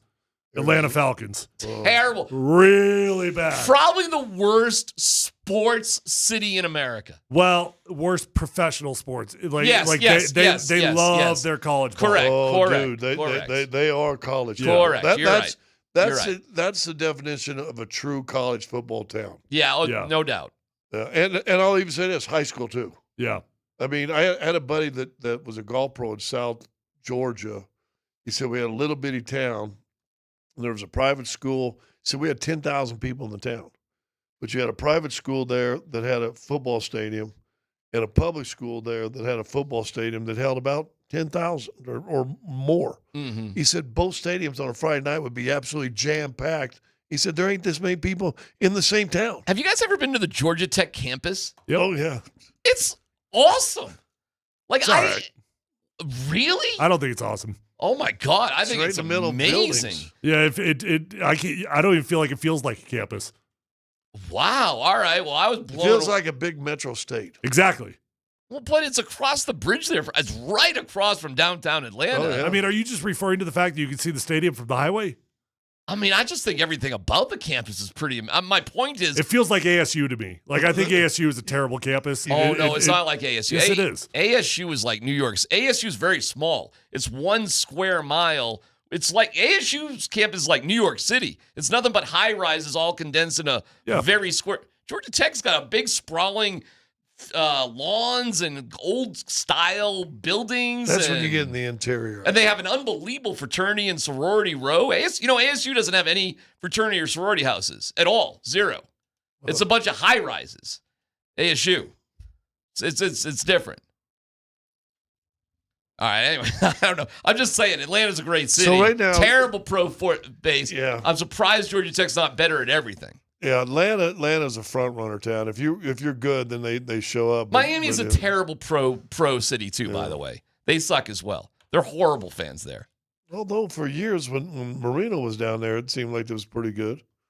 I'm just talking pro sports in general. Like, there's a bunch of front runners there. It's a bunch of people that want to be seen. They're not a real fan base down there. Well, they're all imports. Yeah. I mean, who really is a Miami fan? Well, when I played there for the Heat, it was Knicks fans that just moved down to Miami for the winter. Yeah, and they like basketball. So what do you think the difference is between a Boston fan, a Philadelphia fan, and a New York fan? Not a lot. Good question. I mean, it sounds like you're setting me up for 3 dudes walk into a bar. I know it sounds like that, doesn't it? That would be a good one. Yeah, I don't know. There's much difference. Philly's angry. I was just gonna say those 3 fans go into a bar. Who walks out? Philly fan. Philly fan. They figure a way to get out, don't they? Yeah. Philly, then New York, then Boston. I think New York gets pounded. I think Philly and Boston join together and beat the crap out of New York fan because he's a moron anyways. They're a bunch of idiots, 2 New York fans. And then when Boston's not looking, Philly stabs them in the back. And they walk out the bar. But I think Philly and Boston will gang up on New York. Yeah. You know what I'm saying? Yeah, we showed him. They'll have a Tullamore Dew and a beer. It'll be the scene from like The Departed. When he's coming down on the elevator and he thinks he's got Matt Damon. It's like, just kill me. And the elevator opens up and then bam, Leo's dead. And then the guy, like, that's what they do to New York. And then they feel like, oh, we trust each other. And then the Philly fan blows the head of the guy that beat the Leo. I don't know if you know the scene I'm talking about. No, I don't. At the near the end, didn't I? That's the Philly I just watched fan. that movie. That's the Philly fan is Matt Damon. Ironically, it's a great movie. Whining and crying, but also he walks out. Matt Damon's a baby. Oh yeah. Oh, the movie? Yeah. Great movie, huh? Everybody's a rat. He looks like he's 15. I know, it's crazy. You know Mark Wahlberg won an Oscar for that movie? Yeah. And he wasn't even barely in it. Yeah. He was great, though. Well, he was in it quite a bit, but he definitely wasn't the featured dude. Oh, hell no. But he was like the badass. He was Alec Baldwin was terrible in that movie. The Boston accent in Baldwin was terrible, but I couldn't just get over that's Alec Baldwin. That's the only one I didn't like in that movie. Great movie. I've seen that movie like 10 times. That's your life. The Departed? Yeah. That bank robbing. No, The Town. The Town. The Town is good movie. Amazing. The Town is great because everybody knows who the bank robbers are. Yeah, and after they rob armored cars. After they rob the armored car, they just go home in the same neighborhood they just robbed, and nobody catches them. Because they know what's squealing. That's the whole point, though. Those neighbors ain't talking. Dude, the scene in Fenway Park when they're dressed up as the cops. That was absurd. Are you kidding me? How good of a scene is that in a movie? It was absurd. I'd put that scene up against probably any scene in any movie ever. How good that scene is. What about Heat when they're having the shootout they're having the shootout on the street? The scene in Heat is so good that military people use that as a training film on how to do some sort of that sounds showdown. Like an urban legend. Look it up. Look it up. I'm telling you. I don't believe the military is using Heat as I'm telling training. you. Look it up. That scene. I'm going to put that on you to prove it. All right, Heat. That's an unbelievable scene. Oh, and the way they did, I read how they did it too. Those were real blasts, not real guns or not real, ammo. But those were real. That's what it really sounded like when they closed those streets down. And it's like a canyon sort of echoey sort of thing. So those blasts were like, that was it. That was like that. Freaking awesome scene. I love movies like that. Oh my God. Like heist movies, cop movies. I can't remember how Heat ended now. Oh, it's at the airport. Robert De Niro's running away from Al Pacino. It's a showdown. It's me or you. If it comes down to me or you, I'm gonna have to. That's after they meet in the diner. That's right. If it comes down to me and you, it's gonna be me. Yeah. And then they met at the airport. De Niro's running away, and De Niro. It's like a 3.5 hour movie, right? It's a long one. Well, but Departed. They're doing Heat too. Really? Yes. How about that? I'll look forward to that. Al Pacino and De Niro rolling out in Oh, there you go, DMac. Yeah. There you go. So, yes. You're touching on a couple of movies that I'm like obsessed with. Like can I give a shout out to a great thing to watch, a great podcast? Bill Simmons has this podcast called The Rewatchables where they dissect movies. So if you love a movie, go check out what they do with that. And that's, you get that sort of information. All right, we'll take a quick break. Well, look at this. They went to the SAS to teach the guys how to do the reloads and stuff. It's the reload. It's the reload that Marine Corps looks at. The Val Kilmer thing in particular. But yeah, it's awesome. It's awesome. Great movies. Freaking awesome movies. Can't wait for Heat 2. They really are. I read they are doing another one. Who's in it? Yeah, that's great. I don't know. I don't know how you can't. Well, Robert De Niro can't be in it. Al Pacino could be, I suppose. Why couldn't do that? Val Kilmer could be in it. Oh, no, he can't. No, he can't. What am I talking about? Yeah, sorry. Oh says Al Pacino will be in it. Austin Butler. He's like a baby awesome. Val. Yeah, he's Austin great. Butler's great. He's great. And Adam Driver. Win! I'm there. I'm in line. That's an incredible cast for that. Oh, Bradley Cooper. Okay, this is ridiculous. Philly. I'm going to need to see that. That's going to be the greatest movie of all time. It's PhD on 92.5. When does it come out?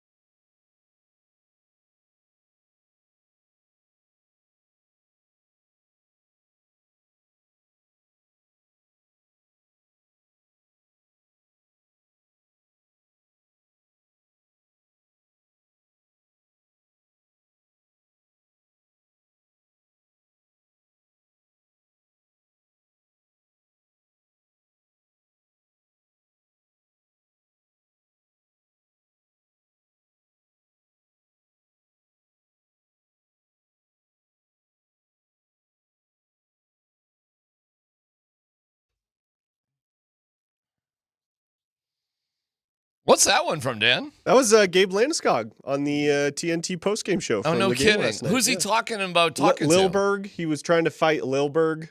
Oh, from Tampa. Okay. From Tampa, and he was speaking to him in Danish, so he was like, are we fighting or are we not? I'm not sure. Oh, that's pretty funny. He said he was speaking a language I couldn't understand. Oh, that's a riot. Thank you to Mountain High Appliance. They're at mountainhighappliance.com. Gabe still does not have a goal yet this year. Does that concern you guys a little bit? Should have had one. Yeah. Had a good opportunity yesterday. Well, he did have one and got called Taken back. away, yeah, A bogus reversal. All right, never mind. Let's football go. Dan, let's go. All right, the Broncos stand pat at the trade deadline. Here's Bo Nix from yesterday on Sean's confidence in the team. Well, it's great. I mean, obviously, if there's a need, you want to get it, but we feel like we got all the pieces, and so sometimes when something like that happens, it shakes things up, and we got something good going, and we just want to keep riding this wave and finding ways to win. All right, so Bo Nix says he thinks they've got all the pieces. Do you guys think the Broncos have all the pieces to contend for a title? God, it feels like they do. It feels weird to admit it, and you didn't even want to put them in a power ranking in the top 5. But when you look I'm not going to go that far. However, do they have a really good offensive line? Yes. Do they have a great coach? Yes. Do they have a good defense? Best defense in the NFL? Mm-hmm. Do they have effective weapons offensively? Probably. Maybe that could be a little bit better. And they've got one of the best rushing games. I think it's simple. And they have an ability to come from behind and win. I don't know. I mean, why not? I think it's pretty simple.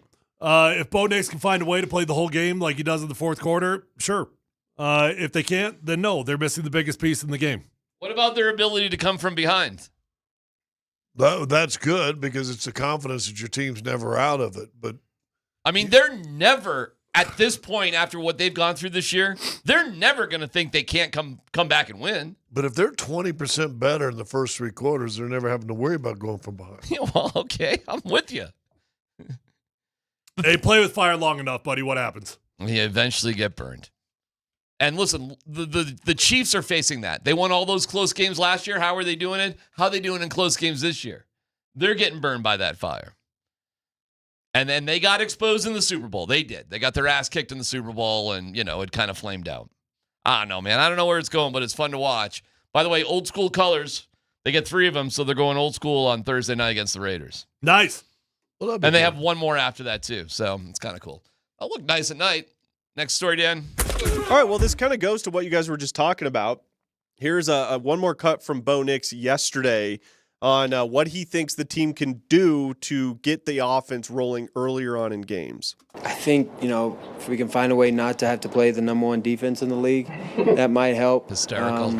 But, they're trying to keep us from scoring at the same time we're trying to score. So it's not easy, and we found ways at times. And the good thing is we've fooled guys like you to believing that's easy at some point in the game. So I think that's we always want to score every drive. That's, point blank period. That's our goal. Sometimes we fall short of that goal and we have to, rely on the next drive and go score the next drive. But, I think at times we execute better than others, and then we just got to find a way to execute all of them like they're the most important thing ever. I would say this. How about just some first downs more often than 3 and outs and so on and so forth? But saying that also, and I'll go back to Crawshaw, he's been fabulous. He did it again last weekend of you're back and they're going to have great field position, and he kicks a 76-yard punt and flips the field. And that's huge, man. By the way, it plays a huge part in our defensive success. Yeah. He's been a big part of it for as bad as the 3 and outs have been. You like Bo trying to be snarky and funny? No. It's funny. He tries it. It doesn't really land. And then he just goes back to the cliches. Yeah. But that's Bo trying to be funny. He's trying to grow. You know what that was? That was skittery footwork on the snark. Skittery footwork on the snark. He had skittery footwork on the snark. Yeah, if you're going to be snarky, you got to lean into it. You got to go into it. And then you don't stop until finally you get the courtesy You just mic lap. drop it. I mean, right there. Yeah. Try to not play the best defense in the NFL. Oh, and because I would have. Yes, that's actually, you're right. But then you could You're come right. back. I thought you guys had the best. Oh, just to answer questions like you think. Like that's what he said to the Muggle there. Like what? But you're right. You gotta. That's gotta be it. Some people can do snark, and it's like Peyton Manning could do snark, and you go, "Oh, he was the best. He's great." He was Other the people best. do snarks, and it can come off as a-holy. Right? And you got to be careful if you're not good at the snark. If you don't have your proper footwork and your feet aren't set at the snark, you become a-holy. It's a fine line between a rut and a groove. Demonstrated ability breeds confidence. Just go through all the Sean Payton cliches. Next story, Dan. Well, speaking of cliches, listen to this one from Mike Vrabel. So the Patriots are also 7-2, just like the Denver Broncos. He was asked yesterday why they stood pat at the trade deadline. Any deals, and is there any measure of disappointment? Well, first, I would say that deals are like being pregnant. You either are or you aren't. There's no it's either a deal or it's not. So I don't know how close you can be.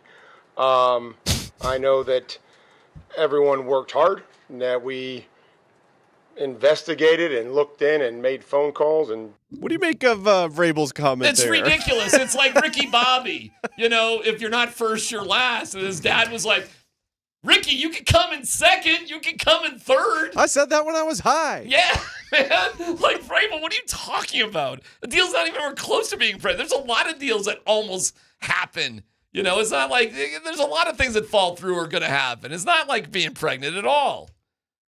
In my opinion, I don't know what the hell he's talking about. They tried to get pregnant. Yeah, I don't know what he's talking about. I think sometimes these coaches and players lean into these cliches, and they don't really think that deeply about them. That's the best ones. Yeah. Next one, you got anything else, or you good?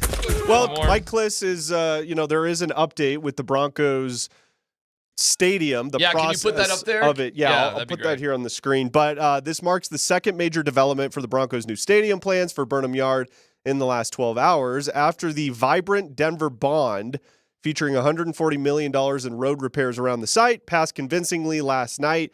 Momentum continued this morning with the Broncos formally submitting their initial stadium and neighborhood plan to the city of Denver. I'll put the map here behind you guys. Right. So it's a go. So we see for the first it's not right on the highway. We see, we see for the first time. I love how the current one is right on the highway. Oh, this is definitely not that. I don't. Right. And this is the first time we see how the Broncos envision it officially, how they view it. And Dan will put it up on the screen here. I'll tell you this, that 10th and Osage light rail stop is right in the middle. So there's the 10th and Osage stop, right? You see the stadium site. And Denver Water's up there. And then the cement mixer plant is it's like right here. And this cement mixer is like right here. Like 1, 2, 3, like four different rows are going through the cement mixing plant. So, I don't know how they're going to deal with this. But look at the stadium. If you could describe it, it's that 10th and Osage stop would be the east side of it, like the direct east side. And then what is this road right here, guys? Is that a train? I was thinking that's the light rail. No. Light rail's right here. That's the light rail. Oh. That might be like a rail line, like a commercial rail line sort of is on the other side of it. Because look, that's solid all the way up. So I'm going to guess that's a. Well, that's cool. I mean, the train stop is going to be literally right on the stadium. Right, 10th and Osage, yeah.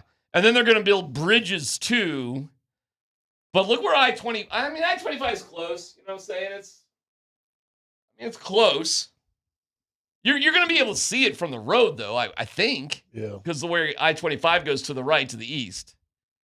Well, what do you guys think, man? Where's the weed factory that's over there? Well, they're knocking down all the other businesses. The one business, and they're going to take over Denver Water, by the way. So that ain't going to be there. It's the cement company, the SRM cement company thing that's still kind of, However, Parker Gabriel wrote today, the whole eminent domain thing. How good is your guys' understanding about eminent domain? It's a way that the government can screw the little man. Okay. I'm just breaking it down simply. What's your understanding of it, Tyler? Eminent domain. I mean, I don't have any deep knowledge. Okay. I just gave you. Well, the screw over the I had the knowledge that Scott had.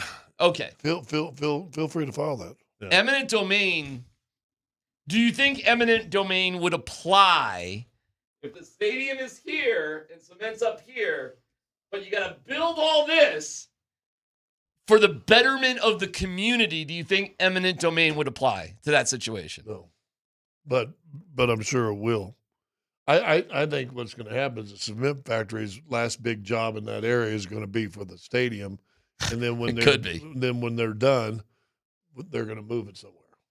We'll see how it goes. I got to be honest with you guys. I travel in this area on the light rail a lot. I mean, not a little, a lot. I have the hardest time imagining this thing, man. I do. So here's where it could get interesting. Is that, you know, technically for eminent domain to apply, it has to be for public use, right? So correct. Clearly the stadium is public use. Right. But it's privately owned. Well, but it benefits the community. Yeah, but it's still privately owned. Yeah, but they can easily get around that. I mean, that's public use. What could get hairy?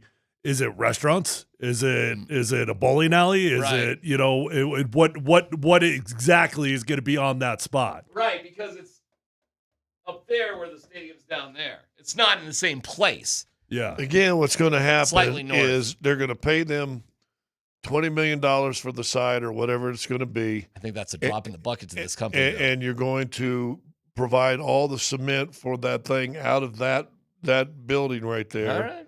And then as soon as the project is done, you know, hasta la vista, baby. By the way, I think they'll figure it out too.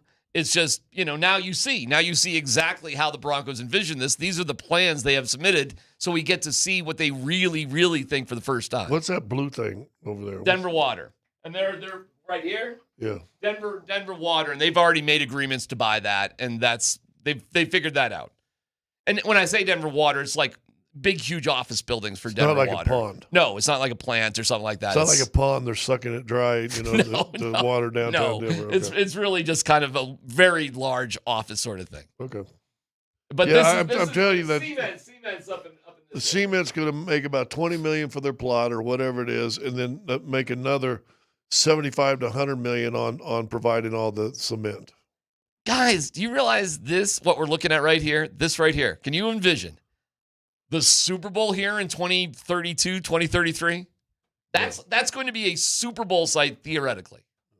Wonder when the from the yellow rail lines to 25. Wonder when the gentrification of that entire area goes into play. What, like over here? All that, and then off to the right also. Well, these are old. Those to the right, to the east, those are old neighborhoods. Yeah. Those are, okay. I mean, you're putting, people have been there for a minute, though, over in the, this is all, that's nothing. That's just all office. It's all warehouses on the west side. Yeah, it's all, yeah, you're right about that. Over on the east side, that's different. That's a different story over there. We'll see. We'll see. That's it, folks. That's it. That's the big kahuna right there. What do we think timeline wise? Oh, they'll get it 7, done. 8 years? 30. Oh, I think it'll be done by 2031. Do they break ground within 2 years? Oh, yeah. Really? I think so. I mean, how long did it take to build SoFi? I don't know the answer. Over 5 years. I would think it would take a couple of years before they even break ground. But remember, SoFi in the middle of their construction had the monsoon rains for the one summer that was abnormal for the area, and so they had tons of water and issues with drainage and stuff. What's the SoFi answer, Dan? It took just about 4 years to build SoFi, with construction beginning in November 2016 and the stadium officially opening in September of 2020. I think you're going to want to shovel in the ground in 2027. And I think you're going to want to open in 2031. I think your goal is to get it the shovel in the ground by 26. Okay. And full construction started by 27. Okay. Spring of 27, maybe. I think we're playing theoretically. We're kicking it off in 2031, one way or the other. They're going to try, and I think they'll probably try to have a Super Bowl there by 2033. That's what the Browns want to do, by the way, too, with their facility. Super Bowl there, huh? It's PhD on 92.5.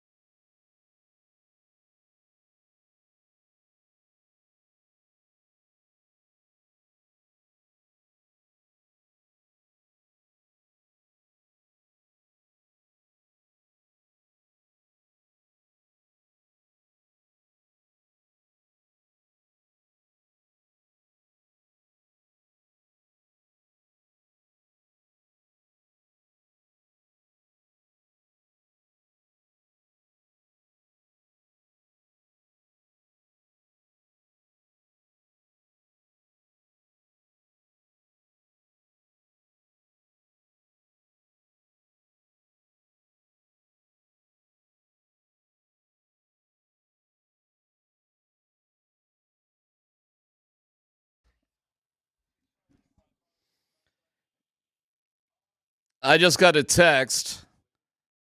Because I give my phone number out. I have no idea who this is from. 859. Definitely going to be an expert. I lived in Cincy for 4 years. They have a good fan base of hillbillies, but they have a much larger Reds fan base. We're talking about like different fan bases around. I think the Broncos and Denver sports fans is pretty good overall. I don't think they're too bitter. I think they love their teams. It's incredible what options they have. Ball Arena this week is crazy. Yeah, going to be crazy. Great view, by the way, on our Twitch if you're watching. I'm the guy on the right screen right there. Mm-hmm. DMac should be right there on the left. Yeah.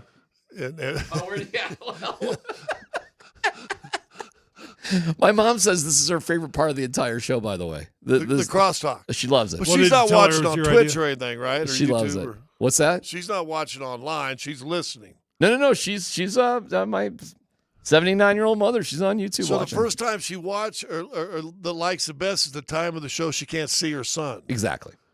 Very well said. You know, something about women, in the McKee women in your family, got to have an aversion to you. I've been aware of it for a long time. Well, it's just now hitting me, and I want to say I'm here for you. You're in a different room. Well, theoretically. Like you said, Okay. he's there for you. Hey, how about this for a fun, no dumb question? What's the best game in Denver this week? This entire week? Because look at what we have. We have Monday. We had Nuggets against I'm forgetting it already. The Sacramento Kings, Russell Westbrook. Okay? Yesterday was Avs Lightning. That's the winner so far. Tonight is Nuggets Heat. Yep. Thursday's Broncos Raiders. Friday is Nuggets Warriors, and Saturday is Nuggets. Who are they Pacers. playing? Pacers, who kind of suck because they don't have Halliburton. So what's the best game this entire week? Tampa Bay game last night is the front runner, depending on what happens to the rest. Friday night has, because that's a national televised game, You too. know what that is, too? Do you know what that is, too? What? It's a cup game. Hell yeah. Oh, boy. Different court. Friday night. Are you the only one hanging on? No. I heard even Vic turned his back on the cup. Well, the cup is, now that they lost the game, the cup is impossible. Like, it's just the way the cup goes. You lose a game, you're screwed. Which is good for us at Altitude, because the two games that they'll add to the schedule we'll get to do. I'm just saying there's going to be a different court on Friday, as well as a late Do we know start. what it looks like yet? I have no idea. No clue how they've dolled it up. But it'll be there Friday night. It'll be there. No dumb question. Did they give him entirely new floor, or did they just paint the ones that they had here last year? I think it's a new floor. I think it's just a completely new floor, but I don't know. What do they do? Donate the old floors around the world to gyms? Damn great question. I think they just repaint it. Okay.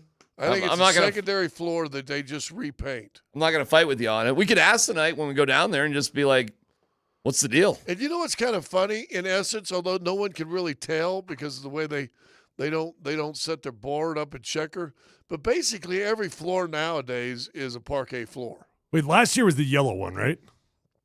Yeah, I think so. And there was we had blue before that. Blue yeah, the year before. Right. So I have no idea. I heard this one had more of a maroon color to it. Are you being serious? Yeah, I'm looking at it right now. It's supposed to be maroon and what? That's probably the best looking one we've had. It's a completely different looking floor. I don't know what they do with these floors. They use it twice.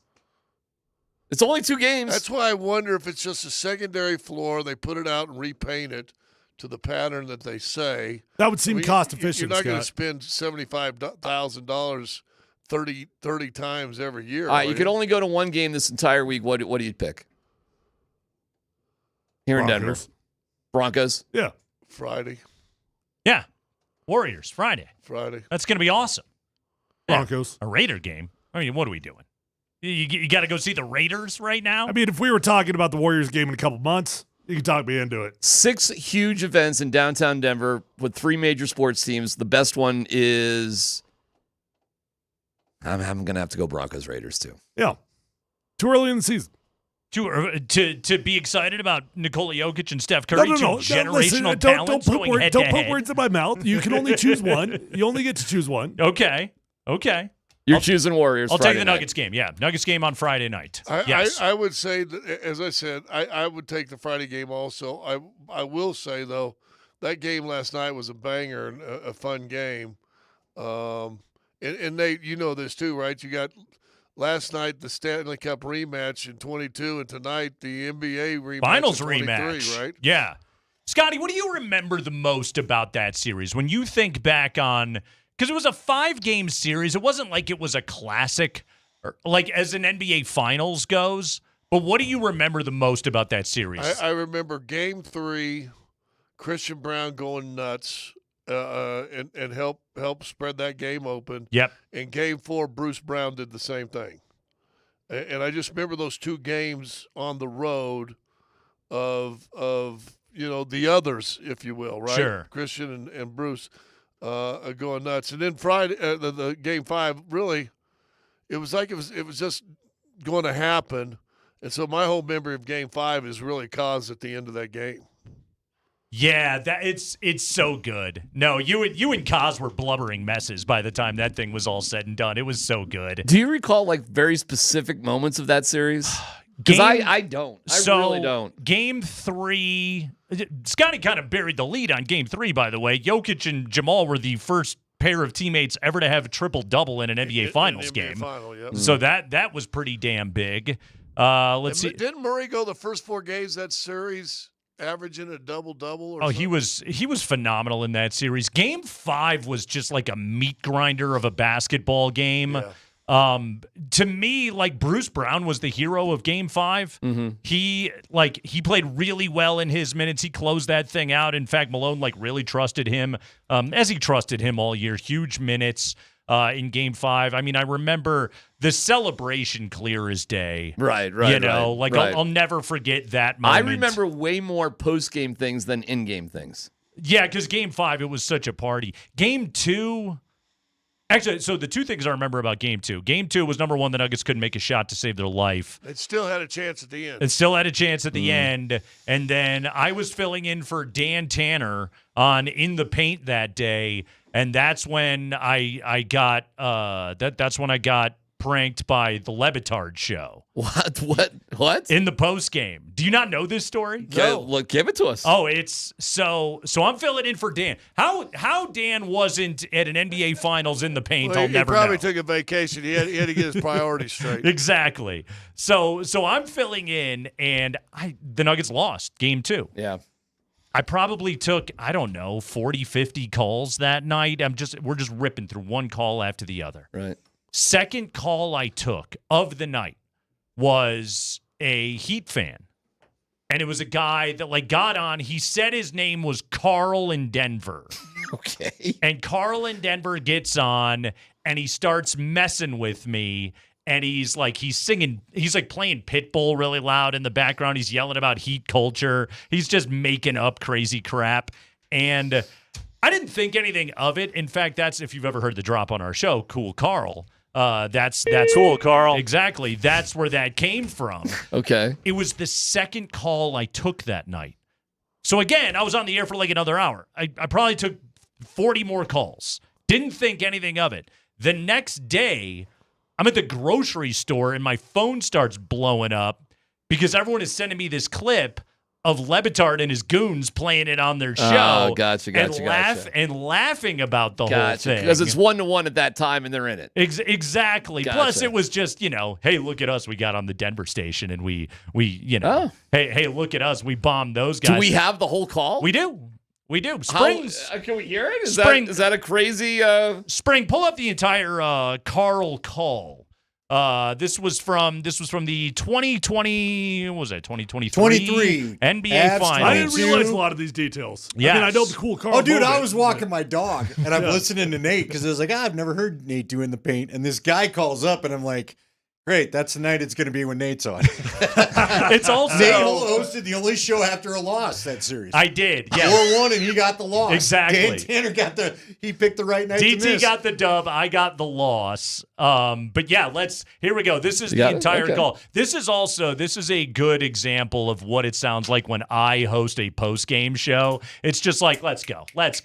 Get your point out. All right, dumb, next. He's got some Sandy Clough to him. I love it. That's the best time to post-game All show. right, roll it, Spring. Carl, damn your eyes, man. Carl, you are next on In the Paint. Go ahead, Carl. Hey, what's up, Nate? Thank you so much for taking my call. For sure, I man. wanted to talk about the adjustments that Michael Malone made tonight. I myself, I was watching the game from the new Flanagans by the arena, and the guy next to me, his name's Sedano, he kept saying in Spanish, bistec empanizada con mora y maduro, which loosely it translates to culture chatter is in Denver radio. The Nuggets played like, you coward! Let's go!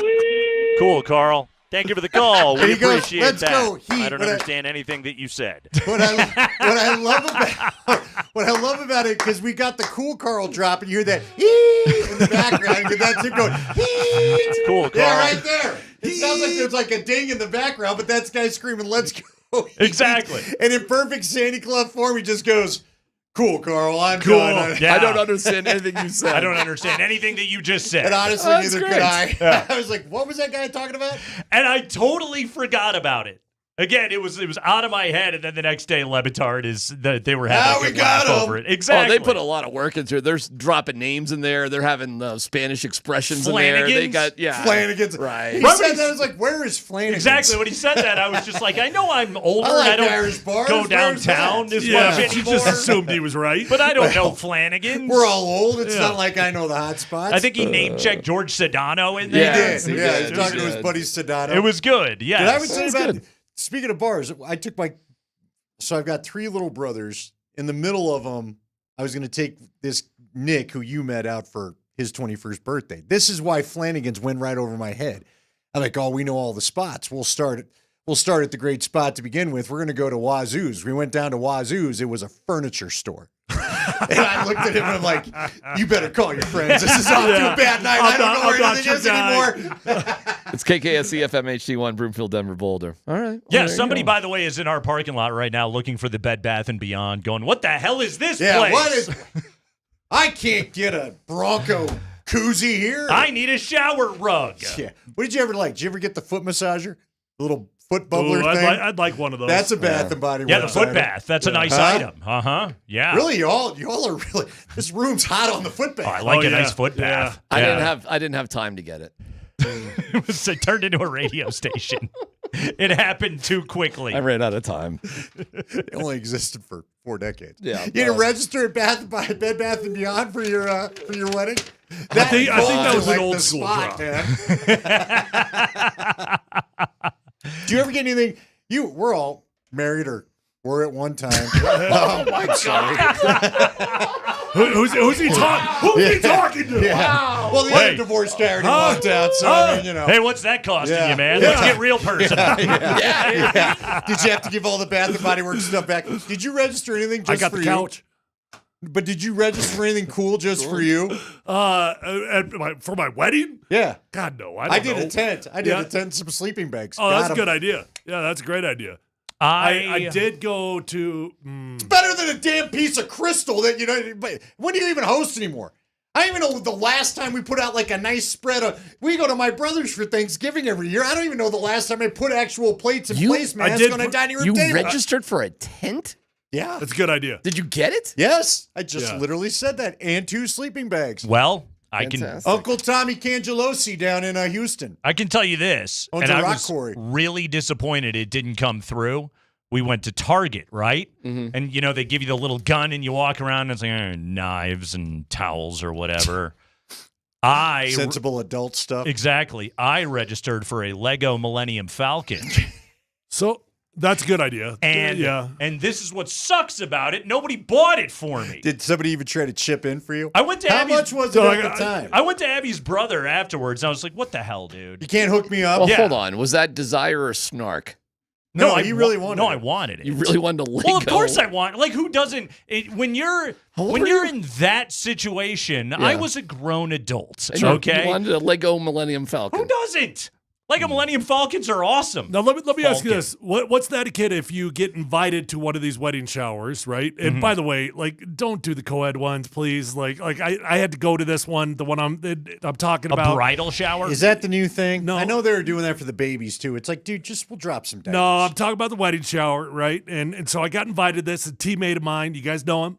I gave him a nice toaster or something. I don't know, right? That's nice. But they didn't make it to the wedding day, right? What's the etiquette on those gifts? Gotta be returned. Do those gifts need to be returned? That should be returned. Because I never got that toaster back. Yeah. Yeah, and I feel like the first side was that he invited me to the wedding shower. That is the plot of an episode of Seinfeld. Remember, that's right. They bought because George broke him up. It was the big screen TV for the Drake, like- and then after they broke up, they donated it to charity. Did those two? Did they divide those gifts when they decided You to not shouldn't make it get to the any wedding? of them. Huh? Yeah. Yeah, I do believe it is contingent upon actually going through Now with the I deal. want to know on the text line 303-504-0925. Has anybody asked for like season tickets as part of a? 'cause that's what you ought to do. Savvy. That's something you could do together. Yeah. Yeah, and that's it's a a great hell of a idea. lot more. I promise you this: you'll go to all 10 games before you see the damn China 10 times. I'm with you. I never even You thought got to of make that. it That's a the great idea. 10-year anniversary to see that China because it's only coming out once a year. I think we got some China. I don't even know where it is. I moved and I'm not sure we brought it with us. I don't know. You remember Jack Skellington? You forgot the China. Because when are we going to use China? Who knows? No, literally nobody comes over anymore. Do you entertain? Well, you do. We do. You don't China entertain though, do you? No. Fine China and crystal candlesticks? We do have nicer dishes than like our regular day-to-day that get used at like Thanksgiving and stuff like I'm sorry, that. Andy. Is this still for everybody who's married in the room? What are you having this conversation for? Now it's just for anybody on the text line. Now, see, it was funny when Andy did it.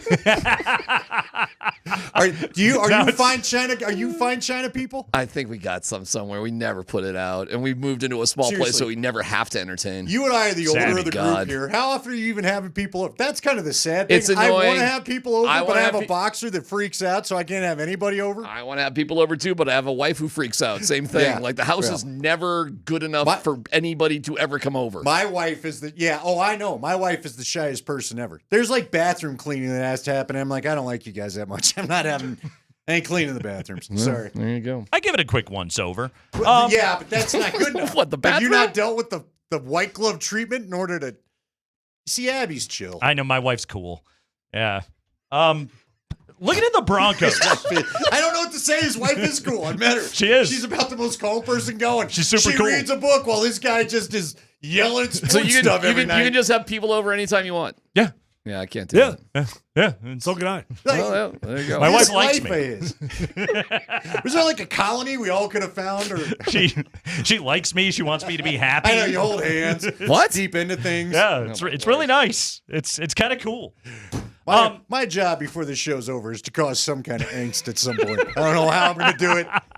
You've tried. Our last couple weeks, I haven't really tried because I one time got Scotty in trouble, and I'm like, well, I won't do that again. You and I avoided it, didn't we? We avoided what? Drama? No, we fought. No, us. What? Yeah, we hated Yeah. each other. Yeah. So Well, we didn't. loved each other. No, his We brother. did. loved. No, it Yeah, was. Yeah. You would have. He would have black-eyed me if he could have. It would have been fun. No, we didn't. We didn't upset the wives, did we? Mine was never up to listen to it, but I can't Oh, God, remember no. if yours was. Yeah, no, I don't think so. Yeah. I don't think I ever got Lisa McCaffrey mad at me too. There's nothing worse than getting your wife's, your partner's wife upset with you. I also upset one time. Scotty's kid wrote a poem and he decided to come in and read the poem, but didn't give me any heads up. And of course, I'm me, so I'm just looking for some reason to take a shot at you. You made fun of the And kid's I poem. said it. I said it into the little talk back. I go, that sucked. And the look of rage on his face, I'm like, I'm going home for the day. Hey, that look he got when he got tackled by Sean Kemp, that appeared right there. Well, my kid wrote it. I was like, well, this show's not going to be a good one. Maybe it was, though. You know what? Every now and then you got to poke the bear, see what comes out on air. But it was Allie, and she was 7. I never would have said it. I'd known a 7-year-old wrote it. Nah, it's hey, you know come in what? and just drop it as if you found the new Edgar Allan Poe, pal. And guess what? You can't turn down the Can't truth win in the them all. microphone sometimes. That's just you how it should've. goes. There's times where you should have. Hey, you guys have a great show, all right? Yeah, Hey. he's like, good. Hey, Yeah. this crosstalk's going nowhere. Tyler Polumbus, everybody. Welcome Listen to to him 90% of it. noon to 3 every day right here on Altitude Sports Radio 92.5. It is the Kreckman and Lindahl show. We are getting you ready for the Nuggets and the Miami Heat tonight right here on Altitude Sports Radio, so make sure you are locked in. Nick Kosmiter coming up at 20 minutes after 3 o'clock today on the show. Short week. Broncos flip it around. They play the Raiders of not Oakland, not Los Angeles, but Las Vegas tomorrow night out there at Empower Field at Mile High. Avalanche won a game in regulation. What a concept. Just free 2 points. Just take all 2 points. The Avalanche did it last night, 3-2 over the Tampa Bay Lightning. So much to do today on this radio program. You're going to have to turn on the microphone, Andy. We start with Gabriel Landeskog. Good. Yes. Big number 92 last night. He was 2/3 of the way to the Gordie Howe hat trick. He had the assist and the fight. He took on a guy named Dusty last night. He was quite tired. They looked like they were fighting in slow motion. But they were nonetheless, Ron Burgundy with the milk. I immediately regret this decision. Right. Or no, I guess when he jumped in the bear cage. But he won. Kinda. In as much as two exhausted human beings, somebody had to there was win the just fight. a whole lot of tugging after a while. There was just some let me touch the end of my fist to your Yeah. face, kind of. Gabe wanted to hit him, but Yep. he kept knocking the back of the helmet, and he didn't want to break a knuckle. Let's listen to. By the way, near the end of the game, Landeskog was beefing with Emile Lillibert near the end of the game, and this is apparently how that conversation went. This is the struggle sometimes with language barriers and trash talk. Roll it, Spring. Well, he was speaking Danish, and I started in English. Wasn't quite sure what language we were going, and then I switched to Swedish. So it wasn't the most productive conversation. And with 6 minutes, there's 6 minutes to go in a 1-goal game. It just wasn't the time to do it. So, but nonetheless, I thought overall tonight, we did a good job. Managed the emotions throughout. I thought the pace picked up as the game went on. A little sloppy at times here and there, but overall, I thought we did a good job and got away with the 2 points. Danish, Swedish. Gabe tried to find middle ground with the English. It never happened. I love how he said too. What are we doing here? What do we do? You're throwing the Danish at me. What are we doing? Literally throwing the pastry at me already. I mean, sorry? what's going on? Was it a cheese Danish? Was it chocolate? What's that now? Didn't happen. He looked good last night. And he even said it in that post-game interview with the TNT dudes. He's not him yet, Andy.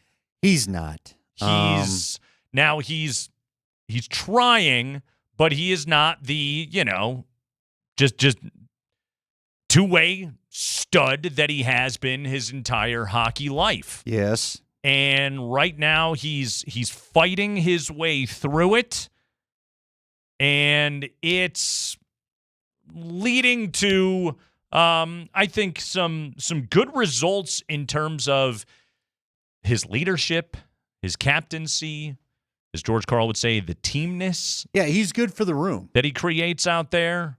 Eric Johnson confirmed it to us. He is a long way away, though, from being Gabe Landeskog. Yeah, but I'll be honest with you. I was shocked how well he played in the playoffs last year. Right. This guy's, the timing's off. He's not played hockey in eons. The it feels conditioning like. and all of it. And even with all the work you put in the world, nothing mirrors what it's like to be out there night after night. Well, and just the quickness, the hands, and he's older. I mean, not only is this guy trying to come back, he's trying to do it 3 years senior from what he was before. And trying to do it in a world in which there's always got to be that younger and faster every day. And that thing in the back of his mind of is it going to hold up?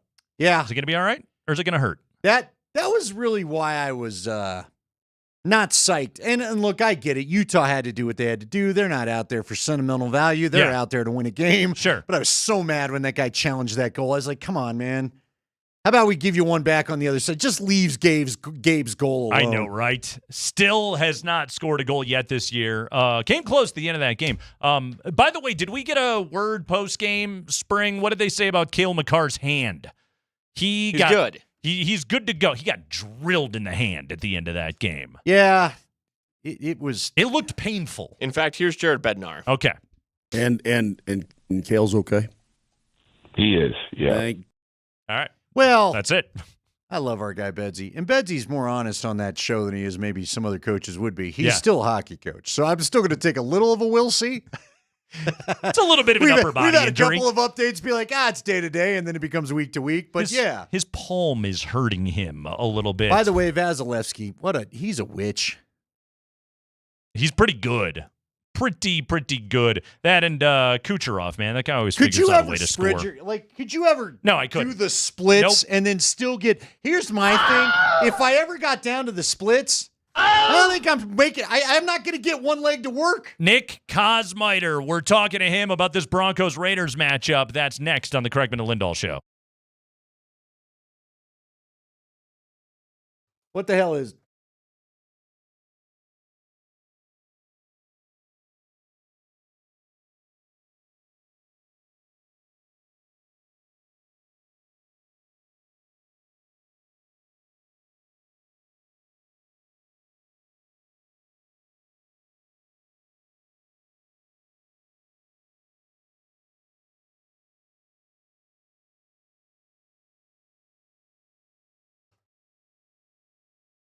All right, guys, time to talk about an uncomfortable topic. You know what it is. It's erectile dysfunction. And if you're dealing with it, you can know you know how many problems it could cause in your life and relationships.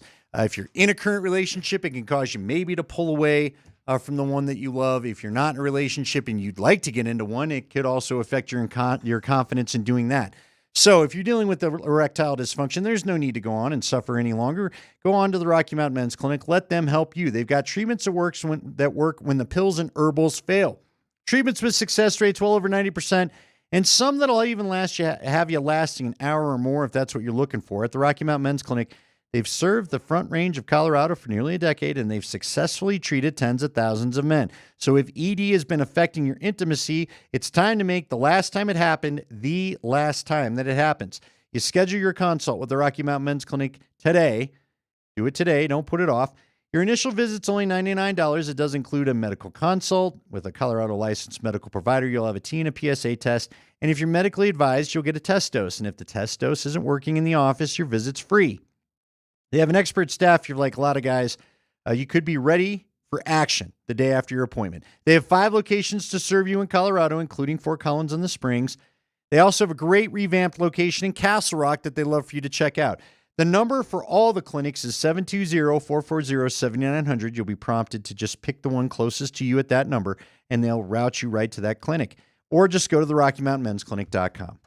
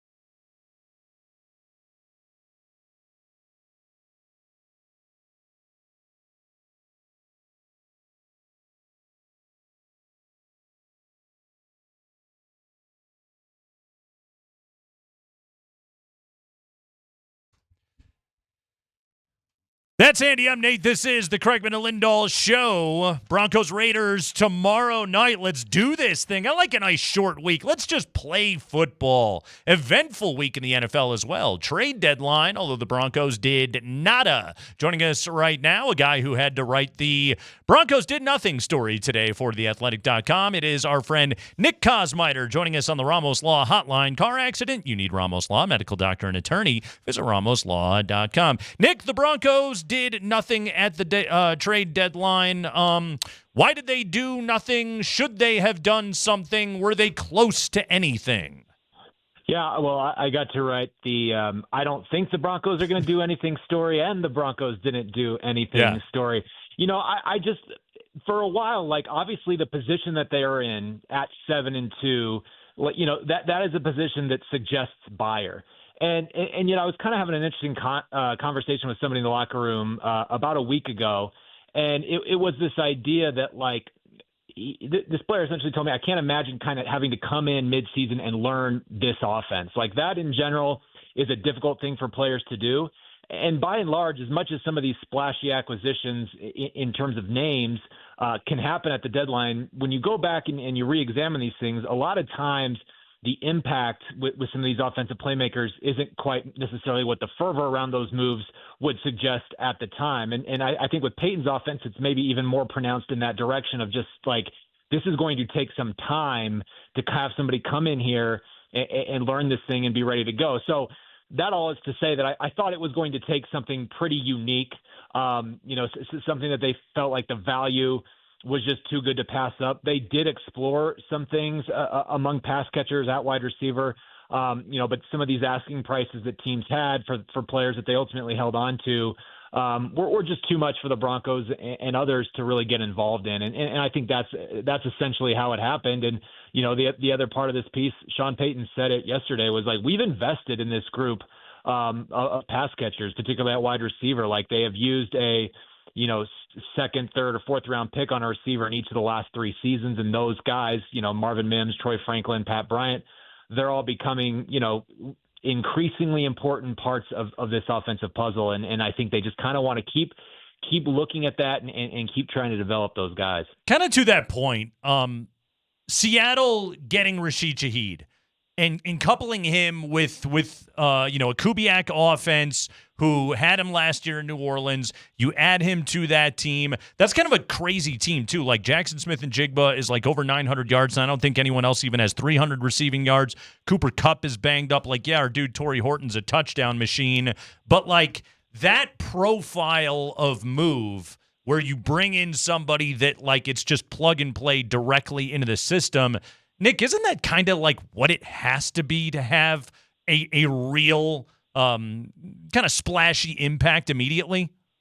Yeah, you know, 100%. I mean, and you even just look at the move that they made that wasn't a trade, but in trying to find some depth along the tight end room for a specific purpose, and signing a guy like Mercedes Lewis, like there is a very specific job that he has, and that's basically to serve as, you know, kind of a sixth offensive lineman. Like, it's a little bit more direct in terms of what he's going to be asked to do in any given game plan. Whereas if you're really trying to insert a receiver into this thing, I mean, just look at the time it's taken a guy like Troy Franklin really an entire year to get comfortable with where he's supposed to be on the field, what he's doing. And some of that was that he was a rookie, and by and large that comes with a learning curve of its own into the league. But I think more specifically to Sean Payton's offense, like, he has said it. You're not, if you're looking to just be an X receiver or a Z receiver, like, this is not the place you're going to be. Like, you have to do everything. You have to absorb, you know, basically the entire playbook from every single receiving position in order to really be able to carve yourself a significant role. And so I think that is an important part of the arithmetic when you're looking at, you know, why they didn't add a playmaker. Sean Payton's never done it. Like, sometimes you just can't ignore the history of some of these things. Like, he's never added, you know, a wide receiver at the deadline because, again, it's just such a difficult position in his offense to have somebody come in and quickly become that kind of playmaker. Yeah, and honestly, I'm not really all that mad about it, to be frank, Nick. I mean, you know, and I do wonder you how can be much. Andy too. What's that? You can be Andy too. Well, I'm not going to be angry. I do wonder how much some of this got influenced, like Jalen Waddle in particular. Did they start asking for more when they saw the 2 first-round picks for Sauce Gardner or the picks going for Quinnen Williams or whatever was going on? And like Nate had mentioned, Shaheed's the only one I think would have made sense because he actually has knowledge of the offense. All right, that said, this team moving forward, they're all locked in. They all know what's going on now. How much is Pat Bryant's role going to grow, do you think, the last 8-9 games of this season? Are we seeing the classic rookies halfway through his rookie year, and now Sean's ready to trust him? Did he get to maybe see a little more action the other day because Mims was out? How do you think his role grows? Because, frankly, I've liked a lot of what I've seen out of him. Yeah, it's hard not to, Andy. I mean, like, you go and you look at the way this guy blocks, and it's like – he's not part of the pablum of just like, we want receivers who can block, who will put their heads in there. Like, no, this guy legitimately, they're putting him in on run plays, like, and telling him to block the edge, or at least to like hold his ground against the edge with a run going the other way so that a hole has time to open up. And he succeeded in doing that. He is a real weapon on the perimeter as a blocker. And that's why he has had a high snap count. And now within that, you're starting to see that his role as a receiver is increasing. I mean, there was sort of an underrated big play because the drive ultimately ended in a punt, but it was 3rd and 11 with a little more than 2 minutes to go in a tie game on Sunday. And Pat Bryant works his way over the middle and catches this ball from Bo Nix, through traffic, a big kind of have to have it play, and he makes that catch. And that's what they see in him, is the ability to do that kind of thing.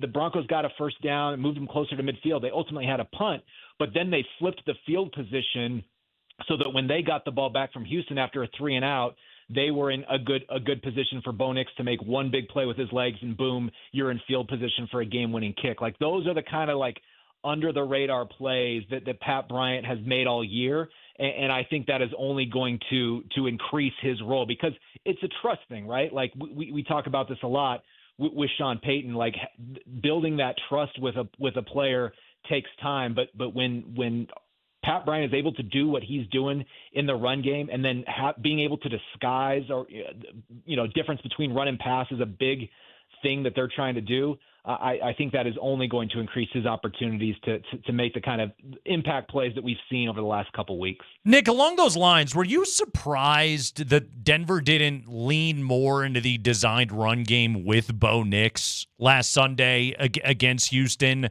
and that defense? I think he only had one designed run that entire game, and I think he got 10 yards on it, and it was on the game-winning drive. Like, it was a fantastic call. I would have liked to have seen more of that in that game because the pass game was largely stalled out.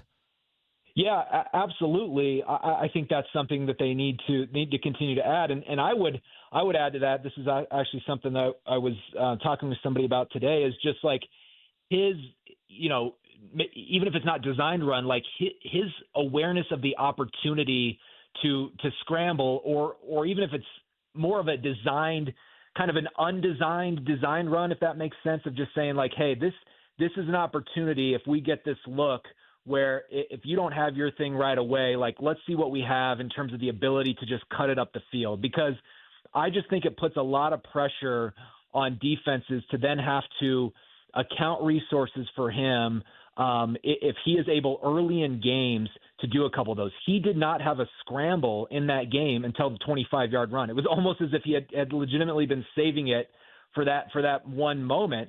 And if so, like, that's a heck of a sandbagging effort. But I think that he has the ability to change the geometry of a defense early in games in a way that will benefit you going forward. And some of this, again, we talked about this, like the Broncos can be an explosive offense. They are at times. They have the 9th highest explosive rate in the league. They make big plays. The problem is they have too many stretches in which they don't make any plays. It's this total boomer bust thing. I think if Bo Nix is a little more apt to run the ball at times, pick up a cheap first down so that you can then get back into that rhythm that eventually sets you up for more explosives. I think that all has to come together a little bit because they have the potential. Again, like, it's not as if this offense isn't producing big plays. If they were punting all the time and never had big plays, then you would say this is an unfixable mess.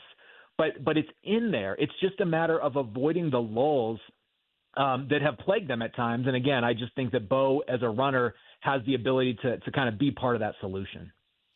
How good is Talanoa Hufanga? Nick, Man, you and he's I have fun. seen a lot of free agents signed here, and I thought the last savvy signing they had, and there probably were some others, but I think of Darian Stewart, who joined the no-fly zone and really added a little something to that group to make it the no-fly zone to really be complete. But to watch Hufanga, he's all over the field. And it's not just because of the hair. The guy just reminds me of Troy Polamalu at times with what he's able to do and his physical ability. How good is he week to week when you get to go watch him live? Yeah, it's been fantastic. And the big thing is that he's done it in every kind of way. You know, Vance Joseph was talking yesterday about how he's sort of been an eraser for them. When he says, like, the offense will have a play, whether it's some sort of, short pass or, maybe a zone run in which they get everything kind of blocked up front, and it seems like there's a big hole to be had.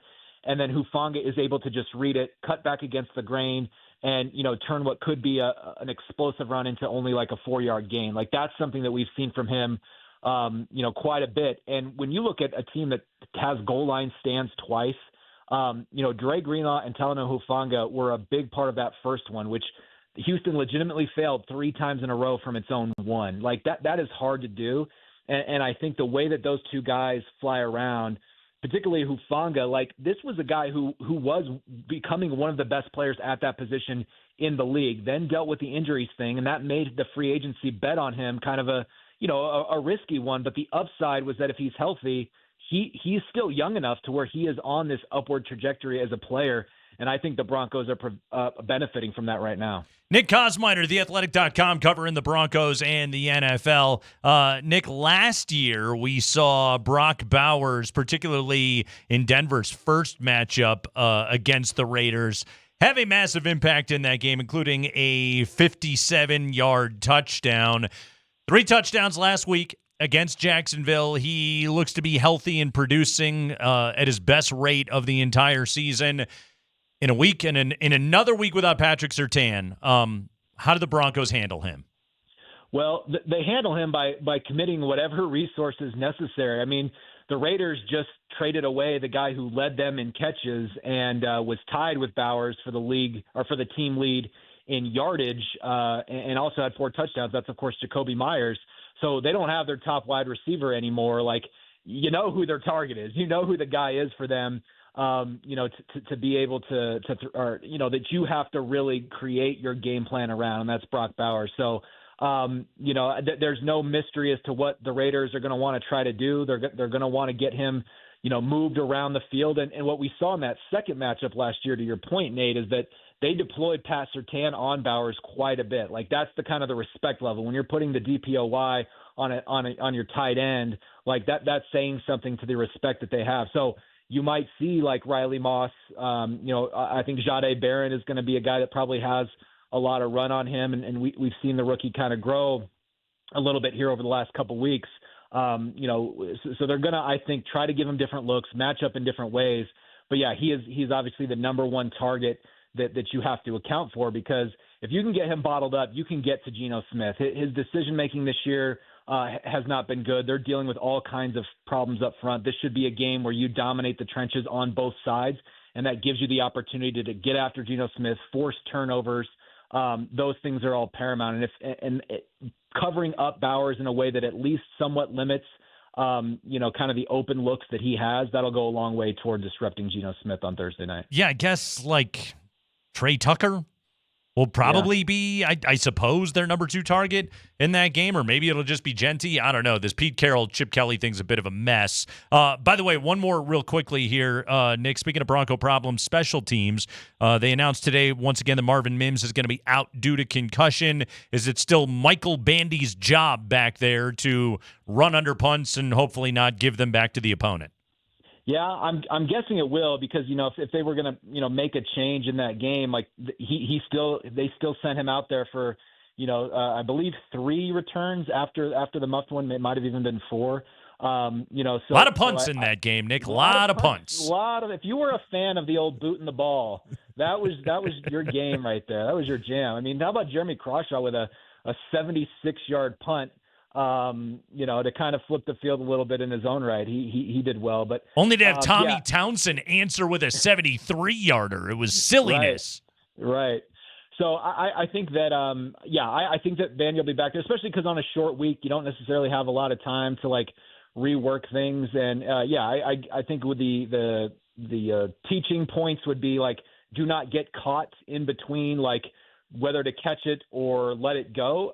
And also this isn't baseball. So like being, if he was a shortstop, that would have been a great play. You would have been like, hey man, we'll keep the ball in front of you and just walk up to the ball, grab it, throw the runner out at first base. Like, well done. But wrong sport. Can't have that happen again. No, you don't want to do that. Guys, read Nick Kosmider in The Athletic. Subscribe to The Athletic and also subscribe to Nick's podcast. It's called the Not Another Bucking Podcast, and it's fantastic. Nick, well done as always, man. Thank you.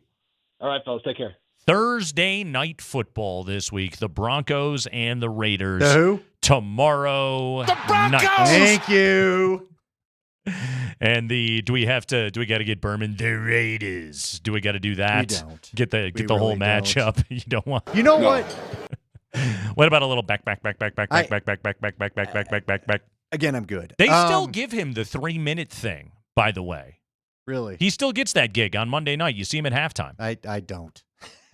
You're missing out. I'm out of the room by that point. Dude, and listen, I loved what was the show, NFL Primetime, Once Upon a Time? That was like the highlight show. But now he and Tom Jackson.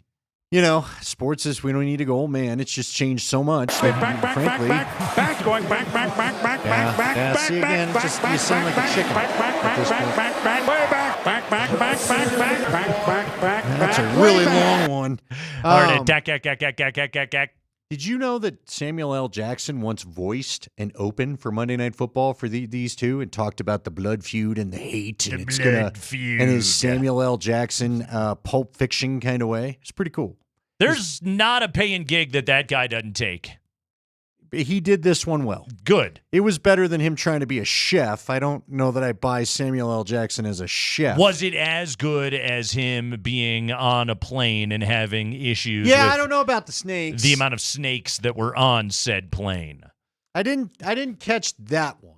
He's on like every commercial. All right. And my kids are like, hey, it's Mace Windu. I was going to say, what are you buying more? His snakes on a plane or that he's a Jedi?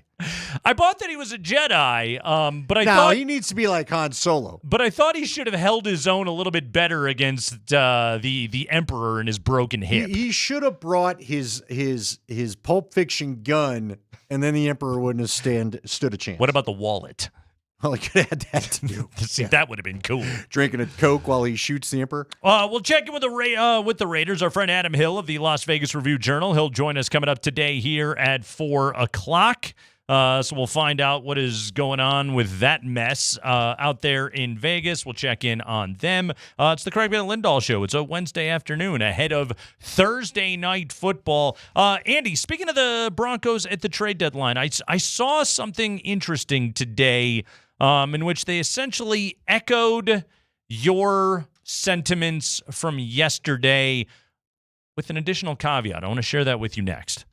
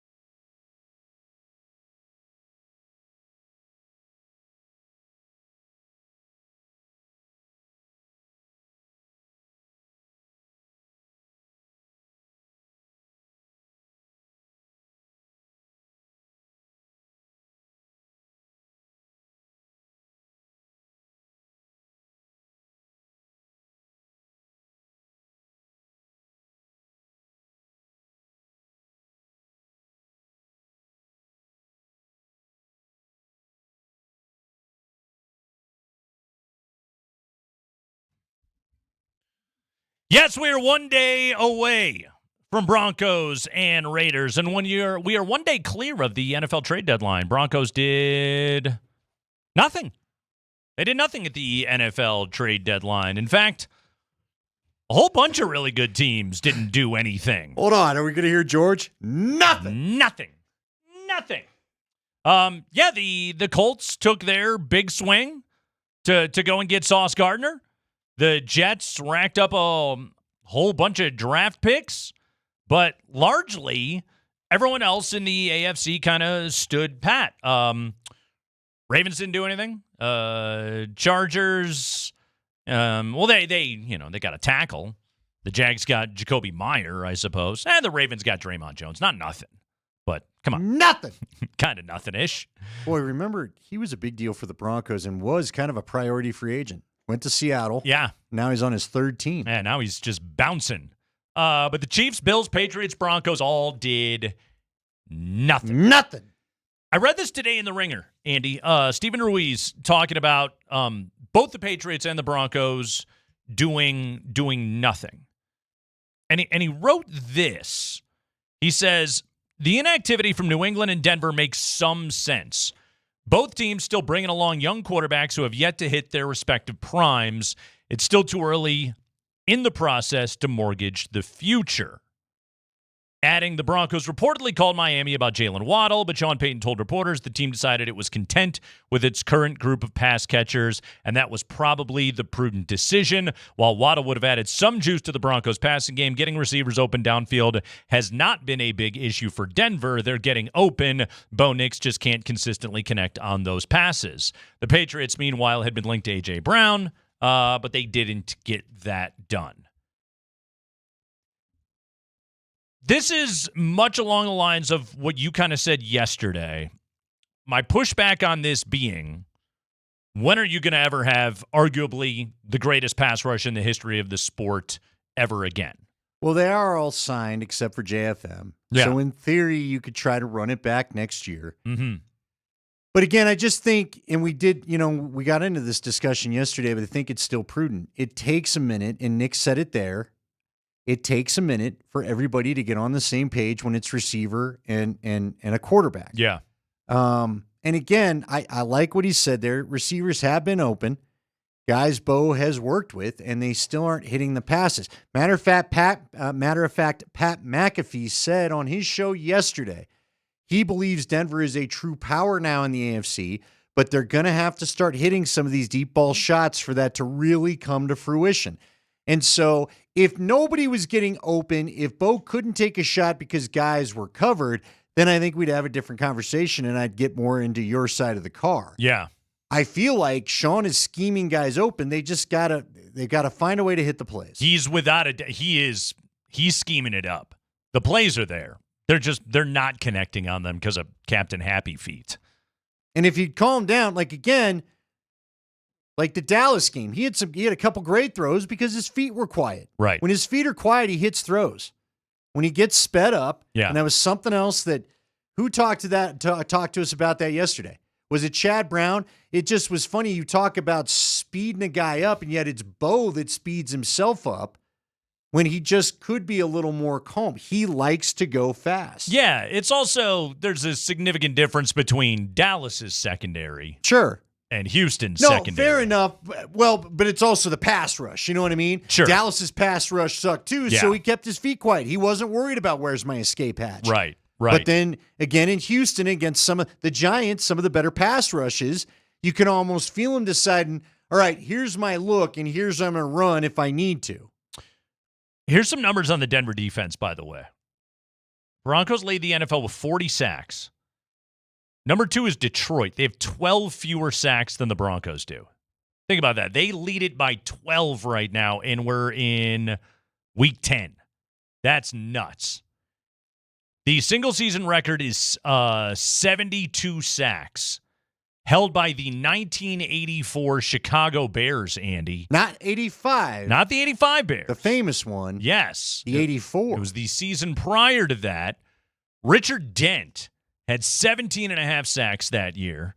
Dan Hampton, 11.5. Steve McMichael had 10, all three of whom are in the Hall of Fame. This defense right now, I don't know how many Hall of Famers they got, but I think by the time it's all said and done, Benito's numbers are going to look like Richard Dent's, and Zach Allen's numbers are going to look like Dan Hampton's, and Jonathan Cooper's numbers are going to look like Steve McMichael. They're on their way to get to that place. Last year, Denver led the NFL with 63 sacks. That was the most in the NFL. They're on pace to do well more than that this year. They're on pace for 76. Last year, they were only third in the NFL in pressure rate. This year, they are number one. Their pressure rate is almost up 6% right now at midseason versus what it was all of last year.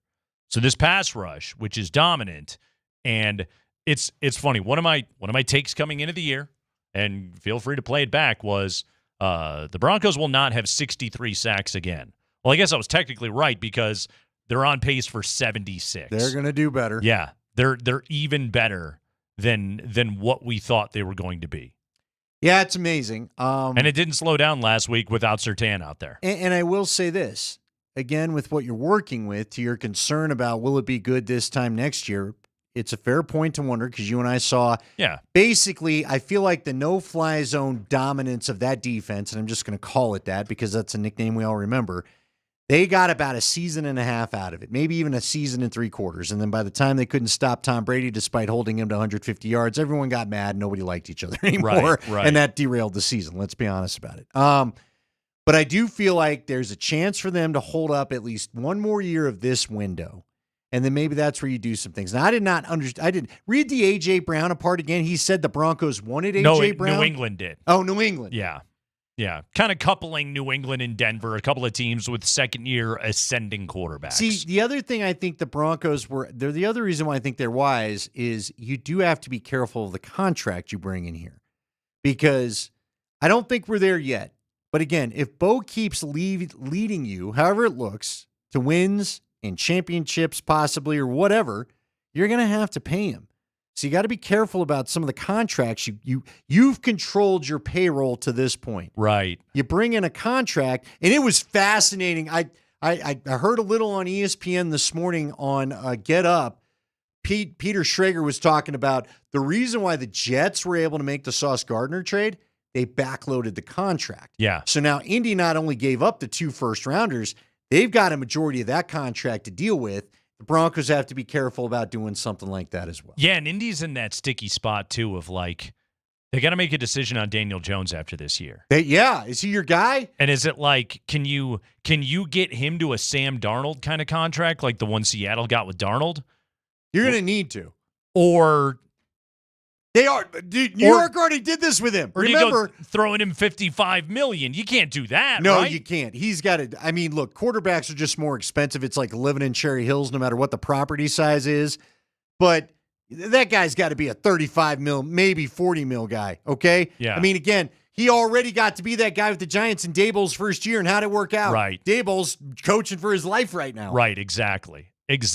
I mean, the Colts made a move that would suggest they're all in on Daniel Jones. You would think. When you move 2 future firsts for a corner, you have told the world, no, we love this guy, And we're going to be too good to pick a good one high. He's been good.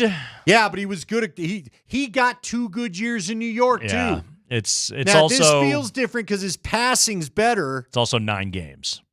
Yeah. And look, did Pittsburgh solve him the other day? That trade's not going to look good if he starts going on the downhill because of what Pittsburgh did. We'll talk to our buddy Adam Hill about the Raiders. How's it going with Pete Carroll and Tom Brady and Chip Kelly and John Spytek and company as Las Vegas comes into Denver tomorrow night? We'll find out how the Silver and Bleak are holding up. That is next on the Kreckman and Lindahl Show.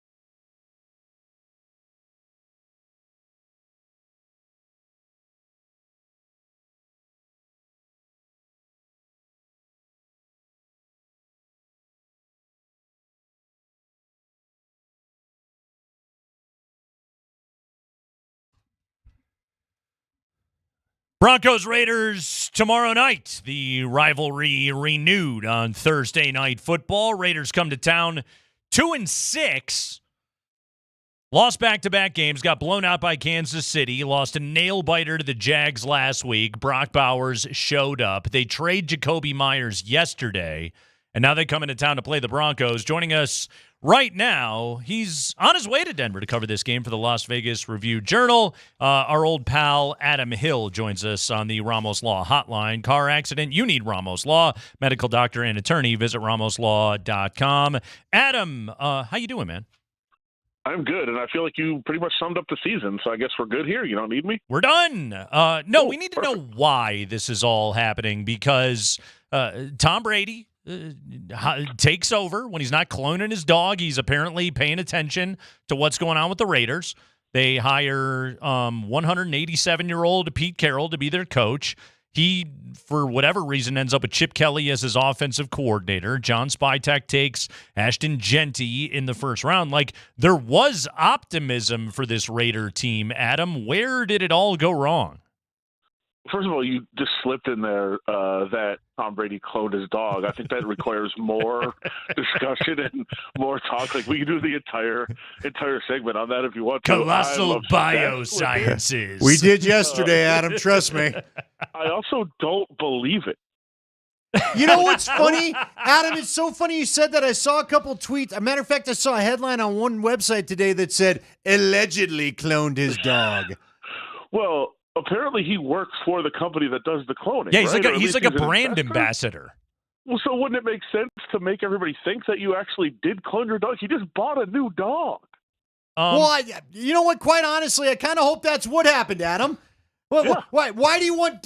I said it to Nate. I've got I love dogs. So everybody's clear. I love dogs. I lost a dog a couple years ago named Tom. I don't need Tom 2 running around. We've got Toby now. Well, you can love them all. You can love many of them. You don't need a clone version of the same thing. So apparently, so I read a little bit more about this today. So Colossal Biosciences, they're out there trying to clone the woolly mammoth, right? Yeah. They're trying to bring that back.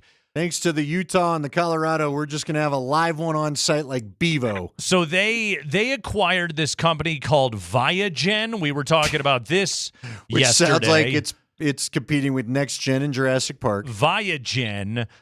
They had apparently cloned dogs for Barbara Streisand and Paris Hilton.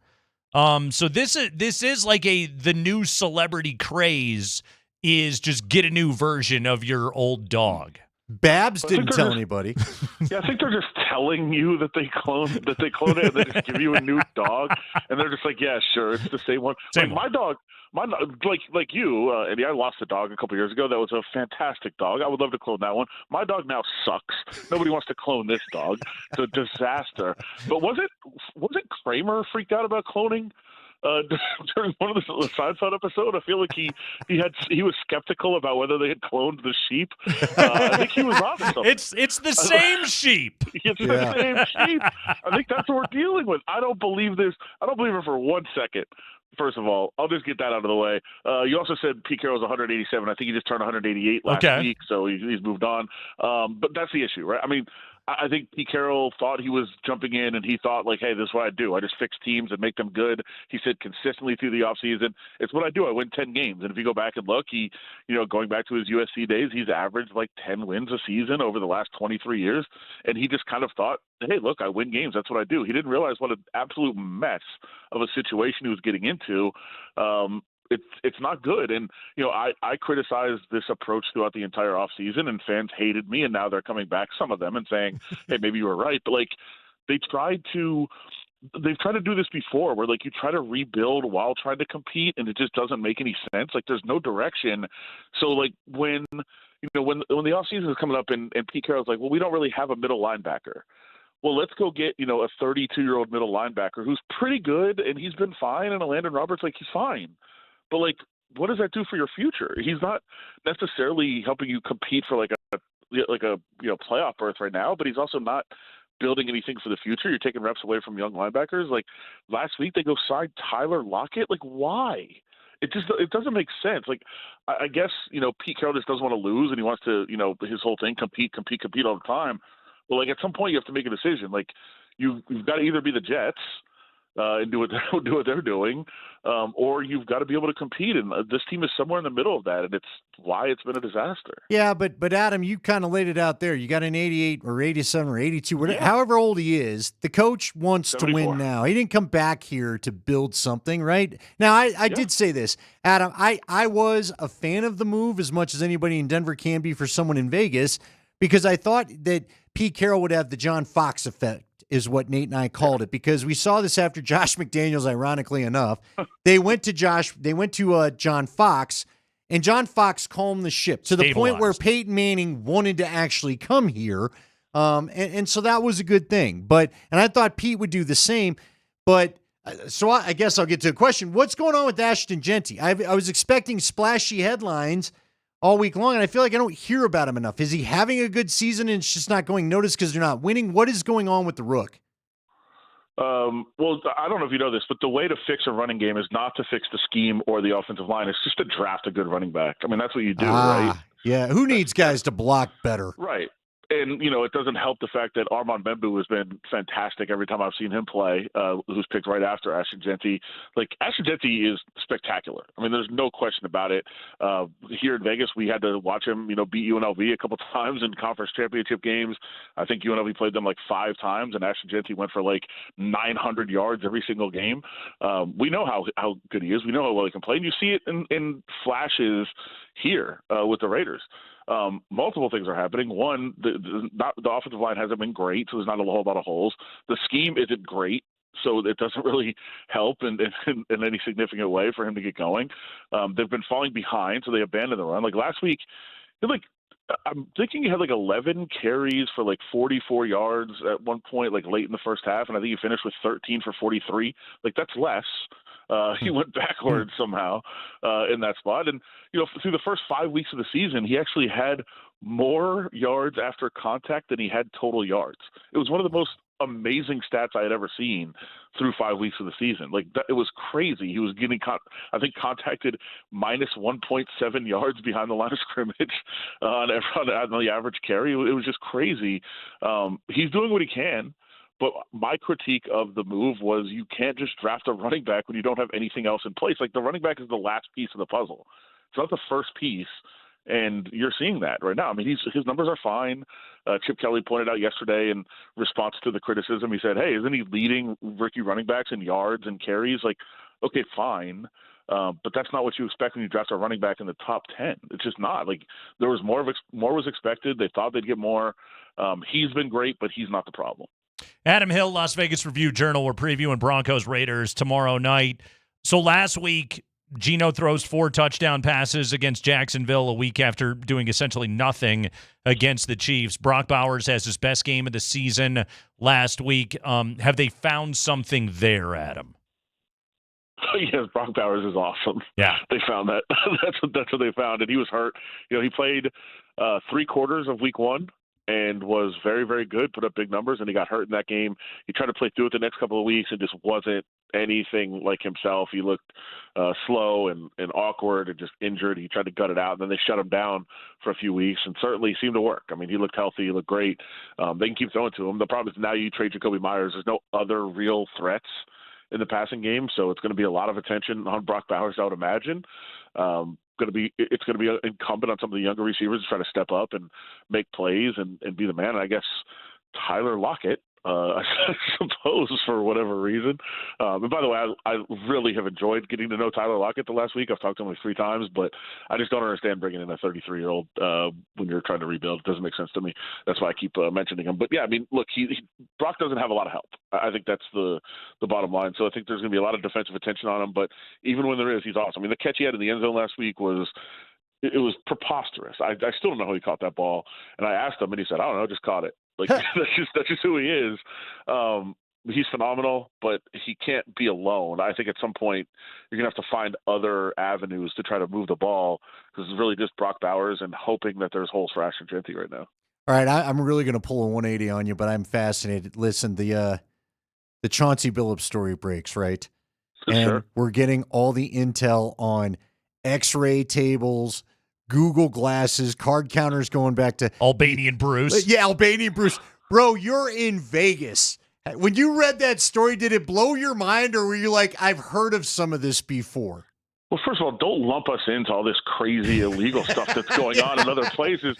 We're a very regulated, very No, I know you are, but listen, I guess my point is, I imagine you've heard some stuff, though, of some wild games or a night at a casino or something. Well, Chauncey was hosting games in Vegas, allegedly. Yeah, did it blow your mind the way it blew mine? The thing read like a movie.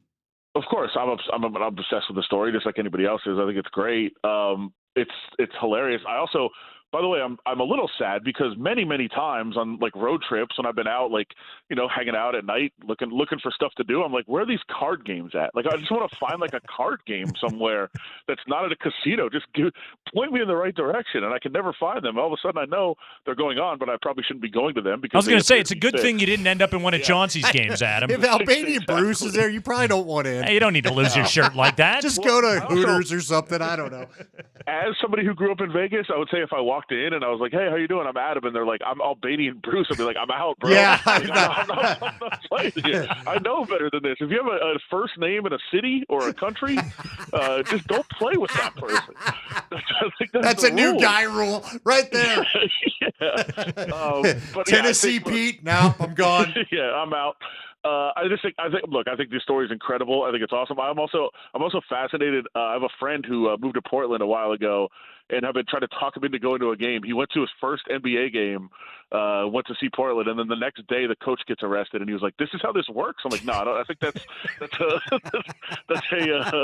just a coincidence." I think that happened, but yeah, look, I think there's a lot more about this story to come out, and I'm looking forward to every single bit of it.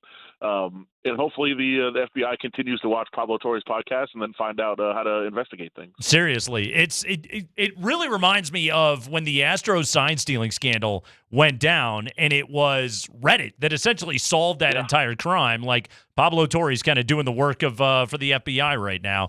Guys, he's Adam Hill. Catch him.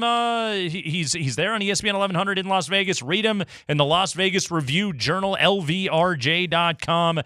Get him on Twitter. We talk to him every time the Broncos play the Raiders, and sometimes even when they're not. Adam, well done as always, man. Travel safely. We'll see you tomorrow. Yeah, too much football talk this time. We'll try to change that next time. Don't worry. Hey, we talked about clone dogs. Come on. True. We worked in a lot of stuff. Adam Hill, everybody, joining us here on the show. By the way, so this is, speaking of clone dogs, so apparently Streisand cloned her dog twice, according to reports. Okay. She cloned her dog twice. It's got to be a lap dog, doesn't it? Said each of the new dogs has a different personality than the original, and they're different from each other. Then you didn't get a clone dog. They sold you a look-alike dog from a pet store. It sounds like basically, yeah, I think that's what happens is you get a dog that looks just like your dog, but there's no accounting for. You can't get the exact same personality. Like some dogs are going to bark at the doorbell and others are going to sleep through it. Like you can't, I don't think that part of it gets cloned. It just looks the same. Then is it really cloned? Because as Adam talked about, you can have quite the different personalities in dogs. I mean, that's some are based on any movie that I've seen with cloning. That's so always you got the a plot twin. point, right? They're you got different. a twin. You didn't get a clone. It's a twin. Well put. Yeah, well put. A clone is the exact thing. That's what I thought a clone was. I don't think you can even really do that. Listen, in the Clone Wars, they're all the same dude. Except some of them get shot with lasers and others survive. Some of them have better instincts. They're all the same guy. Well, Thus, yes, they look the same. Clone Wars. Well, I mean, technically, all the stormtroopers do too. They ain't clones. But some of the clones are going to be better than the others. That's just how it works. If you're not getting the same personality, then it's not cloned. So what are you paying? What are you spending the money for? It's a great question. I thought you cloned it to get the dog that you had back. Also, can't you if you just get the same breed of dog, they all look the same anyway? Yeah, there's a lot of that. Yeah. It's not that hard. Get a brindle. Then you know what? When the brindle's gone, you can get another brindle. What's a brindle? It's Toby. You've seen Toby. It's that brown, black mixish. It's stripish. It's a little of that. I thought it was a boxer. He is a boxer, but his color is brindle. His coat is brindle. Are we going to get uppity about my dog? You just made me hate dogs. My dog is the equivalent of me. He's a big goofball. The phrase very spazzy. His coat is brindle made me hate Well, it's dogs. like, listen, I could keep going with the coats. It's a yellow lab, it's a black lab. This one's brindle. Where's he at in the shininess scale? Oh, he's silky. The vet called him perfect. Because he's brindle? No, he just is. I don't know. She didn't know his personality. when the really scary people walk by, he doesn't bark. But the same damn car he's seen 5 days in a row, he's got a problem with, and he's at the door barking. Well, you can clone him, and maybe the next one won't. I don't know. It's the Kreckman and Lindahl Show at Altitude Sports Radio.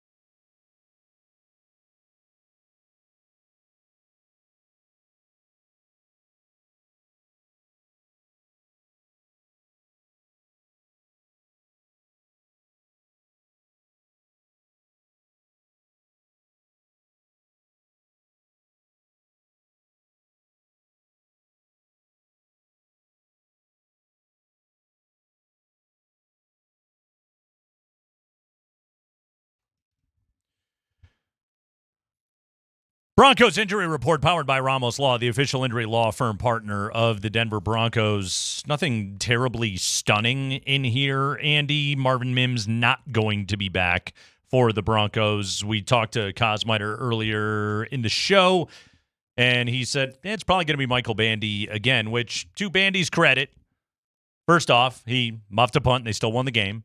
So all is well there. And secondly, he was kind of fine after that. He was good in camp. Yeah, maybe we watched him do it a lot. Yeah, dude just had to, knock the rust off a little bit, get himself out there, and he'd be fine. All right, quick question for you before Okay. we get to what you were going to drive us to. I don't know. I was like, maybe the roof in Houston looked weird. I don't know. Houston's an interesting building. I've been there a couple of times, but really, we don't need to. Who knows what he saw? Who knows why he muffed it? Stadium. NRG Stadium, Reliant, all that stuff. By the way, Cal McNair did get some screen time in that game. Did he? Yeah. I didn't see him. He was piloting his mom around in her wheelchair as she went into the Texans Ring of Fame. Well, yeah. Okay. Yeah. Mm-hmm. I heard that part. I was about to say, new rule for 2026. If you own the team, you don't get to be in the Ring of Fame. You own the team. You own the team. It's your team. Who on the committee was going to be like, nah. Yeah, I don't need my paycheck. You're out. Get the old broad out of here. Someone has to say the emperor has no clothes. You cannot be in. So I think she goes in with like J.J. Watt and Andre Johnson. Right. Yeah. I don't know. Two greats. And I don't Watt? know. Set records, did stuff. And then this gal married a rich guy. Congrats. Anyway. And that goes for all of them. Okay? all of them. All of them. You want the statue of the Penners out front? Have at it. They own the team. It's their team. But they don't need to be in the Ring of Fame. The Cronkies can do whatever they like. By all means. Bill Bidwell, you don't get to be in the Ring of Fame. You own the team. You know what your Ring of Fame is? The entire building. Which is where I'm going with this. So the Broncos have made some movement forwards. They've submitted some plans. What are you hoping this thing's going to look like? We all know they're going to get a roof because they're going to want to have the entertainment. They've already announced a bunch of concerts for next year. They want to do this all. They want to do this all off season if they can. They don't want to wait till the summer when the weather's good. If you get a roof on a stadium, guess what? The Kenny Chesney Let's Drink Margaritas tour can show up in February. Thought that was Jimmy Buffett. Well, whoever. No, Chesney's kind of taking it over. By the way, he's margarita guy though. Buffett. I'm aware of that. Kenny Chesney, he's beach and I drink margaritas and I had a fake marriage to what's her name. Okay. You remember that whole drama that I don't. The girl Renee Zellweger, I think it was. Okay. That sounds familiar. Yeah, they did a thing where it was like, that's not real. It's not real. No, but by the way, AC/DC's coming next summer. Serious question. Mm-hmm. And I like some ACD. Who doesn't love You Shook Me All Night Long or Money Talks or whatever? You just named like the two lamest AC/DC songs. Oh, what do you like? Dirty Deeds, I suppose? Oh, Back in Black all day long. Yeah. Thunderstruck's good. My point being, is AC/DC selling out Mile High in the year 2026? Yes. What? Yes. Why? Because the people that have the money that can afford to go to that concert are all people that are our age and older. Bon Scott's not showing up. No. People are still going to go. Okay. Yeah. Well, I'll be interested to see. What do you Andy, I went to McCartney at Coors Field. The guy's 1,000. What'd you say? Sold out as could be. Where? Coors Field. Okay. That's a bit of a seating difference to Empower. I promise you AC/DC sells out that building. Okay. I went to the Stones there. Again, the Boomer acts, people love those bands. Okay, but the Stones feel like bigger to me than AC/DC. AC/DC's got a hearty fan base. I'm not saying they don't, I think you'd have to draw from, well, maybe you do. You draw from Kansas, Utah, and Wyoming. I was going to say, Fair there's enough. there's 73,000 Mark Mosers in the They're gonna Rocky leave Mountain their farm region. in Kansas. I got to go see it. Right. Anyway, yeah, you're probably right with the regional poll. I still was a little shocked they were playing that venue. I'm sorry. Ball Arena would have worked. Metallica does all the Boomer Yeah, but acts do it. Metallica, again, they're a bigger band than AC/DC. AC/DC was their little cousin when they were touring. Boomer acts. People love them. It's not Boomer. It's us. It's Gen X, fool. You are a Boomer. I'm not a Boomer. I'm Gen X. Proud. We don't care about anything. No. What do you hope? You're a Boomer in Gen X clothing is all you are. Whatever. Listen to IPA guy over there. seriously, what do you hope the stadium looks like? Are you hoping for because remember SoFi, I don't know if people know, SoFi's got this special roof where it's considered an outdoor venue. Yeah, retractable Now, I roof. don't know. It literally is there's enough small holes in the glass, they had said, that it's considered outdoor. Sure. But you want a full-on retractable roof? Do you Yeah, want the one like NRG? Do you hope it's a little creative? What are we thinking? I want to go with you on this topic. I'm the wrong person to ask. I could not possibly care less about this stadium. Really? Yeah, I don't care. But it could bring you Wu-Tang in Well, Wu-Tang's already they'll play the Fillmore, they'll play Fiddler's Green. They got venues that they can fill. Well, maybe they'll bring everybody and you can go to Empower or whatever it's going to be called. Are they going to clone ODB and bring him back? No, they can't. Not the same personality. Tom Brady's dog is going to walk in with old dirty bastard. What if ODB shows up and he's into country? He could. Because it's not the same personality. He's hanging out with Shabuzi now. Yeah. He and Shabuzi show up. This isn't you don't care at all what the roof looks like? No. It's gonna be the most modern. Yeah. It's gonna be it'll be the most Cadillac. It may be a Bentley. Is this going to outdo all the other stadiums when they're done? Here's where, this is my disconnect with the entire thing. Is, I just need a seat to watch a football game. You know? In the press box? Right. I don't need a pool. That's not for me. I know that there are going to be fans that are going to cough up $100,000 in PSLs that are going to want those spots. They're going to want to sit on I don't know, they're going to build a horse ranch that's kind of like the pirate ship, maybe something stupid like that. No, there's going to be water slides and God knows what else they're going to put in this doing thing. Its own thing. Go see the new canyon next year. This is what I'm saying, Andy. I don't care. What if you get a jetpack? Jetpacks gets you in there. It'll be 2032 hoverboards. Inspector Gadget little helicopter that comes out All and I right, can now you're fly wearing above the the hats. field and I can watch football. By the way, P1 Andrea Lindahl says people who have seen AC/DC lately said they wish they hadn't because they should be done. They're hard to watch. Yeah, they'll still pack the place. It's not as though that crowd that wants to drop $250 on an AC/DC ticket is really sitting there with a hard critical eye in 2025. You realize the $250 gets you top of the stadium, don't you? Exactly. Yes. $250 aren't getting you anywhere near. Now Hastings is weighing it. Now Hastings wants a piece. Hastings will be there. And he sends me the AI overview of that AC/DC has sold more albums worldwide than Metallica, primarily due to their two best-selling albums, Back in Black and Highway to Hell. Yeah, I don't believe. It's exactly what they are. Oh, it's only $50 million. All right, Metallica, drop some non-crap and let's get over the hump. But yeah, back to the stadium thing. Just put a football field in it and just let me watch the game. I'm not the target audience. You don't for this care stuff. about the uniforms. You don't care about the stadium. Not really. No. Because you're an IPA guy that wants to man bun it up and go down to the local brewery and hope nobody joins you. Absolutely. That sounds amazing. Absolutely. Yeah. That's fine as long as you don't have to tell me about it all night. They have a stadium. Honestly, they have a stadium that's fine. It's fine. But I can't say it isn't. Exactly. It's not that old, really. It's fine.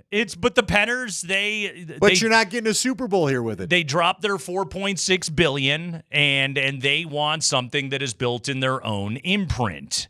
Will the stadium match what they paid for the team? I won't be shocked if it does. Could you see a $5 billion stadium? Yeah, I don't think it's getting that high, but it's going to be pricey. There's no doubt about that. But yeah, I'm not trying to kill your topic or anything like that. I don't care. Is it going to mess up my traffic? That's all I care about. You're gonna get Super Bowl would. You're going to get a Super Bowl there? I can watch it on TV every year, and I'm perfectly fine. I don't need to go and watch the halftime show. Can we make it to this thing opening? Can the Kreckman and Lindahl show go on an Irvin Joe run? Oh, it's unlikely. Let's be honest. Yeah. Look, we risk unemployment daily. It's like when Zach Allen was like, I'm excited about this thing. And it's like, you're not going to be on the team anymore. We know that. You put that into the new contract. Next contract, I get tickets in the great new stadium. I get to play there. I get tickets to the Super Bowl you host. Let me suit up one time. Should there be like a fans corral or a fans walkthrough? Isn't that like part Dallas of the deal, though? does? Doesn't every NFL player get tickets to the Super Bowl? Isn't that a part of the deal? Yeah, some guys have sold them. And then they That's all been sell the- them. yeah, And that's been a thing. That's the whole thing. What do you you brought it up? What do you want in the stadium? What do you need? I want a cool roof, but I do still want it. I want a roof that when it opens up, it does feel outdoors. Uh-huh. I will say the one in Seattle is always interesting. I didn't ever understand the one in Seattle, Lumen Field. Lumen. It's been 9 different things. And the whole deal, like you want, like ideally, if it is snowing, don't you the want fans should be covered. Yeah, the fans covered, but it falls on the field, and then you get the best of all worlds. Yeah. See, in Seattle, you get rained on because whenever I've been in Seattle, cool guy alert, I've been on the field. And so when it rains, you get rained on. Good for you, bud. Yeah. The fans are mainly covered, but you get rained on. And there's a part of me that I understand comfort for the customer. That's great, but you're affecting the game. Right. You know what I mean? Right. Like at what point, especially in the pass-happy era of the NFL, do they just get to the point where like, we really don't want the weather affecting these games? Yeah. As much nostalgia as a lot of us hold for it. Well, there's also like vastly fewer snow games than everybody wants to pretend that We're there lucky is. to get a couple, 3 a year. You're lucky to get one a year. Let's be No, honest. I mean just in the whole league. In the entire NFL. No, Yeah. you're right about that. Like, there's vastly fewer snow games than everybody realizes. Again, generally in our city, the weather is, mild at worst. So yeah, it really doesn't matter all that much to me. It's just, I'm paying way more attention to how many tax breaks they get and how it's going to mess up transit and what it's going to do to traffic. I know I'm a lot of fun when it comes to new stadium talk. But once it's built. Are the nachos going to be good? That's my biggest concern. Will they have churros? Andy? What if they give you your favorite IPA and lobster nachos? They'll have a massive selection of IPAs. Would you do a lobster nacho? Probably not. Would lobster meat not pair well with chips and cheese? What does it pair with nachos? Could you put a little sour cream on the lobster meat? The more I talk about it, the more I realize you really are wasting that lobster. It's, I think doesn't it couple better with mac and cheese and a lobster mac? I don't know really why. Well, they have it at Nola Jane's. Well, I yeah, thought you've had it before, that haven't is you? pretty good. Now you bring it up. Yeah. Well, Nola Jane's hasn't had us out for a while. Maybe if they'd have us out, we Hey. could remember all the good times at Nola Jane's. Exactly. This was Andy's topic. It's the I Kreckman didn't and think we'd Lindahl get show. this far into it. I didn't expect you, first off, I didn't expect you to just jump up and defend AC/DC with Hastings coming in from the top rope. I wasn't defending AC/DC. I was merely pointing Now out you love AC/DC. they can pack a football Nate stadium. Kreckman, big AC/DC guy. I'm not opposed to AC/DC. Not the good part, apparently. I don't like the poppy stuff, Andy. Oh, I forgot you're edgy. I'm not here for the hot topic AC/DC, okay? Look, I like the gritty stuff. You don't play the popular D&D. You're into the really scary one. I don't even know what that is. It's the Kreckman and Lindahl show. It's a Wednesday afternoon. This was Andy's topic. I didn't understand a thing that you just said. Do it again. Do the cool Carl line. Come on. It's Altitude Cool, Andy. Sports Radio.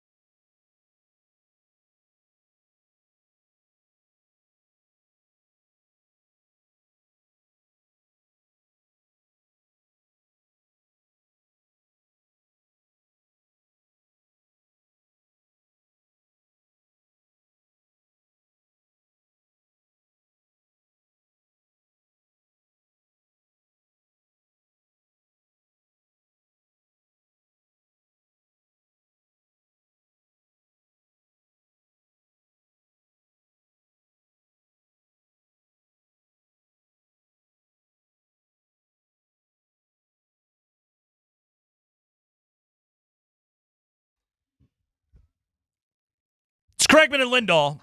It is a lovely Wednesday afternoon. We hope you're driving safely out there. Altitude Sports Radio app. You can listen to us via the app. It's powered by the Will Height Law Firm. Injury lawyers, go to willheightwins.com. That is willheightwins.com. Andy, the Broncos offense, it is booming and busting once again. Did you realize that the Denver Broncos lead the NFL in punts? I did not. Yeah. Now, I can't say I'm shocked necessarily with what we see for usually the first half or three quarters of things. But yeah. They lead the NFL in punts currently. Last year, 5th. This year, number 1, at least so far through 9 games. So I went digging on this a little bit of like, okay, what's really going on with this Broncos offense right now? Because defense, there's no puzzle to solve, right? They're just awesome.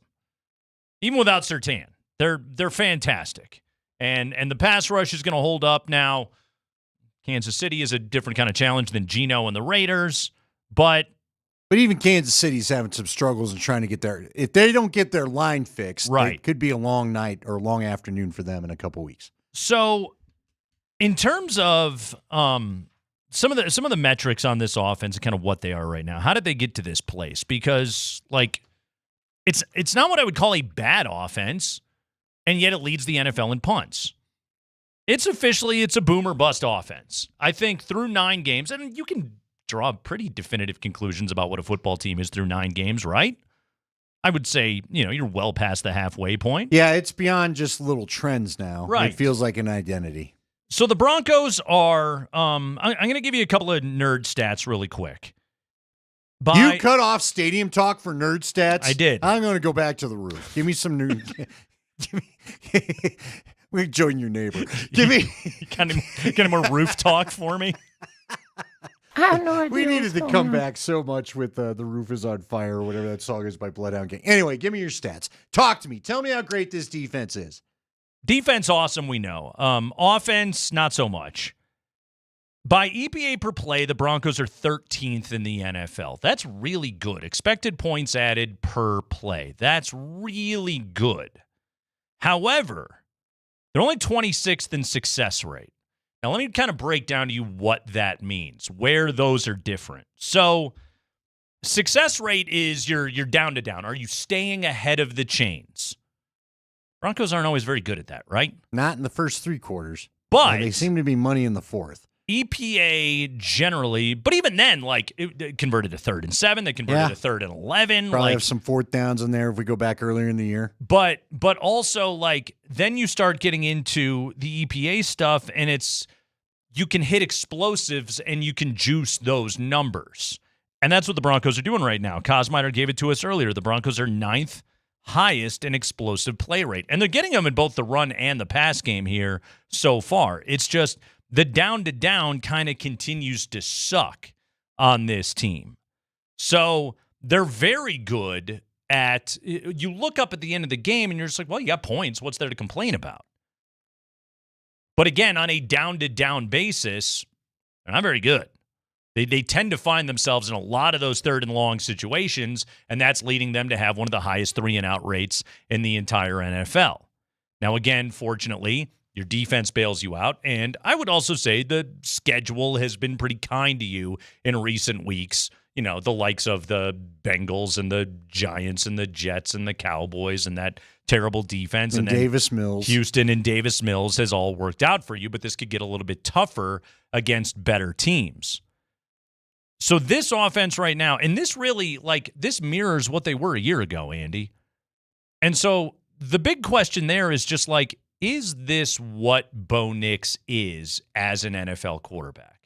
Is he just a boom or bust player? Well, okay.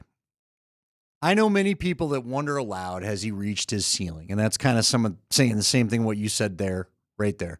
Here's my hope for where there could be more. Okay, here's where I hope that there's more boom than bust. It's not even, you know what?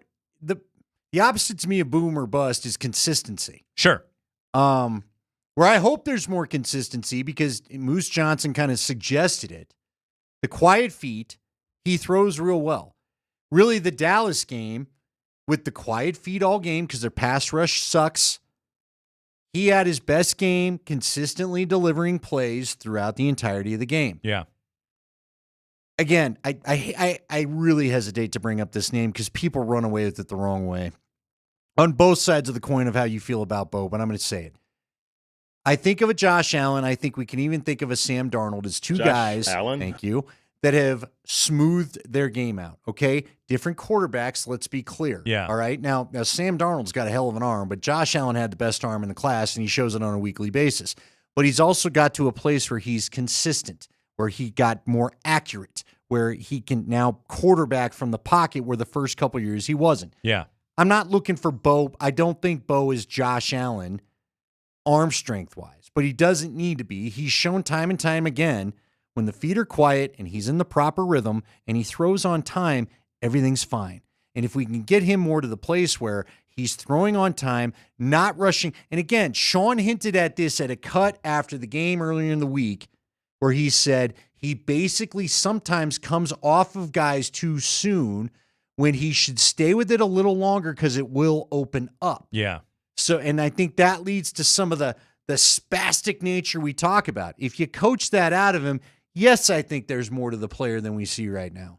But if it doesn't get coached out of him, if he's just too set in his ways, because I don't know if you've heard, he started 6,000 games in college and was one of the older quarterbacks taken, then I don't think he grows from here. But I do have hope in games like Dallas and even Cincy provided to me where that if he finds the consistency with the quiet feet, yes, we'll see more than what we're seeing this year. Fair enough? Also, Dallas and Cincinnati are two of, not just in 2025, two of the worst defenses in the history of the NFL. Okay, to your point, I'm not going to push back because when you look at Bo's best games over his career, minus maybe the Cleveland game where they were a pretty good defense last year, it's come against the Atlantas, the New Orleans, the Carolinas, the Dallas. They all suck. But again, he makes a throw like last week when they needed the 2-point conversion and he was quiet and in his good rhythm in the fourth quarter. He makes a great throw in a tight space to Troy Franklin. To that wasn't point, afraid of the corner being so close to the play. Broncos' red zone touchdown percentage is 8th in the NFL. He is nails inside the red zone. It's a huge part of, again, why this offense is where it's at, because they're very good at finishing in those kind of short yardage situations. This is still a second-year guy, and what I really hate what's going on this year, and some of it's gone on the station. Look, everybody can do what they want to. It's definitely gone on nationally. I hate the declaration of, who would we take in the class, and let's go redraft it, and who's really the best. These are all still second-year players, Bo included. Yeah. And I promise you, Sean Payton's asking Bo to do more this year than he did a year ago. And I can't remember, there was the old saying once upon a time. I know people forgot it because things are so different because we want to make a judgment on these guys so soon. But it used to be with Mike Shanahan, they would say it was 3 years with a quarterback before Mike Shanahan could run his full playbook. Okay? What will Bo look like next year? What will another off? See, to me, I prefer to wait to make bold declarations till you've seen 3 years of a guy if they prove good enough to give you the 3-year look. And frankly, we could do that with Baker. How many of us, and I'm one of them, I thought Baker was a washout. Now he's finally found his rhythm in Tampa. What's that? It was 2018 draft. We're talking 6-7 years later? Yeah. Same with Sam Darnold. That was the same draft. I mean, Bo Nix has the tremendous advantage of having been drafted by a coach that was dying to have him. That said, given what this guy's strengths are, I can make this be really effective. And the Broncos didn't have to go giving up a bunch of valuable future resources. They sat there at the number 12 pick, which they had, and they drafted the quarterback that they liked in that spot. That's a huge advantage that Nix has. Like, again, Caleb Williams is already on coach number 2. You know, Drake May is on coach number 2. It's J.J. McCarthy is just now starting to get out onto the field. Like, Penix didn't get to start right away. He had to sit behind Kirk Cousins forever. So, like, Bo Nix walked in the best situation possible, but what I have seen out of this guy through 9 games has largely just been confirmation bias of the opinion that I had of him after his first year in the NFL. He doesn't kill you with bad plays, but on a down-to-down basis, does this guy have elite quarterbacking traits? No, I don't think he does. And again, like, people are going to hear that and go, you ripping our quarterback. I don't think we're ever going to talk about him in the same sentence as the Mahomes and Allen and Lamar and Joe Burrow. To me, he's never going to be that player. I think he can win a lot of football games. I think he can win big football games. I think in playing for Sean Payton, he is able to be a very good NFL quarterback, but Bo Nix is not an elevator of the talent around him. Fair enough. I don't disagree with any of that. I don't know if he'll ever be a truly top 5 guy that's a true raise all boats guy. Right. But I also think he's in the class of many of them where you can win a lot of games with this guy with a healthy team around him. Absolutely. And he's got that right now. He's got an excellent defense. He has got here's the other part of it, Andy, is he will never have another offensive line as good as the one that's in front of him right this moment. Just the chances are, because this is a great offensive line. You got to give Zach Strief a ton of credit. Zach Strief gets a ton of credit. The Broncos have drafted well when it comes to the offensive line. They have made savvy moves in re-signing guys, good free agency moves, veteran group. They've invested heavily, and they've largely gotten what they paid for. They have also had, and even with Ben Powers out right now, a remarkable run of pretty good health. Like Bowles and Miners, who are the two strengths of that offensive line, have been massively durable over the course of Bo Nix's career so far. And that's another thing that largely helps him. But that's where it gets back to should Denver have done something at the deadline?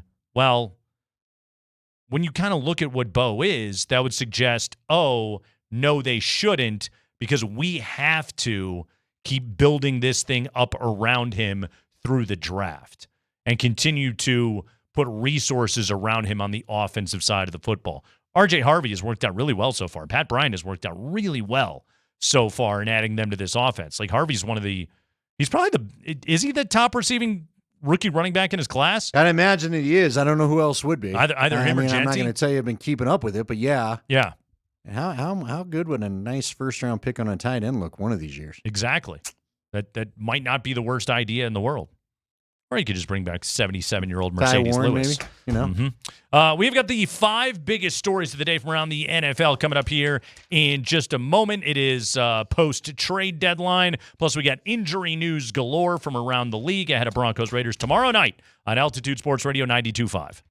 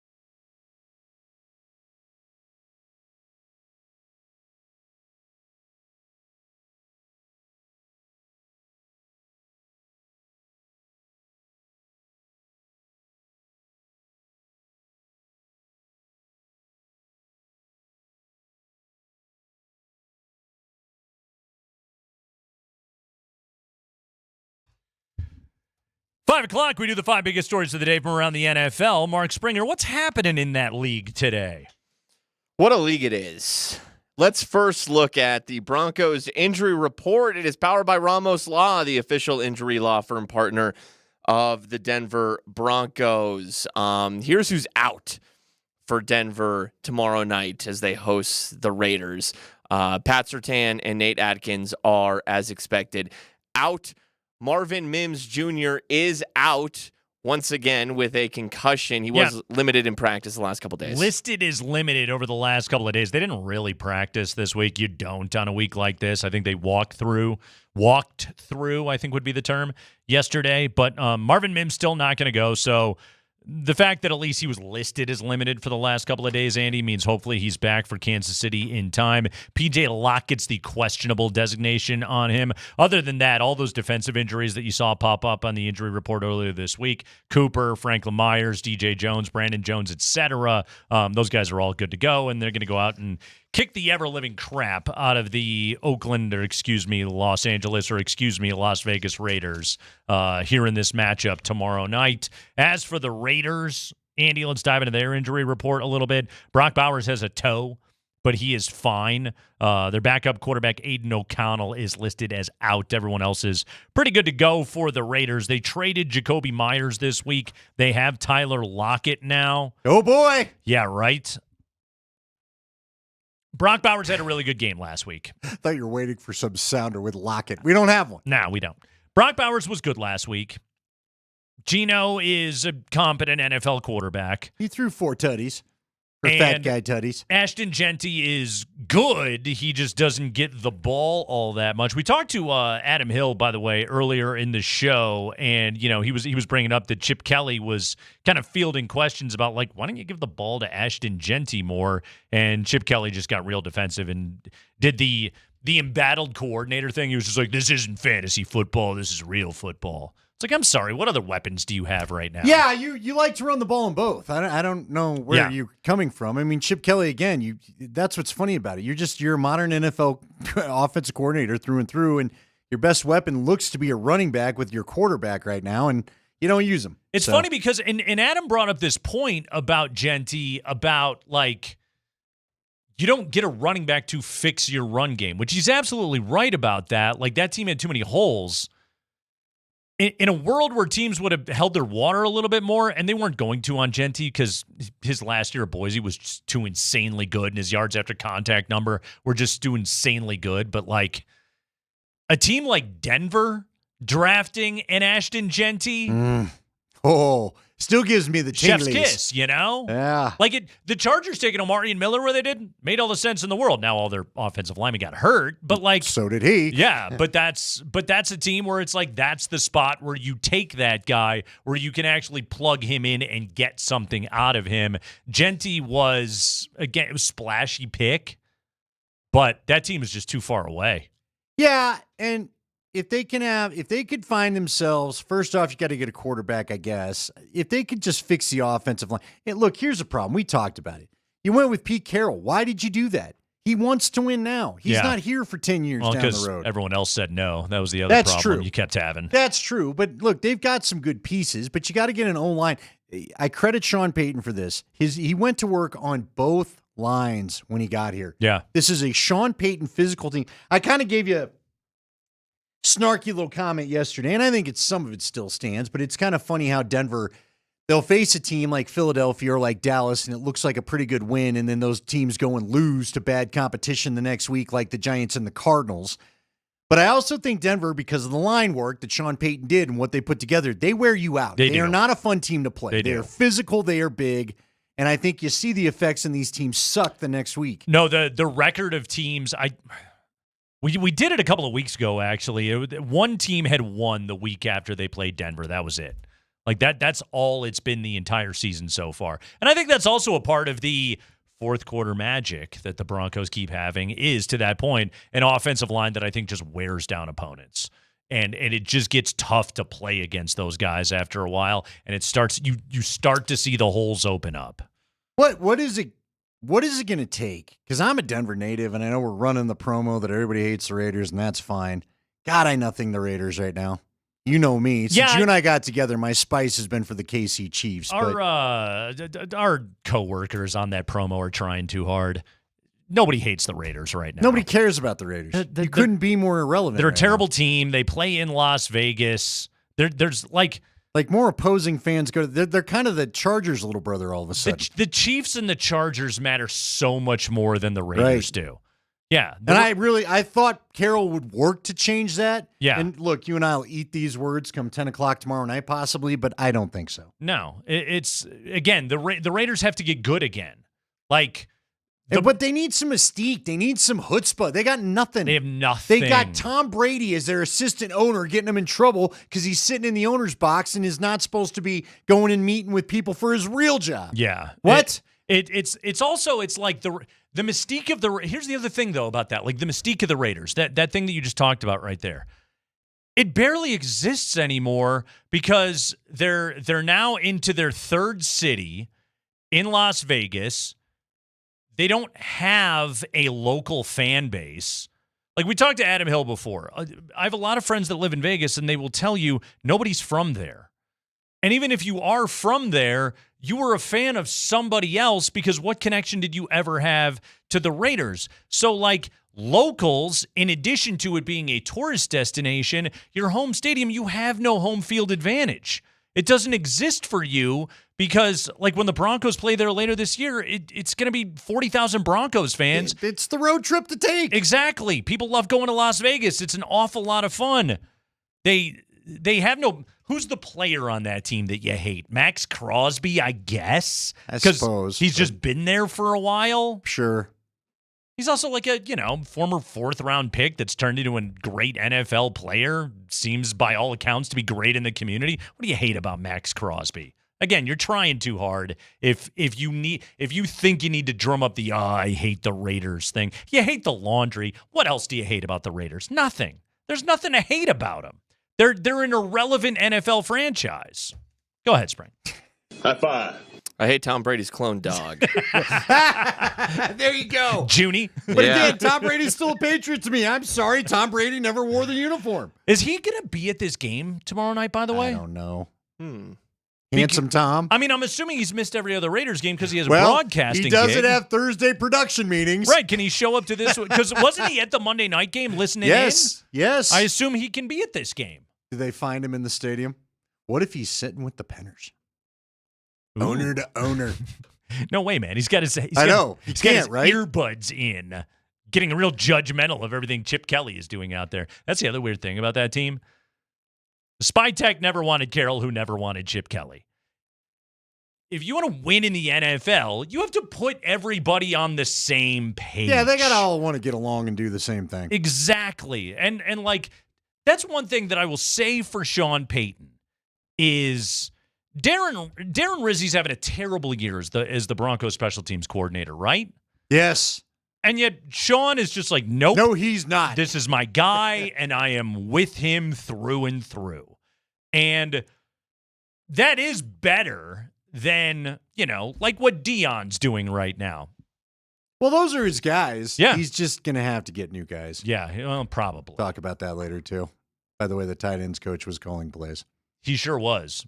I had heard that from somebody You'd recently. heard that, hadn't you? I had heard that. Mm-hmm. You were aware of the situation. Go ahead, Spring. Hey, the 5-3 Jaguars coming off of a win in Las Vegas. They will travel from what county? Duval. To Houston, Texas, to play the Texans. That's fun. Texans are 3-5. It's a big AFC South matchup. Sure is. CJ Stroud is out with a concussion. Chris Abrams' drain hit him last Sunday. Legally, Davis Mills will start. Got to kind of keep a little eye on the Jaguars. They might be the team you're dealing with out of the. No, I guess you got the Colts too. No, right? that division is setting up really well for the Colts right now. It is, but see, again, I'm telling you, the Jaguars, because of their bad schedule, could steal a playoff spot. Like, I don't think there'll be 3 AFC West teams. There's a chance that doesn't happen. Who do the Jags have the rest of the way? Their division, essentially? Well, they've got the Broncos, remember? That's going to be a game, I believe, in December. So, Jacksonville, Houston, home against the Chargers, who are super banged up, at Arizona, at 10. Yeah, it's their division a lot. Plus, they play the Jets. Sneaky, dangerous playoff team right there. They could be snaking a wild card spot. Go ahead, Spring. High five. Hey, so Mark Sanchez has some legal issues. I've heard. Yeah. Therefore, we have a replacement for him over at Fox Sports. Mark Sanchez was calling games with Adam Amin, but starting week 11, Adam Amin will now be joined full-time by Drew Brees. There you go. Didn't somebody try Breeze before and he wasn't good at it? He was supposed to be on NBC, if you remember. They had like a deal in place. Oh, he wasn't it? He was doing Notre Dame games. Yeah, and it was not good. Yeah, but they wanted another quarterback, so there they go. Isn't that kind of weird about it? Like, rather than looking and being like, who's maybe like a local radio analyst that can really dive in and break this stuff down, this is the way these networks view it, of just like, oh, a quarterback people have heard of. Just throw him in there. He'll say some stuff. It'll be fine. Yeah, we'll see how it goes. Yeah. Hopefully he's learned some things since the Notre Dame games, because those were rough. Kyler Murray, by the way, the report out of Arizona, Jonathan Gannon telling reporters that Murray is going to be placed on injured reserve due to his foot injury, so it'll be a lot more Jacoby Brissett coming up there. Which I don't think he's upset about. The Cardinals. I don't think he is either. I'm not sure Kyler would have the job if he was ill. I think he likes a lot that Jacoby Brissett actually, runs the plays as they're called. He finds the open receiver, throws him the ball. Coaches are weird like that. They like when you run Our the guy play. doesn't mind if you do your own thing. So long as it's only on the final drive of the game. Yeah, only then. By all means, scramble away, Bo. I don't feel like watching any more of this football game. I'd like a first down. The Nuggets are preparing for the Miami Heat this evening, Andy. Nikola Jokic. I got some fun notes on Jokic going into this matchup against Miami. More on the Broncos and the Raiders, plus a college basketball story that we're going to go delving into a box score today here on this show. Saw this. Kreckman and Lindahl at Altitude Sports Radio.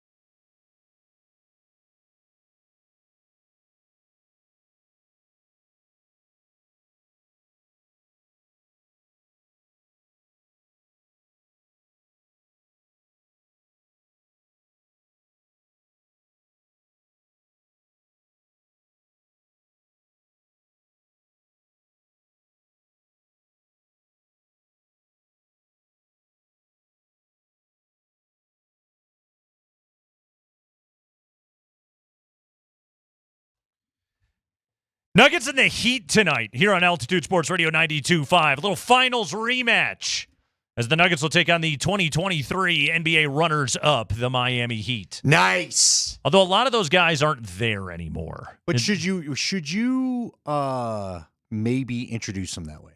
Yes. Let's welcome the 2023 runners-up, your Miami Heat. Let's call him Kyle Speller. Give that line to him. Let's give it to him here tonight. A lot of the Heat guys that you recall, the Jimmy Butler, Max Strus, Gabe Vincent. Remember Gabe Vincent from the finals? Duncan Robinson. Oh, that guy looked like one of the Backstreet Boys. Drove me nuts. Kevin Love's not there anymore. Tyler Hero is banged up going into this game. He was banged up when they played in the finals. Yeah, it's just kind of continued to be the story there. Where's Adebayo? Bam Adebayo. Is He's he there. He's there, and he's still quite good. Yes, but the problem with Bam is he can't guard Jokic. Bad matchup. And Jokic is probably going to destroy him once again. But here, Andy, is something I saw that Dan Hyatt sent over today that made me once again pleased about where things are going right now with this iteration of the Nuggets. Okay, I know they're 4-2. Like, it's been good. It hasn't been amazing, but it's been good so far. But listen to this. First 6 games of last year, Jokic, 225 minutes played. First 6 games of this year, 210 minutes played. 15 minutes off the total. So you're over a quarter. That's one fewer quarter that he has played through 6 games, which that will continue to add up. We saw it again the other night.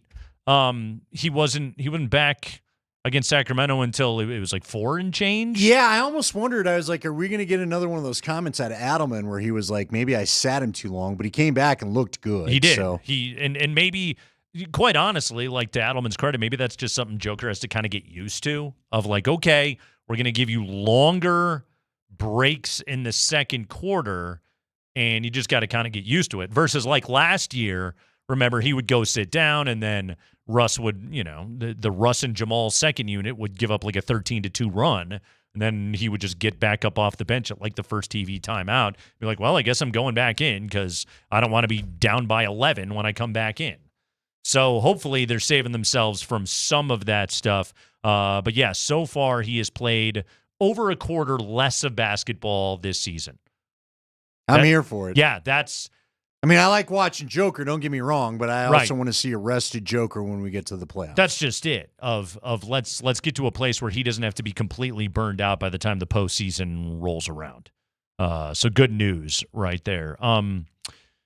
Jamal has just been awesome. AG had a weirdly quiet 20 points the other night. Christian Brown has been much better at home than he has been on the road so far, and a lot of it is they run more at home, and when they run more, Christian Brown is good. Bench is better than it has been. Early returns on the season are very, very good. All right, your favorite topic. What do you got? First off, it's from Group C. What's Group C? The group of death.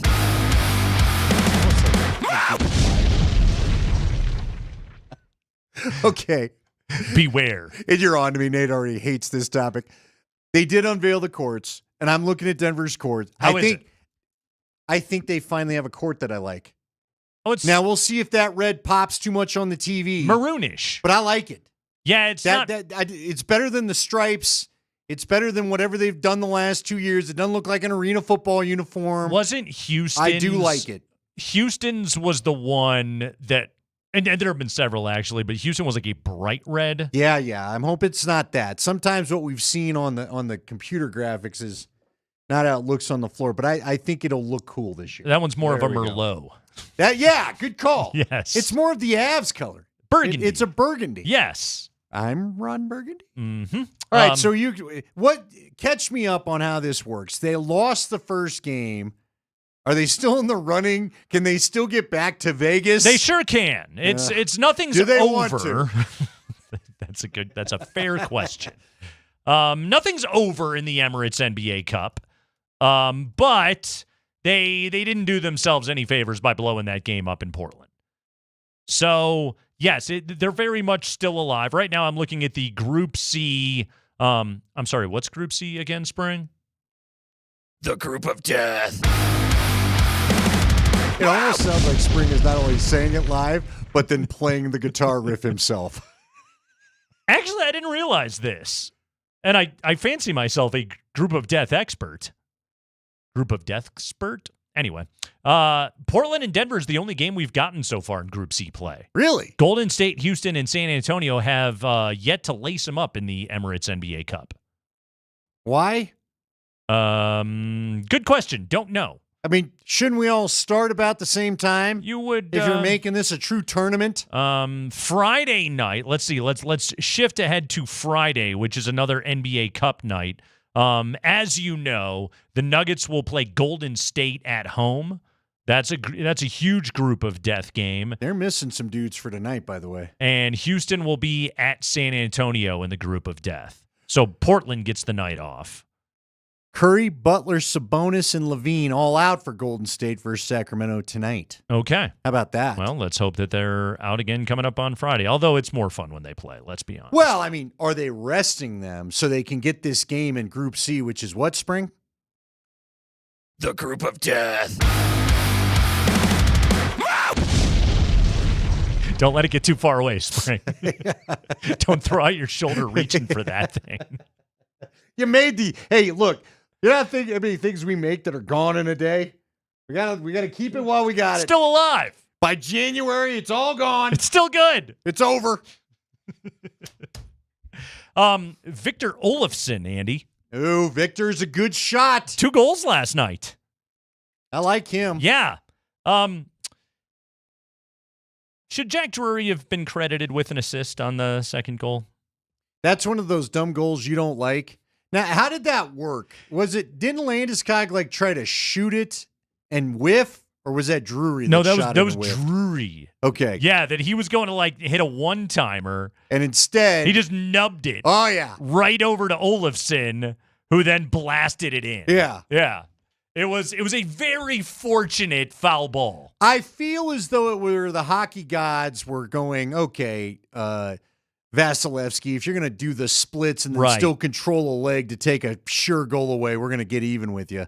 Nah, he probably shouldn't have been credited with an assist. See, now, the McKinnon assist on the first Olofsson goal, that was sick. Sweet. That was just hey, I'm attacking the net because I'm sick of Marty Necas not shooting the puck, which is kind of why he did it. It was an angry assist from Nathan McKinnon. Yeah, he gets a few of those. He does, which that's when his rage really pays off. Plus, Ross Colton scored last night. Got to the backhand on the breakaway. Nice pass by Sam Mayday Malinsky on the. Good old Mayday Malinsky. Connor's got to adopt that. It was a nice 2-liner. By the way, I thought we might get into it with DMac because he keeps asking if they have in Cross. He keeps asking if they have every time. He keeps asking if they have a goalie controversy. I'm not sure they do. First off, I don't think you wanted to put Blackwood back against what was the red-hot Tampa Bay Lightning in his first start last night. So I can understand why I wouldn't pick the Lightning as the guy's first game back in 6 months. So, and look, I have no problem. Well, he played the San Jose game. Right. Blackwood. Right. Yeah. Oh, yeah. Okay. Yeah. Well, but DMac was the one. I man, thought he was good. I didn't think he was. But I have no problem with you you going with Wedgwood again against a hot team. No, I think Mackenzie Blackwood is your number one goalie, but he's coming off of an injury and slow play the thing. Yeah, eventually you'll. And the good news is that your backup is playing really, really well. Nobody needs to get worked up over this. I don't think there's any kind of controversy going on right there. I'm angry. Yeah, but that's immaterial to this topic. That has nothing to do with goalies. That's just sort of that's a baseline, okay? Walk around yelling at things. Listen, I loved the effort from Wedgwood. I'm glad he was in there last night. I think he's playing sharp. And I don't like the word controversy just because controversy is when what we dealt with last year, where you're not quite sure what you're going to get out of net. Right. I think either guy that goes in, you're okay with it. And because Blackwood is, again, recovering from injury, it's cool. Let him get back in, just like you say, slipping into an 80-year-old slipping into a warm bath. Right. Let him just ease into this sucker. It'll come along nicely, and it will work out for this team. You're the best team in the NHL points wise. Yeah, you have two really good goalies. How do you say, hey, take a seat? We don't. And again, like that's the beauty of not having to rush him back. Like Dre Greenlaw had a big time injury this year. I know Justin Sternad is far from perfect, but he's a pretty good player. Like you didn't have to kill yourself to get Greenlaw back out there. That said, this defense just looks different with him. Oh, he's mean and nasty. And they're already that good, but like he as a gap filler, especially down in the red zone, those 2 goal line stops that they had against Houston last week, and one of them was still with C.J. Stroud on the field. It was just like, there's no way to overpower this defensive front right now. Well, especially when Hufanga comes blasting off the edge and grabs your back foot before he can get any momentum going. Right. Yeah, Greenlaw and Hufanga. Again, let's hope Greenlaw keeps going. To your point, they slow play Greenlaw the right way. And hopefully he's, you don't want, who's the receiver? Oh, it's Terry McLaurin. Literally, got back, hurt himself, out again. Yeah. You didn't want any of that going on. That was what happened to Joe they've Alt. avoided that. Yeah, with the high ankle sprain. Those high ankles, man. Anybody that knew Julius Thomas, and you and I think both talked to him in private about his high ankle sprain when he was here. A lot of frustration. Not psyched about how they did it the first time. So Benito, 8 sacks right now. Cooper at 7. Zach Allen has 5. John Franklin Myers has 4. I think he's going to be a very wealthy man. Sternad 3.5. Owazarike 2, Jaquan McMillan 2. I mean, you can just keep listing them off, by the way. DeAndre Tillman has a sack and a half right now. Singleton, Malcolm Roach, Jonah Ellis, DJ Jones, Talanoa Hufanga, Dre Greenlaw all have 1 sack. Hugh Robinson and Brandon Jones each have half of a sack right now. Like, basically, everybody except for Riley Moss and Patrick Surtain, in terms of, like, regulars on this defense, has at least some sacks on their statistical ledger right now. They got a lot of sack. They sure do. That they do, and they come from everywhere, man. It's this defense. Yeah, this is just it. Like, Brock Bowers had a really good game last week. I think Geno Smith is a good NFL. Clearly, he's better than Davis Mills. We know that. But is this Raiders offensive line ready to hold up against what Denver is up front? No. I kept pointing to it of like, okay, this is why I think they beat Houston, because they have such a massive advantage right there. I think that's why they beat the Raiders tomorrow night.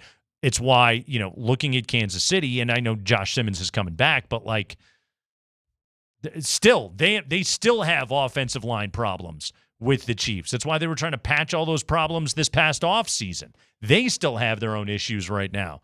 The Broncos have such a massive advantage of their front seven, their defensive line against whatever else opposing offenses have up front, and they'll have it the rest of the year. If your offensive line isn't in order, you got a problem. And that's why you and I talked about a trap game. We hinted at a trap game yesterday, and there still feels like there could be some trap tendencies here. There definitely are. There are, but I don't think the Raiders are good enough, though. That's just it.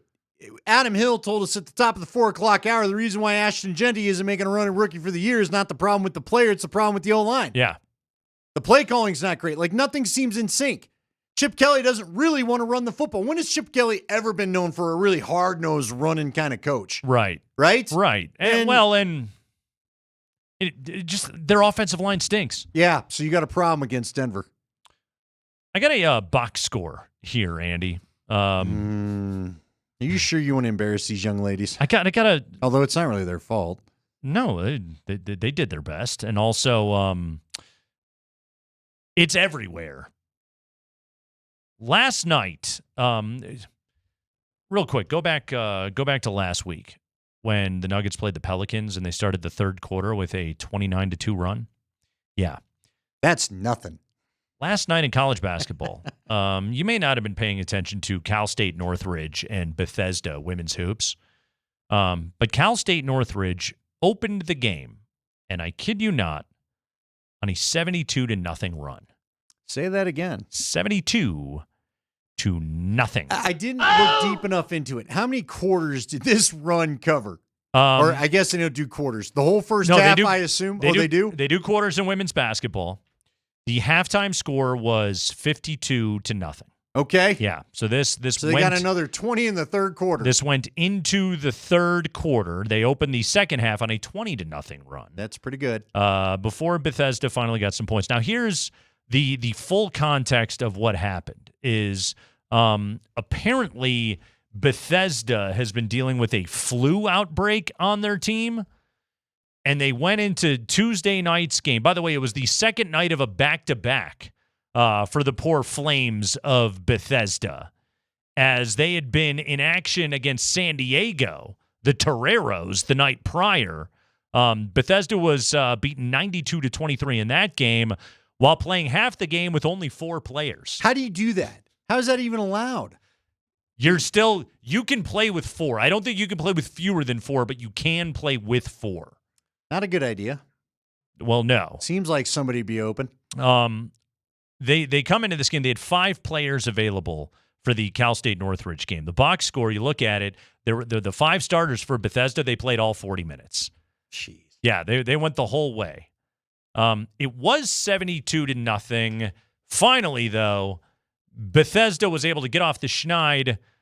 There were broadcasters calling this game. Let's roll it, Spring. What do you got for us? The Matadors' largest victory in program history. Oh, my goodness. You said victory, and Cheyenne Moreo gets the three-pointer and gets this entire crowd in the Premier American Credit Union Arena is clapping for them. Everybody excited. They finally scored a bucket, Graham. Wow. Boom goes the dynamite. It was 72-0. And then, yes, Cheyenne Moreo did hit that 3, which cut the Cal State lead to Spring. 69 points. Uh-huh. Nice. Thank you, Kevin Harlan. Nice. Hey, you can shoot your way back into that one. Also, I love how play-by-play lady is like, shut up, color guy. She made a shot. I got to call this. Quit talking. They finally got a basket. So I'm in the box score right now, Andy. Here we go. 103-13 was the final, by the way. Cal State Northridge over Bethesda in the box score. In that game, the rebounding margin went to Cal State Northridge. I know that's unbelievable. 79-17. Well, that's how you score that 72-0 run. You get all the rebounds. You get every one of the rebounds. 40 offensive rebounds were pulled down by Northridge in that game to 4 for Bethesda. Also, in terms of field goal attempts, Cal State Northridge was 40 of 91. Bethesda was 4 of 44. Meaning that Cal State basically took like 50 more shots in that game than poor Bethesda did. Because they, again, had all the rebounds. All the rebounds. That's brutal, man. Hey, listen, I feel for those broadcasters. I feel for those kids. The leading scorer, by the way, was Cheyenne Moreo. She was the one that made that 3. She led the way with 9 all right, for Bethesda. So what, 2 more threes? She was 3 of 20 from the field.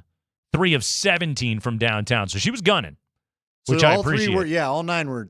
She didn't go to the line, it doesn't sound like. She also had 4 fouls.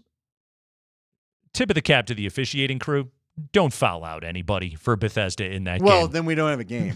Although maybe she was trying to get that 5th foul so they could just call the game. Can I just leave? What would happen if you foul a person out? You don't have. No, you play with 4 just like they did the night prior. Oh, they did have 5 this time? What if 2 people fouled out? Well, then what would happen? Then in that case, the game's over? I do think that spells the end of the contest. Really? 52-0 at halftime in a basketball game doesn't spell the end of the contest? Can you just go running clock from there? Good night. 103-13. The Matadors over the Flames of Bethesda. If you're the team that played them, though, aren't you kind of like, oh, great, now we're going to get our turn? We may not have beat you, but we gave you the cold. That's a good point. Yeah, whatever epidemic that they have. Let's see. I'm looking at Cal State Northridge's schedule right here. No, they're going to be fine. I was looking to see, do they have like a UCLA or a USC in there? No, they're fine. No, they'll play like San Diego State and San Jose State and UC Irvine, but no, they're going to be okay. They won't take their own beating that way all season long.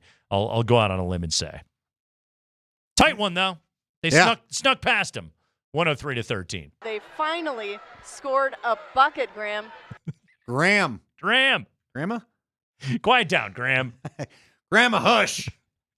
Also, what was the name of that arena? That was a mouthful on the name of the arena that she made sure to get the entire title sponsor into. Well, you need to get paid for this game. You do. The Premier America Credit Union Arena. Yeah. Couldn't even call it like the PACU or something like that. The PACA? Mm-hmm. Alpaca? By the way, attendance, because they listed it on the box score on ESPN.com, a robust 335. Hopefully none of them get sick either. Thing sounds vicious. Everyone's getting sick. You know, and what's funny is that your boy, your Bethesda, who were they playing? Cal State Northridge. Cal State Northridge out-rebounded the attendance. This is the Kreckman and Lindahl show. You needed to know this information. Altitude Sports Radio.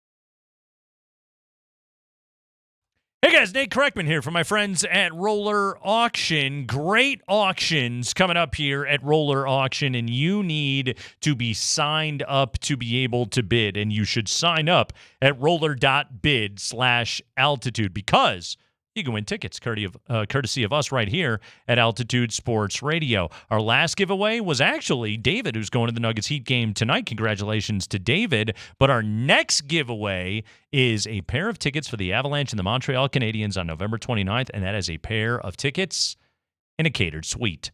So get to roller.bid/altitude and get signed up. Avalanche tickets against Montreal on November 29th. We're also giving away New Year's Eve tickets against St. Louis, also in the catered suite. So get to roller.bid/altitude, and you are entered to be able to win those tickets. They have got another government fleet vehicles and equipment auction coming up here at the end of the month. So you'll definitely want to check out that right now. Planet Open Box, holiday decorations, toys, and winter gear. This auction is available to be able to bid right now, although it closes tomorrow. Trees, lights, ornaments, etc. Save some money on some holiday decorations. Get to roller.bid/altitude and sign up to bid.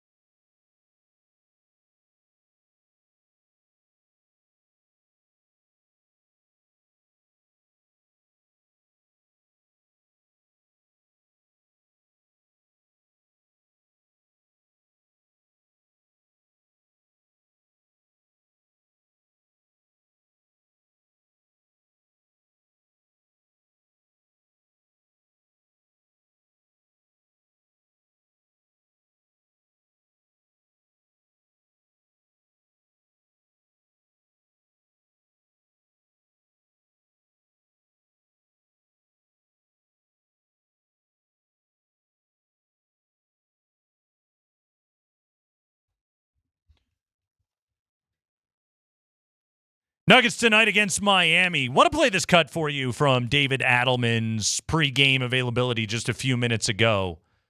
Adelman now the head coach of the best basketball player on the planet, Nikola Jokic. By the way, that's awesome for Adelman. How many coaches get to do that? Just right off the jump, your first head coaching gig, and they give you the best player. I guess Phil Jackson did.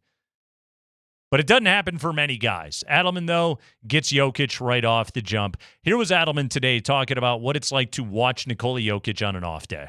My favorite thing in the world is to watch the guy work out on an off day just by himself. There's like a presence about it. There's something to it. It's not just wasted energy. And obviously extreme, utter talent of touch. I mean, he had been a great partner in college for drinking games or whatever else. So he's got unbelievable hands, obviously, but I think it's natural talent, but it's also that just unbelievable, work ethic as well. Could have been an elite drinking game player. Yeah, I don't doubt it. He probably is. Just ask Bruce Brown. We've all seen what he does in the offseason in Sombor. He probably is an elite drinking game player. Bruce Brown said, that guy got me so bad. Hey, I got breaking news for you. You want to break some news? I don't want to, but I'm gonna. Okay. Is it not good news? You tell me. Okay. This show's favorite player, member of the Colorado Rockies, one Christopher Bryant, has been reinstated from the Rockies' 60-day IL. Wait a minute. This is a real tweet from the DNVR boys. Hold on. So this is... and it's dated today at 1 p.m. So I saw this earlier today. And it was tweeted out by the official Rockies PR account. Yeah. Rockies claimed infielder, outfielder Troy Johnson off waivers from Miami. I wonder if it's the Troy Johnson I went to college with. Reinstated infielder, outfielder Chris Bryant and right-hander Jeff Criswell from the 60-day IL. What? Yeah! What? Come on. Let's go, y'all. I mean, I guess if you think about it, didn't they put him on the 60-day? What was that? It was 600 days ago. May? Yeah. I'll be a short stint. Never saw him again. Hey, he's good to go now. Never saw him again. So Andy, they still don't have anybody. No. The latest reports continue to we be. We need a full season of KB. You sure do, don't you? Well, that's not your problem anymore, Bud Black. Thomas Harding tweeting today, former Rockies pitcher Adam Ottavino reported to have spoken recently with the Rockies, who are seeking a new baseball operations leader. Spoke again with the club today. Okay. Again, I want Otto a part of things. I'm not opposed to it. Andy, I don't even, do they even have another candidate? Because they had two other candidates, and those guys both went away. This sounds like their only option. Again, we were talking about this yesterday, guys. So free agency starts tomorrow. Now, baseball free agency is not like NBA and NFL because... And the largest part of that being it's because it's not a salary cap league, you can kind of take your time with it all. Teams aren't, in a huge arms race to get to each other. Plus the owners want to collude and, be able to knock down salaries as much as they possibly can. But GM meetings start Monday in Vegas. The Rockies seemingly at the moment don't have anybody. Don't have a GM. It's going to be Walker Montford, I guess. I suppose. And then Adam Ottavino, who pitched in the bigs last year. In May. Is I guess the guy, which I mean, I think Adam Ottavino's a very sharp guy. I think he can bring a wealth of knowledge of the trouble of pitching here. Maybe he can be the Jerry Dipoto for the Rockies, as Jerry Dipoto once was. But yeah, maybe he can step into that role and become quite honestly, like Andy, what it really sounds like is it sounds like somebody like Otto is going to have to come in and just skip a bunch of steps. And I don't want to just dismiss it summarily out of hand because, again, I think Ottavino is a very sharp guy. But also,